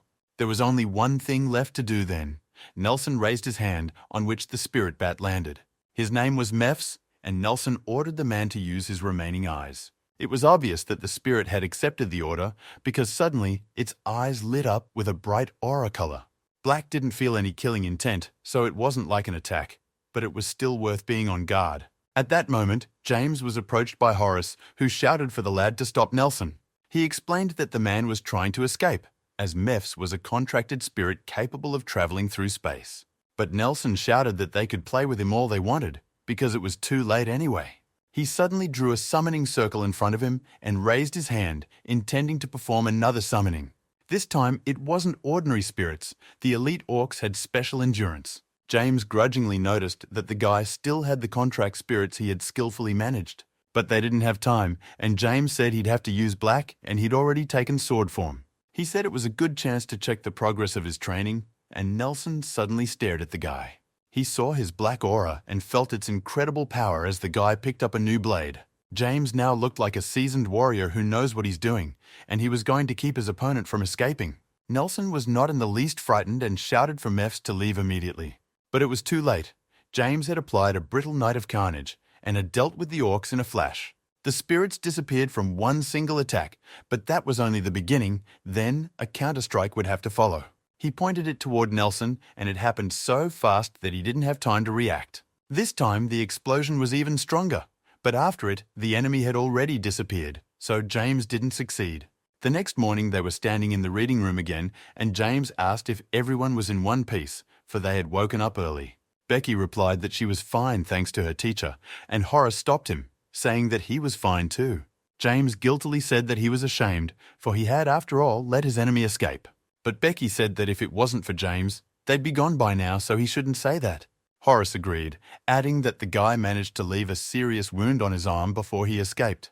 Nelson's life will never be the same again, so James did a good job last night. Besides, the old man added that they should be the ones to apologize, since they were the ones who should have solved the problem. He remembered taking Nelson in when he was a round orphan because he was incredibly talented. His potential prompted great interest in Horace, so he trained him.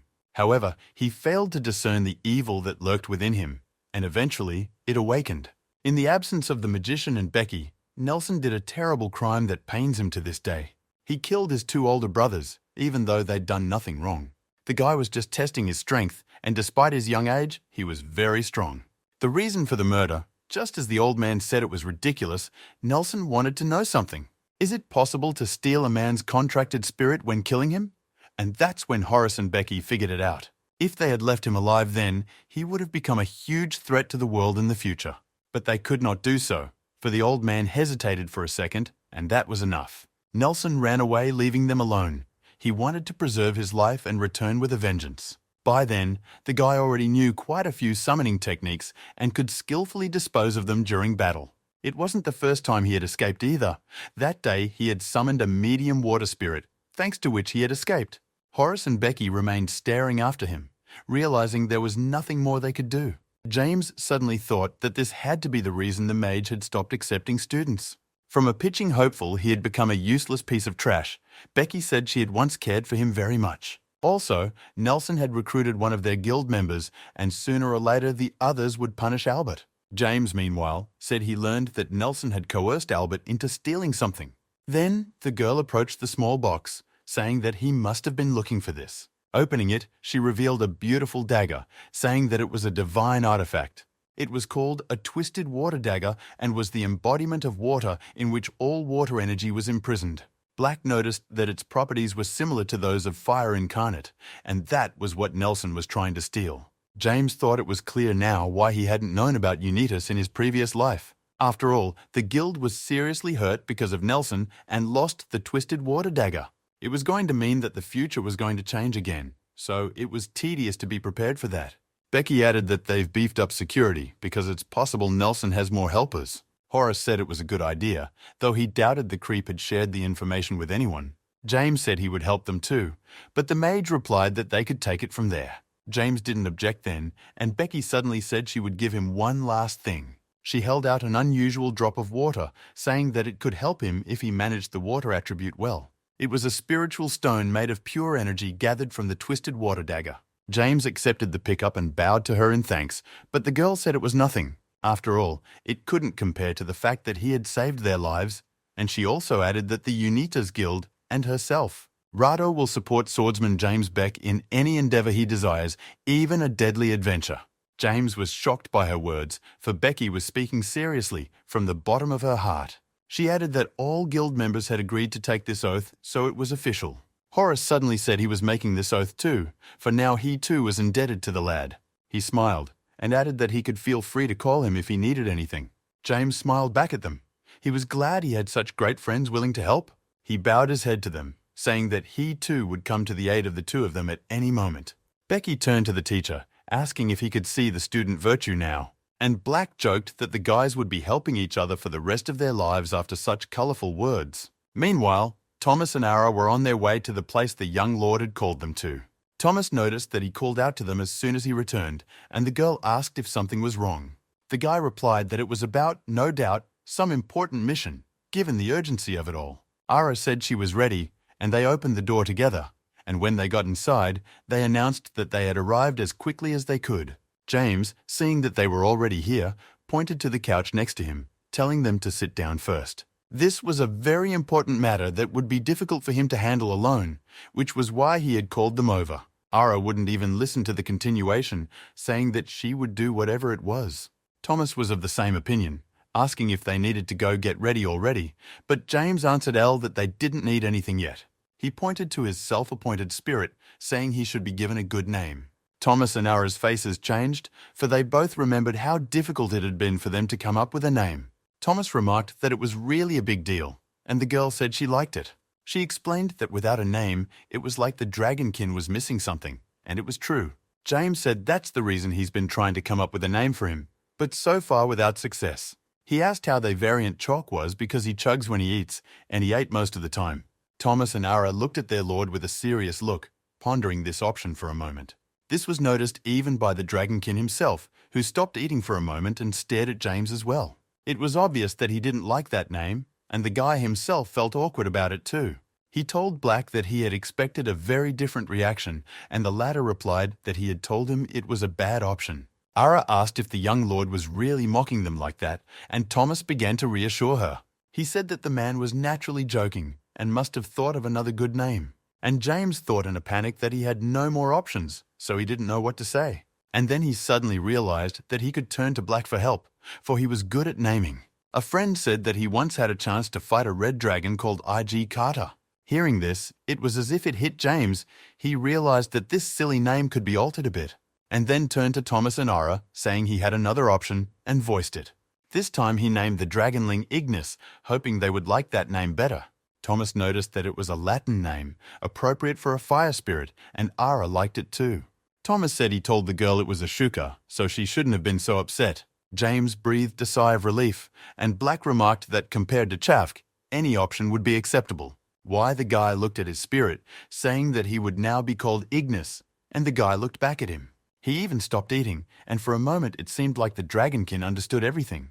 And so it was. For the next second he was up in the air and swirling in some kind of flame. This spoke of his transformation.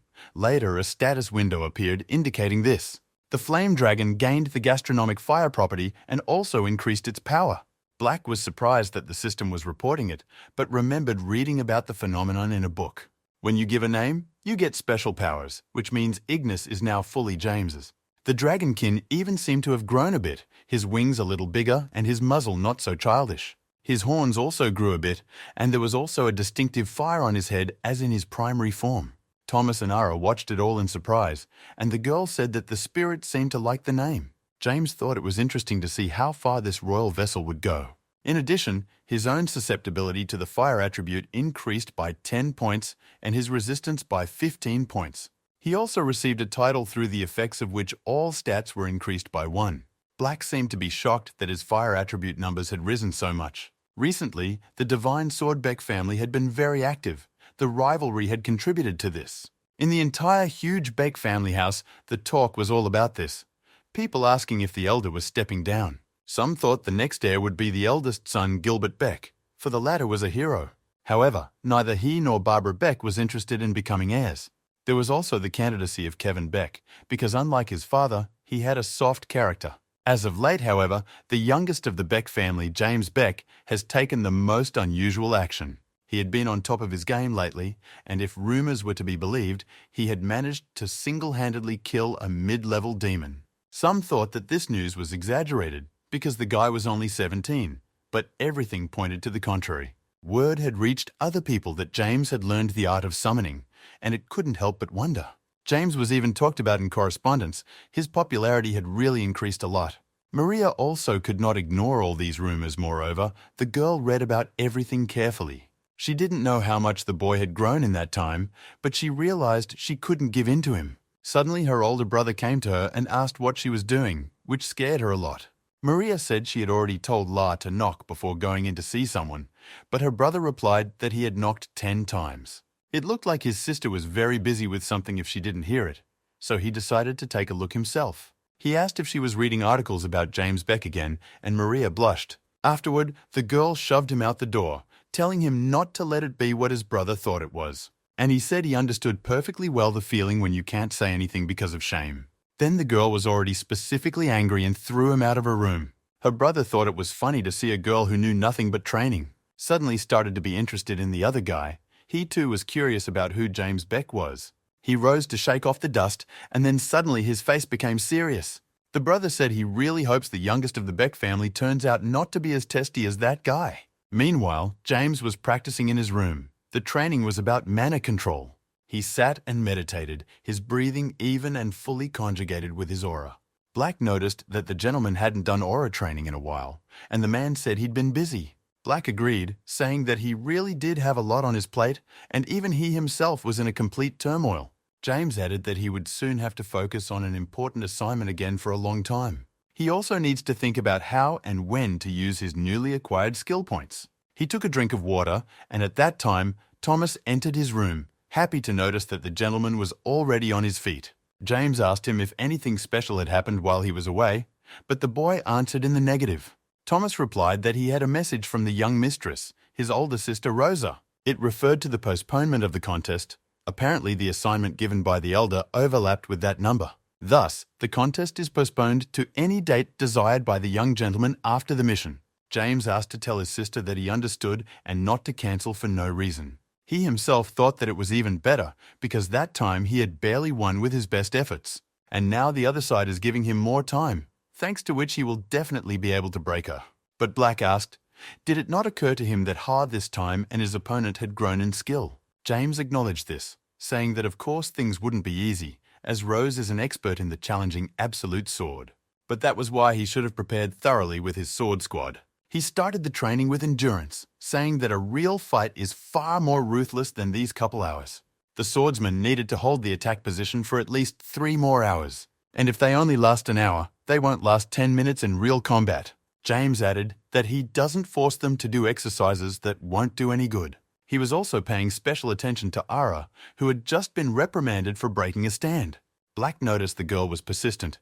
He couldn't believe she was going to learn a real mid-level sword. James agreed, saying that Ara would soon improve her skills and overcome the others. After all, she was a talent that he had personally chosen, and talent was useless unless it was nurtured. James clapped his hands together, saying that this would be the end of their morning training and they would continue on their own after lunch. All the swordsmen were literally lying on their feet from exhaustion, but they quickly got up and walked towards the exit of the pavilion. James decided that he too would work out after lunch, but suddenly his phone rang.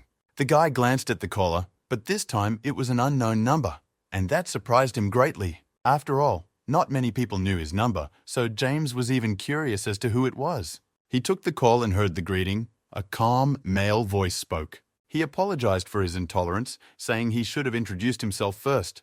The unknown man identified himself as the head of the Arcane Guild, Richard Banus, and that name spoke volumes to James.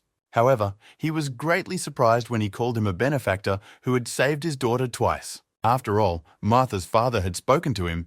James replied that it was nothing, for his daughter had helped him a lot too. The guy then noticed that the man had called him because he probably had some business to attend to. Then, Martha's father said that their arcane guild was also the best derivative workshop in the country. James figured the man really wouldn't have called just to thank him. In that case, Richard Banners suggested that we stop this useless conversation and get down to business. After all, he wasn't speaking on his own behalf now, but on behalf of the Arcane Guild, which was important to understand. And then he made a formal request to James for help, much to the guy's surprise. The next morning, he was already in his office, which served as the headquarters of the Arcane Guild. The man was as red-haired as his daughter. He was happy to see James and greeted him again. The guy responded by saying that it had been a long time since Martha's video and asked the girl how she was doing. As her father shook James's hand, he was surprised to realize why his daughter had been praising the guy so much. It was unbelievable that he possessed such skill and swordsmanship at such a young age. Richard said he wouldn't waste his time and invited him to come into the dungeon where it would tell him everything. James involuntarily thought that the problem he would need to solve was right there. But Martha, seeing his surprised look, said that in fact, it was not as it might appear from the outside. The dungeon assigned to the Barneys family looked quite impressive, and James couldn't help but praise them. One could only get there with a special pass, which was not issued to outsiders. The guy thought that for an old dungeon, there was a high level of security here. Meanwhile, an observant Richard said James must be wondering why there are so many locks. He realized the guy was thinking the same thing, since everyone who was here for the first time said the same thing. The place was originally set up as a storage facility, so there were convoluted security procedures. However, for some reasons it had to be used for other purposes, and those reasons are related to its problem. After these words, the man opened the last lock on his own, and James could see the dungeon from the inside. The first thing he noticed was a man, or rather a girl, who was standing nearby and whom he knew well. It was Maria, who for some reason had also come here, as James noticed on request, since she couldn't open all those locks. The girl approached him, saying that she had heard a lot of news about him lately. James replied that he'd heard something about her exploits too, to which she said it was quite amazing. But suddenly, someone's hand came down on her head and Mary fell silent, looking away unhappily. It was her older brother, who noticed that James looked much better in person than he had been described. He introduced himself as Asgold from the cruel Red Lotus family, saying it was a pleasure to meet him. Black mentally analyzed him and concluded that this guy had already reached rank 7 and was at a level where rank was meaningless. James, meanwhile, introduced himself in return, saying admiringly that he had heard of the glory of Dragon Fist. Asgold clearly did not expect such words of acknowledgement, saying that he was flattered because usually members of the Beck family did not shine with politeness. He remarked that their fathers must be on good terms, and James awkwardly agreed with him. James then asked if that meant he would be doing this mission with them.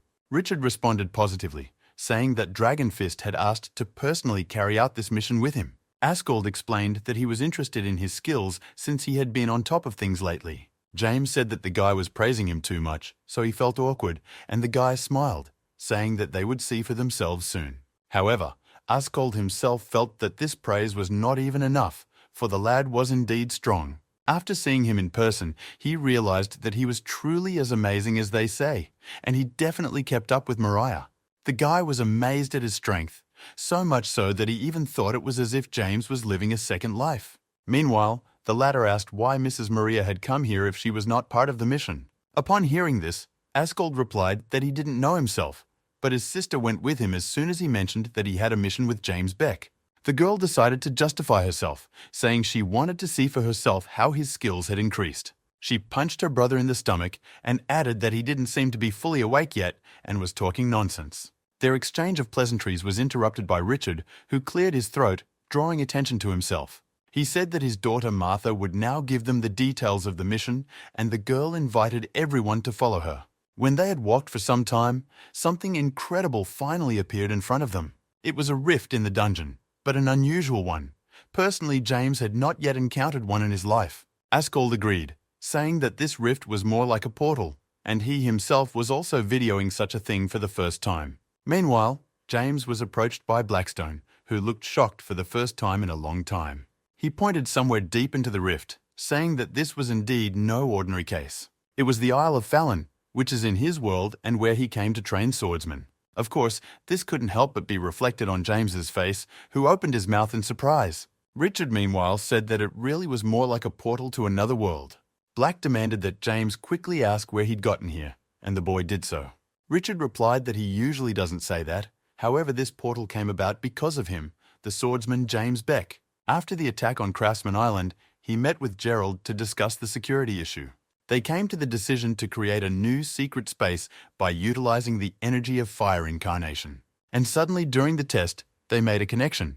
But why with this island, it was unclear. It was volcanic, and apparently it was dangerous to be on it for a long time, for it was unknown territory. Seeing that James still didn't understand, Richard explained that this experiment was made possible because of him. After all, he had protected the artisans and fire incarnations on the island, and Black was angry that it had all turned out to be about James again. Asked by Askold to tell the man more about their mission, the man replied that it would take place on the island. There are dangerous creatures there that are a big threat to the expansion of the facility. So they asked them to deal with the threat, and Askold suddenly shouted that those had appeared. From the rift, or rather portal, a huge lava golem suddenly became visible and noticed the hole in space. These fire golems looked quite different from the normal ones, and it was a bit disconcerting. Askold put the protective gear on his hands, asking James if he was ready to show his strength. The guy responded positively, but asked when it was that they had time to switch to you. Askold replied that it was only a minor detail, so there was no need to worry about it. He added that it was much easier to work together that way, so James had to agree. Black noticed that Askold wasn't a bad guy, and he didn't video a single minus in his character. As if to confirm his words, Askold turned to everyone, saying that before going in there. He would like to make a small wager and looked at James curiously. The guy went on, saying that they would bet on who could fell these flaming monsters the most. Of course, James said that the winner would be Askold, since there was a big difference in skills between them. But the man replied that he had not expected to hear such a thing from a legendary swordsman who had defeated a demon single-handedly. He then said that he too would fight in a rank 6 force, but James replied that he had a maximum of rank 5. However, Askold was not fooled. He noticed that his real strength was close to rank 6. Black said that in addition to his character, this guy was also very smart. At the same time, Askold added that there would be no fun if there was nothing at stake. So he offered to praise him to Mary if he won, and asked how he liked the idea. James replied that he didn't need it and hadn't even asked for such a favor. Then Askold laughed, saying that if Mary had heard how resolutely he said it, she would have been disappointed.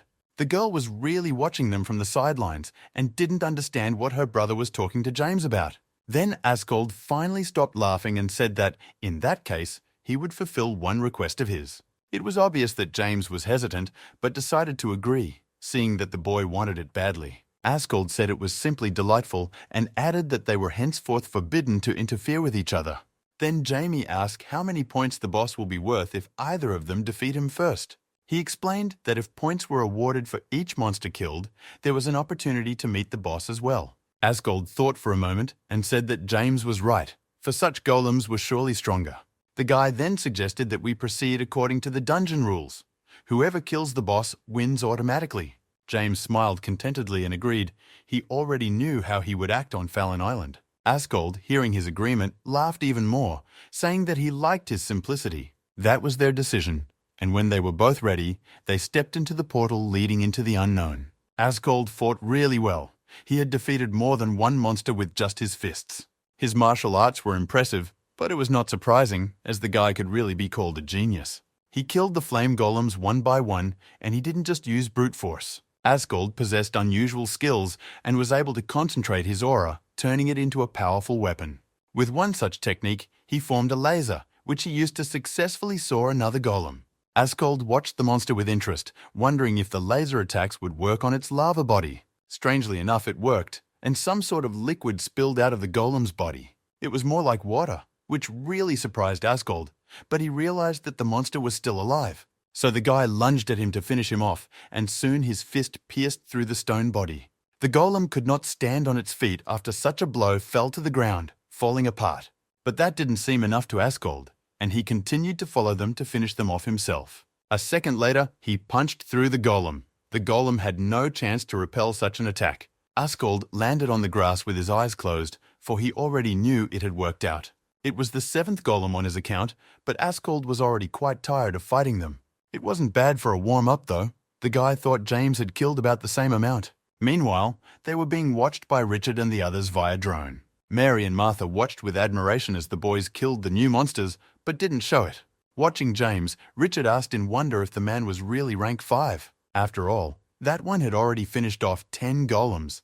It seemed like he was just playing with them like children. Maria realized that naturally his abilities should have improved during this time. She knew her brother was also giving in to him a bit, but for all that, James's speed was thrilling. Black, who was flying along with him, noticed that the lad had wanted to agree to the wager from the start. James answered positively, for he could deal with golems with a single blow. And not with 1 or 2, but with all 10, and it was really impressive. James had time to hone his skills on the golem he had taken with him from the dungeon. He practiced with his toy almost daily, so it was no surprise that he excelled. The golems were destroyed one by the sweeps of his sword, which slew them with new techniques. And it was because James knew the secret, the weak point of every golem hidden in the core. He didn't know about the rest, but the location of the core fire golems James could really feel. It turned out that the victory was in his pocket from the beginning. In any case, Askold was the first to propose a bet. If he had known that James knew a way to kill golems quickly, he wouldn't have been so reckless. Plus, one of the rules of successful negotiation was to give a few disclaimers before agreeing. James said he didn't plan to lose from the start, and Black called him a sly fox. But you had to give the guy credit because he actually fought pretty well. He was indeed not inferior to rank 6 swordsman in his skills, and that was not counting his special aura. He just as Askold landed on the grass with his eyes closed, certain that he had killed the golem. And that was actually true. The guy had already killed over 15 monsters and had no plans to retreat. Richard and the girls watched everything through the screen of a small TV and marveled. Martha's father asked himself how it was even possible for the boy to have such a high level. After all, he immediately realized where the core of the golem was and cut it with his sword in one blow. It was largely beyond the man's expectations, for James had done it without the use of aura. Obviously, his skills helped him, and after all, he was a swordsman only active for the last one, 2 years. Richard, of course, assumed that the rumors concerning him were made up.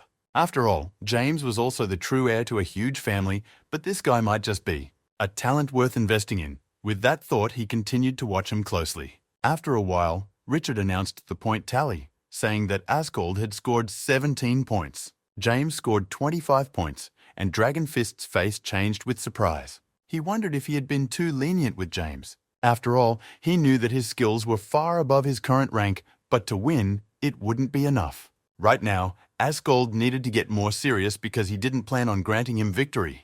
The guy rushed at several golems at once. He sped up his attacks at the expense of fighting more monsters. Meanwhile, Black asked James if he could handle the new task.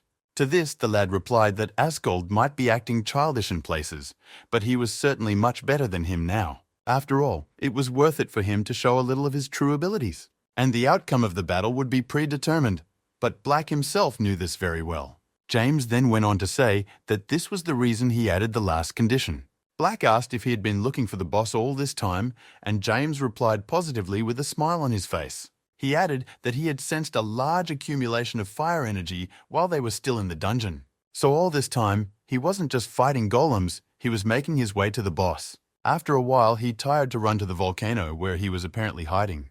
Black said he could feel him underground, albeit faintly. But you can't fool his sensitivity. James then decided that if he channeled the aura into the ground, the boss would jump right out. But Black didn't like that idea. He said he hoped the guy knew what this boss looked like before waking him up. But James answered in the negative, saying that he thought Black would tell him that. The one, however, apologized, saying that even he didn't know that, because who would ever dig that deep? James calmed him down then, saying he wouldn't do it without a plan, and swung his foot.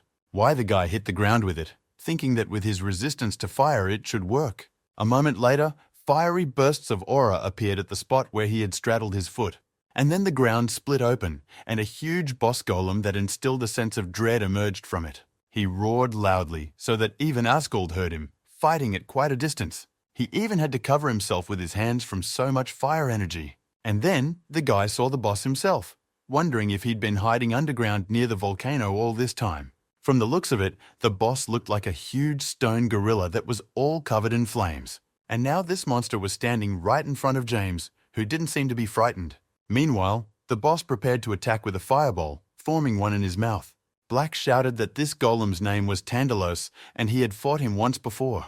It was a siege magic golem that was difficult to crack as it had 3 cores. And if James doesn't destroy them all at once, this monster will be reborn in the process. As a result of all this, there will be a huge explosion that will engulf the entire island. And James had already realized for himself that this was going to have disastrous consequences. Plus, everything indicated that Tandalos was furious about being woken up. Black said that James should wait for Asgold to overpower him together, because he couldn't do it otherwise. But James replied in the negative, saying that since he now knows how to destroy this boss, Tho will be able to do alone, as he did with all the others before him. With these words, he rushed to the attack. The golem opened its jaws for another firebomb, aiming straight at the guy. But James's attack was faster, and he unleashed his misty cut on him. For a moment, the golem seemed to feel nothing, continuing to stand still. And then James swung his blade, putting his aura, divided into 3 parts, into the blow. He called this strike as the triple link flash of falling thunder, and all 3 attacks hit the boss's cores. Suddenly, the fire in his eyes began to dim, and the monster roared frantically for the last time at the entire island.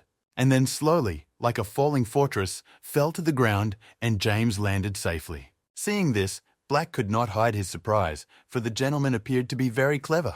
Adjusting the speed of his sword energy, he dealt damage to 3 points at once, and all 3 boss cores cracked at the same time, resulting in his demise. So now Black couldn't help but praise James, even though he was reluctant to do so. But the speed at which that one was advancing was so fast that it didn't even seem real. After a while, they had already come out of the rift, which was more of a portal, and disappeared after the boss died. Asgold admitted he lost, but asked if the guy knew where the boss was from the beginning. To this, James replied that in a bet with a man who is much stronger than he is, there is no getting around the advantage. It even amused Asgold, and he spread his hands, saying that the guy was too good. And now he had to fulfill one wish of his, and asked him what he wanted. James replied that he would probably save his wish for later, but Asgold advised him not to delay. To this he replied that he would be thrifty with his desire, so that it would not evaporate. Asgold laughed again, and then said he wanted to ask him something else, but Martha beat him to it. The girl told James that her father wanted to talk to him and invited him to follow her. The boy bowed to Asgold, and the latter waved him goodbye, telling him that they would see each other again. The brother also turned to Maria standing behind him, asking if the girl didn't want to say goodbye as well. After all, she didn't know when she would see him again, so she should have done the same. But Maria only snorted, saying that he left without saying goodbye to her, so why should she? It was only on the girl's cheeks that Asgold noticed the blush that gave away the fact that she wanted to see James again. Then the guy said that, as her older brother, he was giving them his consent, which made Maria very angry. The girl said that she had already asked him not to talk like that after all, and then said she was going to practice. Asgold replied that they could go together. Besides, his sister should have been honest with herself. After all, at this rate she might lose to him. With those words he turned around looking at James. When he came to Martha's father, Richard bowed to him, saying that the Arcane Guild was once again in his debt. If they started building without locating the boss, and if the boss woke up enraged, they would have suffered heavy losses, but thanks to James, this was avoided. The man bowed to him again, and James told him he shouldn't, as he was just honoring his request. Besides, he had gained valuable experience in this battle, and the guy reached into his pocket for something. He gave Richard a beautiful red stone, saying he found it after defeating the boss. He added that the man could accept it as a thank you, and the man couldn't believe his eyes. After all, James had just given him incredibly dense fire energy. This item was definitely of legendary level. A little embarrassed, Richard asked why James was giving the jewel to him. To this, the guy replied that the item obtained during the mission given by the customer belonged to him. These words made Richard think even more about the youngest son in the Beck family. He suddenly said he couldn't accept the gift, and James asked in surprise as to the reason. Richard then replied that he had simply instructed him to kill a few golems, not an entire boss. So the item belonged to him, and James looked at him gratefully. He bowed, saying he was very honored that the man was giving it to him. James got ready to head out, saying that if they needed him again, let them feel free to contact him. And Richard thought it must be easy to be arrogant when you have such skills at his age. But James Beck was an honest man, and perhaps they would meet again soon. By the time James got home, he was no longer able to do anything. Black said the guy really shined today, so he deserved the provisions of rest. But in the next instant, his friend got angry, saying that James hadn't planned to give the item away from the beginning. Still, at the end, he didn't have much choice but to accept it, which he did. It was a win-win for both sides, and more importantly, Richard would consider him an honest man. Black realized it was useless to argue, so he told the guy to hurry up and eat it already. But James replied that he'd break his teeth if he did that, at which point Black said he'd gotten it wrong again. And James held out the stone to him, saying that, in that case, he should show him what to do himself. This stone was called the Heart of Tandalos and rapidly increased resistance and susceptibility to fire. Then James suddenly summoned Ignis, and the dragonkin appeared immediately. However, Black didn't understand why he had summoned this lizard and asked him about it. To this, James replied that the one had a skill that made him stronger at eating anything. With those words, the guy gave him a rock, saying that it would be much easier for Ignis to eat it. Besides, this way was far more effective, and Black had to admit that. The dragonkin, without thinking long, put the stone in his mouth and began to chew, crackling the broken pieces. And then the unbelievable happened. In front of James sat no longer a dragon, but a real dragon. As a result, his own susceptibility to the fire attribute increased by as much as 2 points. Resistance to fire had also been increased by 25 points, and Black had gotten mad about it. The status window also gave out that Ignis had absorbed the dense flame essence, causing the Ignis vessel to expand. James remarked contentedly that they seemed to be getting somewhere with his experiments. Then all three of them stared at the status window waiting for more rewards. But they didn't follow, and Black told James to be happy with what he had. Then all of a sudden, there was someone's voice saying that James was pretty interesting. The boy asked what that was now, and Black referred to the voice inside his head. But the status window revealed the real reason. The fiery spirit King Ifrit had shown interest in him and Ignis. For a while, James stood there in incomprehension that he was now being addressed by the Spirit King himself. Black added that he'd never heard of him either, but it seemed this Ifrit did speak directly to him. And then they saw the invitation. The Spirit King had personally invited James and Ignis to the spirit world. Literally immediately, a true fire portal opened up in front of them, similar to what they had seen before. Only this one led not to some island with golems, but to the world of spirits, where few people got there. James decided not to delay and stepped through the portal first, with the dragon following behind him. Black noticed that it looked like Ifrit had personally opened this portal since it was happening now.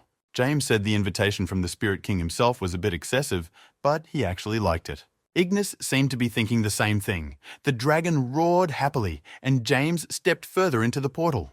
After a moment, it swallowed them whole, but they didn't expect the place they were in. When the guy opened his eyes, he thought he had died and was in heaven. Black said it was his first time here too, but this place was overflowing with pure energy. They were in the middle of 4 high chairs that were clearly meant for someone. Suddenly, from somewhere above, someone's voice said that they were right, for those chairs were for other kings. James traced where the voice was coming from and realized that a small red creature was sitting right above them. It looked small, but emitted such a huge amount of fiery energy that the guy thought it was an Ifrit. He bowed, saying he welcomed the Fire King, and the spirit smiled contentedly, for he liked the praise. The next moment, however, he ordered an end to this circus, saying that his recognition must first be earned. Pointing at Ignis, he said that James and the Flame Dragon had grown at a tremendous speed. And Black, looking at the dragon, said that he knew no humility and neither did his master. Ifrit didn't end there, however. His gaze suddenly became so penetrating, as if he was burning them alive. The spirit added that James had a very remarkable talent that was compatible with the energy of fire. Ifrit also thought he had called him in because of the interesting progress and for the sake of giving advice. However, he might also be useful for his plan. Thinking this, the spirit smiled. Suddenly, he asked how the guy looked at putting him under contract. He added that if James did a good job, he would help him with his flame dragon. He's going to make him king of spirits, but all the guy has to do is help him with one little job.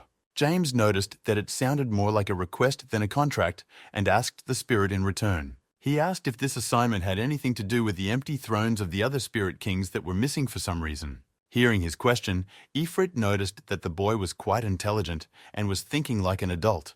The Water Spirit King Erwin, the Wind Spirit King Shirka, and the Earth Spirit King Grandy. Right now, they're off to clean up the damaged world tree. The Spirit King was originally forbidden to interfere directly, however. A damaged world tree can lead to the birth of a new elf queen. Therefore, they had no choice but to intervene even though it was forbidden. Then Black said it was a lot more problematic than they thought. After all, the elf queen usually controls all 4 spirit kings, and if that happens, hell will break open to the human world. Ifrit continued, saying that the damaged world tree had moved to the human world, where it was called the Dark Tree. The spirit added that James only needed to help the other kings in the place where the Dark Tree was.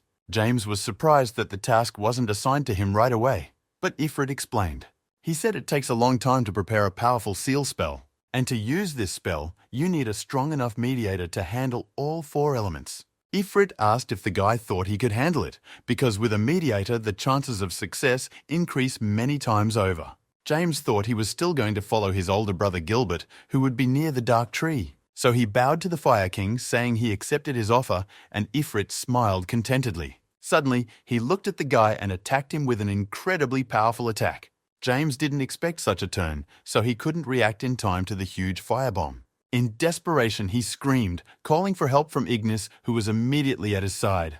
The dragon already knew how to control the flames and directed a counterattack rather quickly. Ifrit seemed pleased with the result, though he was in no hurry to explain the reason for his sudden actions. James didn't understand why the man had attacked them so harshly either. After all, they had almost been burned alive. Indeed, another second, and they would have been corpses by now, so it was lucky that Ignis was nearby. That way their defense wasn't late and they were able to keep themselves safe. But James wanted an explanation. But Ifrit only smirked again, saying that there was no point in making a contract with someone weak. Also, he can't make everyone Spirit King, so it was a bit of a challenge. After that, he said the guy could do whatever he wanted, and if he ever got in, he'd sign a contract. Black noticed that the spirit had just asked for help, but now acted as if they needed it.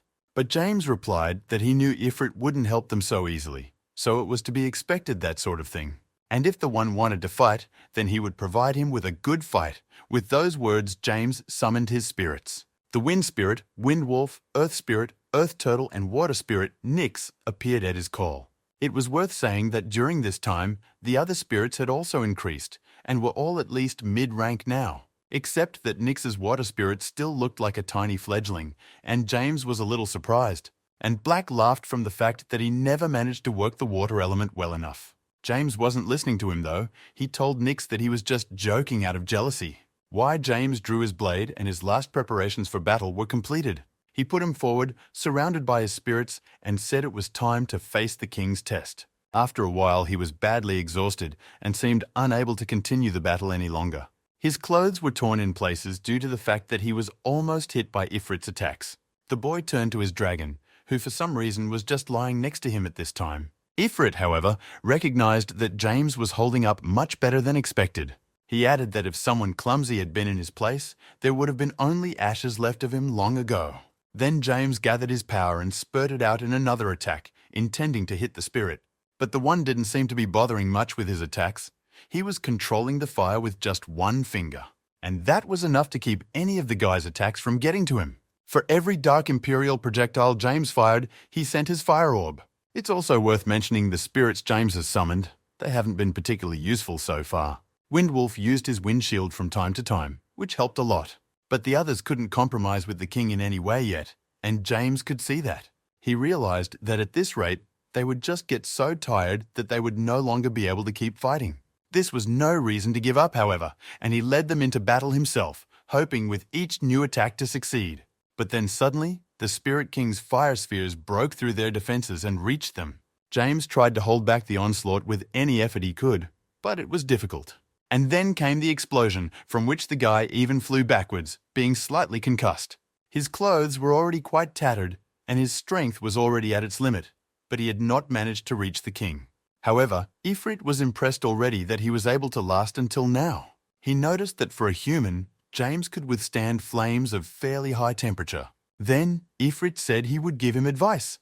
He advised him to consider when the flames were most fierce. Black noticed that the king had given him a huge clue, telling him that other methods could be used to fight him. It was then that James realized he'd been too focused on getting it all along. In that case, Black said he should do what the guy was best at, and James agreed with him, saying that he was first and foremost the swordsman of the Beck family, which burned brighter, worth taking control of the sword. Confidence appeared on his face. He stepped towards Ignis and looked at the king with a challenging look. The dragon, meanwhile, had already rested a bit too and was ready to continue the battle. James smiled. He was glad he finally realized what Ifrit was getting at. The guy put his hand on Ignis's head, which was surrounded by bright flames. As a result, he too began to burn with that fire. But thanks to his aura, he spread it like a shield around him. James said he senses Ignis's will, who says he will fight to the end. They looked at Ifrit together, and James thought that they would definitely make it this time. But the king was not going to grant victory so easily and attacked them again. This time, the blow was repelled by Ignis, who granted the lad the power for the sword art. James realized he had to burn everything with his sword at the expense of his and Ignis's will of fire.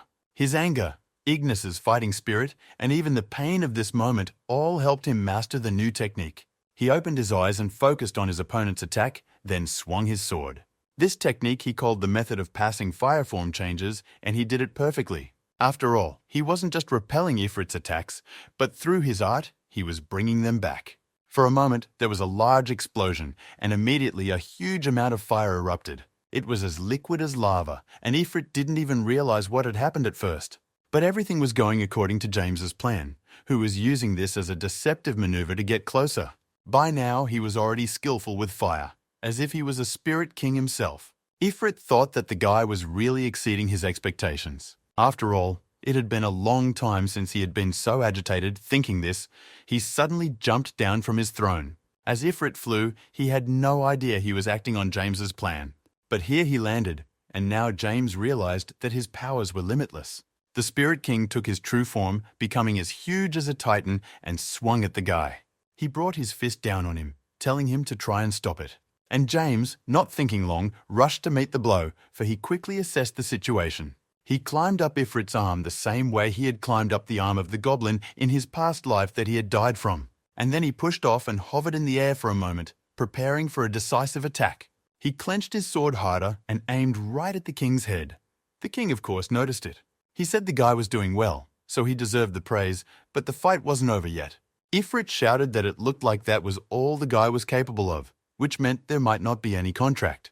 But his words were drowned out by another explosion that made James's spirits tense with fear. They soon saw their master in flames as they flew away from the site of the explosion. James realized that Ifrit was on a roll, and any mistake now could be tragic. The king, meanwhile, activated his firebomb right in his mouth and aimed it in his direction. A second later, a powerful column of flame flew at James, who barely had time to dodge. The boy noticed that something unknown suddenly gave him strength, and then he realized that it was the element of water that would connect with him thanks to Nyx. Thus, he was covered with a water shield that was immune to any attacks. But a moment later, the shield dissolved, and he was once again unprotected before the firebomb. By now, James was hovering in mid-air, so he definitely wouldn't be able to dodge. He closed his eyes and prepared for the worst, but suddenly help came again. Still, Ifrit's attack had achieved its goal, however. The king thought the guy was burned, and the one turned out to be alive thanks to Nyx, who saved him with his water element. He was no longer a little helpless fledgling, but a true water eagle. Black added that he had heard that some spirits could change their appearance at will. Then it turned out that Nyx's will and his spirit stone united and became one. The water spirit did this as it saw that its master was in a predicament. So he decided to help him, which he successfully did, and James was grateful to him. This was a turn he clearly didn't expect. Plus, the Nyx looked a lot better in this form.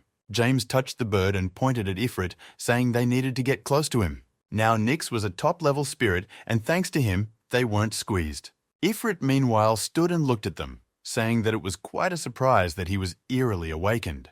Besides, the guy himself had grown stronger in the midst of the crisis, which only confirmed his judgment. However, the king activated the fire spheres around him again, saying that the test was still unfinished. For though James was able to dodge all of his attacks, he hadn't hit him once yet.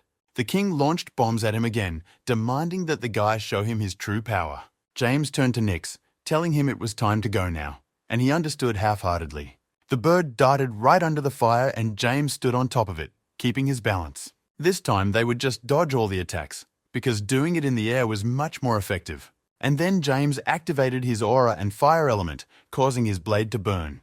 But it was not a flame of conflagration, but real power, and the lad rushed with it to the attack. He changed his stance, and this time everything indicated that Ifrit would not be able to dodge. So it did, and soon James had gotten a hold of him, leaving a cut on his chest. After a while, the little king stood before him again and said he had done well. He added that he thought at best he would only be able to inflict a scratch. But he wasn't expected to take the blows, however. James completed the task, and the king turned to Ignis. He ordered Ignis to extend his paw, which he took hold of and transferred some of his will to him. The dragon felt his body fill with an incredible amount of fire energy. Ifrit said that on behalf of himself, the Flame King, he declares him, Ignis, to be the vessel of the next Spirit King. When everything was ready, he took his hand away, telling the Dragonkin to do his best in the future. And since they were done, they could go back now. He opened a portal for them. Lastly, Ifrit said that they would see each other soon, and James agreed with him. James glanced at Black, telling him they should get going, but he looked thoughtful for some reason. And the man replied that he had an uneasy feeling that something was missing.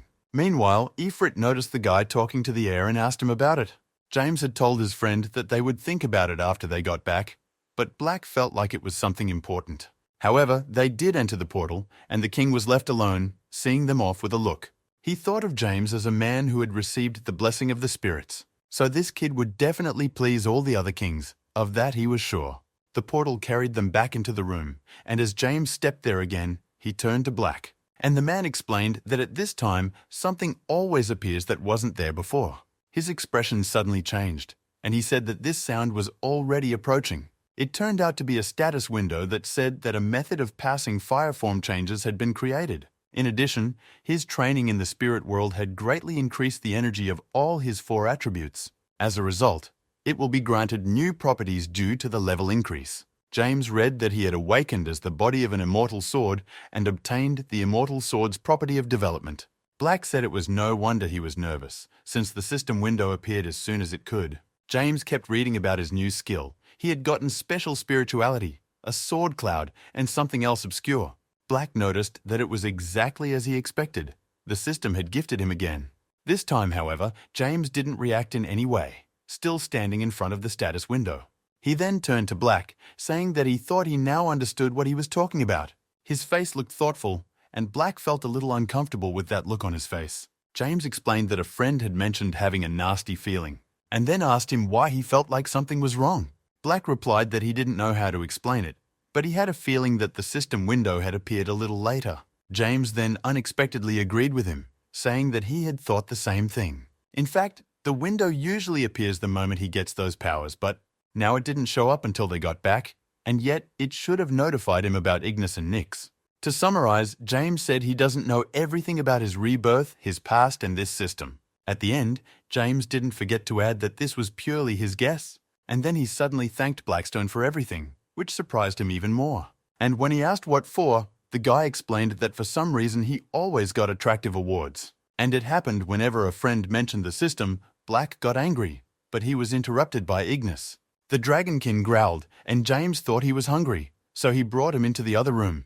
To his surprise, Thomas was already sitting there, who was overjoyed to see him. James asked when the man had come, and the man said not too long ago. But the important thing was that he was fine. After all, it seems that the young gentleman had practiced so hard that he hadn't left the room for 3 days. This surprised James greatly, but Black said that time flows differently in the spirit world. Thomas, seeing that he was thinking, asked if the gentleman had some sort of problem, but James answered in the negative. He added that Ignis was now 1 step closer to becoming a spirit king. Then Thomas congratulated him on his tremendous advancement, but tremendous was too loud a word. And then Thomas said that he had a visitor every day for several days. Hearing this, he was even more surprised and asked who it could be. To this, Thomas replied that Mrs. Martha had come to visit him and was now watching the training in the pavilion. The girl sought him out, for she had something to discuss with him about the Arcane Guild, as she had mentioned herself. After a while, James found Martha on the pavilion grounds and came over to say hello. The girl rejoiced greatly when she saw him, saying that it was a pleasure to meet him again. She said she heard he had formed his own troupe and called it Righteous, and in honor of this event, she brought him a gift, which surprised the guy because he was not ready for it. Martha said they were able to reconnect with the volcanic island, but now without the monsters. The girl pointed to a crate of weapons, saying that she would like to present them to the members of the Righteous Squad. James awkwardly asked if she would mind if he took a look himself, and Martha held out the blade to him. Pulling out his sword, the guy noticed that it was quite sharp, so it was basically good for training. Perhaps not a unique rank, but this sword was undoubtedly good for all of his swordsmen.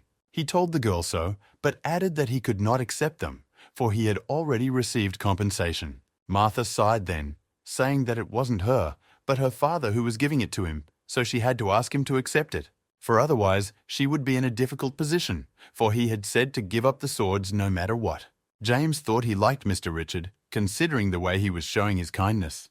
The girl, meanwhile, asked if he knew how stubborn her father could be, and then James replied that, in that case, he would gratefully accept her gift. Immediately afterward, he went to the training ground where he gathered all the swordsmen. There, he announced that the Arcane Guild had given them all some great weapons. James pulled out his sword and displayed it in front of the entire group, who looked at him with admiration. The boys even opened their mouths, for some of them had their swords worn out long ago, and it was unaffordable to pay a blacksmith to fix them. Meanwhile, James continued by saying that this sword is called Oath, which means will, and now he will hand it to each of them. So have the swordsmen stepped forward in turn. After a few minutes, everyone got their new weapons, and James heard someone calling for him. It was Margaret who asked if she could speak to him privately. James decided to make it immediately clear what the conversation was going to be about, and asked the girl about it back. To which the latter replied that she would like to entrust him with one job that she herself had asked for.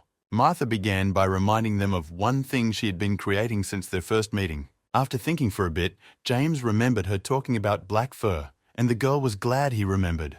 But then Martha said she had one last ingredient left to obtain: the skin of the manticore.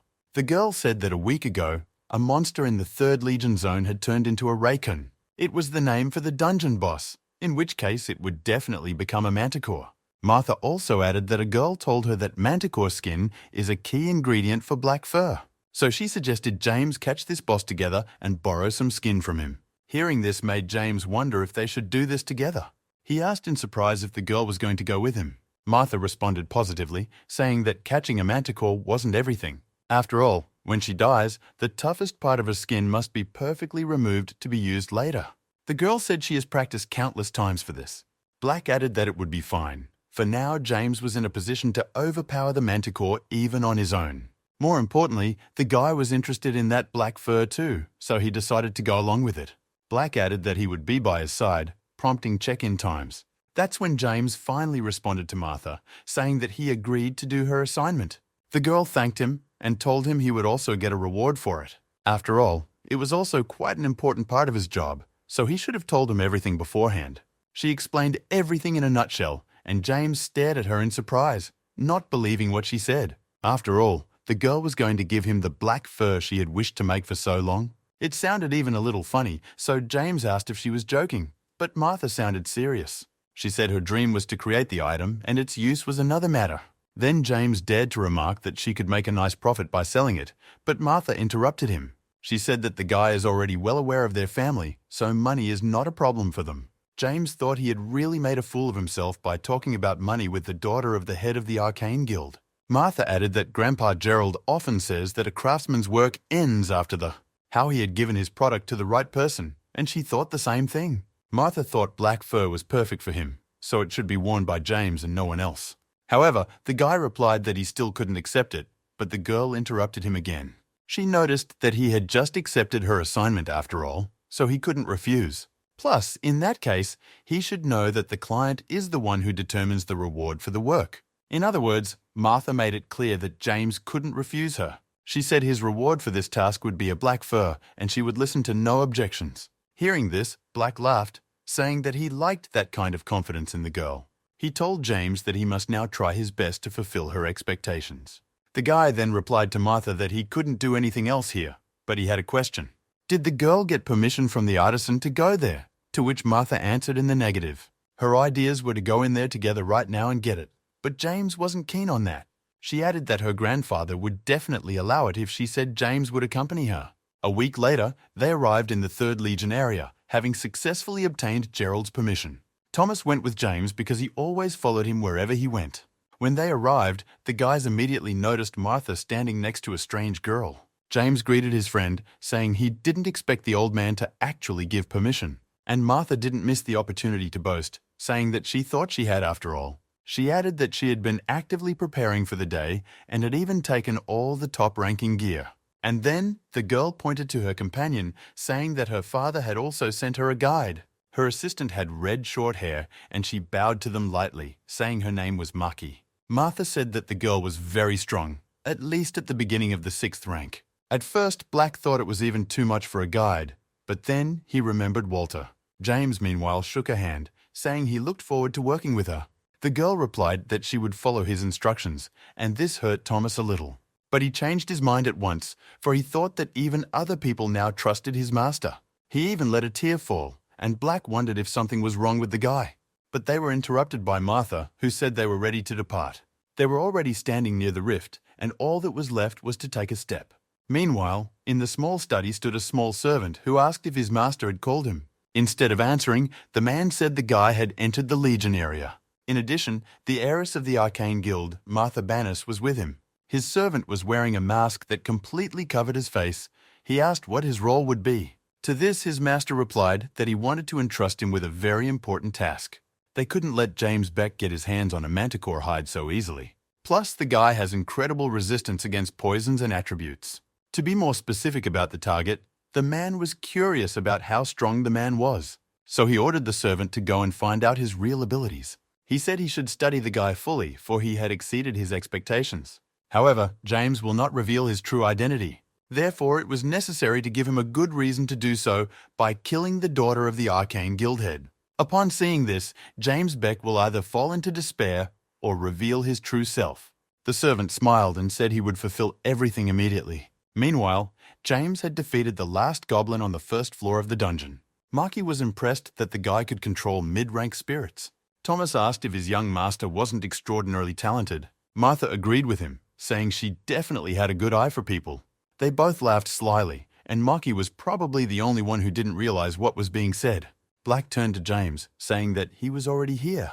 Then the guy told Thomas and Maki to guard Mrs. Martha. It was just in time, because the next instant, someone jumped right on top of him. Huge monsters stood before him, and James realized that they had finally arrived. In front of him stood 2 manticores that looked like huge lions. Judging by the look in their eyes, the monsters were clearly not aimed in a friendly manner at the guy. They roared loudly throughout the dungeon, which scared Martha a little. Maki said from the energy was on a whole other level. She added that she would create a protective barrier, and James thought the manticores didn't look too special. Black asked if he wasn't nervous, to which the boy replied that the Spirit King almost managed it. It would be hard to make him nervous after this. He prepared himself for defense. The monsters, meanwhile, were advancing, and the boy put his hand behind his sword, aiming it at their bellies. Then, in one sharp and deft movement, he slashed the stomachs of 2 of them at once. It was obvious that the monsters hadn't expected such a sudden attack, and James thought it was easy. Suddenly, Black pointed at something overhead, and the boy followed his gaze. It was a golden system window that showed an incomprehensible time. James was surprised to ask what that meant, since he had never videoed a window in that color. Black agreed that he too had seen the golden system window for the first time. He thought that the boss must show up now, since something like this had happened once before. However, he doubted it would be an ordinary manticore. It will at least be an unusual monster, or perhaps something else entirely. Then James said they should deal with it anyway. He looked back at the boys, telling them to be very careful of the barrier. The guy added that they could be attacked by something else, and they didn't know when the boss would show up. Thomas and Maki replied that he could rely on them in the matter.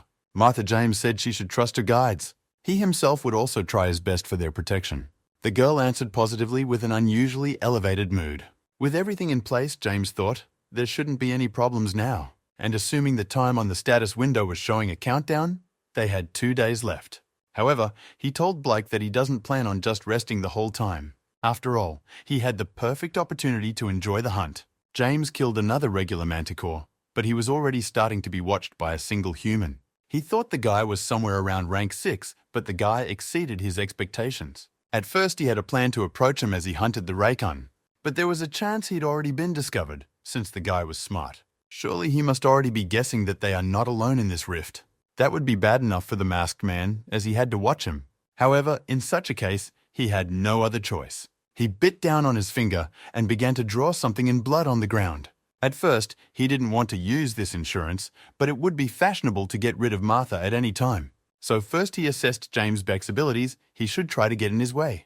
It was interesting to see how long the guy would last in that position. James had meanwhile returned to the boys, noticing that they had already settled in. After making sure they were okay, he decided to go practice some more.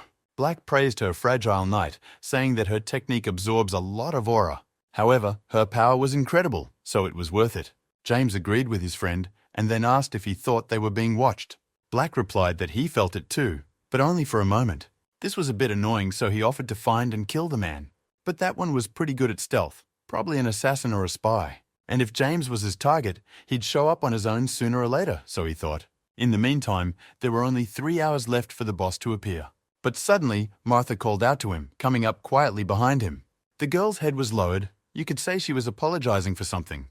And then DNA actually apologized, saying that she felt like they were meeting the boss right away. Hien thought he might not show up for a long time, so he was sorry. But James replied that she shouldn't worry about anything. He didn't blame her. Besides, the time here flew by pretty fast. And he also knew the boss would show up soon because he had a timer from the system. It was already showing 4 seconds until something unusual appeared. But they too flew by incredibly quickly, and things quieted down for a while. James put his hand behind his sword, preparing for anything, for the boss was already here. And then a huge creature came crashing down on their barrier, shattering it. Judging by its paws, it was also a manticore, however, of incredible size. The creature really resembled a large lion that wanted to eat its prey. The manticore roared, and James prepared to defend his friends. Martha, Thomas, and Maki managed to bounce away in time, for the monster leaped to where they stood. James thought it was indeed an unusual manticore. Black agreed with him, saying it was a mid-7th 8th rank Manticore Rex. A friend added that it was better to use Ignis and not go in there alone. But looking at his boss, James replied that he couldn't do that. After all, a strong opponent has just appeared and he must cope on his own. The guy said he's using everything he's been taught.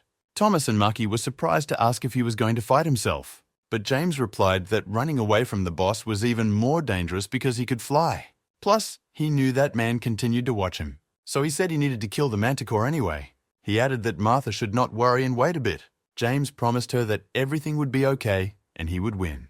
With those words, he rushed into battle, leaving his confused friends behind. Martha sighed then and suggested that she just trust him. She said that since it was Swordsman James Beck, there would be no problem. Thomas and Maki didn't share her point of view, but had to agree. Meanwhile, James had already gotten close to the monster. The guy prepared to attack, saying that the boss's opponent would be himself. Noticing him, the manticore didn't seem to realize if he was really going to grapple with her. She roared heavily again and emitted a murderous aura. Then the first attacks followed. They were so powerful that James had to retreat. But he asked cheerfully if that was all she could do. Manticore was surprised for some reason. She must have understood him. And James put his hand in his pocket, thinking the boss was really tough. But he was going to kill him with one blow, despite Black's warning. So the guy wanted to deal with everything properly. He activated his Rasadam aura, concentrating it around him.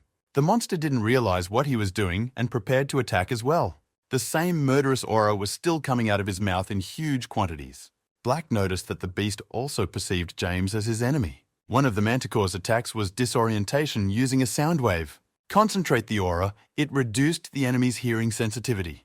That's what the manticore was trying to do now. But James didn't allow himself to lose the concentration of his aura. He noticed that everything around him was covered in scarlet smoke from the boss's aura. And then, right when he wanted to engage the sound wave, James attacked. He moved with incredible speed and he managed to hit the boss. The first thing he did was to cut off its wings, and the monster screamed unbearably. The manticore's other technique was the poison cloud, which the manticore applied even now. However, James had an effect that allowed him to ignore the poison damage. He turned to the boss, saying that it was unlucky for him that his opponent was him, and now he would demonstrate his skills in front of her. He launched a dark Imperial projectile, hoping to hit the boss. His unusual aura had a surprising effect on the manticore, and it roared. Then there was an explosion, and James hoped it was a death growl. He was also thrown back a bit by the blast wave, but he was fine. Soon, the lad cheerfully remarked that it should have been done from the beginning, as he suddenly felt that very murderous energy. In the next instant, the dream manticore popped out in front of him. Black noticed that the man who had been watching them had made his move, and James replied that he knew it would be his target. After all, the swordsman was biding his time for his boss battle, and it was a cunning plan. Black added that the man had gotten used to his position very quickly. He also purposely took a position behind the manticore to gain an advantage. At that moment, the boss attacked him, this time with claws. James was able to block it at the last moment by setting his sword up, but the monster was so enraged that it wouldn't stop attacking. Black said that this animal had already worn him out. He advised the guy to send Ignis to tear him apart, but James replied that the enemy would again escape if this were done. Plus, he wanted to test how strong he was, the guy said, straightening them both out at the same time using Black's power.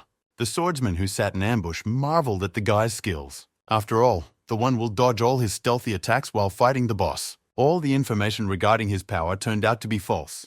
The man realized he had to proceed with the plan, and his strength would be appreciated later. He decided to quickly kill Mrs. Martha as he planned, but suddenly froze in place. The swordsman felt an incredible aura and looked at the guy in surprise. Meanwhile, James used Blackstone's power in his sword. It was sword energy, and the swordsman realized that his master was right about the young man's strength. It was colossal. James swung his sword, saying it would be the end for the boss. The status window showed that he had unlocked Blackstone's third sword, the domineering Black Murder. It was with this that the guy pierced the manticore that couldn't defend itself in time. The swordsman watching him realized that the guy couldn't even be close to having a rank 6. After all, the main problem was no longer killing Martha, but eliminating the guy. Suddenly, someone loomed over him, asking him where he was going. It was James who pointed his sword at him, asking who sent him. He added that of course he would find out all about it himself if the man didn't tell him. But judging by the thing he threw, he tried to kill him. And the rest, James wanted to hear from him directly. The swordsman, however, still remained silent, grimacing in frustration. And then the guy chopped off his arm in a swift motion. The swordsman cried out unbearably in pain and terror. He insulted James with all sorts of words, but he didn't care. The guy said not to even think about attacking. After all, he could beat a confession out of him with just words. In fact, Black said that James didn't know why he cut off his hand, did he? However, in it, the man held a scroll of the highest grade reclamation. He added that the man clearly did not buy it with his own money. Then James asked him who he was working for and what his goal was. Suddenly, the swordsman smiled even though he was already bleeding. He said abruptly that he had never thought of using it. But in the next instant, an incomprehensible bright blade pierced through him. James watched in amazement as he died, choking on blood. And then the man lowered his head. He was dead, and Black noticed that it was an instant death technique. However, it could also be used to target another person. And if the swordsman hadn't done it before with James, then he had a customer. James agreed, and then they went back to the guys. Martha was immediately worried about him when she saw the blood. But the guy told her not to worry, because karma had caught up with whoever was following them. The man committed suicide, and Thomas apologized for them not noticing him. James said that everything was fine and turned to Martha. Together, they went to gather ingredients, namely the skin of a manticore. The girl said James cut it so neatly, and Thomas added that it wasn't easy to do because of her special properties. Furthermore, this particular manticore was incredibly strong. Guy added that the young gentleman always exceeded his expectations. Meanwhile, Martha announced that she was starting the cutting. She armed herself with a scalpel and carefully began to cut out the desired area. The girl also had a special knife for the job. Thanks to him, the work went quickly and without unnecessary incisions.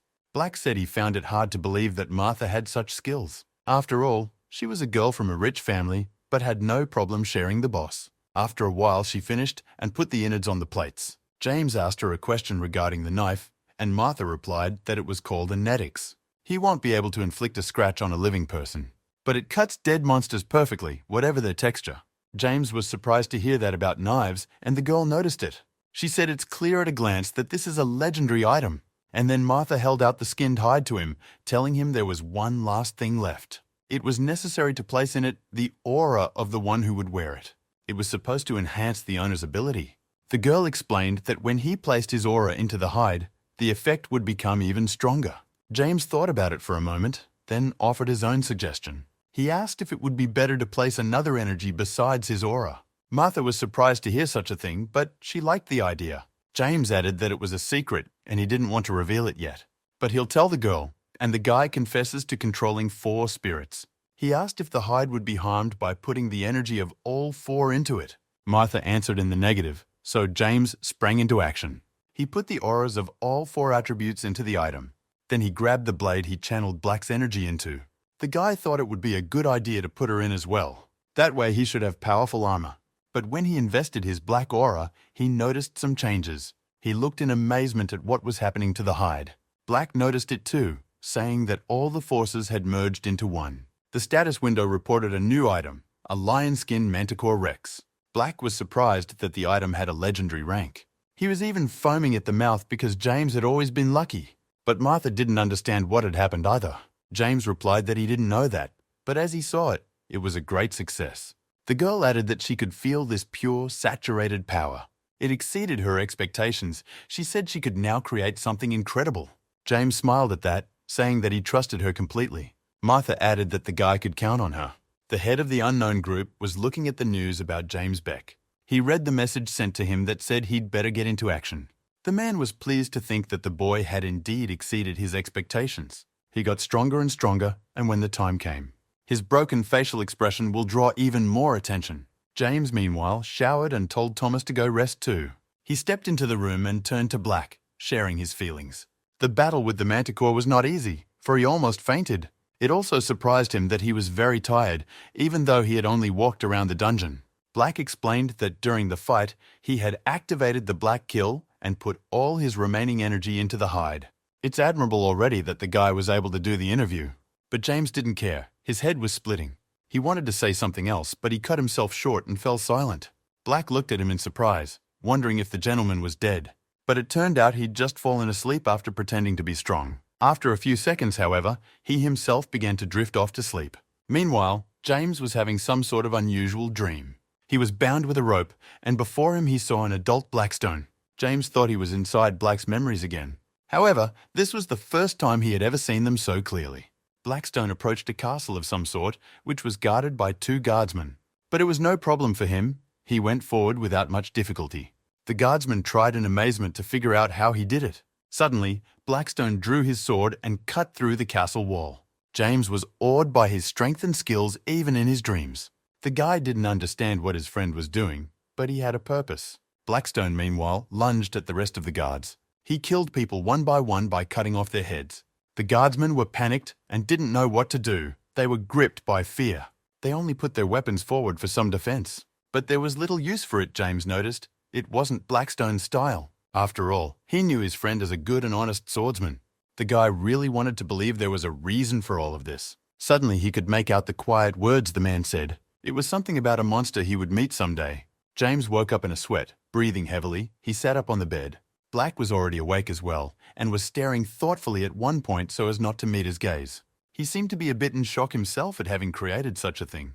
James said that surely there must be a reason for all this. After all, the friend is sometimes noisy and grumbles more than necessary, but overall was a good guy. Black didn't answer him.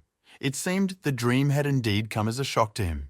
He then lashed out at James, telling him to either support him or bully him. Then the guy decided to thank him, since it was his memories anyway. He was about to add something else when suddenly a status window appeared. Black didn't like that, for he had expected to hear more words of encouragement. What he read, however, was even more surprising. James received an invitation to develop his abilities through dueling. As a reward, he was offered as much as 3,000 points and a special title. James didn't understand why this duel had come so suddenly, but he was more interested in who it would take place with. The guy decided that 3,000 points and a special title weren't going to get him anywhere. He accepted the assignment, and suddenly he was transported somewhere into the unknown. James found himself in the middle of the battlefield, standing in his pajamas. He looked around, asking himself where he was. All indications were that the duel would take place here. And frankly, he was hoping for it. James turned to Black, asking who he thought would be their opponent. Black didn't answer him, however, and when the boy looked around, he he didn't see his friend at all. This surprised him, for he had always followed him. James asked where he had disappeared to this time and heard the answer. It was Black's voice, however. He stood before him in a different form. James was being stared at by a grown, strong man he was seeing in person for the second time. The boy wondered with surprise why he had materialized again. But Blackstone replied that he didn't know it himself. Then James had a strange thought that seemed logical, however. After all, if a friend stood before him in this form, it could only mean that he was his adversary. Blackstone smiled at him, telling him that it looked like that was the case. James wondered if he should fight him and get his confession. Blackstone, meanwhile, was suddenly thanking the system. He said the day had finally come when he was grateful to her. After all, he finally got the chance to beat James as badly as he wanted. The guy then suggested that we first agree on the rules before the duel. But Blackstone said that this body was inhabited by an ignorant barbarian. He stretched his fists and swung at him, saying they would start with one punch. James braced himself for the worst as he was suddenly protected. It was a tight wall that stopped Blackstone's kick. Thoth himself didn't realize where she'd come from, but it made him angry. Plus, he had hit with all his might, so now his arm was hurting. Blackstone was caught on the wall, demanding the system to open up. And James saw a status window that asked him to decide if he was going to continue or not. The guy realized he had to make a choice that would decide the future outcome. The window said that there was a huge difference in strength between him and his opponent. And since James was incapable of overcoming her, he could refuse to duel. Seeing this, James smiled wryly, for there was an opportunity to not fight. He looked at his friend and asked with a smile what he should choose. Blackstone reminded him that the whole 3,000 points in the title were given for that. But James replied that he could get them in other ways. Blackstone then suggested that he would not fight at full strength. To this, James replied that he would like to hear the requirements by which he recognizes him. Blackstone laughed awkwardly, saying it could be something as simple as cutting off one of his arms. When James dismissed that, he said a bruise would be enough. But the guy rejected that too, at which point Blackstone shouted that he was taking back his gratitude to the system. He then pointed to his sleeve, saying that James would have to rip off the hem of his clothes. If the guy cuts even a little bit off, then he'll admit it. He looked at James hopefully, asking if that was enough. And James replied that it was okay to try and accepted the assignment. Immediately afterward, the wall protecting him disappeared. But suddenly the expression on Blackstone's face changed. He said the guy was a real fool and made a big mistake. James felt uneasy then and asked what he had missed. To this, Blackstone replied that he had not said he would control his power. He wanted to add that he could kill him in one punch, but the guy said he knew that. James added that he is well aware of what he is going for. However, it was also a chance to learn from the strongest swordsman. So he drew his sword and motioned for the surprised Blackstone to begin. And the man replied that he couldn't hate him and had to admit it. But the condition is a different matter and James will regret it. He drew his blade from space and prepared for battle. The boy felt his friend's aura live for the first time. It was a pressure not even his father could match. Blackstone said he will control his power this time. Because James is worthy of praise, but don't let him expect an easy fight. He spun with incredible speed around the guy and was behind him in a flash. At the last moment, James managed to block the attack. But he set his sword up unsuccessfully and it cracked on impact. The boy watched in surprise as his weapon shattered into pieces. Blackstone said he had good reactions but a slow body, and he's supposed to be able to quickly predict the enemy's movement. The friend put his fist up to his sword, preventing him from swinging it. James only had time to think that it was a fake, and Blackstone was already preparing for his next maneuver. He went behind the guy's back again and swung in with another attack. This time, James didn't have time to react and got hit in the head. Lucky Blackstone hit with the edge of his palm. Otherwise, he'd be dead by now. James slumped to the ground and he was suddenly glad. He said it feels so good on the soul when you beat up a villain. And James asked which of the two of them was the villain here, rising from the ground. Hearing this, Black asked caustically, wondering if he was beginning to regret it. But James reached for his sword, asking if the man thought once was enough. A smile appeared on Black's face, and he realized he was about to run at him. As it happened, James lashed out at his friend, saying that this time would be different. After a while, his sword shattered definitively, and the guy himself was sitting there all bruised, saying he almost died. It also pissed him off that at the end of every attack, Black hit him in the back of the head. To this, the friend replied that he just liked the sound of a good spanking. James didn't know how much time had passed since the duel had started, but in all that time, he had only been able to confront him a couple times. He really is at an unimaginable level, and Blackstone gloated, saying he almost touched him. Even so, it was unacceptable to give up, and James understood that. The guy knew he just had to push himself to the max. He pounced on his friend again, attacking with his new sword. But all his attacks were useless against someone who had come up with them himself. Blackstone had no problem reflecting them all and smiling. James didn't give up. He knew he would make it sooner or later. And Blackstone said his sword technique and strength were excellent. Even the guy's form was impressive, however. All that wasn't enough. He could easily anticipate all of his attacks. James, meanwhile, was on top and pounced on him. But Black continued, saying that so far all of his victories were achieved through knowledge of the future, subjects, and the help of the system. But much of what he knows has already happened. And now his opponents will either be stronger than him or will fight him knowing his weaknesses. So Black told him not to waste his strength. A guy has to grow his aura control and figure out his opponent's weaknesses. Instead, he was wasting too much aura for nothing as usual. That's why he can't even touch it. James was already breathing hard, but he realized that Black was right. Toth noticed that the guy had finally realized something. He stepped aside, saying it would be different this time. He added that he thought he was used to his attacks by now. Blackstone replied that he didn't even know how many times he'd heard that already. But James said he meant it this time. Blackstone was a little surprised then and thought that the man and the right had realized something. And it was all just because of the duel with him, which couldn't help but be impressive. The guy pounced on him once again. But Blackstone already knew this attack, so he got a little angry. The guy clearly doesn't learn from mistakes, he thought. But this time, James hit his skill, and it was unexpected. This time, the guy attacked from a new angle, taking him by surprise. But that in turn revealed his skill, so it was a bit useless. Then Blackstone realized that he was studying him and getting better. It wasn't bad, and he had to admit it. He almost missed his attack, and James wondered why the man wasn't giving in to him anymore. Black smiled crookedly, for indeed he had just used more power than usual. And James continued to swing his sword, urging him to act. After all, that's what he was hoping for the duel to go like a good workout. He didn't remember what had happened after the last attack, but he didn't seem to have accomplished anything. Blackstone said he was pretty good this time around. What's more, it even made him a little flustered, but James didn't care. He offered to take a short break, but Black declined it. He showed his sleeve, saying that his last attack had penetrated the defense. And even though he was somewhat condescending to him, the guy won. Hearing that the fight was over, James got ready to get up. And then he jumped for joy that he had succeeded. He asked if a friend wouldn't be happy in his place after such a pummeling. The back of his head still hurt badly, however, and Black only laughed quietly from him. Then he offered to fight one last time, but James didn't like it. A few minutes later, they were back in his room. He was given a special title that increased all stats by 1. Plus, he got as much as 3,000 points and other improvements in tech. But glancing at the time, James saw that in the real world, almost 2 weeks had passed.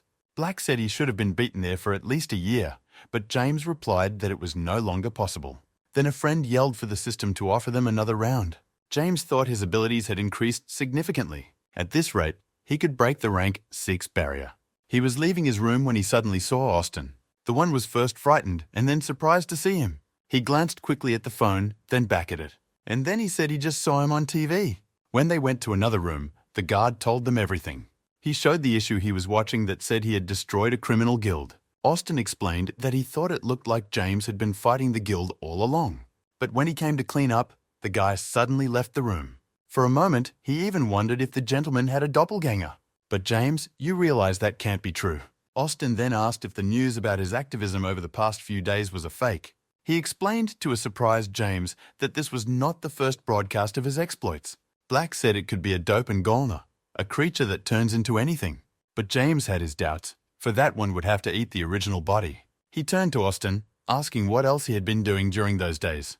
The guy replied that he would bring the tapes now because he had written everything down. When James sat them out, he realized he had managed to become almost a hero of the town. In total, he had dealt with 8 guilds. But if it wasn't a Doppelganger or a disguise, the question then arose as to who could have copied him so well. Black joked that a great detective was stepping in. But James said he remembered a similar incident. It was a massacre of a known ability user in the plaza. And after he was captured, it was revealed that he was a man possessed by a demon. He hated this ability user intensely and actively slandered him. According to his testimony, this demon himself approached him and said she could change his appearance and strength as he wished. That's why this man may have let his emotions get the best of him.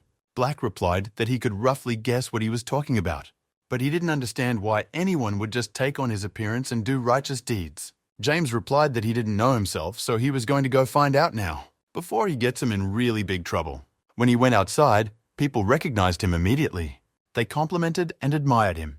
The girls asked what his next mission would be, and he answered that in any case, he promised to do righteous deeds for the sake of men. At this time, a man in a suit was watching him. Blackstone asked him what he thought, and the man got angry. He asked if he was really acting like this guy. After all, he doesn't say things like that or brag about his accomplishments. Black then asked why James didn't grab him, but the one replied that he didn't feel the dark energy yet. Besides, it would be healthier to leave it for a while. After all, this man, though possessed by a demon, was doing all the work for him.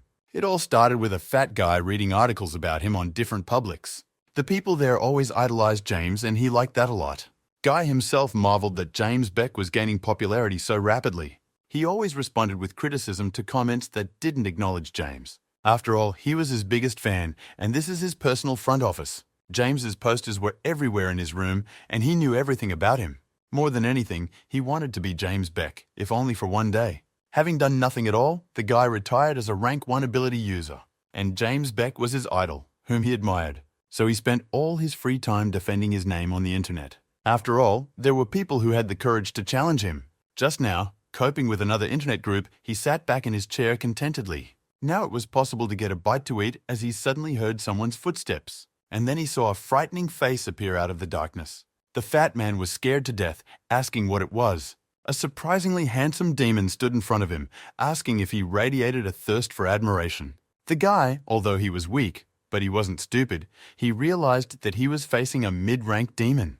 And the man kept approaching him, saying he could smell his envy, and added that the guy was perfect for him. He said he shouldn't be afraid or worried. After all, in the end, he will thank him for the fulfillment of his wish. The guy was sitting on the floor, rubbing the battered back of his head. He asked himself what that had just been, then decided he was having a nightmare and put it down to poor nutrition. His next decision was to eat rice, and he casually glanced in the mirror. Then he bounced back in surprise, not seeing his reflection there. Or rather, there was a reflection of another person he greatly admired.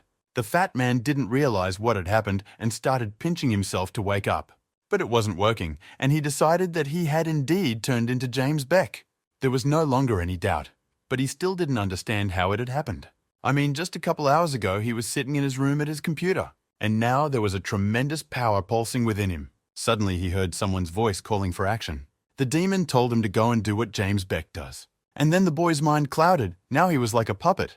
Meanwhile, the real James got a call from Thomas. He reported that he handed over the address the man had given him. James asked if the other James suspected him. But Thomas replied in the negative, adding that the man was behaving very naturally. James thought the possessed man's consciousness was severely impaired. After all, he was at the level where he already fully believed he was James Beck. Thomas offered to straighten him out himself, but James said not to. He added that he would tell him everything himself when it was over. Black asked what the guy handed over to the fake. It turned out to be the address of a branch office of a major criminal organization. The perfect place for the bait that he will bite on. Black then asked if it was possible that the fake would defeat him in battle.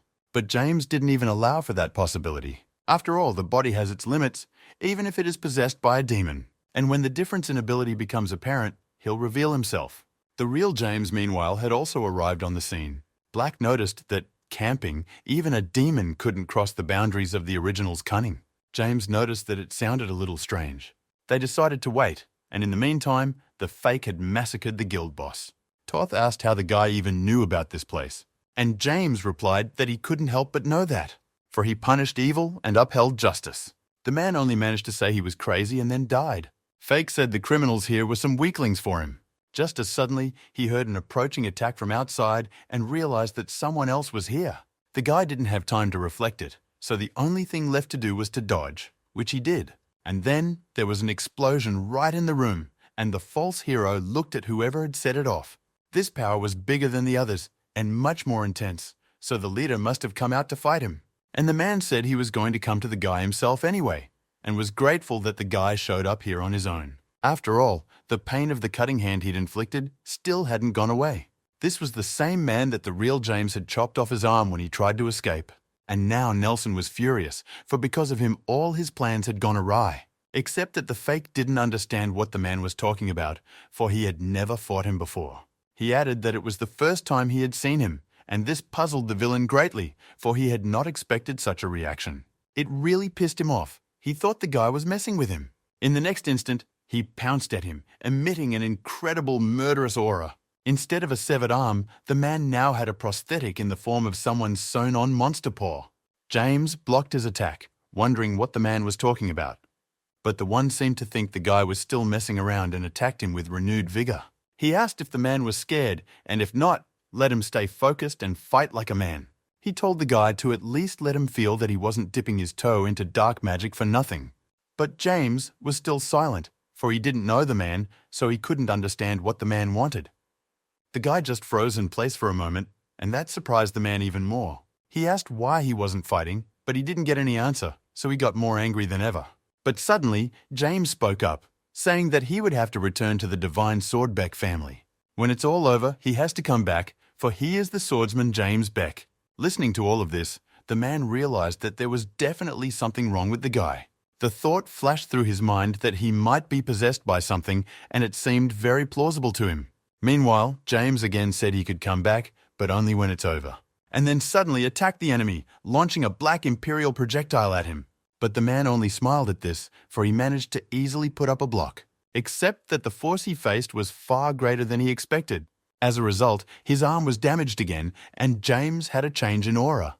The man didn't understand what had just happened, but somehow his power felt different now. He asked the guy what he did, but James didn't answer. He was radiating a strange energy. The man then decided that he didn't need to know that at all, because the main purpose was to kill. He yelled that the guy couldn't stop it and aimed at him for another attack, and then fired a huge ball of poison red aura that flew straight at James. A large explosion followed again, the smoke from which obscured both opponents' view for a moment.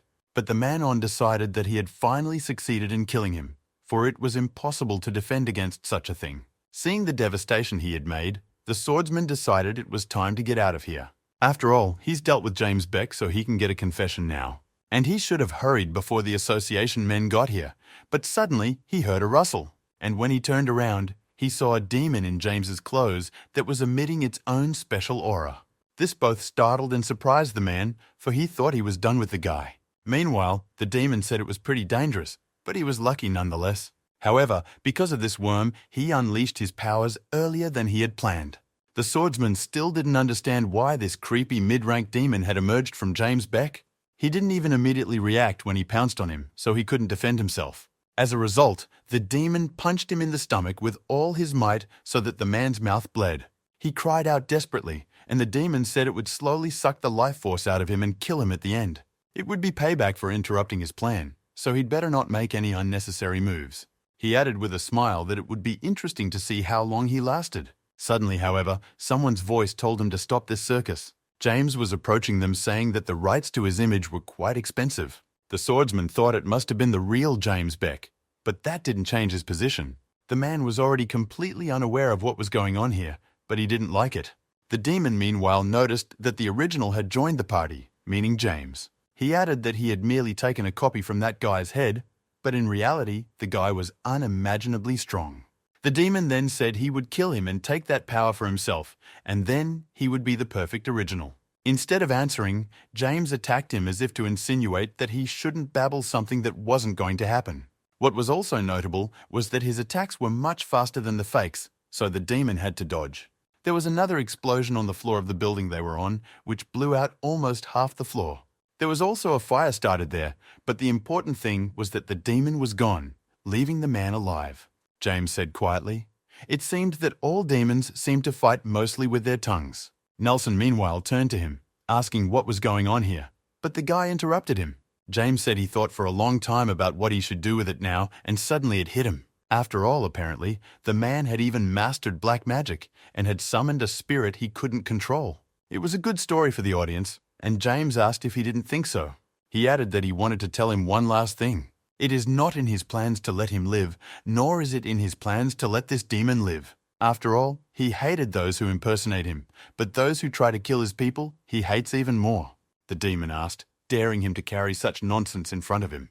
But it didn't matter, because he would still eat it and replenish his power. However, James wasn't planning on letting him do that and held out his hand, preparing to attack. He used the element of fire, which he tried for the first time to combine with a non-sword attack. But the demon was even more surprised when the guy summoned a real dragon, albeit a small one. James ordered Ignis to take it like a dog, and the latter obediently growled in agreement. The demon said he knew he was dealing with a spirit, but couldn't believe the one was of the highest level. Ignis, meanwhile, formed a firebomb that he borrowed from the Fire King. James said it was time for them to call it a day and signaled the dragon to attack. At this time, the swordsman who was almost killed got free and got in the guy's way again. James turned to him too, noticing that he had stitched up the wound and replaced his arm. He wondered if the man had borrowed it from the remnants of summoned spirits and monsters. But the man didn't answer him, shouting instead that he would take his spirit as well, connecting it to his hand. He wasn't kidding, for he attacked again, and one of his tentacles reached Ignis. But no harm was done to the one, because the swordsman's arm was suddenly thrown away from the dragon. The man wondered in amazement as to why he hadn't succeeded in capturing the spirit. James only smiled at that, asking if he really thought his pathetic technique would work on his spirit. After all, it wasn't just a fire spirit, but a spirit king's vessel. And since the swordsman had taken to using techniques, those must be of a level, and the man was surprised to hear such a thing about this dragon. It was then that James noticed that he didn't seem to have any more aces up his sleeve. He told the man to delay no longer and press on, for he had to bring his head to the old mage's party. Nelson attacked, and James lunged at him, already knowing ahead of time how he would block.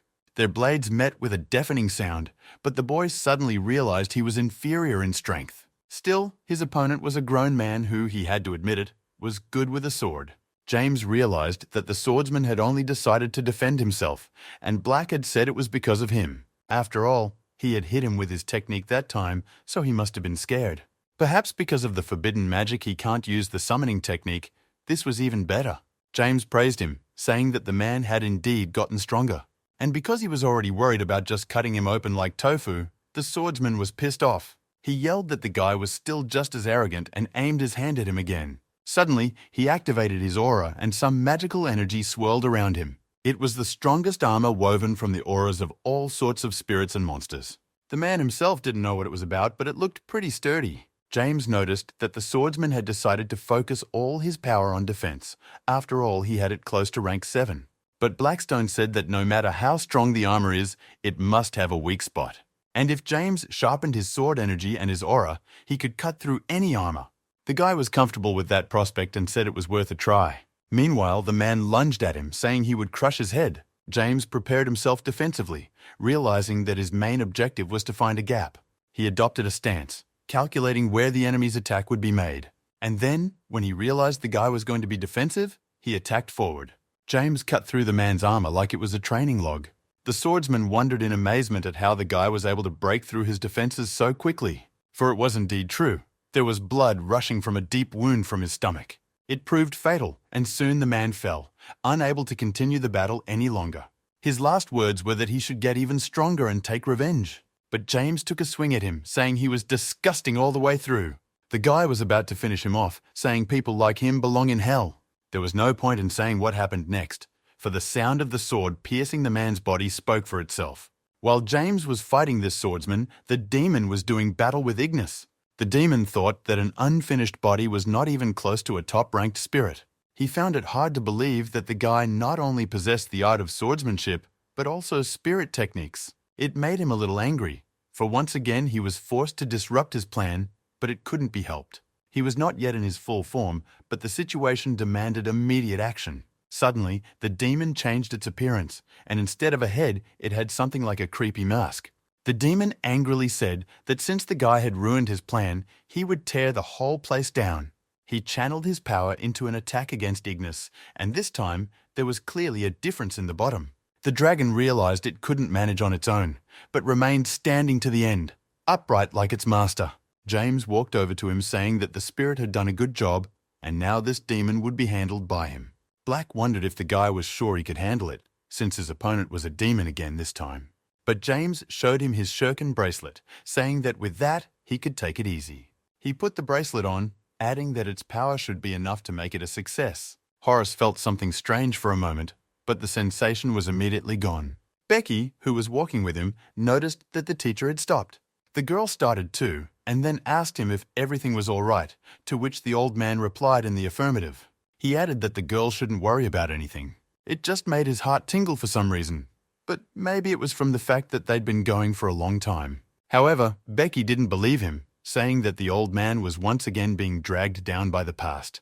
Then she said they should think of better things to do since they had come all this way. Becky also joked that she was afraid she'd be the same when she got older, which Horace didn't like. He called the girl rude, saying he still had plenty of energy in him, but Becky continued to chastise him. Becky added that they still had a long road ahead of them, so they should hurry. Meanwhile, James stood face to face with the demon, waiting to see what it would do next. The guy felt that his demonic energy was stronger than the one he had fought before. The demon introduced himself, saying his name was Bridge, and he planned to have the guy see this form a little earlier. He added that he would soon consume him and be reborn as a higher demon. But James suddenly said he didn't care about anything the demon just said. After all, there was no reason for him to know the name of someone who was about to die, and besides, all he did was talk. Bridge, hearing this, called him a sassy man, saying he would teach him good manners.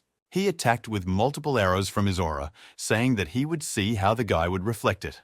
James took a stand, preparing to defend himself. He noticed that the demon had incredible speed. Then, with one swing of his sword, he deflected all the arrows flying at him, and those arrows fell nearby. He continued to fend off more and more arrows, which Bridge spared no expense on him. Suddenly, James realized that he was trying to wear him down so he could finish him off easier. The boy thought that this demon was indeed stronger than anyone he'd ever had to fight. Black told him that if he didn't attack, his opponent would have an advantage. He shouted, had James forgotten everything he had taught him, but the man disagreed. He said all his friend did was beat him up the entire sparring session, so it couldn't be called training. James then added more power to his attack and repelled all the arrows at once, then counterattacked. His attack grazed the demon, but it didn't even stagger, which surprised the guy. James realized that the bracelet probably hadn't triggered its effect yet, so the attacks weren't hitting him. Black added that the demon only seemed strong, but it probably hadn't fully assimilated with the host yet. So a precise strike to his core should save the man, and James wondered if his sword could do such a thing. But Black replied that there was no problem with that, since all he needed was a sharp enough sword. And the sharpness he should have gotten was not in lines, but in points. James replied that he understood. The friend gave valuable advice based on his experience, so he was trustworthy. Black continued to help him, prompting him to fill the void area first. And it doesn't have to be spiritual energy, it has to be sharp. And James did just that by attacking Bridge. He succeeded this time, and a hole from his sword could be seen in the demon's body. And then his body began to collapse, and he screamed frantically in despair. The demon screamed that it couldn't be, but it was over. It was involuntarily leaving the fat man's body.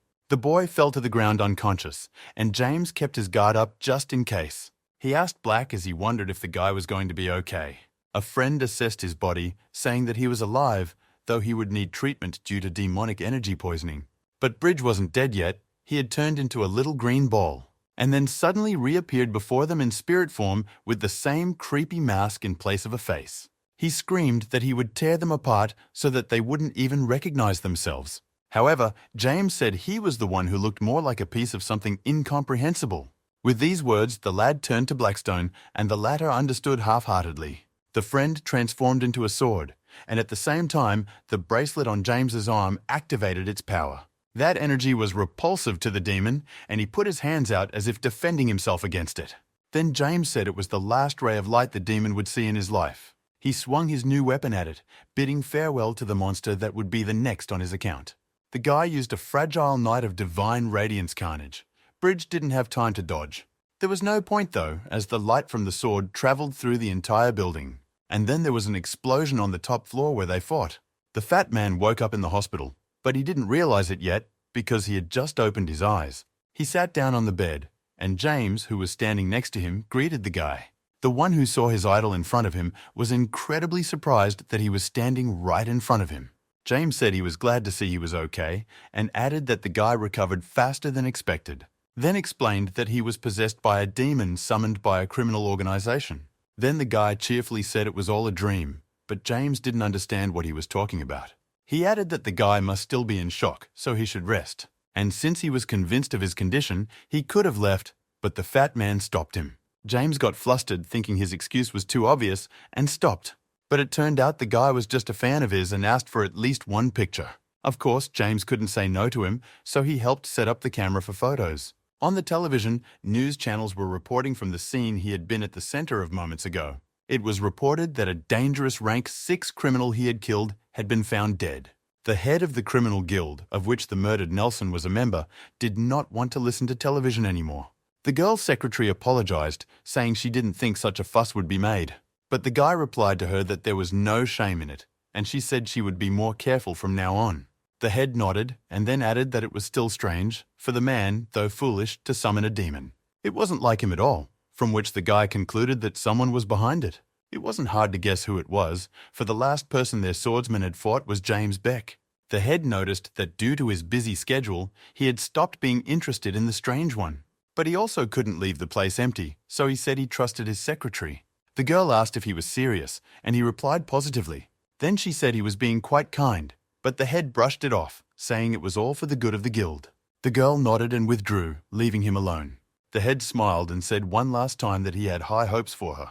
He wondered how much the monster Elder Beck had raised was like himself. Meanwhile, James and Black decided to go for a walk.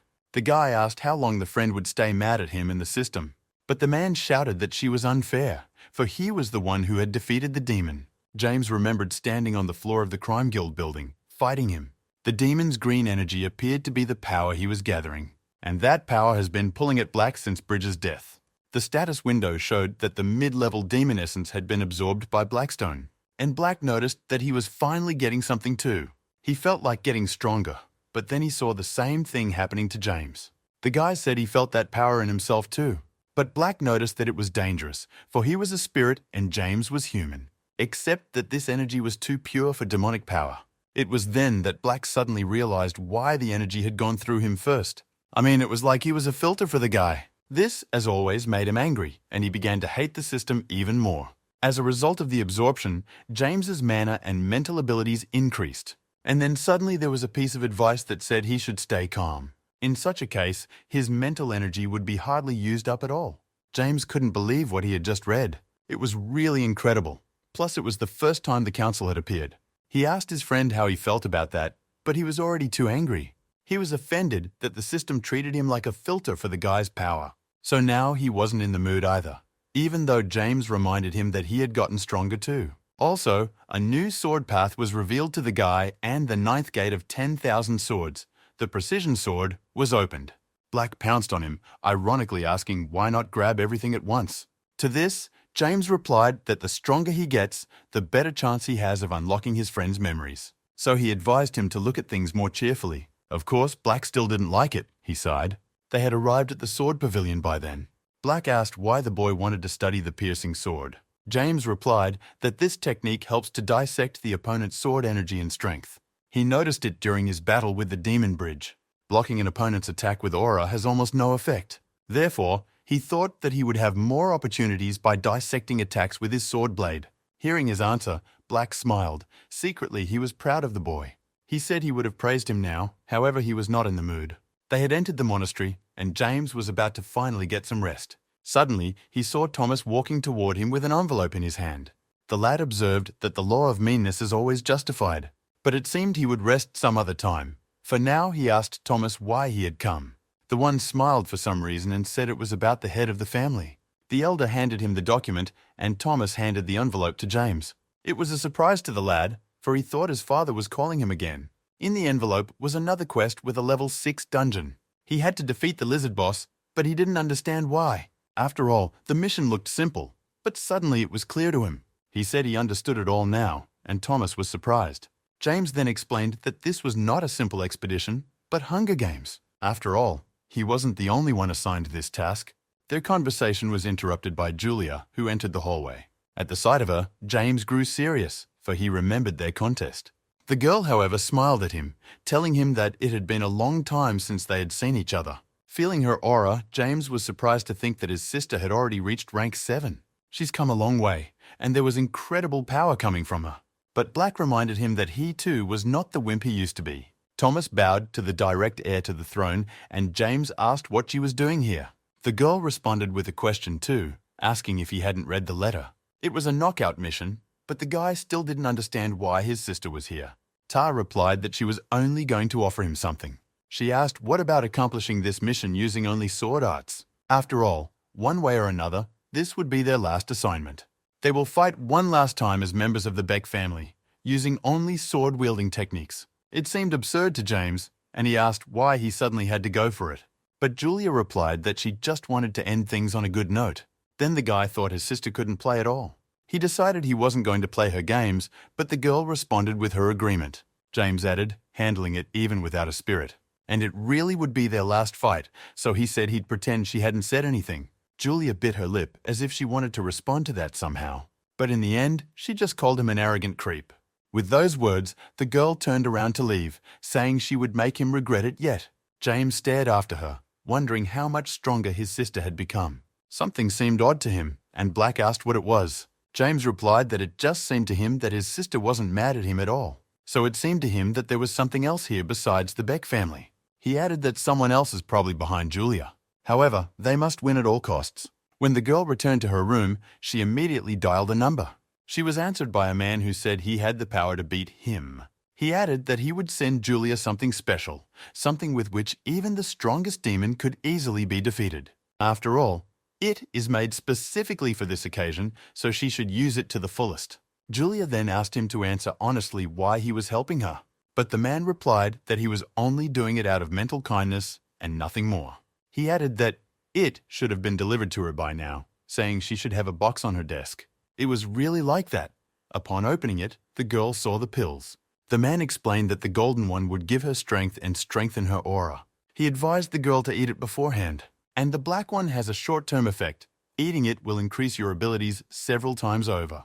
The effect lasts for 10 minutes, after which she is not allowed to use her mana for 3 days. Also, the girl will lose her magic abilities forever. Hearing this, Julia was a little worried, but said she had enough for 10 minutes. She disconnected, and the person on the other end of the wire remarked that she had such a northern temperament. Julia didn't believe he was helping her from the bottom of his heart. After all, everyone was constantly mocking her, but soon she would show them all her power. The day of battle approached as all the invited swordsmen gathered at the rift. Tension was at its peak.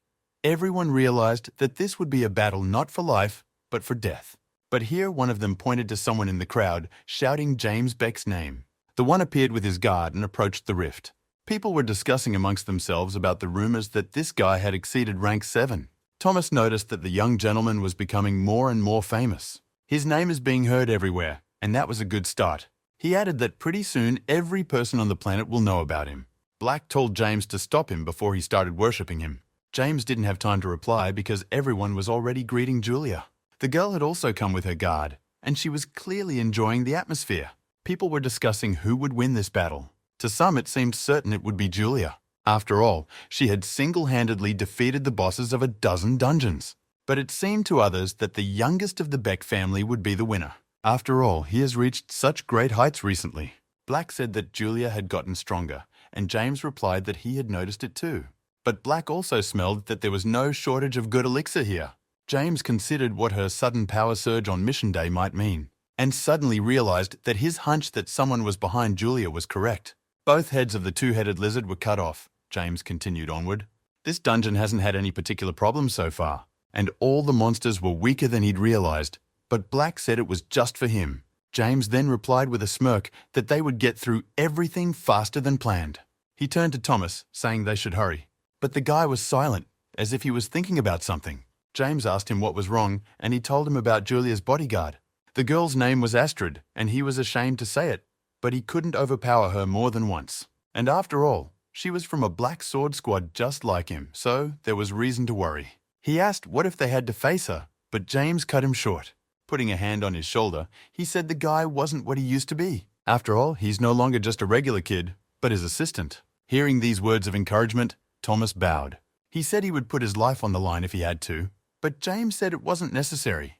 Black noticed that James was a shameless guy, but the guy said he'd just set up a script about Thomas already. Black asked what he meant by script, and that's when James told him to just listen, because it's a 100% working scheme. Julia and Astrid were right behind them, but about 5 minutes behind. The bodyguard was assessing the cuts on the body of the dead lizard. She said that if this keeps up, the guys will get to the boss first. But Julia replied that this mission was just a formality. In fact, it's even better if James is the first to meet the boss. After all, then his strength would be at an end, and it would be easier for her to kill him. The girl realized that she needed to fix the problem when it was minor. She asked Astrid if she had prepared the bracelet, and the girl held it out to her. Julia said she needed to end it with her brother now and put the bracelet on. Anything could be done to win, so she thought the end justified the means. Meanwhile, James did meet the lizard boss. He looked more like a dinosaur, which the guy had never seen before. Thomas ran up to him, asking if he was okay. James replied that the boss was stronger than he expected. It was a good thing he'd been practicing hard, because one wrong move and it could have ended tragically. Oh, and besides, he looked somewhere in the bushes, saying they had an audience the whole time. Julia came out from behind the trees and clapped her hands. She praised him, saying he fought a great fight. The girl added that thanks to him they got here in great shape. James thanked her for the compliments, but reminded her that the boss had been defeated by him. But Julia only waved her hands, asking if he was really that naive. After all, from the beginning her target was not the boss, but himself. James suspected it, of course, but didn't think she would reveal everything under these circumstances. Julia told him not to worry, saying she would take care of things. To tell everyone that James Beck couldn't get out of the dungeon. But the guy smiled for some reason, asking if she was so unsure of her abilities. I've only come this far for one person. This infuriated Julia, and she was the first to pounce on him. James managed to put his sword out in time to defend himself, but they found themselves face to face. Thomas prepared to fight at his master's side. But suddenly he noticed the attack in his direction and realized he was going to have his own personal battle. The boy barely had time to dodge the blow from Astrid, who had come close to him in a flash. The girl told him not to dare interfere. She added that she wouldn't feel sorry for him and would tear him into little pieces. But Thomas got angry about it, he said, and the girl got out of the way. And she replied that she was but a faithful servant of her mistress. Astrid added that in the past he would have understood what she meant, for he himself had once been a dedicated swordsman. Thomas suddenly agreed, but then said he realized something. After all, compared to pointlessly swinging a sword, the point of a sword that has a purpose is much sharper. With those words he pounced on her and they had their own battle. Astrid said angrily that the guy was on the wrong path. But Thomas replied that he was no longer the same person he was before, and now he had a reason to win. James and Julia had their own fight, but the forces in it were not equal. So far, the guy has only been on the defensive, while the girl has been leading aggressive attacks. James realized he wouldn't last long like this, but there was no choice. And Julia was surprised that he still had strength. She thought the fight with the boss must have exhausted him. But the guy fought as if he had just started, even though he was drenched in sweat and breathing hard. That meant only one thing. No matter how sick he was, his limit would soon come too. James realized it too. He needed to buy time right away. And Julia noticed after taking those pills that the difference in their strength wasn't that noticeable. But James destroyed all the lizards in the dungeon, as well as the boss. So he should not have been underestimated, even if he was at his limit. The girl smiled gloatingly, asking if he thought he could overpower her. After all, in this state, he won't last more than 10 minutes. Then James put out his hand and summoned his wind wolf to fight in his place. However, Julia smiled for some reason and pointed her bracelet at him. She said she had been waiting for this, and suddenly the wolf was enveloped by strange strands of black and red aura. He groaned loudly in pain, and strangely enough, James experienced the same pain. The boy screamed, then sank to his knees from loss of strength. His wind spirit was gone, and James realized there was no point in summoning anyone else. And Julia was clearly cheering as she asked why he was downcast. She pointed a sword at him and asked if he thought she hadn't prepared for his tricks. James asked in desperation at what it was just now, clearly not understanding where she got such powers from. Then the girl explained that it was an unusual bracelet. It could summon spirits against their will. She added that she had prepared it in advance because she knew James would use perfume. In addition, he seemed to have finally lost his strength after the summoning technique. James asked where his sister had dug up the bracelet, but she said it had been made especially for her. It was personally made by someone who knows him, James. Very well too. Also, she could finish him off. Hearing that, James was confused. Then he suddenly shouted in anger, asking who the man was. Julia took a swing at him, saying there was no point in him knowing about him anymore. She only said what she was sure. The guy would meet him in hell, then she'd find out. After saying that, she brought her sword down on him, and James prepared himself for the worst. Julia thought he had already accepted his fate, but was greatly surprised when he blocked her blow. From somewhere, the guy got the strength to fight her back. But the girl didn't understand how it happened, so she asked him about it. Instead of answering, James threw her off with his aura. He shook off the dust, saying with annoyance that he had hoped to at least know the man's name. He then said he was surprised his sister hadn't noticed anything. But judging by the look on her face, his acting was flawless. James asked his sister if she really thought he was that weak, but she really didn't seem to understand anything. Then the guy explained that he had only spent a small amount of his powers on the lizard boss, but really only a small amount of his powers. He added that it was much harder to pretend like he was really having a hard time. Julia became angry, wondering if her brother had decided to mess with her. Black laughed, saying that their plan with the play had worked. He added that James should have been better off going to work as an actor rather than a swordsman. Meanwhile, the man turned to his sister, saying he realized what she had meant all along. Her goal was to kill him, because that's why she was biding her time. The girl agreed, saying that it had finally gotten to him. James then replied that since that was the case, he was no longer stopped by guilt, and he can kill her with peace of mind, and then the guy summoned Ignis. This time, the dragon appeared unexpectedly fast and looked even bigger and stronger. He had a top rank that he had gotten his hands on through training with his master. Julia aimed the bracelet at him, saying it was useless anyway. She directed the power of the bracelet at the dragon, and a special aura covered it. However, in the next instant, she backed away from the spirit. Julia was very surprised by this, asking why it didn't work for her. To top it all off, the bracelet cracked altogether, and the girl screamed that this couldn't be happening. But everything pointed to her losing to James. Julia fell to the ground in fear, looking at her brother with terror and a small hope that he wouldn't kill her. But the man pointed his sword at her, just as she had before, asking what her sister would say now. The huge dragon behind his back left no chance of escape, and now already she had prepared for the worst. And James asked her one single question, asking her what the hell the thing was up to. But for some reason, Julia suddenly laughed. She whined and then said that he had warned, hadn't he? That James is cunning, and the man looked at her in surprise. The girl slipped her hand into her pocket then, saying she didn't think she'd have to use it. In her hands, she held a black pill from a box, and she accepted it while James watched the whole thing. Then, in a flash, the girl was overwhelmed by an unimaginable power and she screamed. Black added, her aura growing stronger by the second. James saw it himself, so he turned to Ignis. The dragon understood his instruction and breathed fire on the girl.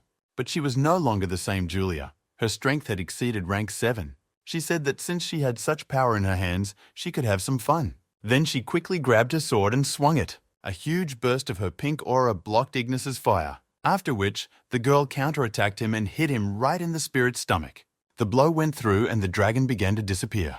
And Julia told the surprised James that this was just the beginning. She flung back her hair, giving herself completely to the force, and said that she was now easily capable of tearing her brother apart. Another battle had begun, and this time James wasn't conceding to her on purpose. The girl attacked with a strength that wouldn't even compare to demonic strength. Black told him to pull himself together and remember all their training. James answered positively and clenched his teeth in anger.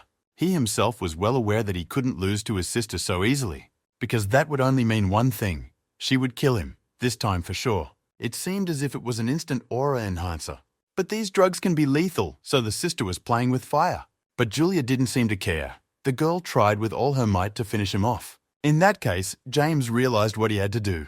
He concentrated and activated the sword art, and then cut through her aura quite easily with a sharp, slashing sword. Seeing this, Julia was surprised enough to even open her mouth, and James told Black that he hadn't practiced absolute sword techniques for nothing after all.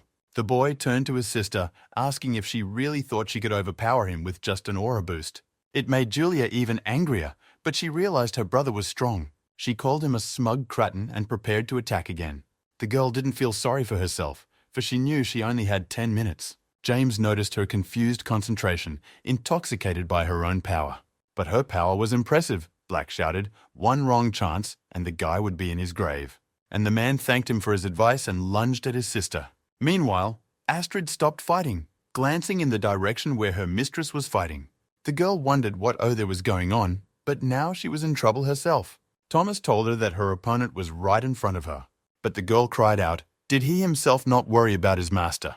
But Thomas called her naive, asking how she could not have faith in her master. After all, James Beck is not weak enough to succumb to these kinds of spells. Besides, to him, he was more than just a gentleman. Thomas made a surprise attack, breaking through Astrid's defenses. He finished by saying that he is a true friend to him who believes in him.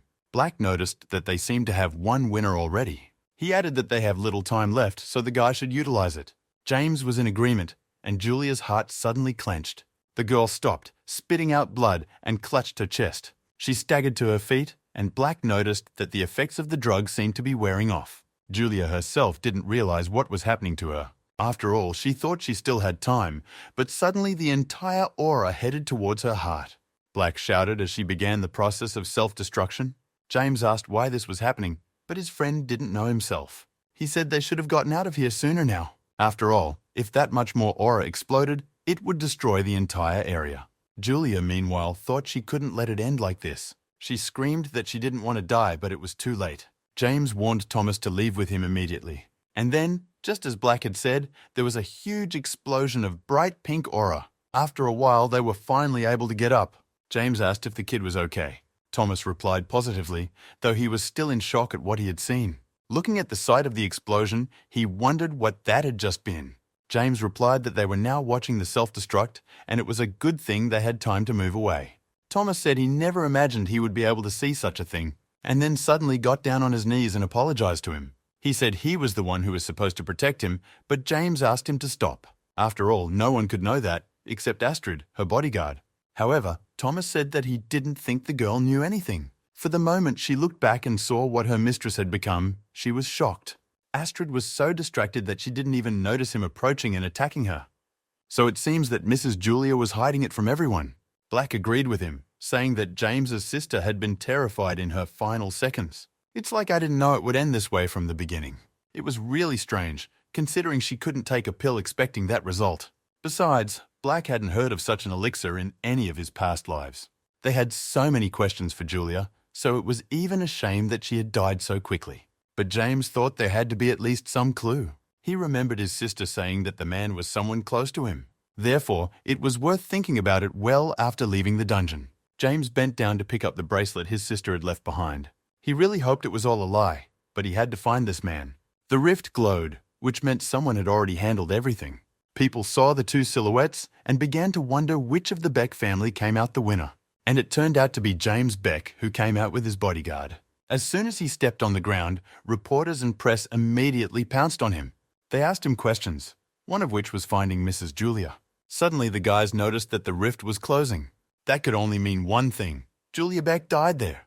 Reporters pounced on him with questions about what happened in the dungeon. And James replied that he knew it was hard to believe. But his sister Julia self-destructed, he made a pitiful appearance. Of course, he was asked a bunch more questions after that, but he told it all in order. He killed the boss and along the way met Julia, who suddenly pounced on him. So James went on the defensive, but the situation changed dramatically. Maybe his sister decided to take the risk because she didn't see a way back. You can't say the people believed him, but they had no other witnesses. Thomas added that the Beck family will reveal everything in detail in the coming days. However, James didn't finish the whole thing. It was a bait and switch for the creep behind it all. So he'll think his plans have gone awry and he'll bite. So all we have to do is wait for him to show up. The internet called their family crazy because of Julia blowing herself up. He showed his friend all these messages and then turned off his phone. The boy asked his master if he thought it would cause trouble, and the man replied that it seems James Beck is now actively looking for the culprit. But it was impossible for Julia to give him away. After all, even the luckiest person will have a maximum of 3 minutes before self-destructing. And since his little sister isn't one of the smart ones, she sure spent that time doing something else. Kevin was sure she hadn't even checked first to see what the pills were. It made him laugh at how stupid people could be. But the other guy, who turned out to be his loyal bodyguard, asked what would happen if the head found out.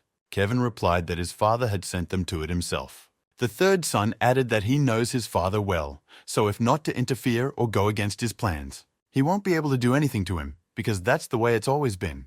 His servant said they should get ready anyway, but Kevin asked if he didn't trust him.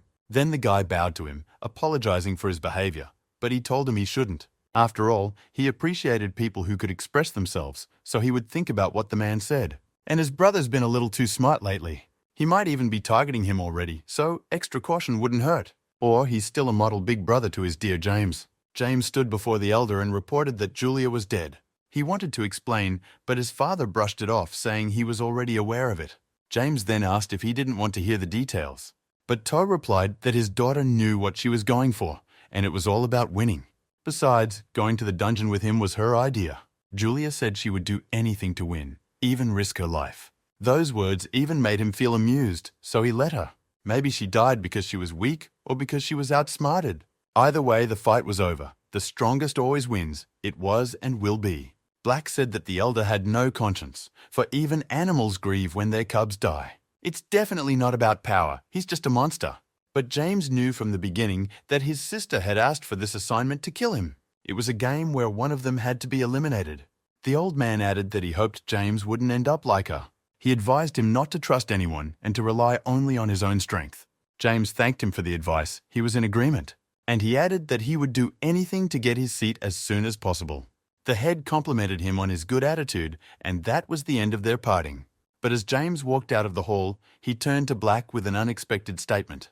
The guy said he made a big decision about his future. It was that he didn't want to be the next head of the family. Hearing this, Black was surprised, asking what had gotten into him.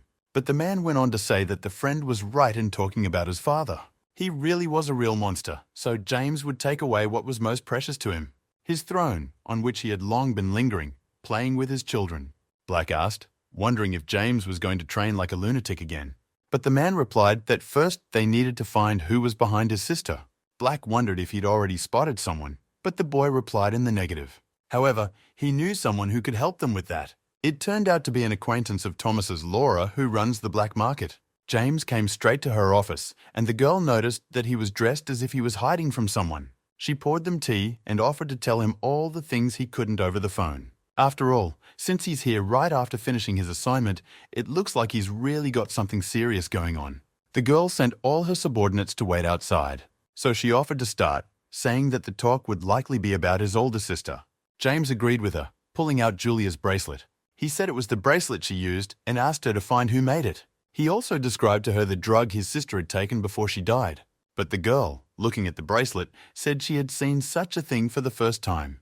And as for the drug, she'd never heard of one that caused self-destruction. However, she had a hunch as to what it might be related to. The girl suddenly asked if James had heard of the underground battle arena. Rumors spread the other day about a certain medicinal herb spreading in her territory. They don't even know where it came from there, though. The underground arena is run by the black market, and they can use all sorts of illegal things there, from doping to dangerous equipment.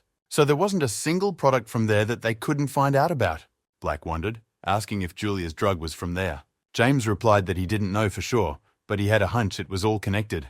And the girl suddenly said that she had a little request for him too. She said there is fierce competition going on in the underground arena at the moment. For the deputy manager position, simply put, a fight between the big shots. The girl said that if he succumbs to this position, he will have access to many documents, information, goods, money. He will be able to get it all much faster than he does now.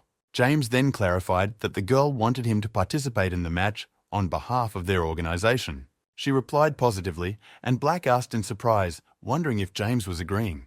Toth replied that he didn't really want to, but it was a good investment for the future.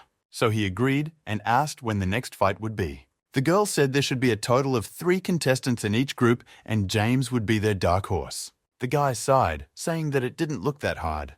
He thought about something and then suddenly opened his eyes. James said he didn't think it would work. He added that he doesn't want to just wait for his turn, as it's just a waste of time. While he was still saying this, a system window appeared with an unexpected quest. According to him, he had to take part in the battle and defeat all the talented players. The reward was 1,600 points and a secret prize, and James added that he would only accept if he fought first. A week later, he was already on the battlefield in the guise of a familiar swordsman. The boy had fought on his behalf and was now fighting his first battle. But the swordsman was rather weak to him, and he easily went behind his back to attack, then slapped the guy in the back of the head like Black had once done to him, and the swordsman fell to the ground. The audience roared loudly when they saw that the opponent was no longer rising. The referee announced that the mystery fight had swept him off his feet like a whirlwind in a matter of minutes. Everyone applauded the unknown swordmaster. The opponent lay on the ground and victory was awarded to James.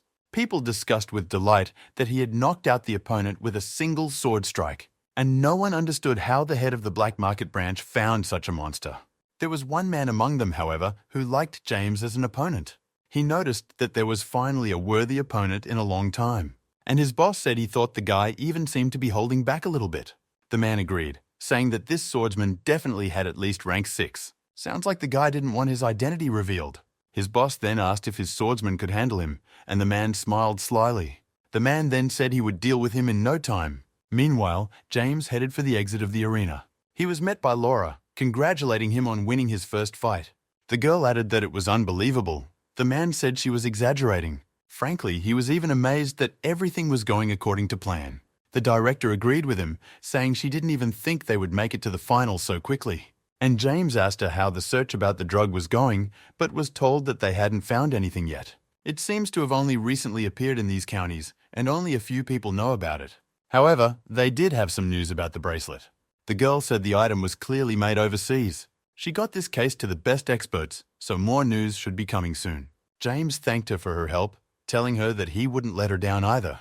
He then cast a glance at the tiger-skinned man, asking what about that swordsman. Even though he hadn't shown himself as a fighter up to this point, James could feel his aura. And the girl said the man's name was Yellow Tiger, and he would be his next opponent. She added that the man was a member of the Yon family and one of the zodiac signs. Black noticed that the one must be a special member of the Yon family since he was a zodiac.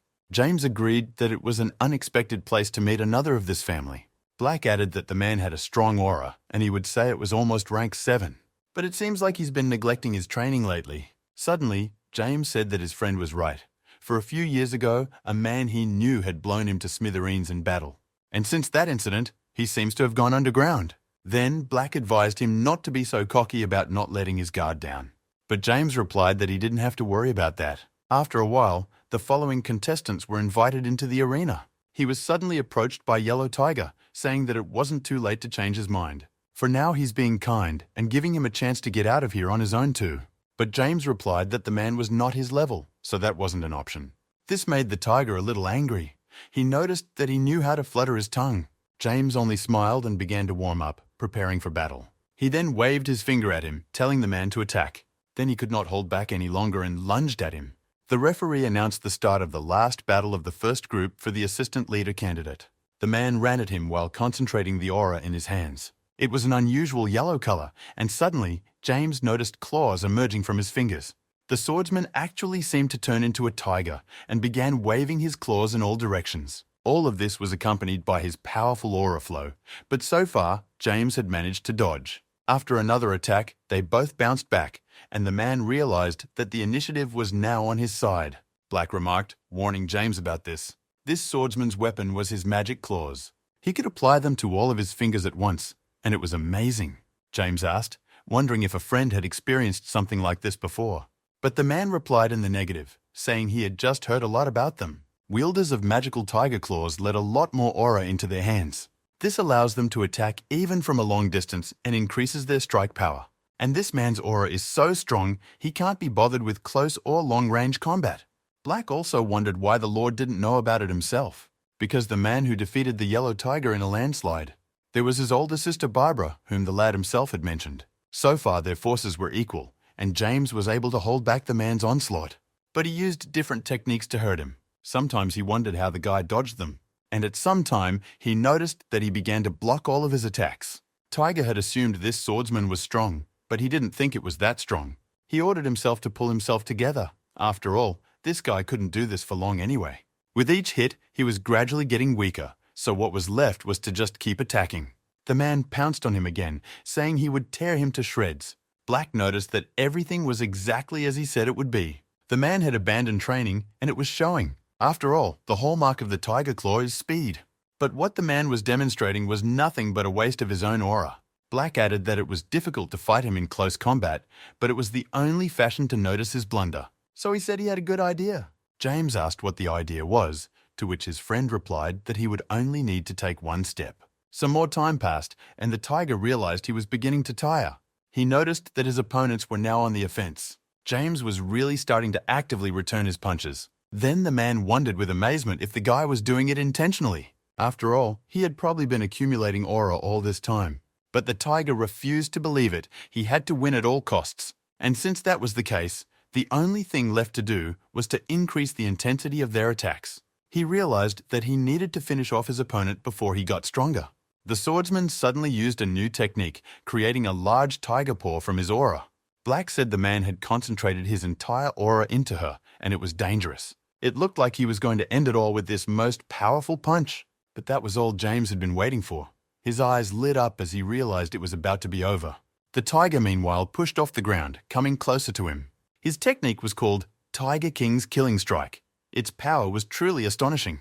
But James had already taken a defensive stance, preparing to fight back. Seeing him stand, Black noticed that the guy was about to try out a new sword path. It was indeed true. James had studied the blade of righteousness and honor and responded to his opponent's attack with it. For a moment, their auras made contact. A great tension hung in the air, which disappeared after a couple minutes. The tiger looked at him in surprise, amazed that this unknown swordsman had repelled his powerful strike. But James's attack didn't end there. He pointed his blade towards his opponent, and then the one experienced intense pain from the impact of his aura. But the tiger wasn't planning on giving up, asking if the guy thought he had already won. His vision was hazy, everything was blurring, and he realized he was losing consciousness. He also lost control of his body, for it wasn't moving. Realizing this, he tried with his last strength to stand up, but to no avail. James was already behind him. He swung for the decisive blow, saying that they would probably end there. After these words, a rather strong blow flew into the back of the tiger's head, causing him to lose his already poor balance. James did a huge jump afterwards. It was more for the audience to get the crowd on his side. The referee seemed as surprised as the rest of the audience that an unknown swordsman had won. But there was nothing else to do but declare him the winner, which he did. James stood over his defeated foe, thinking that he had turned out to be a lesser fighter.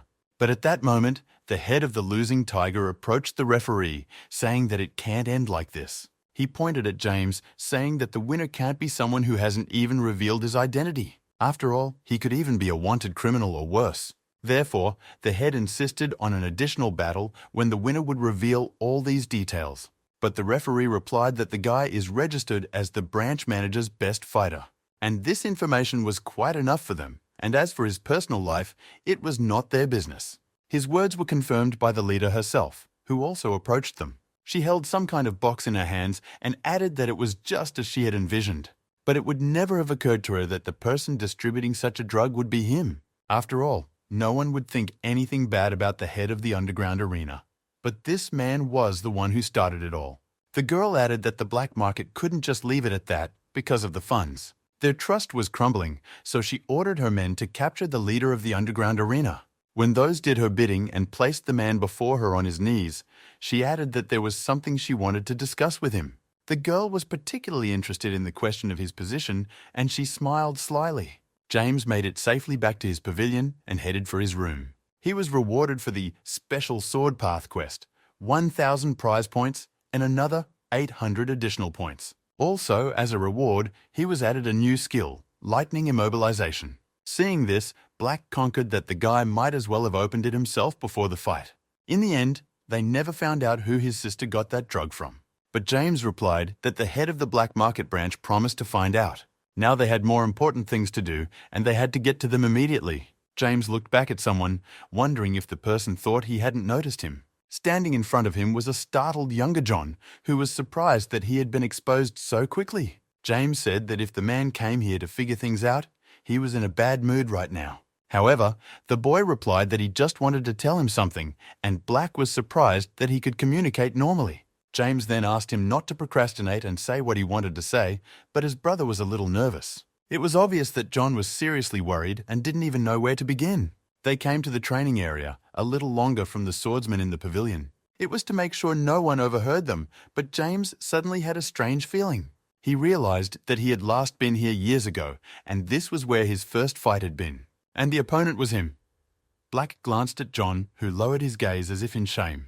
He wasn't even remotely proud of James now, and Black thought the guy was no higher than rank 5. Meanwhile, James turned to him, asking him what he wanted to say, and he suddenly dropped to his knees. Turns out John had come with a request, to take him under James's wing because he wanted to be his apprentice. It was so unexpected that he didn't even know how to react at first. But from the look on John's face, he wasn't kidding, for he was really begging him on his knees. Black asked what had gotten into him, but James didn't know that himself, so he decided to ask his brother himself. He asked him what kind of nonsense he was talking about because he couldn't even give a guarantee that he wouldn't betray him. It was indeed an important condition, and James wondered how his brother would react to it. He added, "Did the man really think he would accept him just because he kneeled?"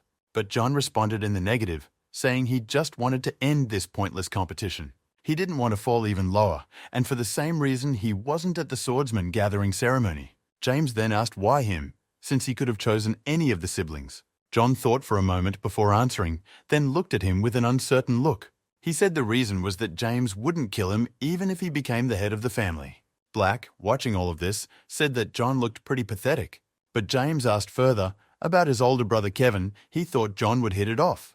But the latter unexpectedly sharply answered in the negative to this question. He added that he doesn't know why, but feels there was something wrong with his older brother. This was the first time he had ever heard anyone say such a thing about Kevin. He thought for a moment, and then suddenly gave John his assent to his request. The guy said he understood, and the brother hesitantly asked if that meant he was accepting him. But James wagged his finger, asking if the man himself would have agreed to such a thing if he were in his place. He just said he'd think about it, but warned me not to get my hopes up. However, that was already enough for John. He got up from his knees and leisurely headed for the exit. Black asked James what he was even going to think about, but the guy said that John was very savvy. Plus, his intuition was at a high level, even though he's behind in all plans compared to the rest of us. After all, N was also a member of the Beck family. There must be some good in that. And James added that his brother wasn't particularly smart, and you don't have to deal with people like that for long. It seemed to him that after he became head of the family, John would voluntarily leave it, losing all privileges. That's why it was possible to leave it for a while, because something useful could be achieved from it. Meanwhile, Ara, who was happy to see him as always, approached him. The girl seemed to be looking for him to report on what she was able to accomplish in training. The girl asked if he had succeeded in finishing the business he was talking about, and James answered in the affirmative. Ara then held out an envelope to him, saying that a new assignment from the 7th Sword Hall had arrived. So she looked everywhere for the young master to give him up. The girl hadn't read the letter herself yet, so she glanced over there too as James read. It was about a level 5 dungeon and a boss to defeat. Black noticed that up until this point they had dungeons no higher than level 4, but that was no reason to despair. After all, he would be able to hone his skills anyway, so James decided to go along with it. He asked Ara to tell everyone to be quicker on the ready, and the girl ran to fulfill it. She was overflowing with enthusiasm, but James seemed to be thinking about something. However, when Black asked him about it, he shook his head, saying it was still early. A few days later, the moment of truth approached. All the invited swordsmen were gathered at the rift. He was an unusual shape, which already instilled some sense of mystery, but James had faith in his powers. Maria continued to train both day and night, without a break and almost without rest. She honed her melee art, to which she added the power of her aura. Through training, her aura also visibly increased and became more powerful. The girl prepared for a decisive attack and ripped another new pair. She decided to end her workout at this point and tied her hair back to get more oxygen to her head. She didn't even notice her brother coming over to tell her that she had finally decided to allow herself a vacation. Maria asked in response why sneak up so stealthily, but Askold only laughed. Then the girl pounced on him, saying that she had warned him not to come in when she was practicing, hadn't she? Askold said he had some birds here aiming at him about James Beck, but since she didn't want to hear it, he'd go. As expected, upon hearing about James, Maria didn't let him leave and blocked the exit. She asked what he had learned, but her brother didn't want to tell so easily. He wished his sister would ask him nicely, but Maria punched him in the stomach instead. She seemed to be angry now, and Askold declared that he had a sister who was a real meanie. Then he cleared his throat and said that he heard James Beck would be attending the 7th Swordsman meeting. The mission would take place in a rank 5 dungeon, and on it, their clan would be represented by her, Maria. Askold added that it was a great chance to show everyone what she can do. The girl agreed that it wasn't such a bad idea, but her brother knew her too well, saying her sister pretended like she didn't care. But really, she was burning with joy. Plus, James Beck was a good guy. Askold thought his father would like him too. However, there was something wrong with him lately. The boy suddenly turned to his sister, saying that Erwin wanted to talk to her.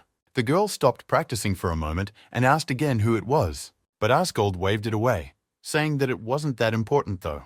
Now the priority was to take care of myself, and then it was fashionable to think about relatives. James looked at the girl after another time apart and felt that she had grown stronger. He greeted her, saying that it had been a long time since they had seen each other. Maria agreed, but for some reason she felt uncomfortable around him, and James noticed it.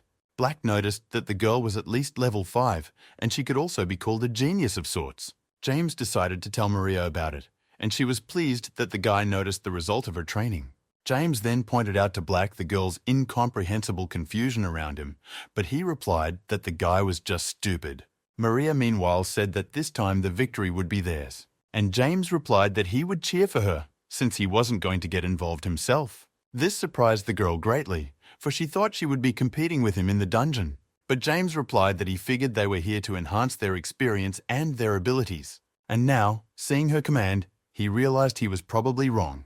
Maria then hurriedly corrected herself, saying that they were here for an ability boost as well. James replied to her that, in that case, they would see each other again, before waving his hand and walking away. He walked over to his team, drawing the attention of his pavilion's finest swordsmen, of which it consisted. As he said, it was a special occasion, for otherwise they wouldn't be standing here. Through this dungeon, each of them will have an incredible experience. He also warned them in advance that their opponents had no intention of punking them. The boys replied in unison that they understood and waited for his further orders. James then commanded everyone to follow him and was the first to head towards the rift. The two guys who were standing a little farther away from everyone noticed that this dungeon was about to close. One of them was taking notes, compiling a report for their master, so he wasn't really listening to the other. And the man asked if he hadn't seen it, since two of the most powerful swordsmen had just gone in there. He was sure they could handle everything in a couple minutes, but the other guy didn't share his enthusiasm. He told the friend to mind his job and document each participant's entry time. They approached the rift, and the first of them, who had brought refreshments, smiled. Somehow he didn't think anything serious was going to happen, but suddenly the rift started acting strange. Uncharacteristic red flashes appeared in it, which said only one thing. The workers looked at the rift in surprise, not believing it was really happening. However, this meant that a crack had formed in the dungeon. One of them seemed to have experienced something like this before, saying it was a dungeon wave. He explained to the other guard that the wave was formed by the merging of one dungeon with another. Guy ordered his partner to immediately measure the rank of the dungeon, and he reached for a special instrument. It took him seconds to see the result, which shocked him. The device showed that the dungeon had a minimum rank 7, making it impossible to pass through, because the average ability of those who entered the dungeon didn't exceed rank 6. To begin with, the chief of them ordered every guild and association to report what had happened. They have to separate the dungeons as soon as possible, but for those who are now inside, we'll have to hope for a miracle, or one of them will have to create a miracle themselves. As the swordsmen entered the rift, they were surprised to find themselves somewhere in the wintertime. One of them remarked that just now it was hot in here. They didn't realize what was going on. Thomas, who was a bit more knowledgeable, realized that there had been a dungeon wave. That M was the reason the weather had changed so drastically, and James realized it too. The guy thought it would happen in the distant future and didn't expect this dungeon to show up so early. But Black said it wasn't just that, for he felt something strange. He added that it looked like when the dungeon was draining, someone strong was able to get in. And since the weather had changed, they should have taken care of the case sooner. James turned to his swordsman as suddenly someone handed him a warm jacket. It was Ara who said the gentleman was dressed inappropriately for the weather. A surprised James saw that the girl had already taken care of all the swordsmen in their squad. He asked her how she was able to foresee this, but Thomas answered her. The guy explained that they had studied everything about the dungeons of the huge one they were headed to, and there have been a total of 3 incidents of bad weather here, and Ara added that James himself had told them to be responsible. Black noticed that it was no surprise that all of these people were his squad. James couldn't help but agree with his friend, adding that he felt completely safe with them. What couldn't be said for Maria's team, the girl thought she had been too careless. After all, she was expecting something completely different and ended up in a snowy area. Looking at James's team, who were already dressed for the conditions, the girl felt sorry for her men. After all, she didn't prepare, and all she did was talk about her victory. Maria sighed. She knew she had to take matters into her own hands, no matter how desperate the situation was. First of all, she should have calmed down and stopped thinking about the past, because the present was much more important. She turned to a swordsman, asking if any of them had brought warm clothes. However, no one thought of it, nor did she, so the girl awkwardly informed them of the bitter fact. To begin with, she offered to use her aura to warm herself in some way, but suddenly she was stopped. It was James who said there was no need and handed the girl the bag. There was extra winter clothing inside, and Maria was very surprised that he was giving that to her. James explained that they had taken it just in case, but were able to get by without using it. And as the dungeon became larger and colder, aura alone couldn't do the job here. Besides, they didn't just give the clothes away, but only temporarily, so that their people would return everything later. But Mary realized that he only said it to appear harsher and to hide his kindness. She replied that she would be sure to repay him for his generosity, and James smiled back at her. Afterward, their squads tacitly joined together for a while, and Maria asked what he thought of the situation. James replied that most likely the dungeon they needed had merged with a rank 6 Yeti dungeon. Hearing this, all the members of his squad, and even Maria herself, were surprised and a little scared. After all, everyone knew that among the rank 6 dungeons, this place had the harshest conditions. And Bigfoot's high level of intelligence made him a monster, hard to defeat even by those of the same rank as him. In such a situation, there was only one tactic with the highest chance of survival. Maria offered it first, suggesting that they formally unite and act together.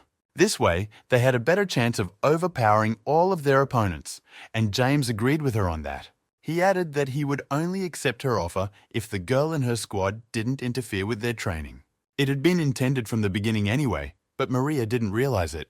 James then said he realized the danger of his idea, and his swordsman could be seriously injured. However, on the other hand, they may face much more dangerous monsters, though it might actually help improve their skills quickly, and the guy turned around, looking at his squad. Maria was impressed already that these people were going to train under such conditions. Suddenly the thought struck her that she wasn't even close to them in terms of fitness. Meanwhile, Black asked James what he was up to. He explained that the guy had treated Maria too well, which was out of character for him. Black added that he couldn't be so nice to her unless he was sure of something. But James brushed it off, saying he was just repaying her for her kindness to him. Their conversation was interrupted by Thomas's voice, which alerted everyone that someone was approaching them. James thought they finally showed themselves, and Ara asked if these were the first monsters. But James replied in the negative, saying that it wasn't only monsters that could appear here now because of the wave. This also applies to ability holders in a normal dungeon. This time, some other squad led by a guy approached them and stopped when he saw Maria. Apparently the girl recognized him too, because she squinted her eyes unhappily. The guy meanwhile walked up to her, asking if she didn't remember him, since his name was Ray Butler. Hearing his name, some of the swordsmen looked over in surprise, and James was the only one happy to see him. He smiled, thinking that everything was going as expected. Black wondered who the guy was to him if the guy was reacting to him like that. And James replied that the purpose of their raid had just changed. He was going to get this dungeon's reward from Ray.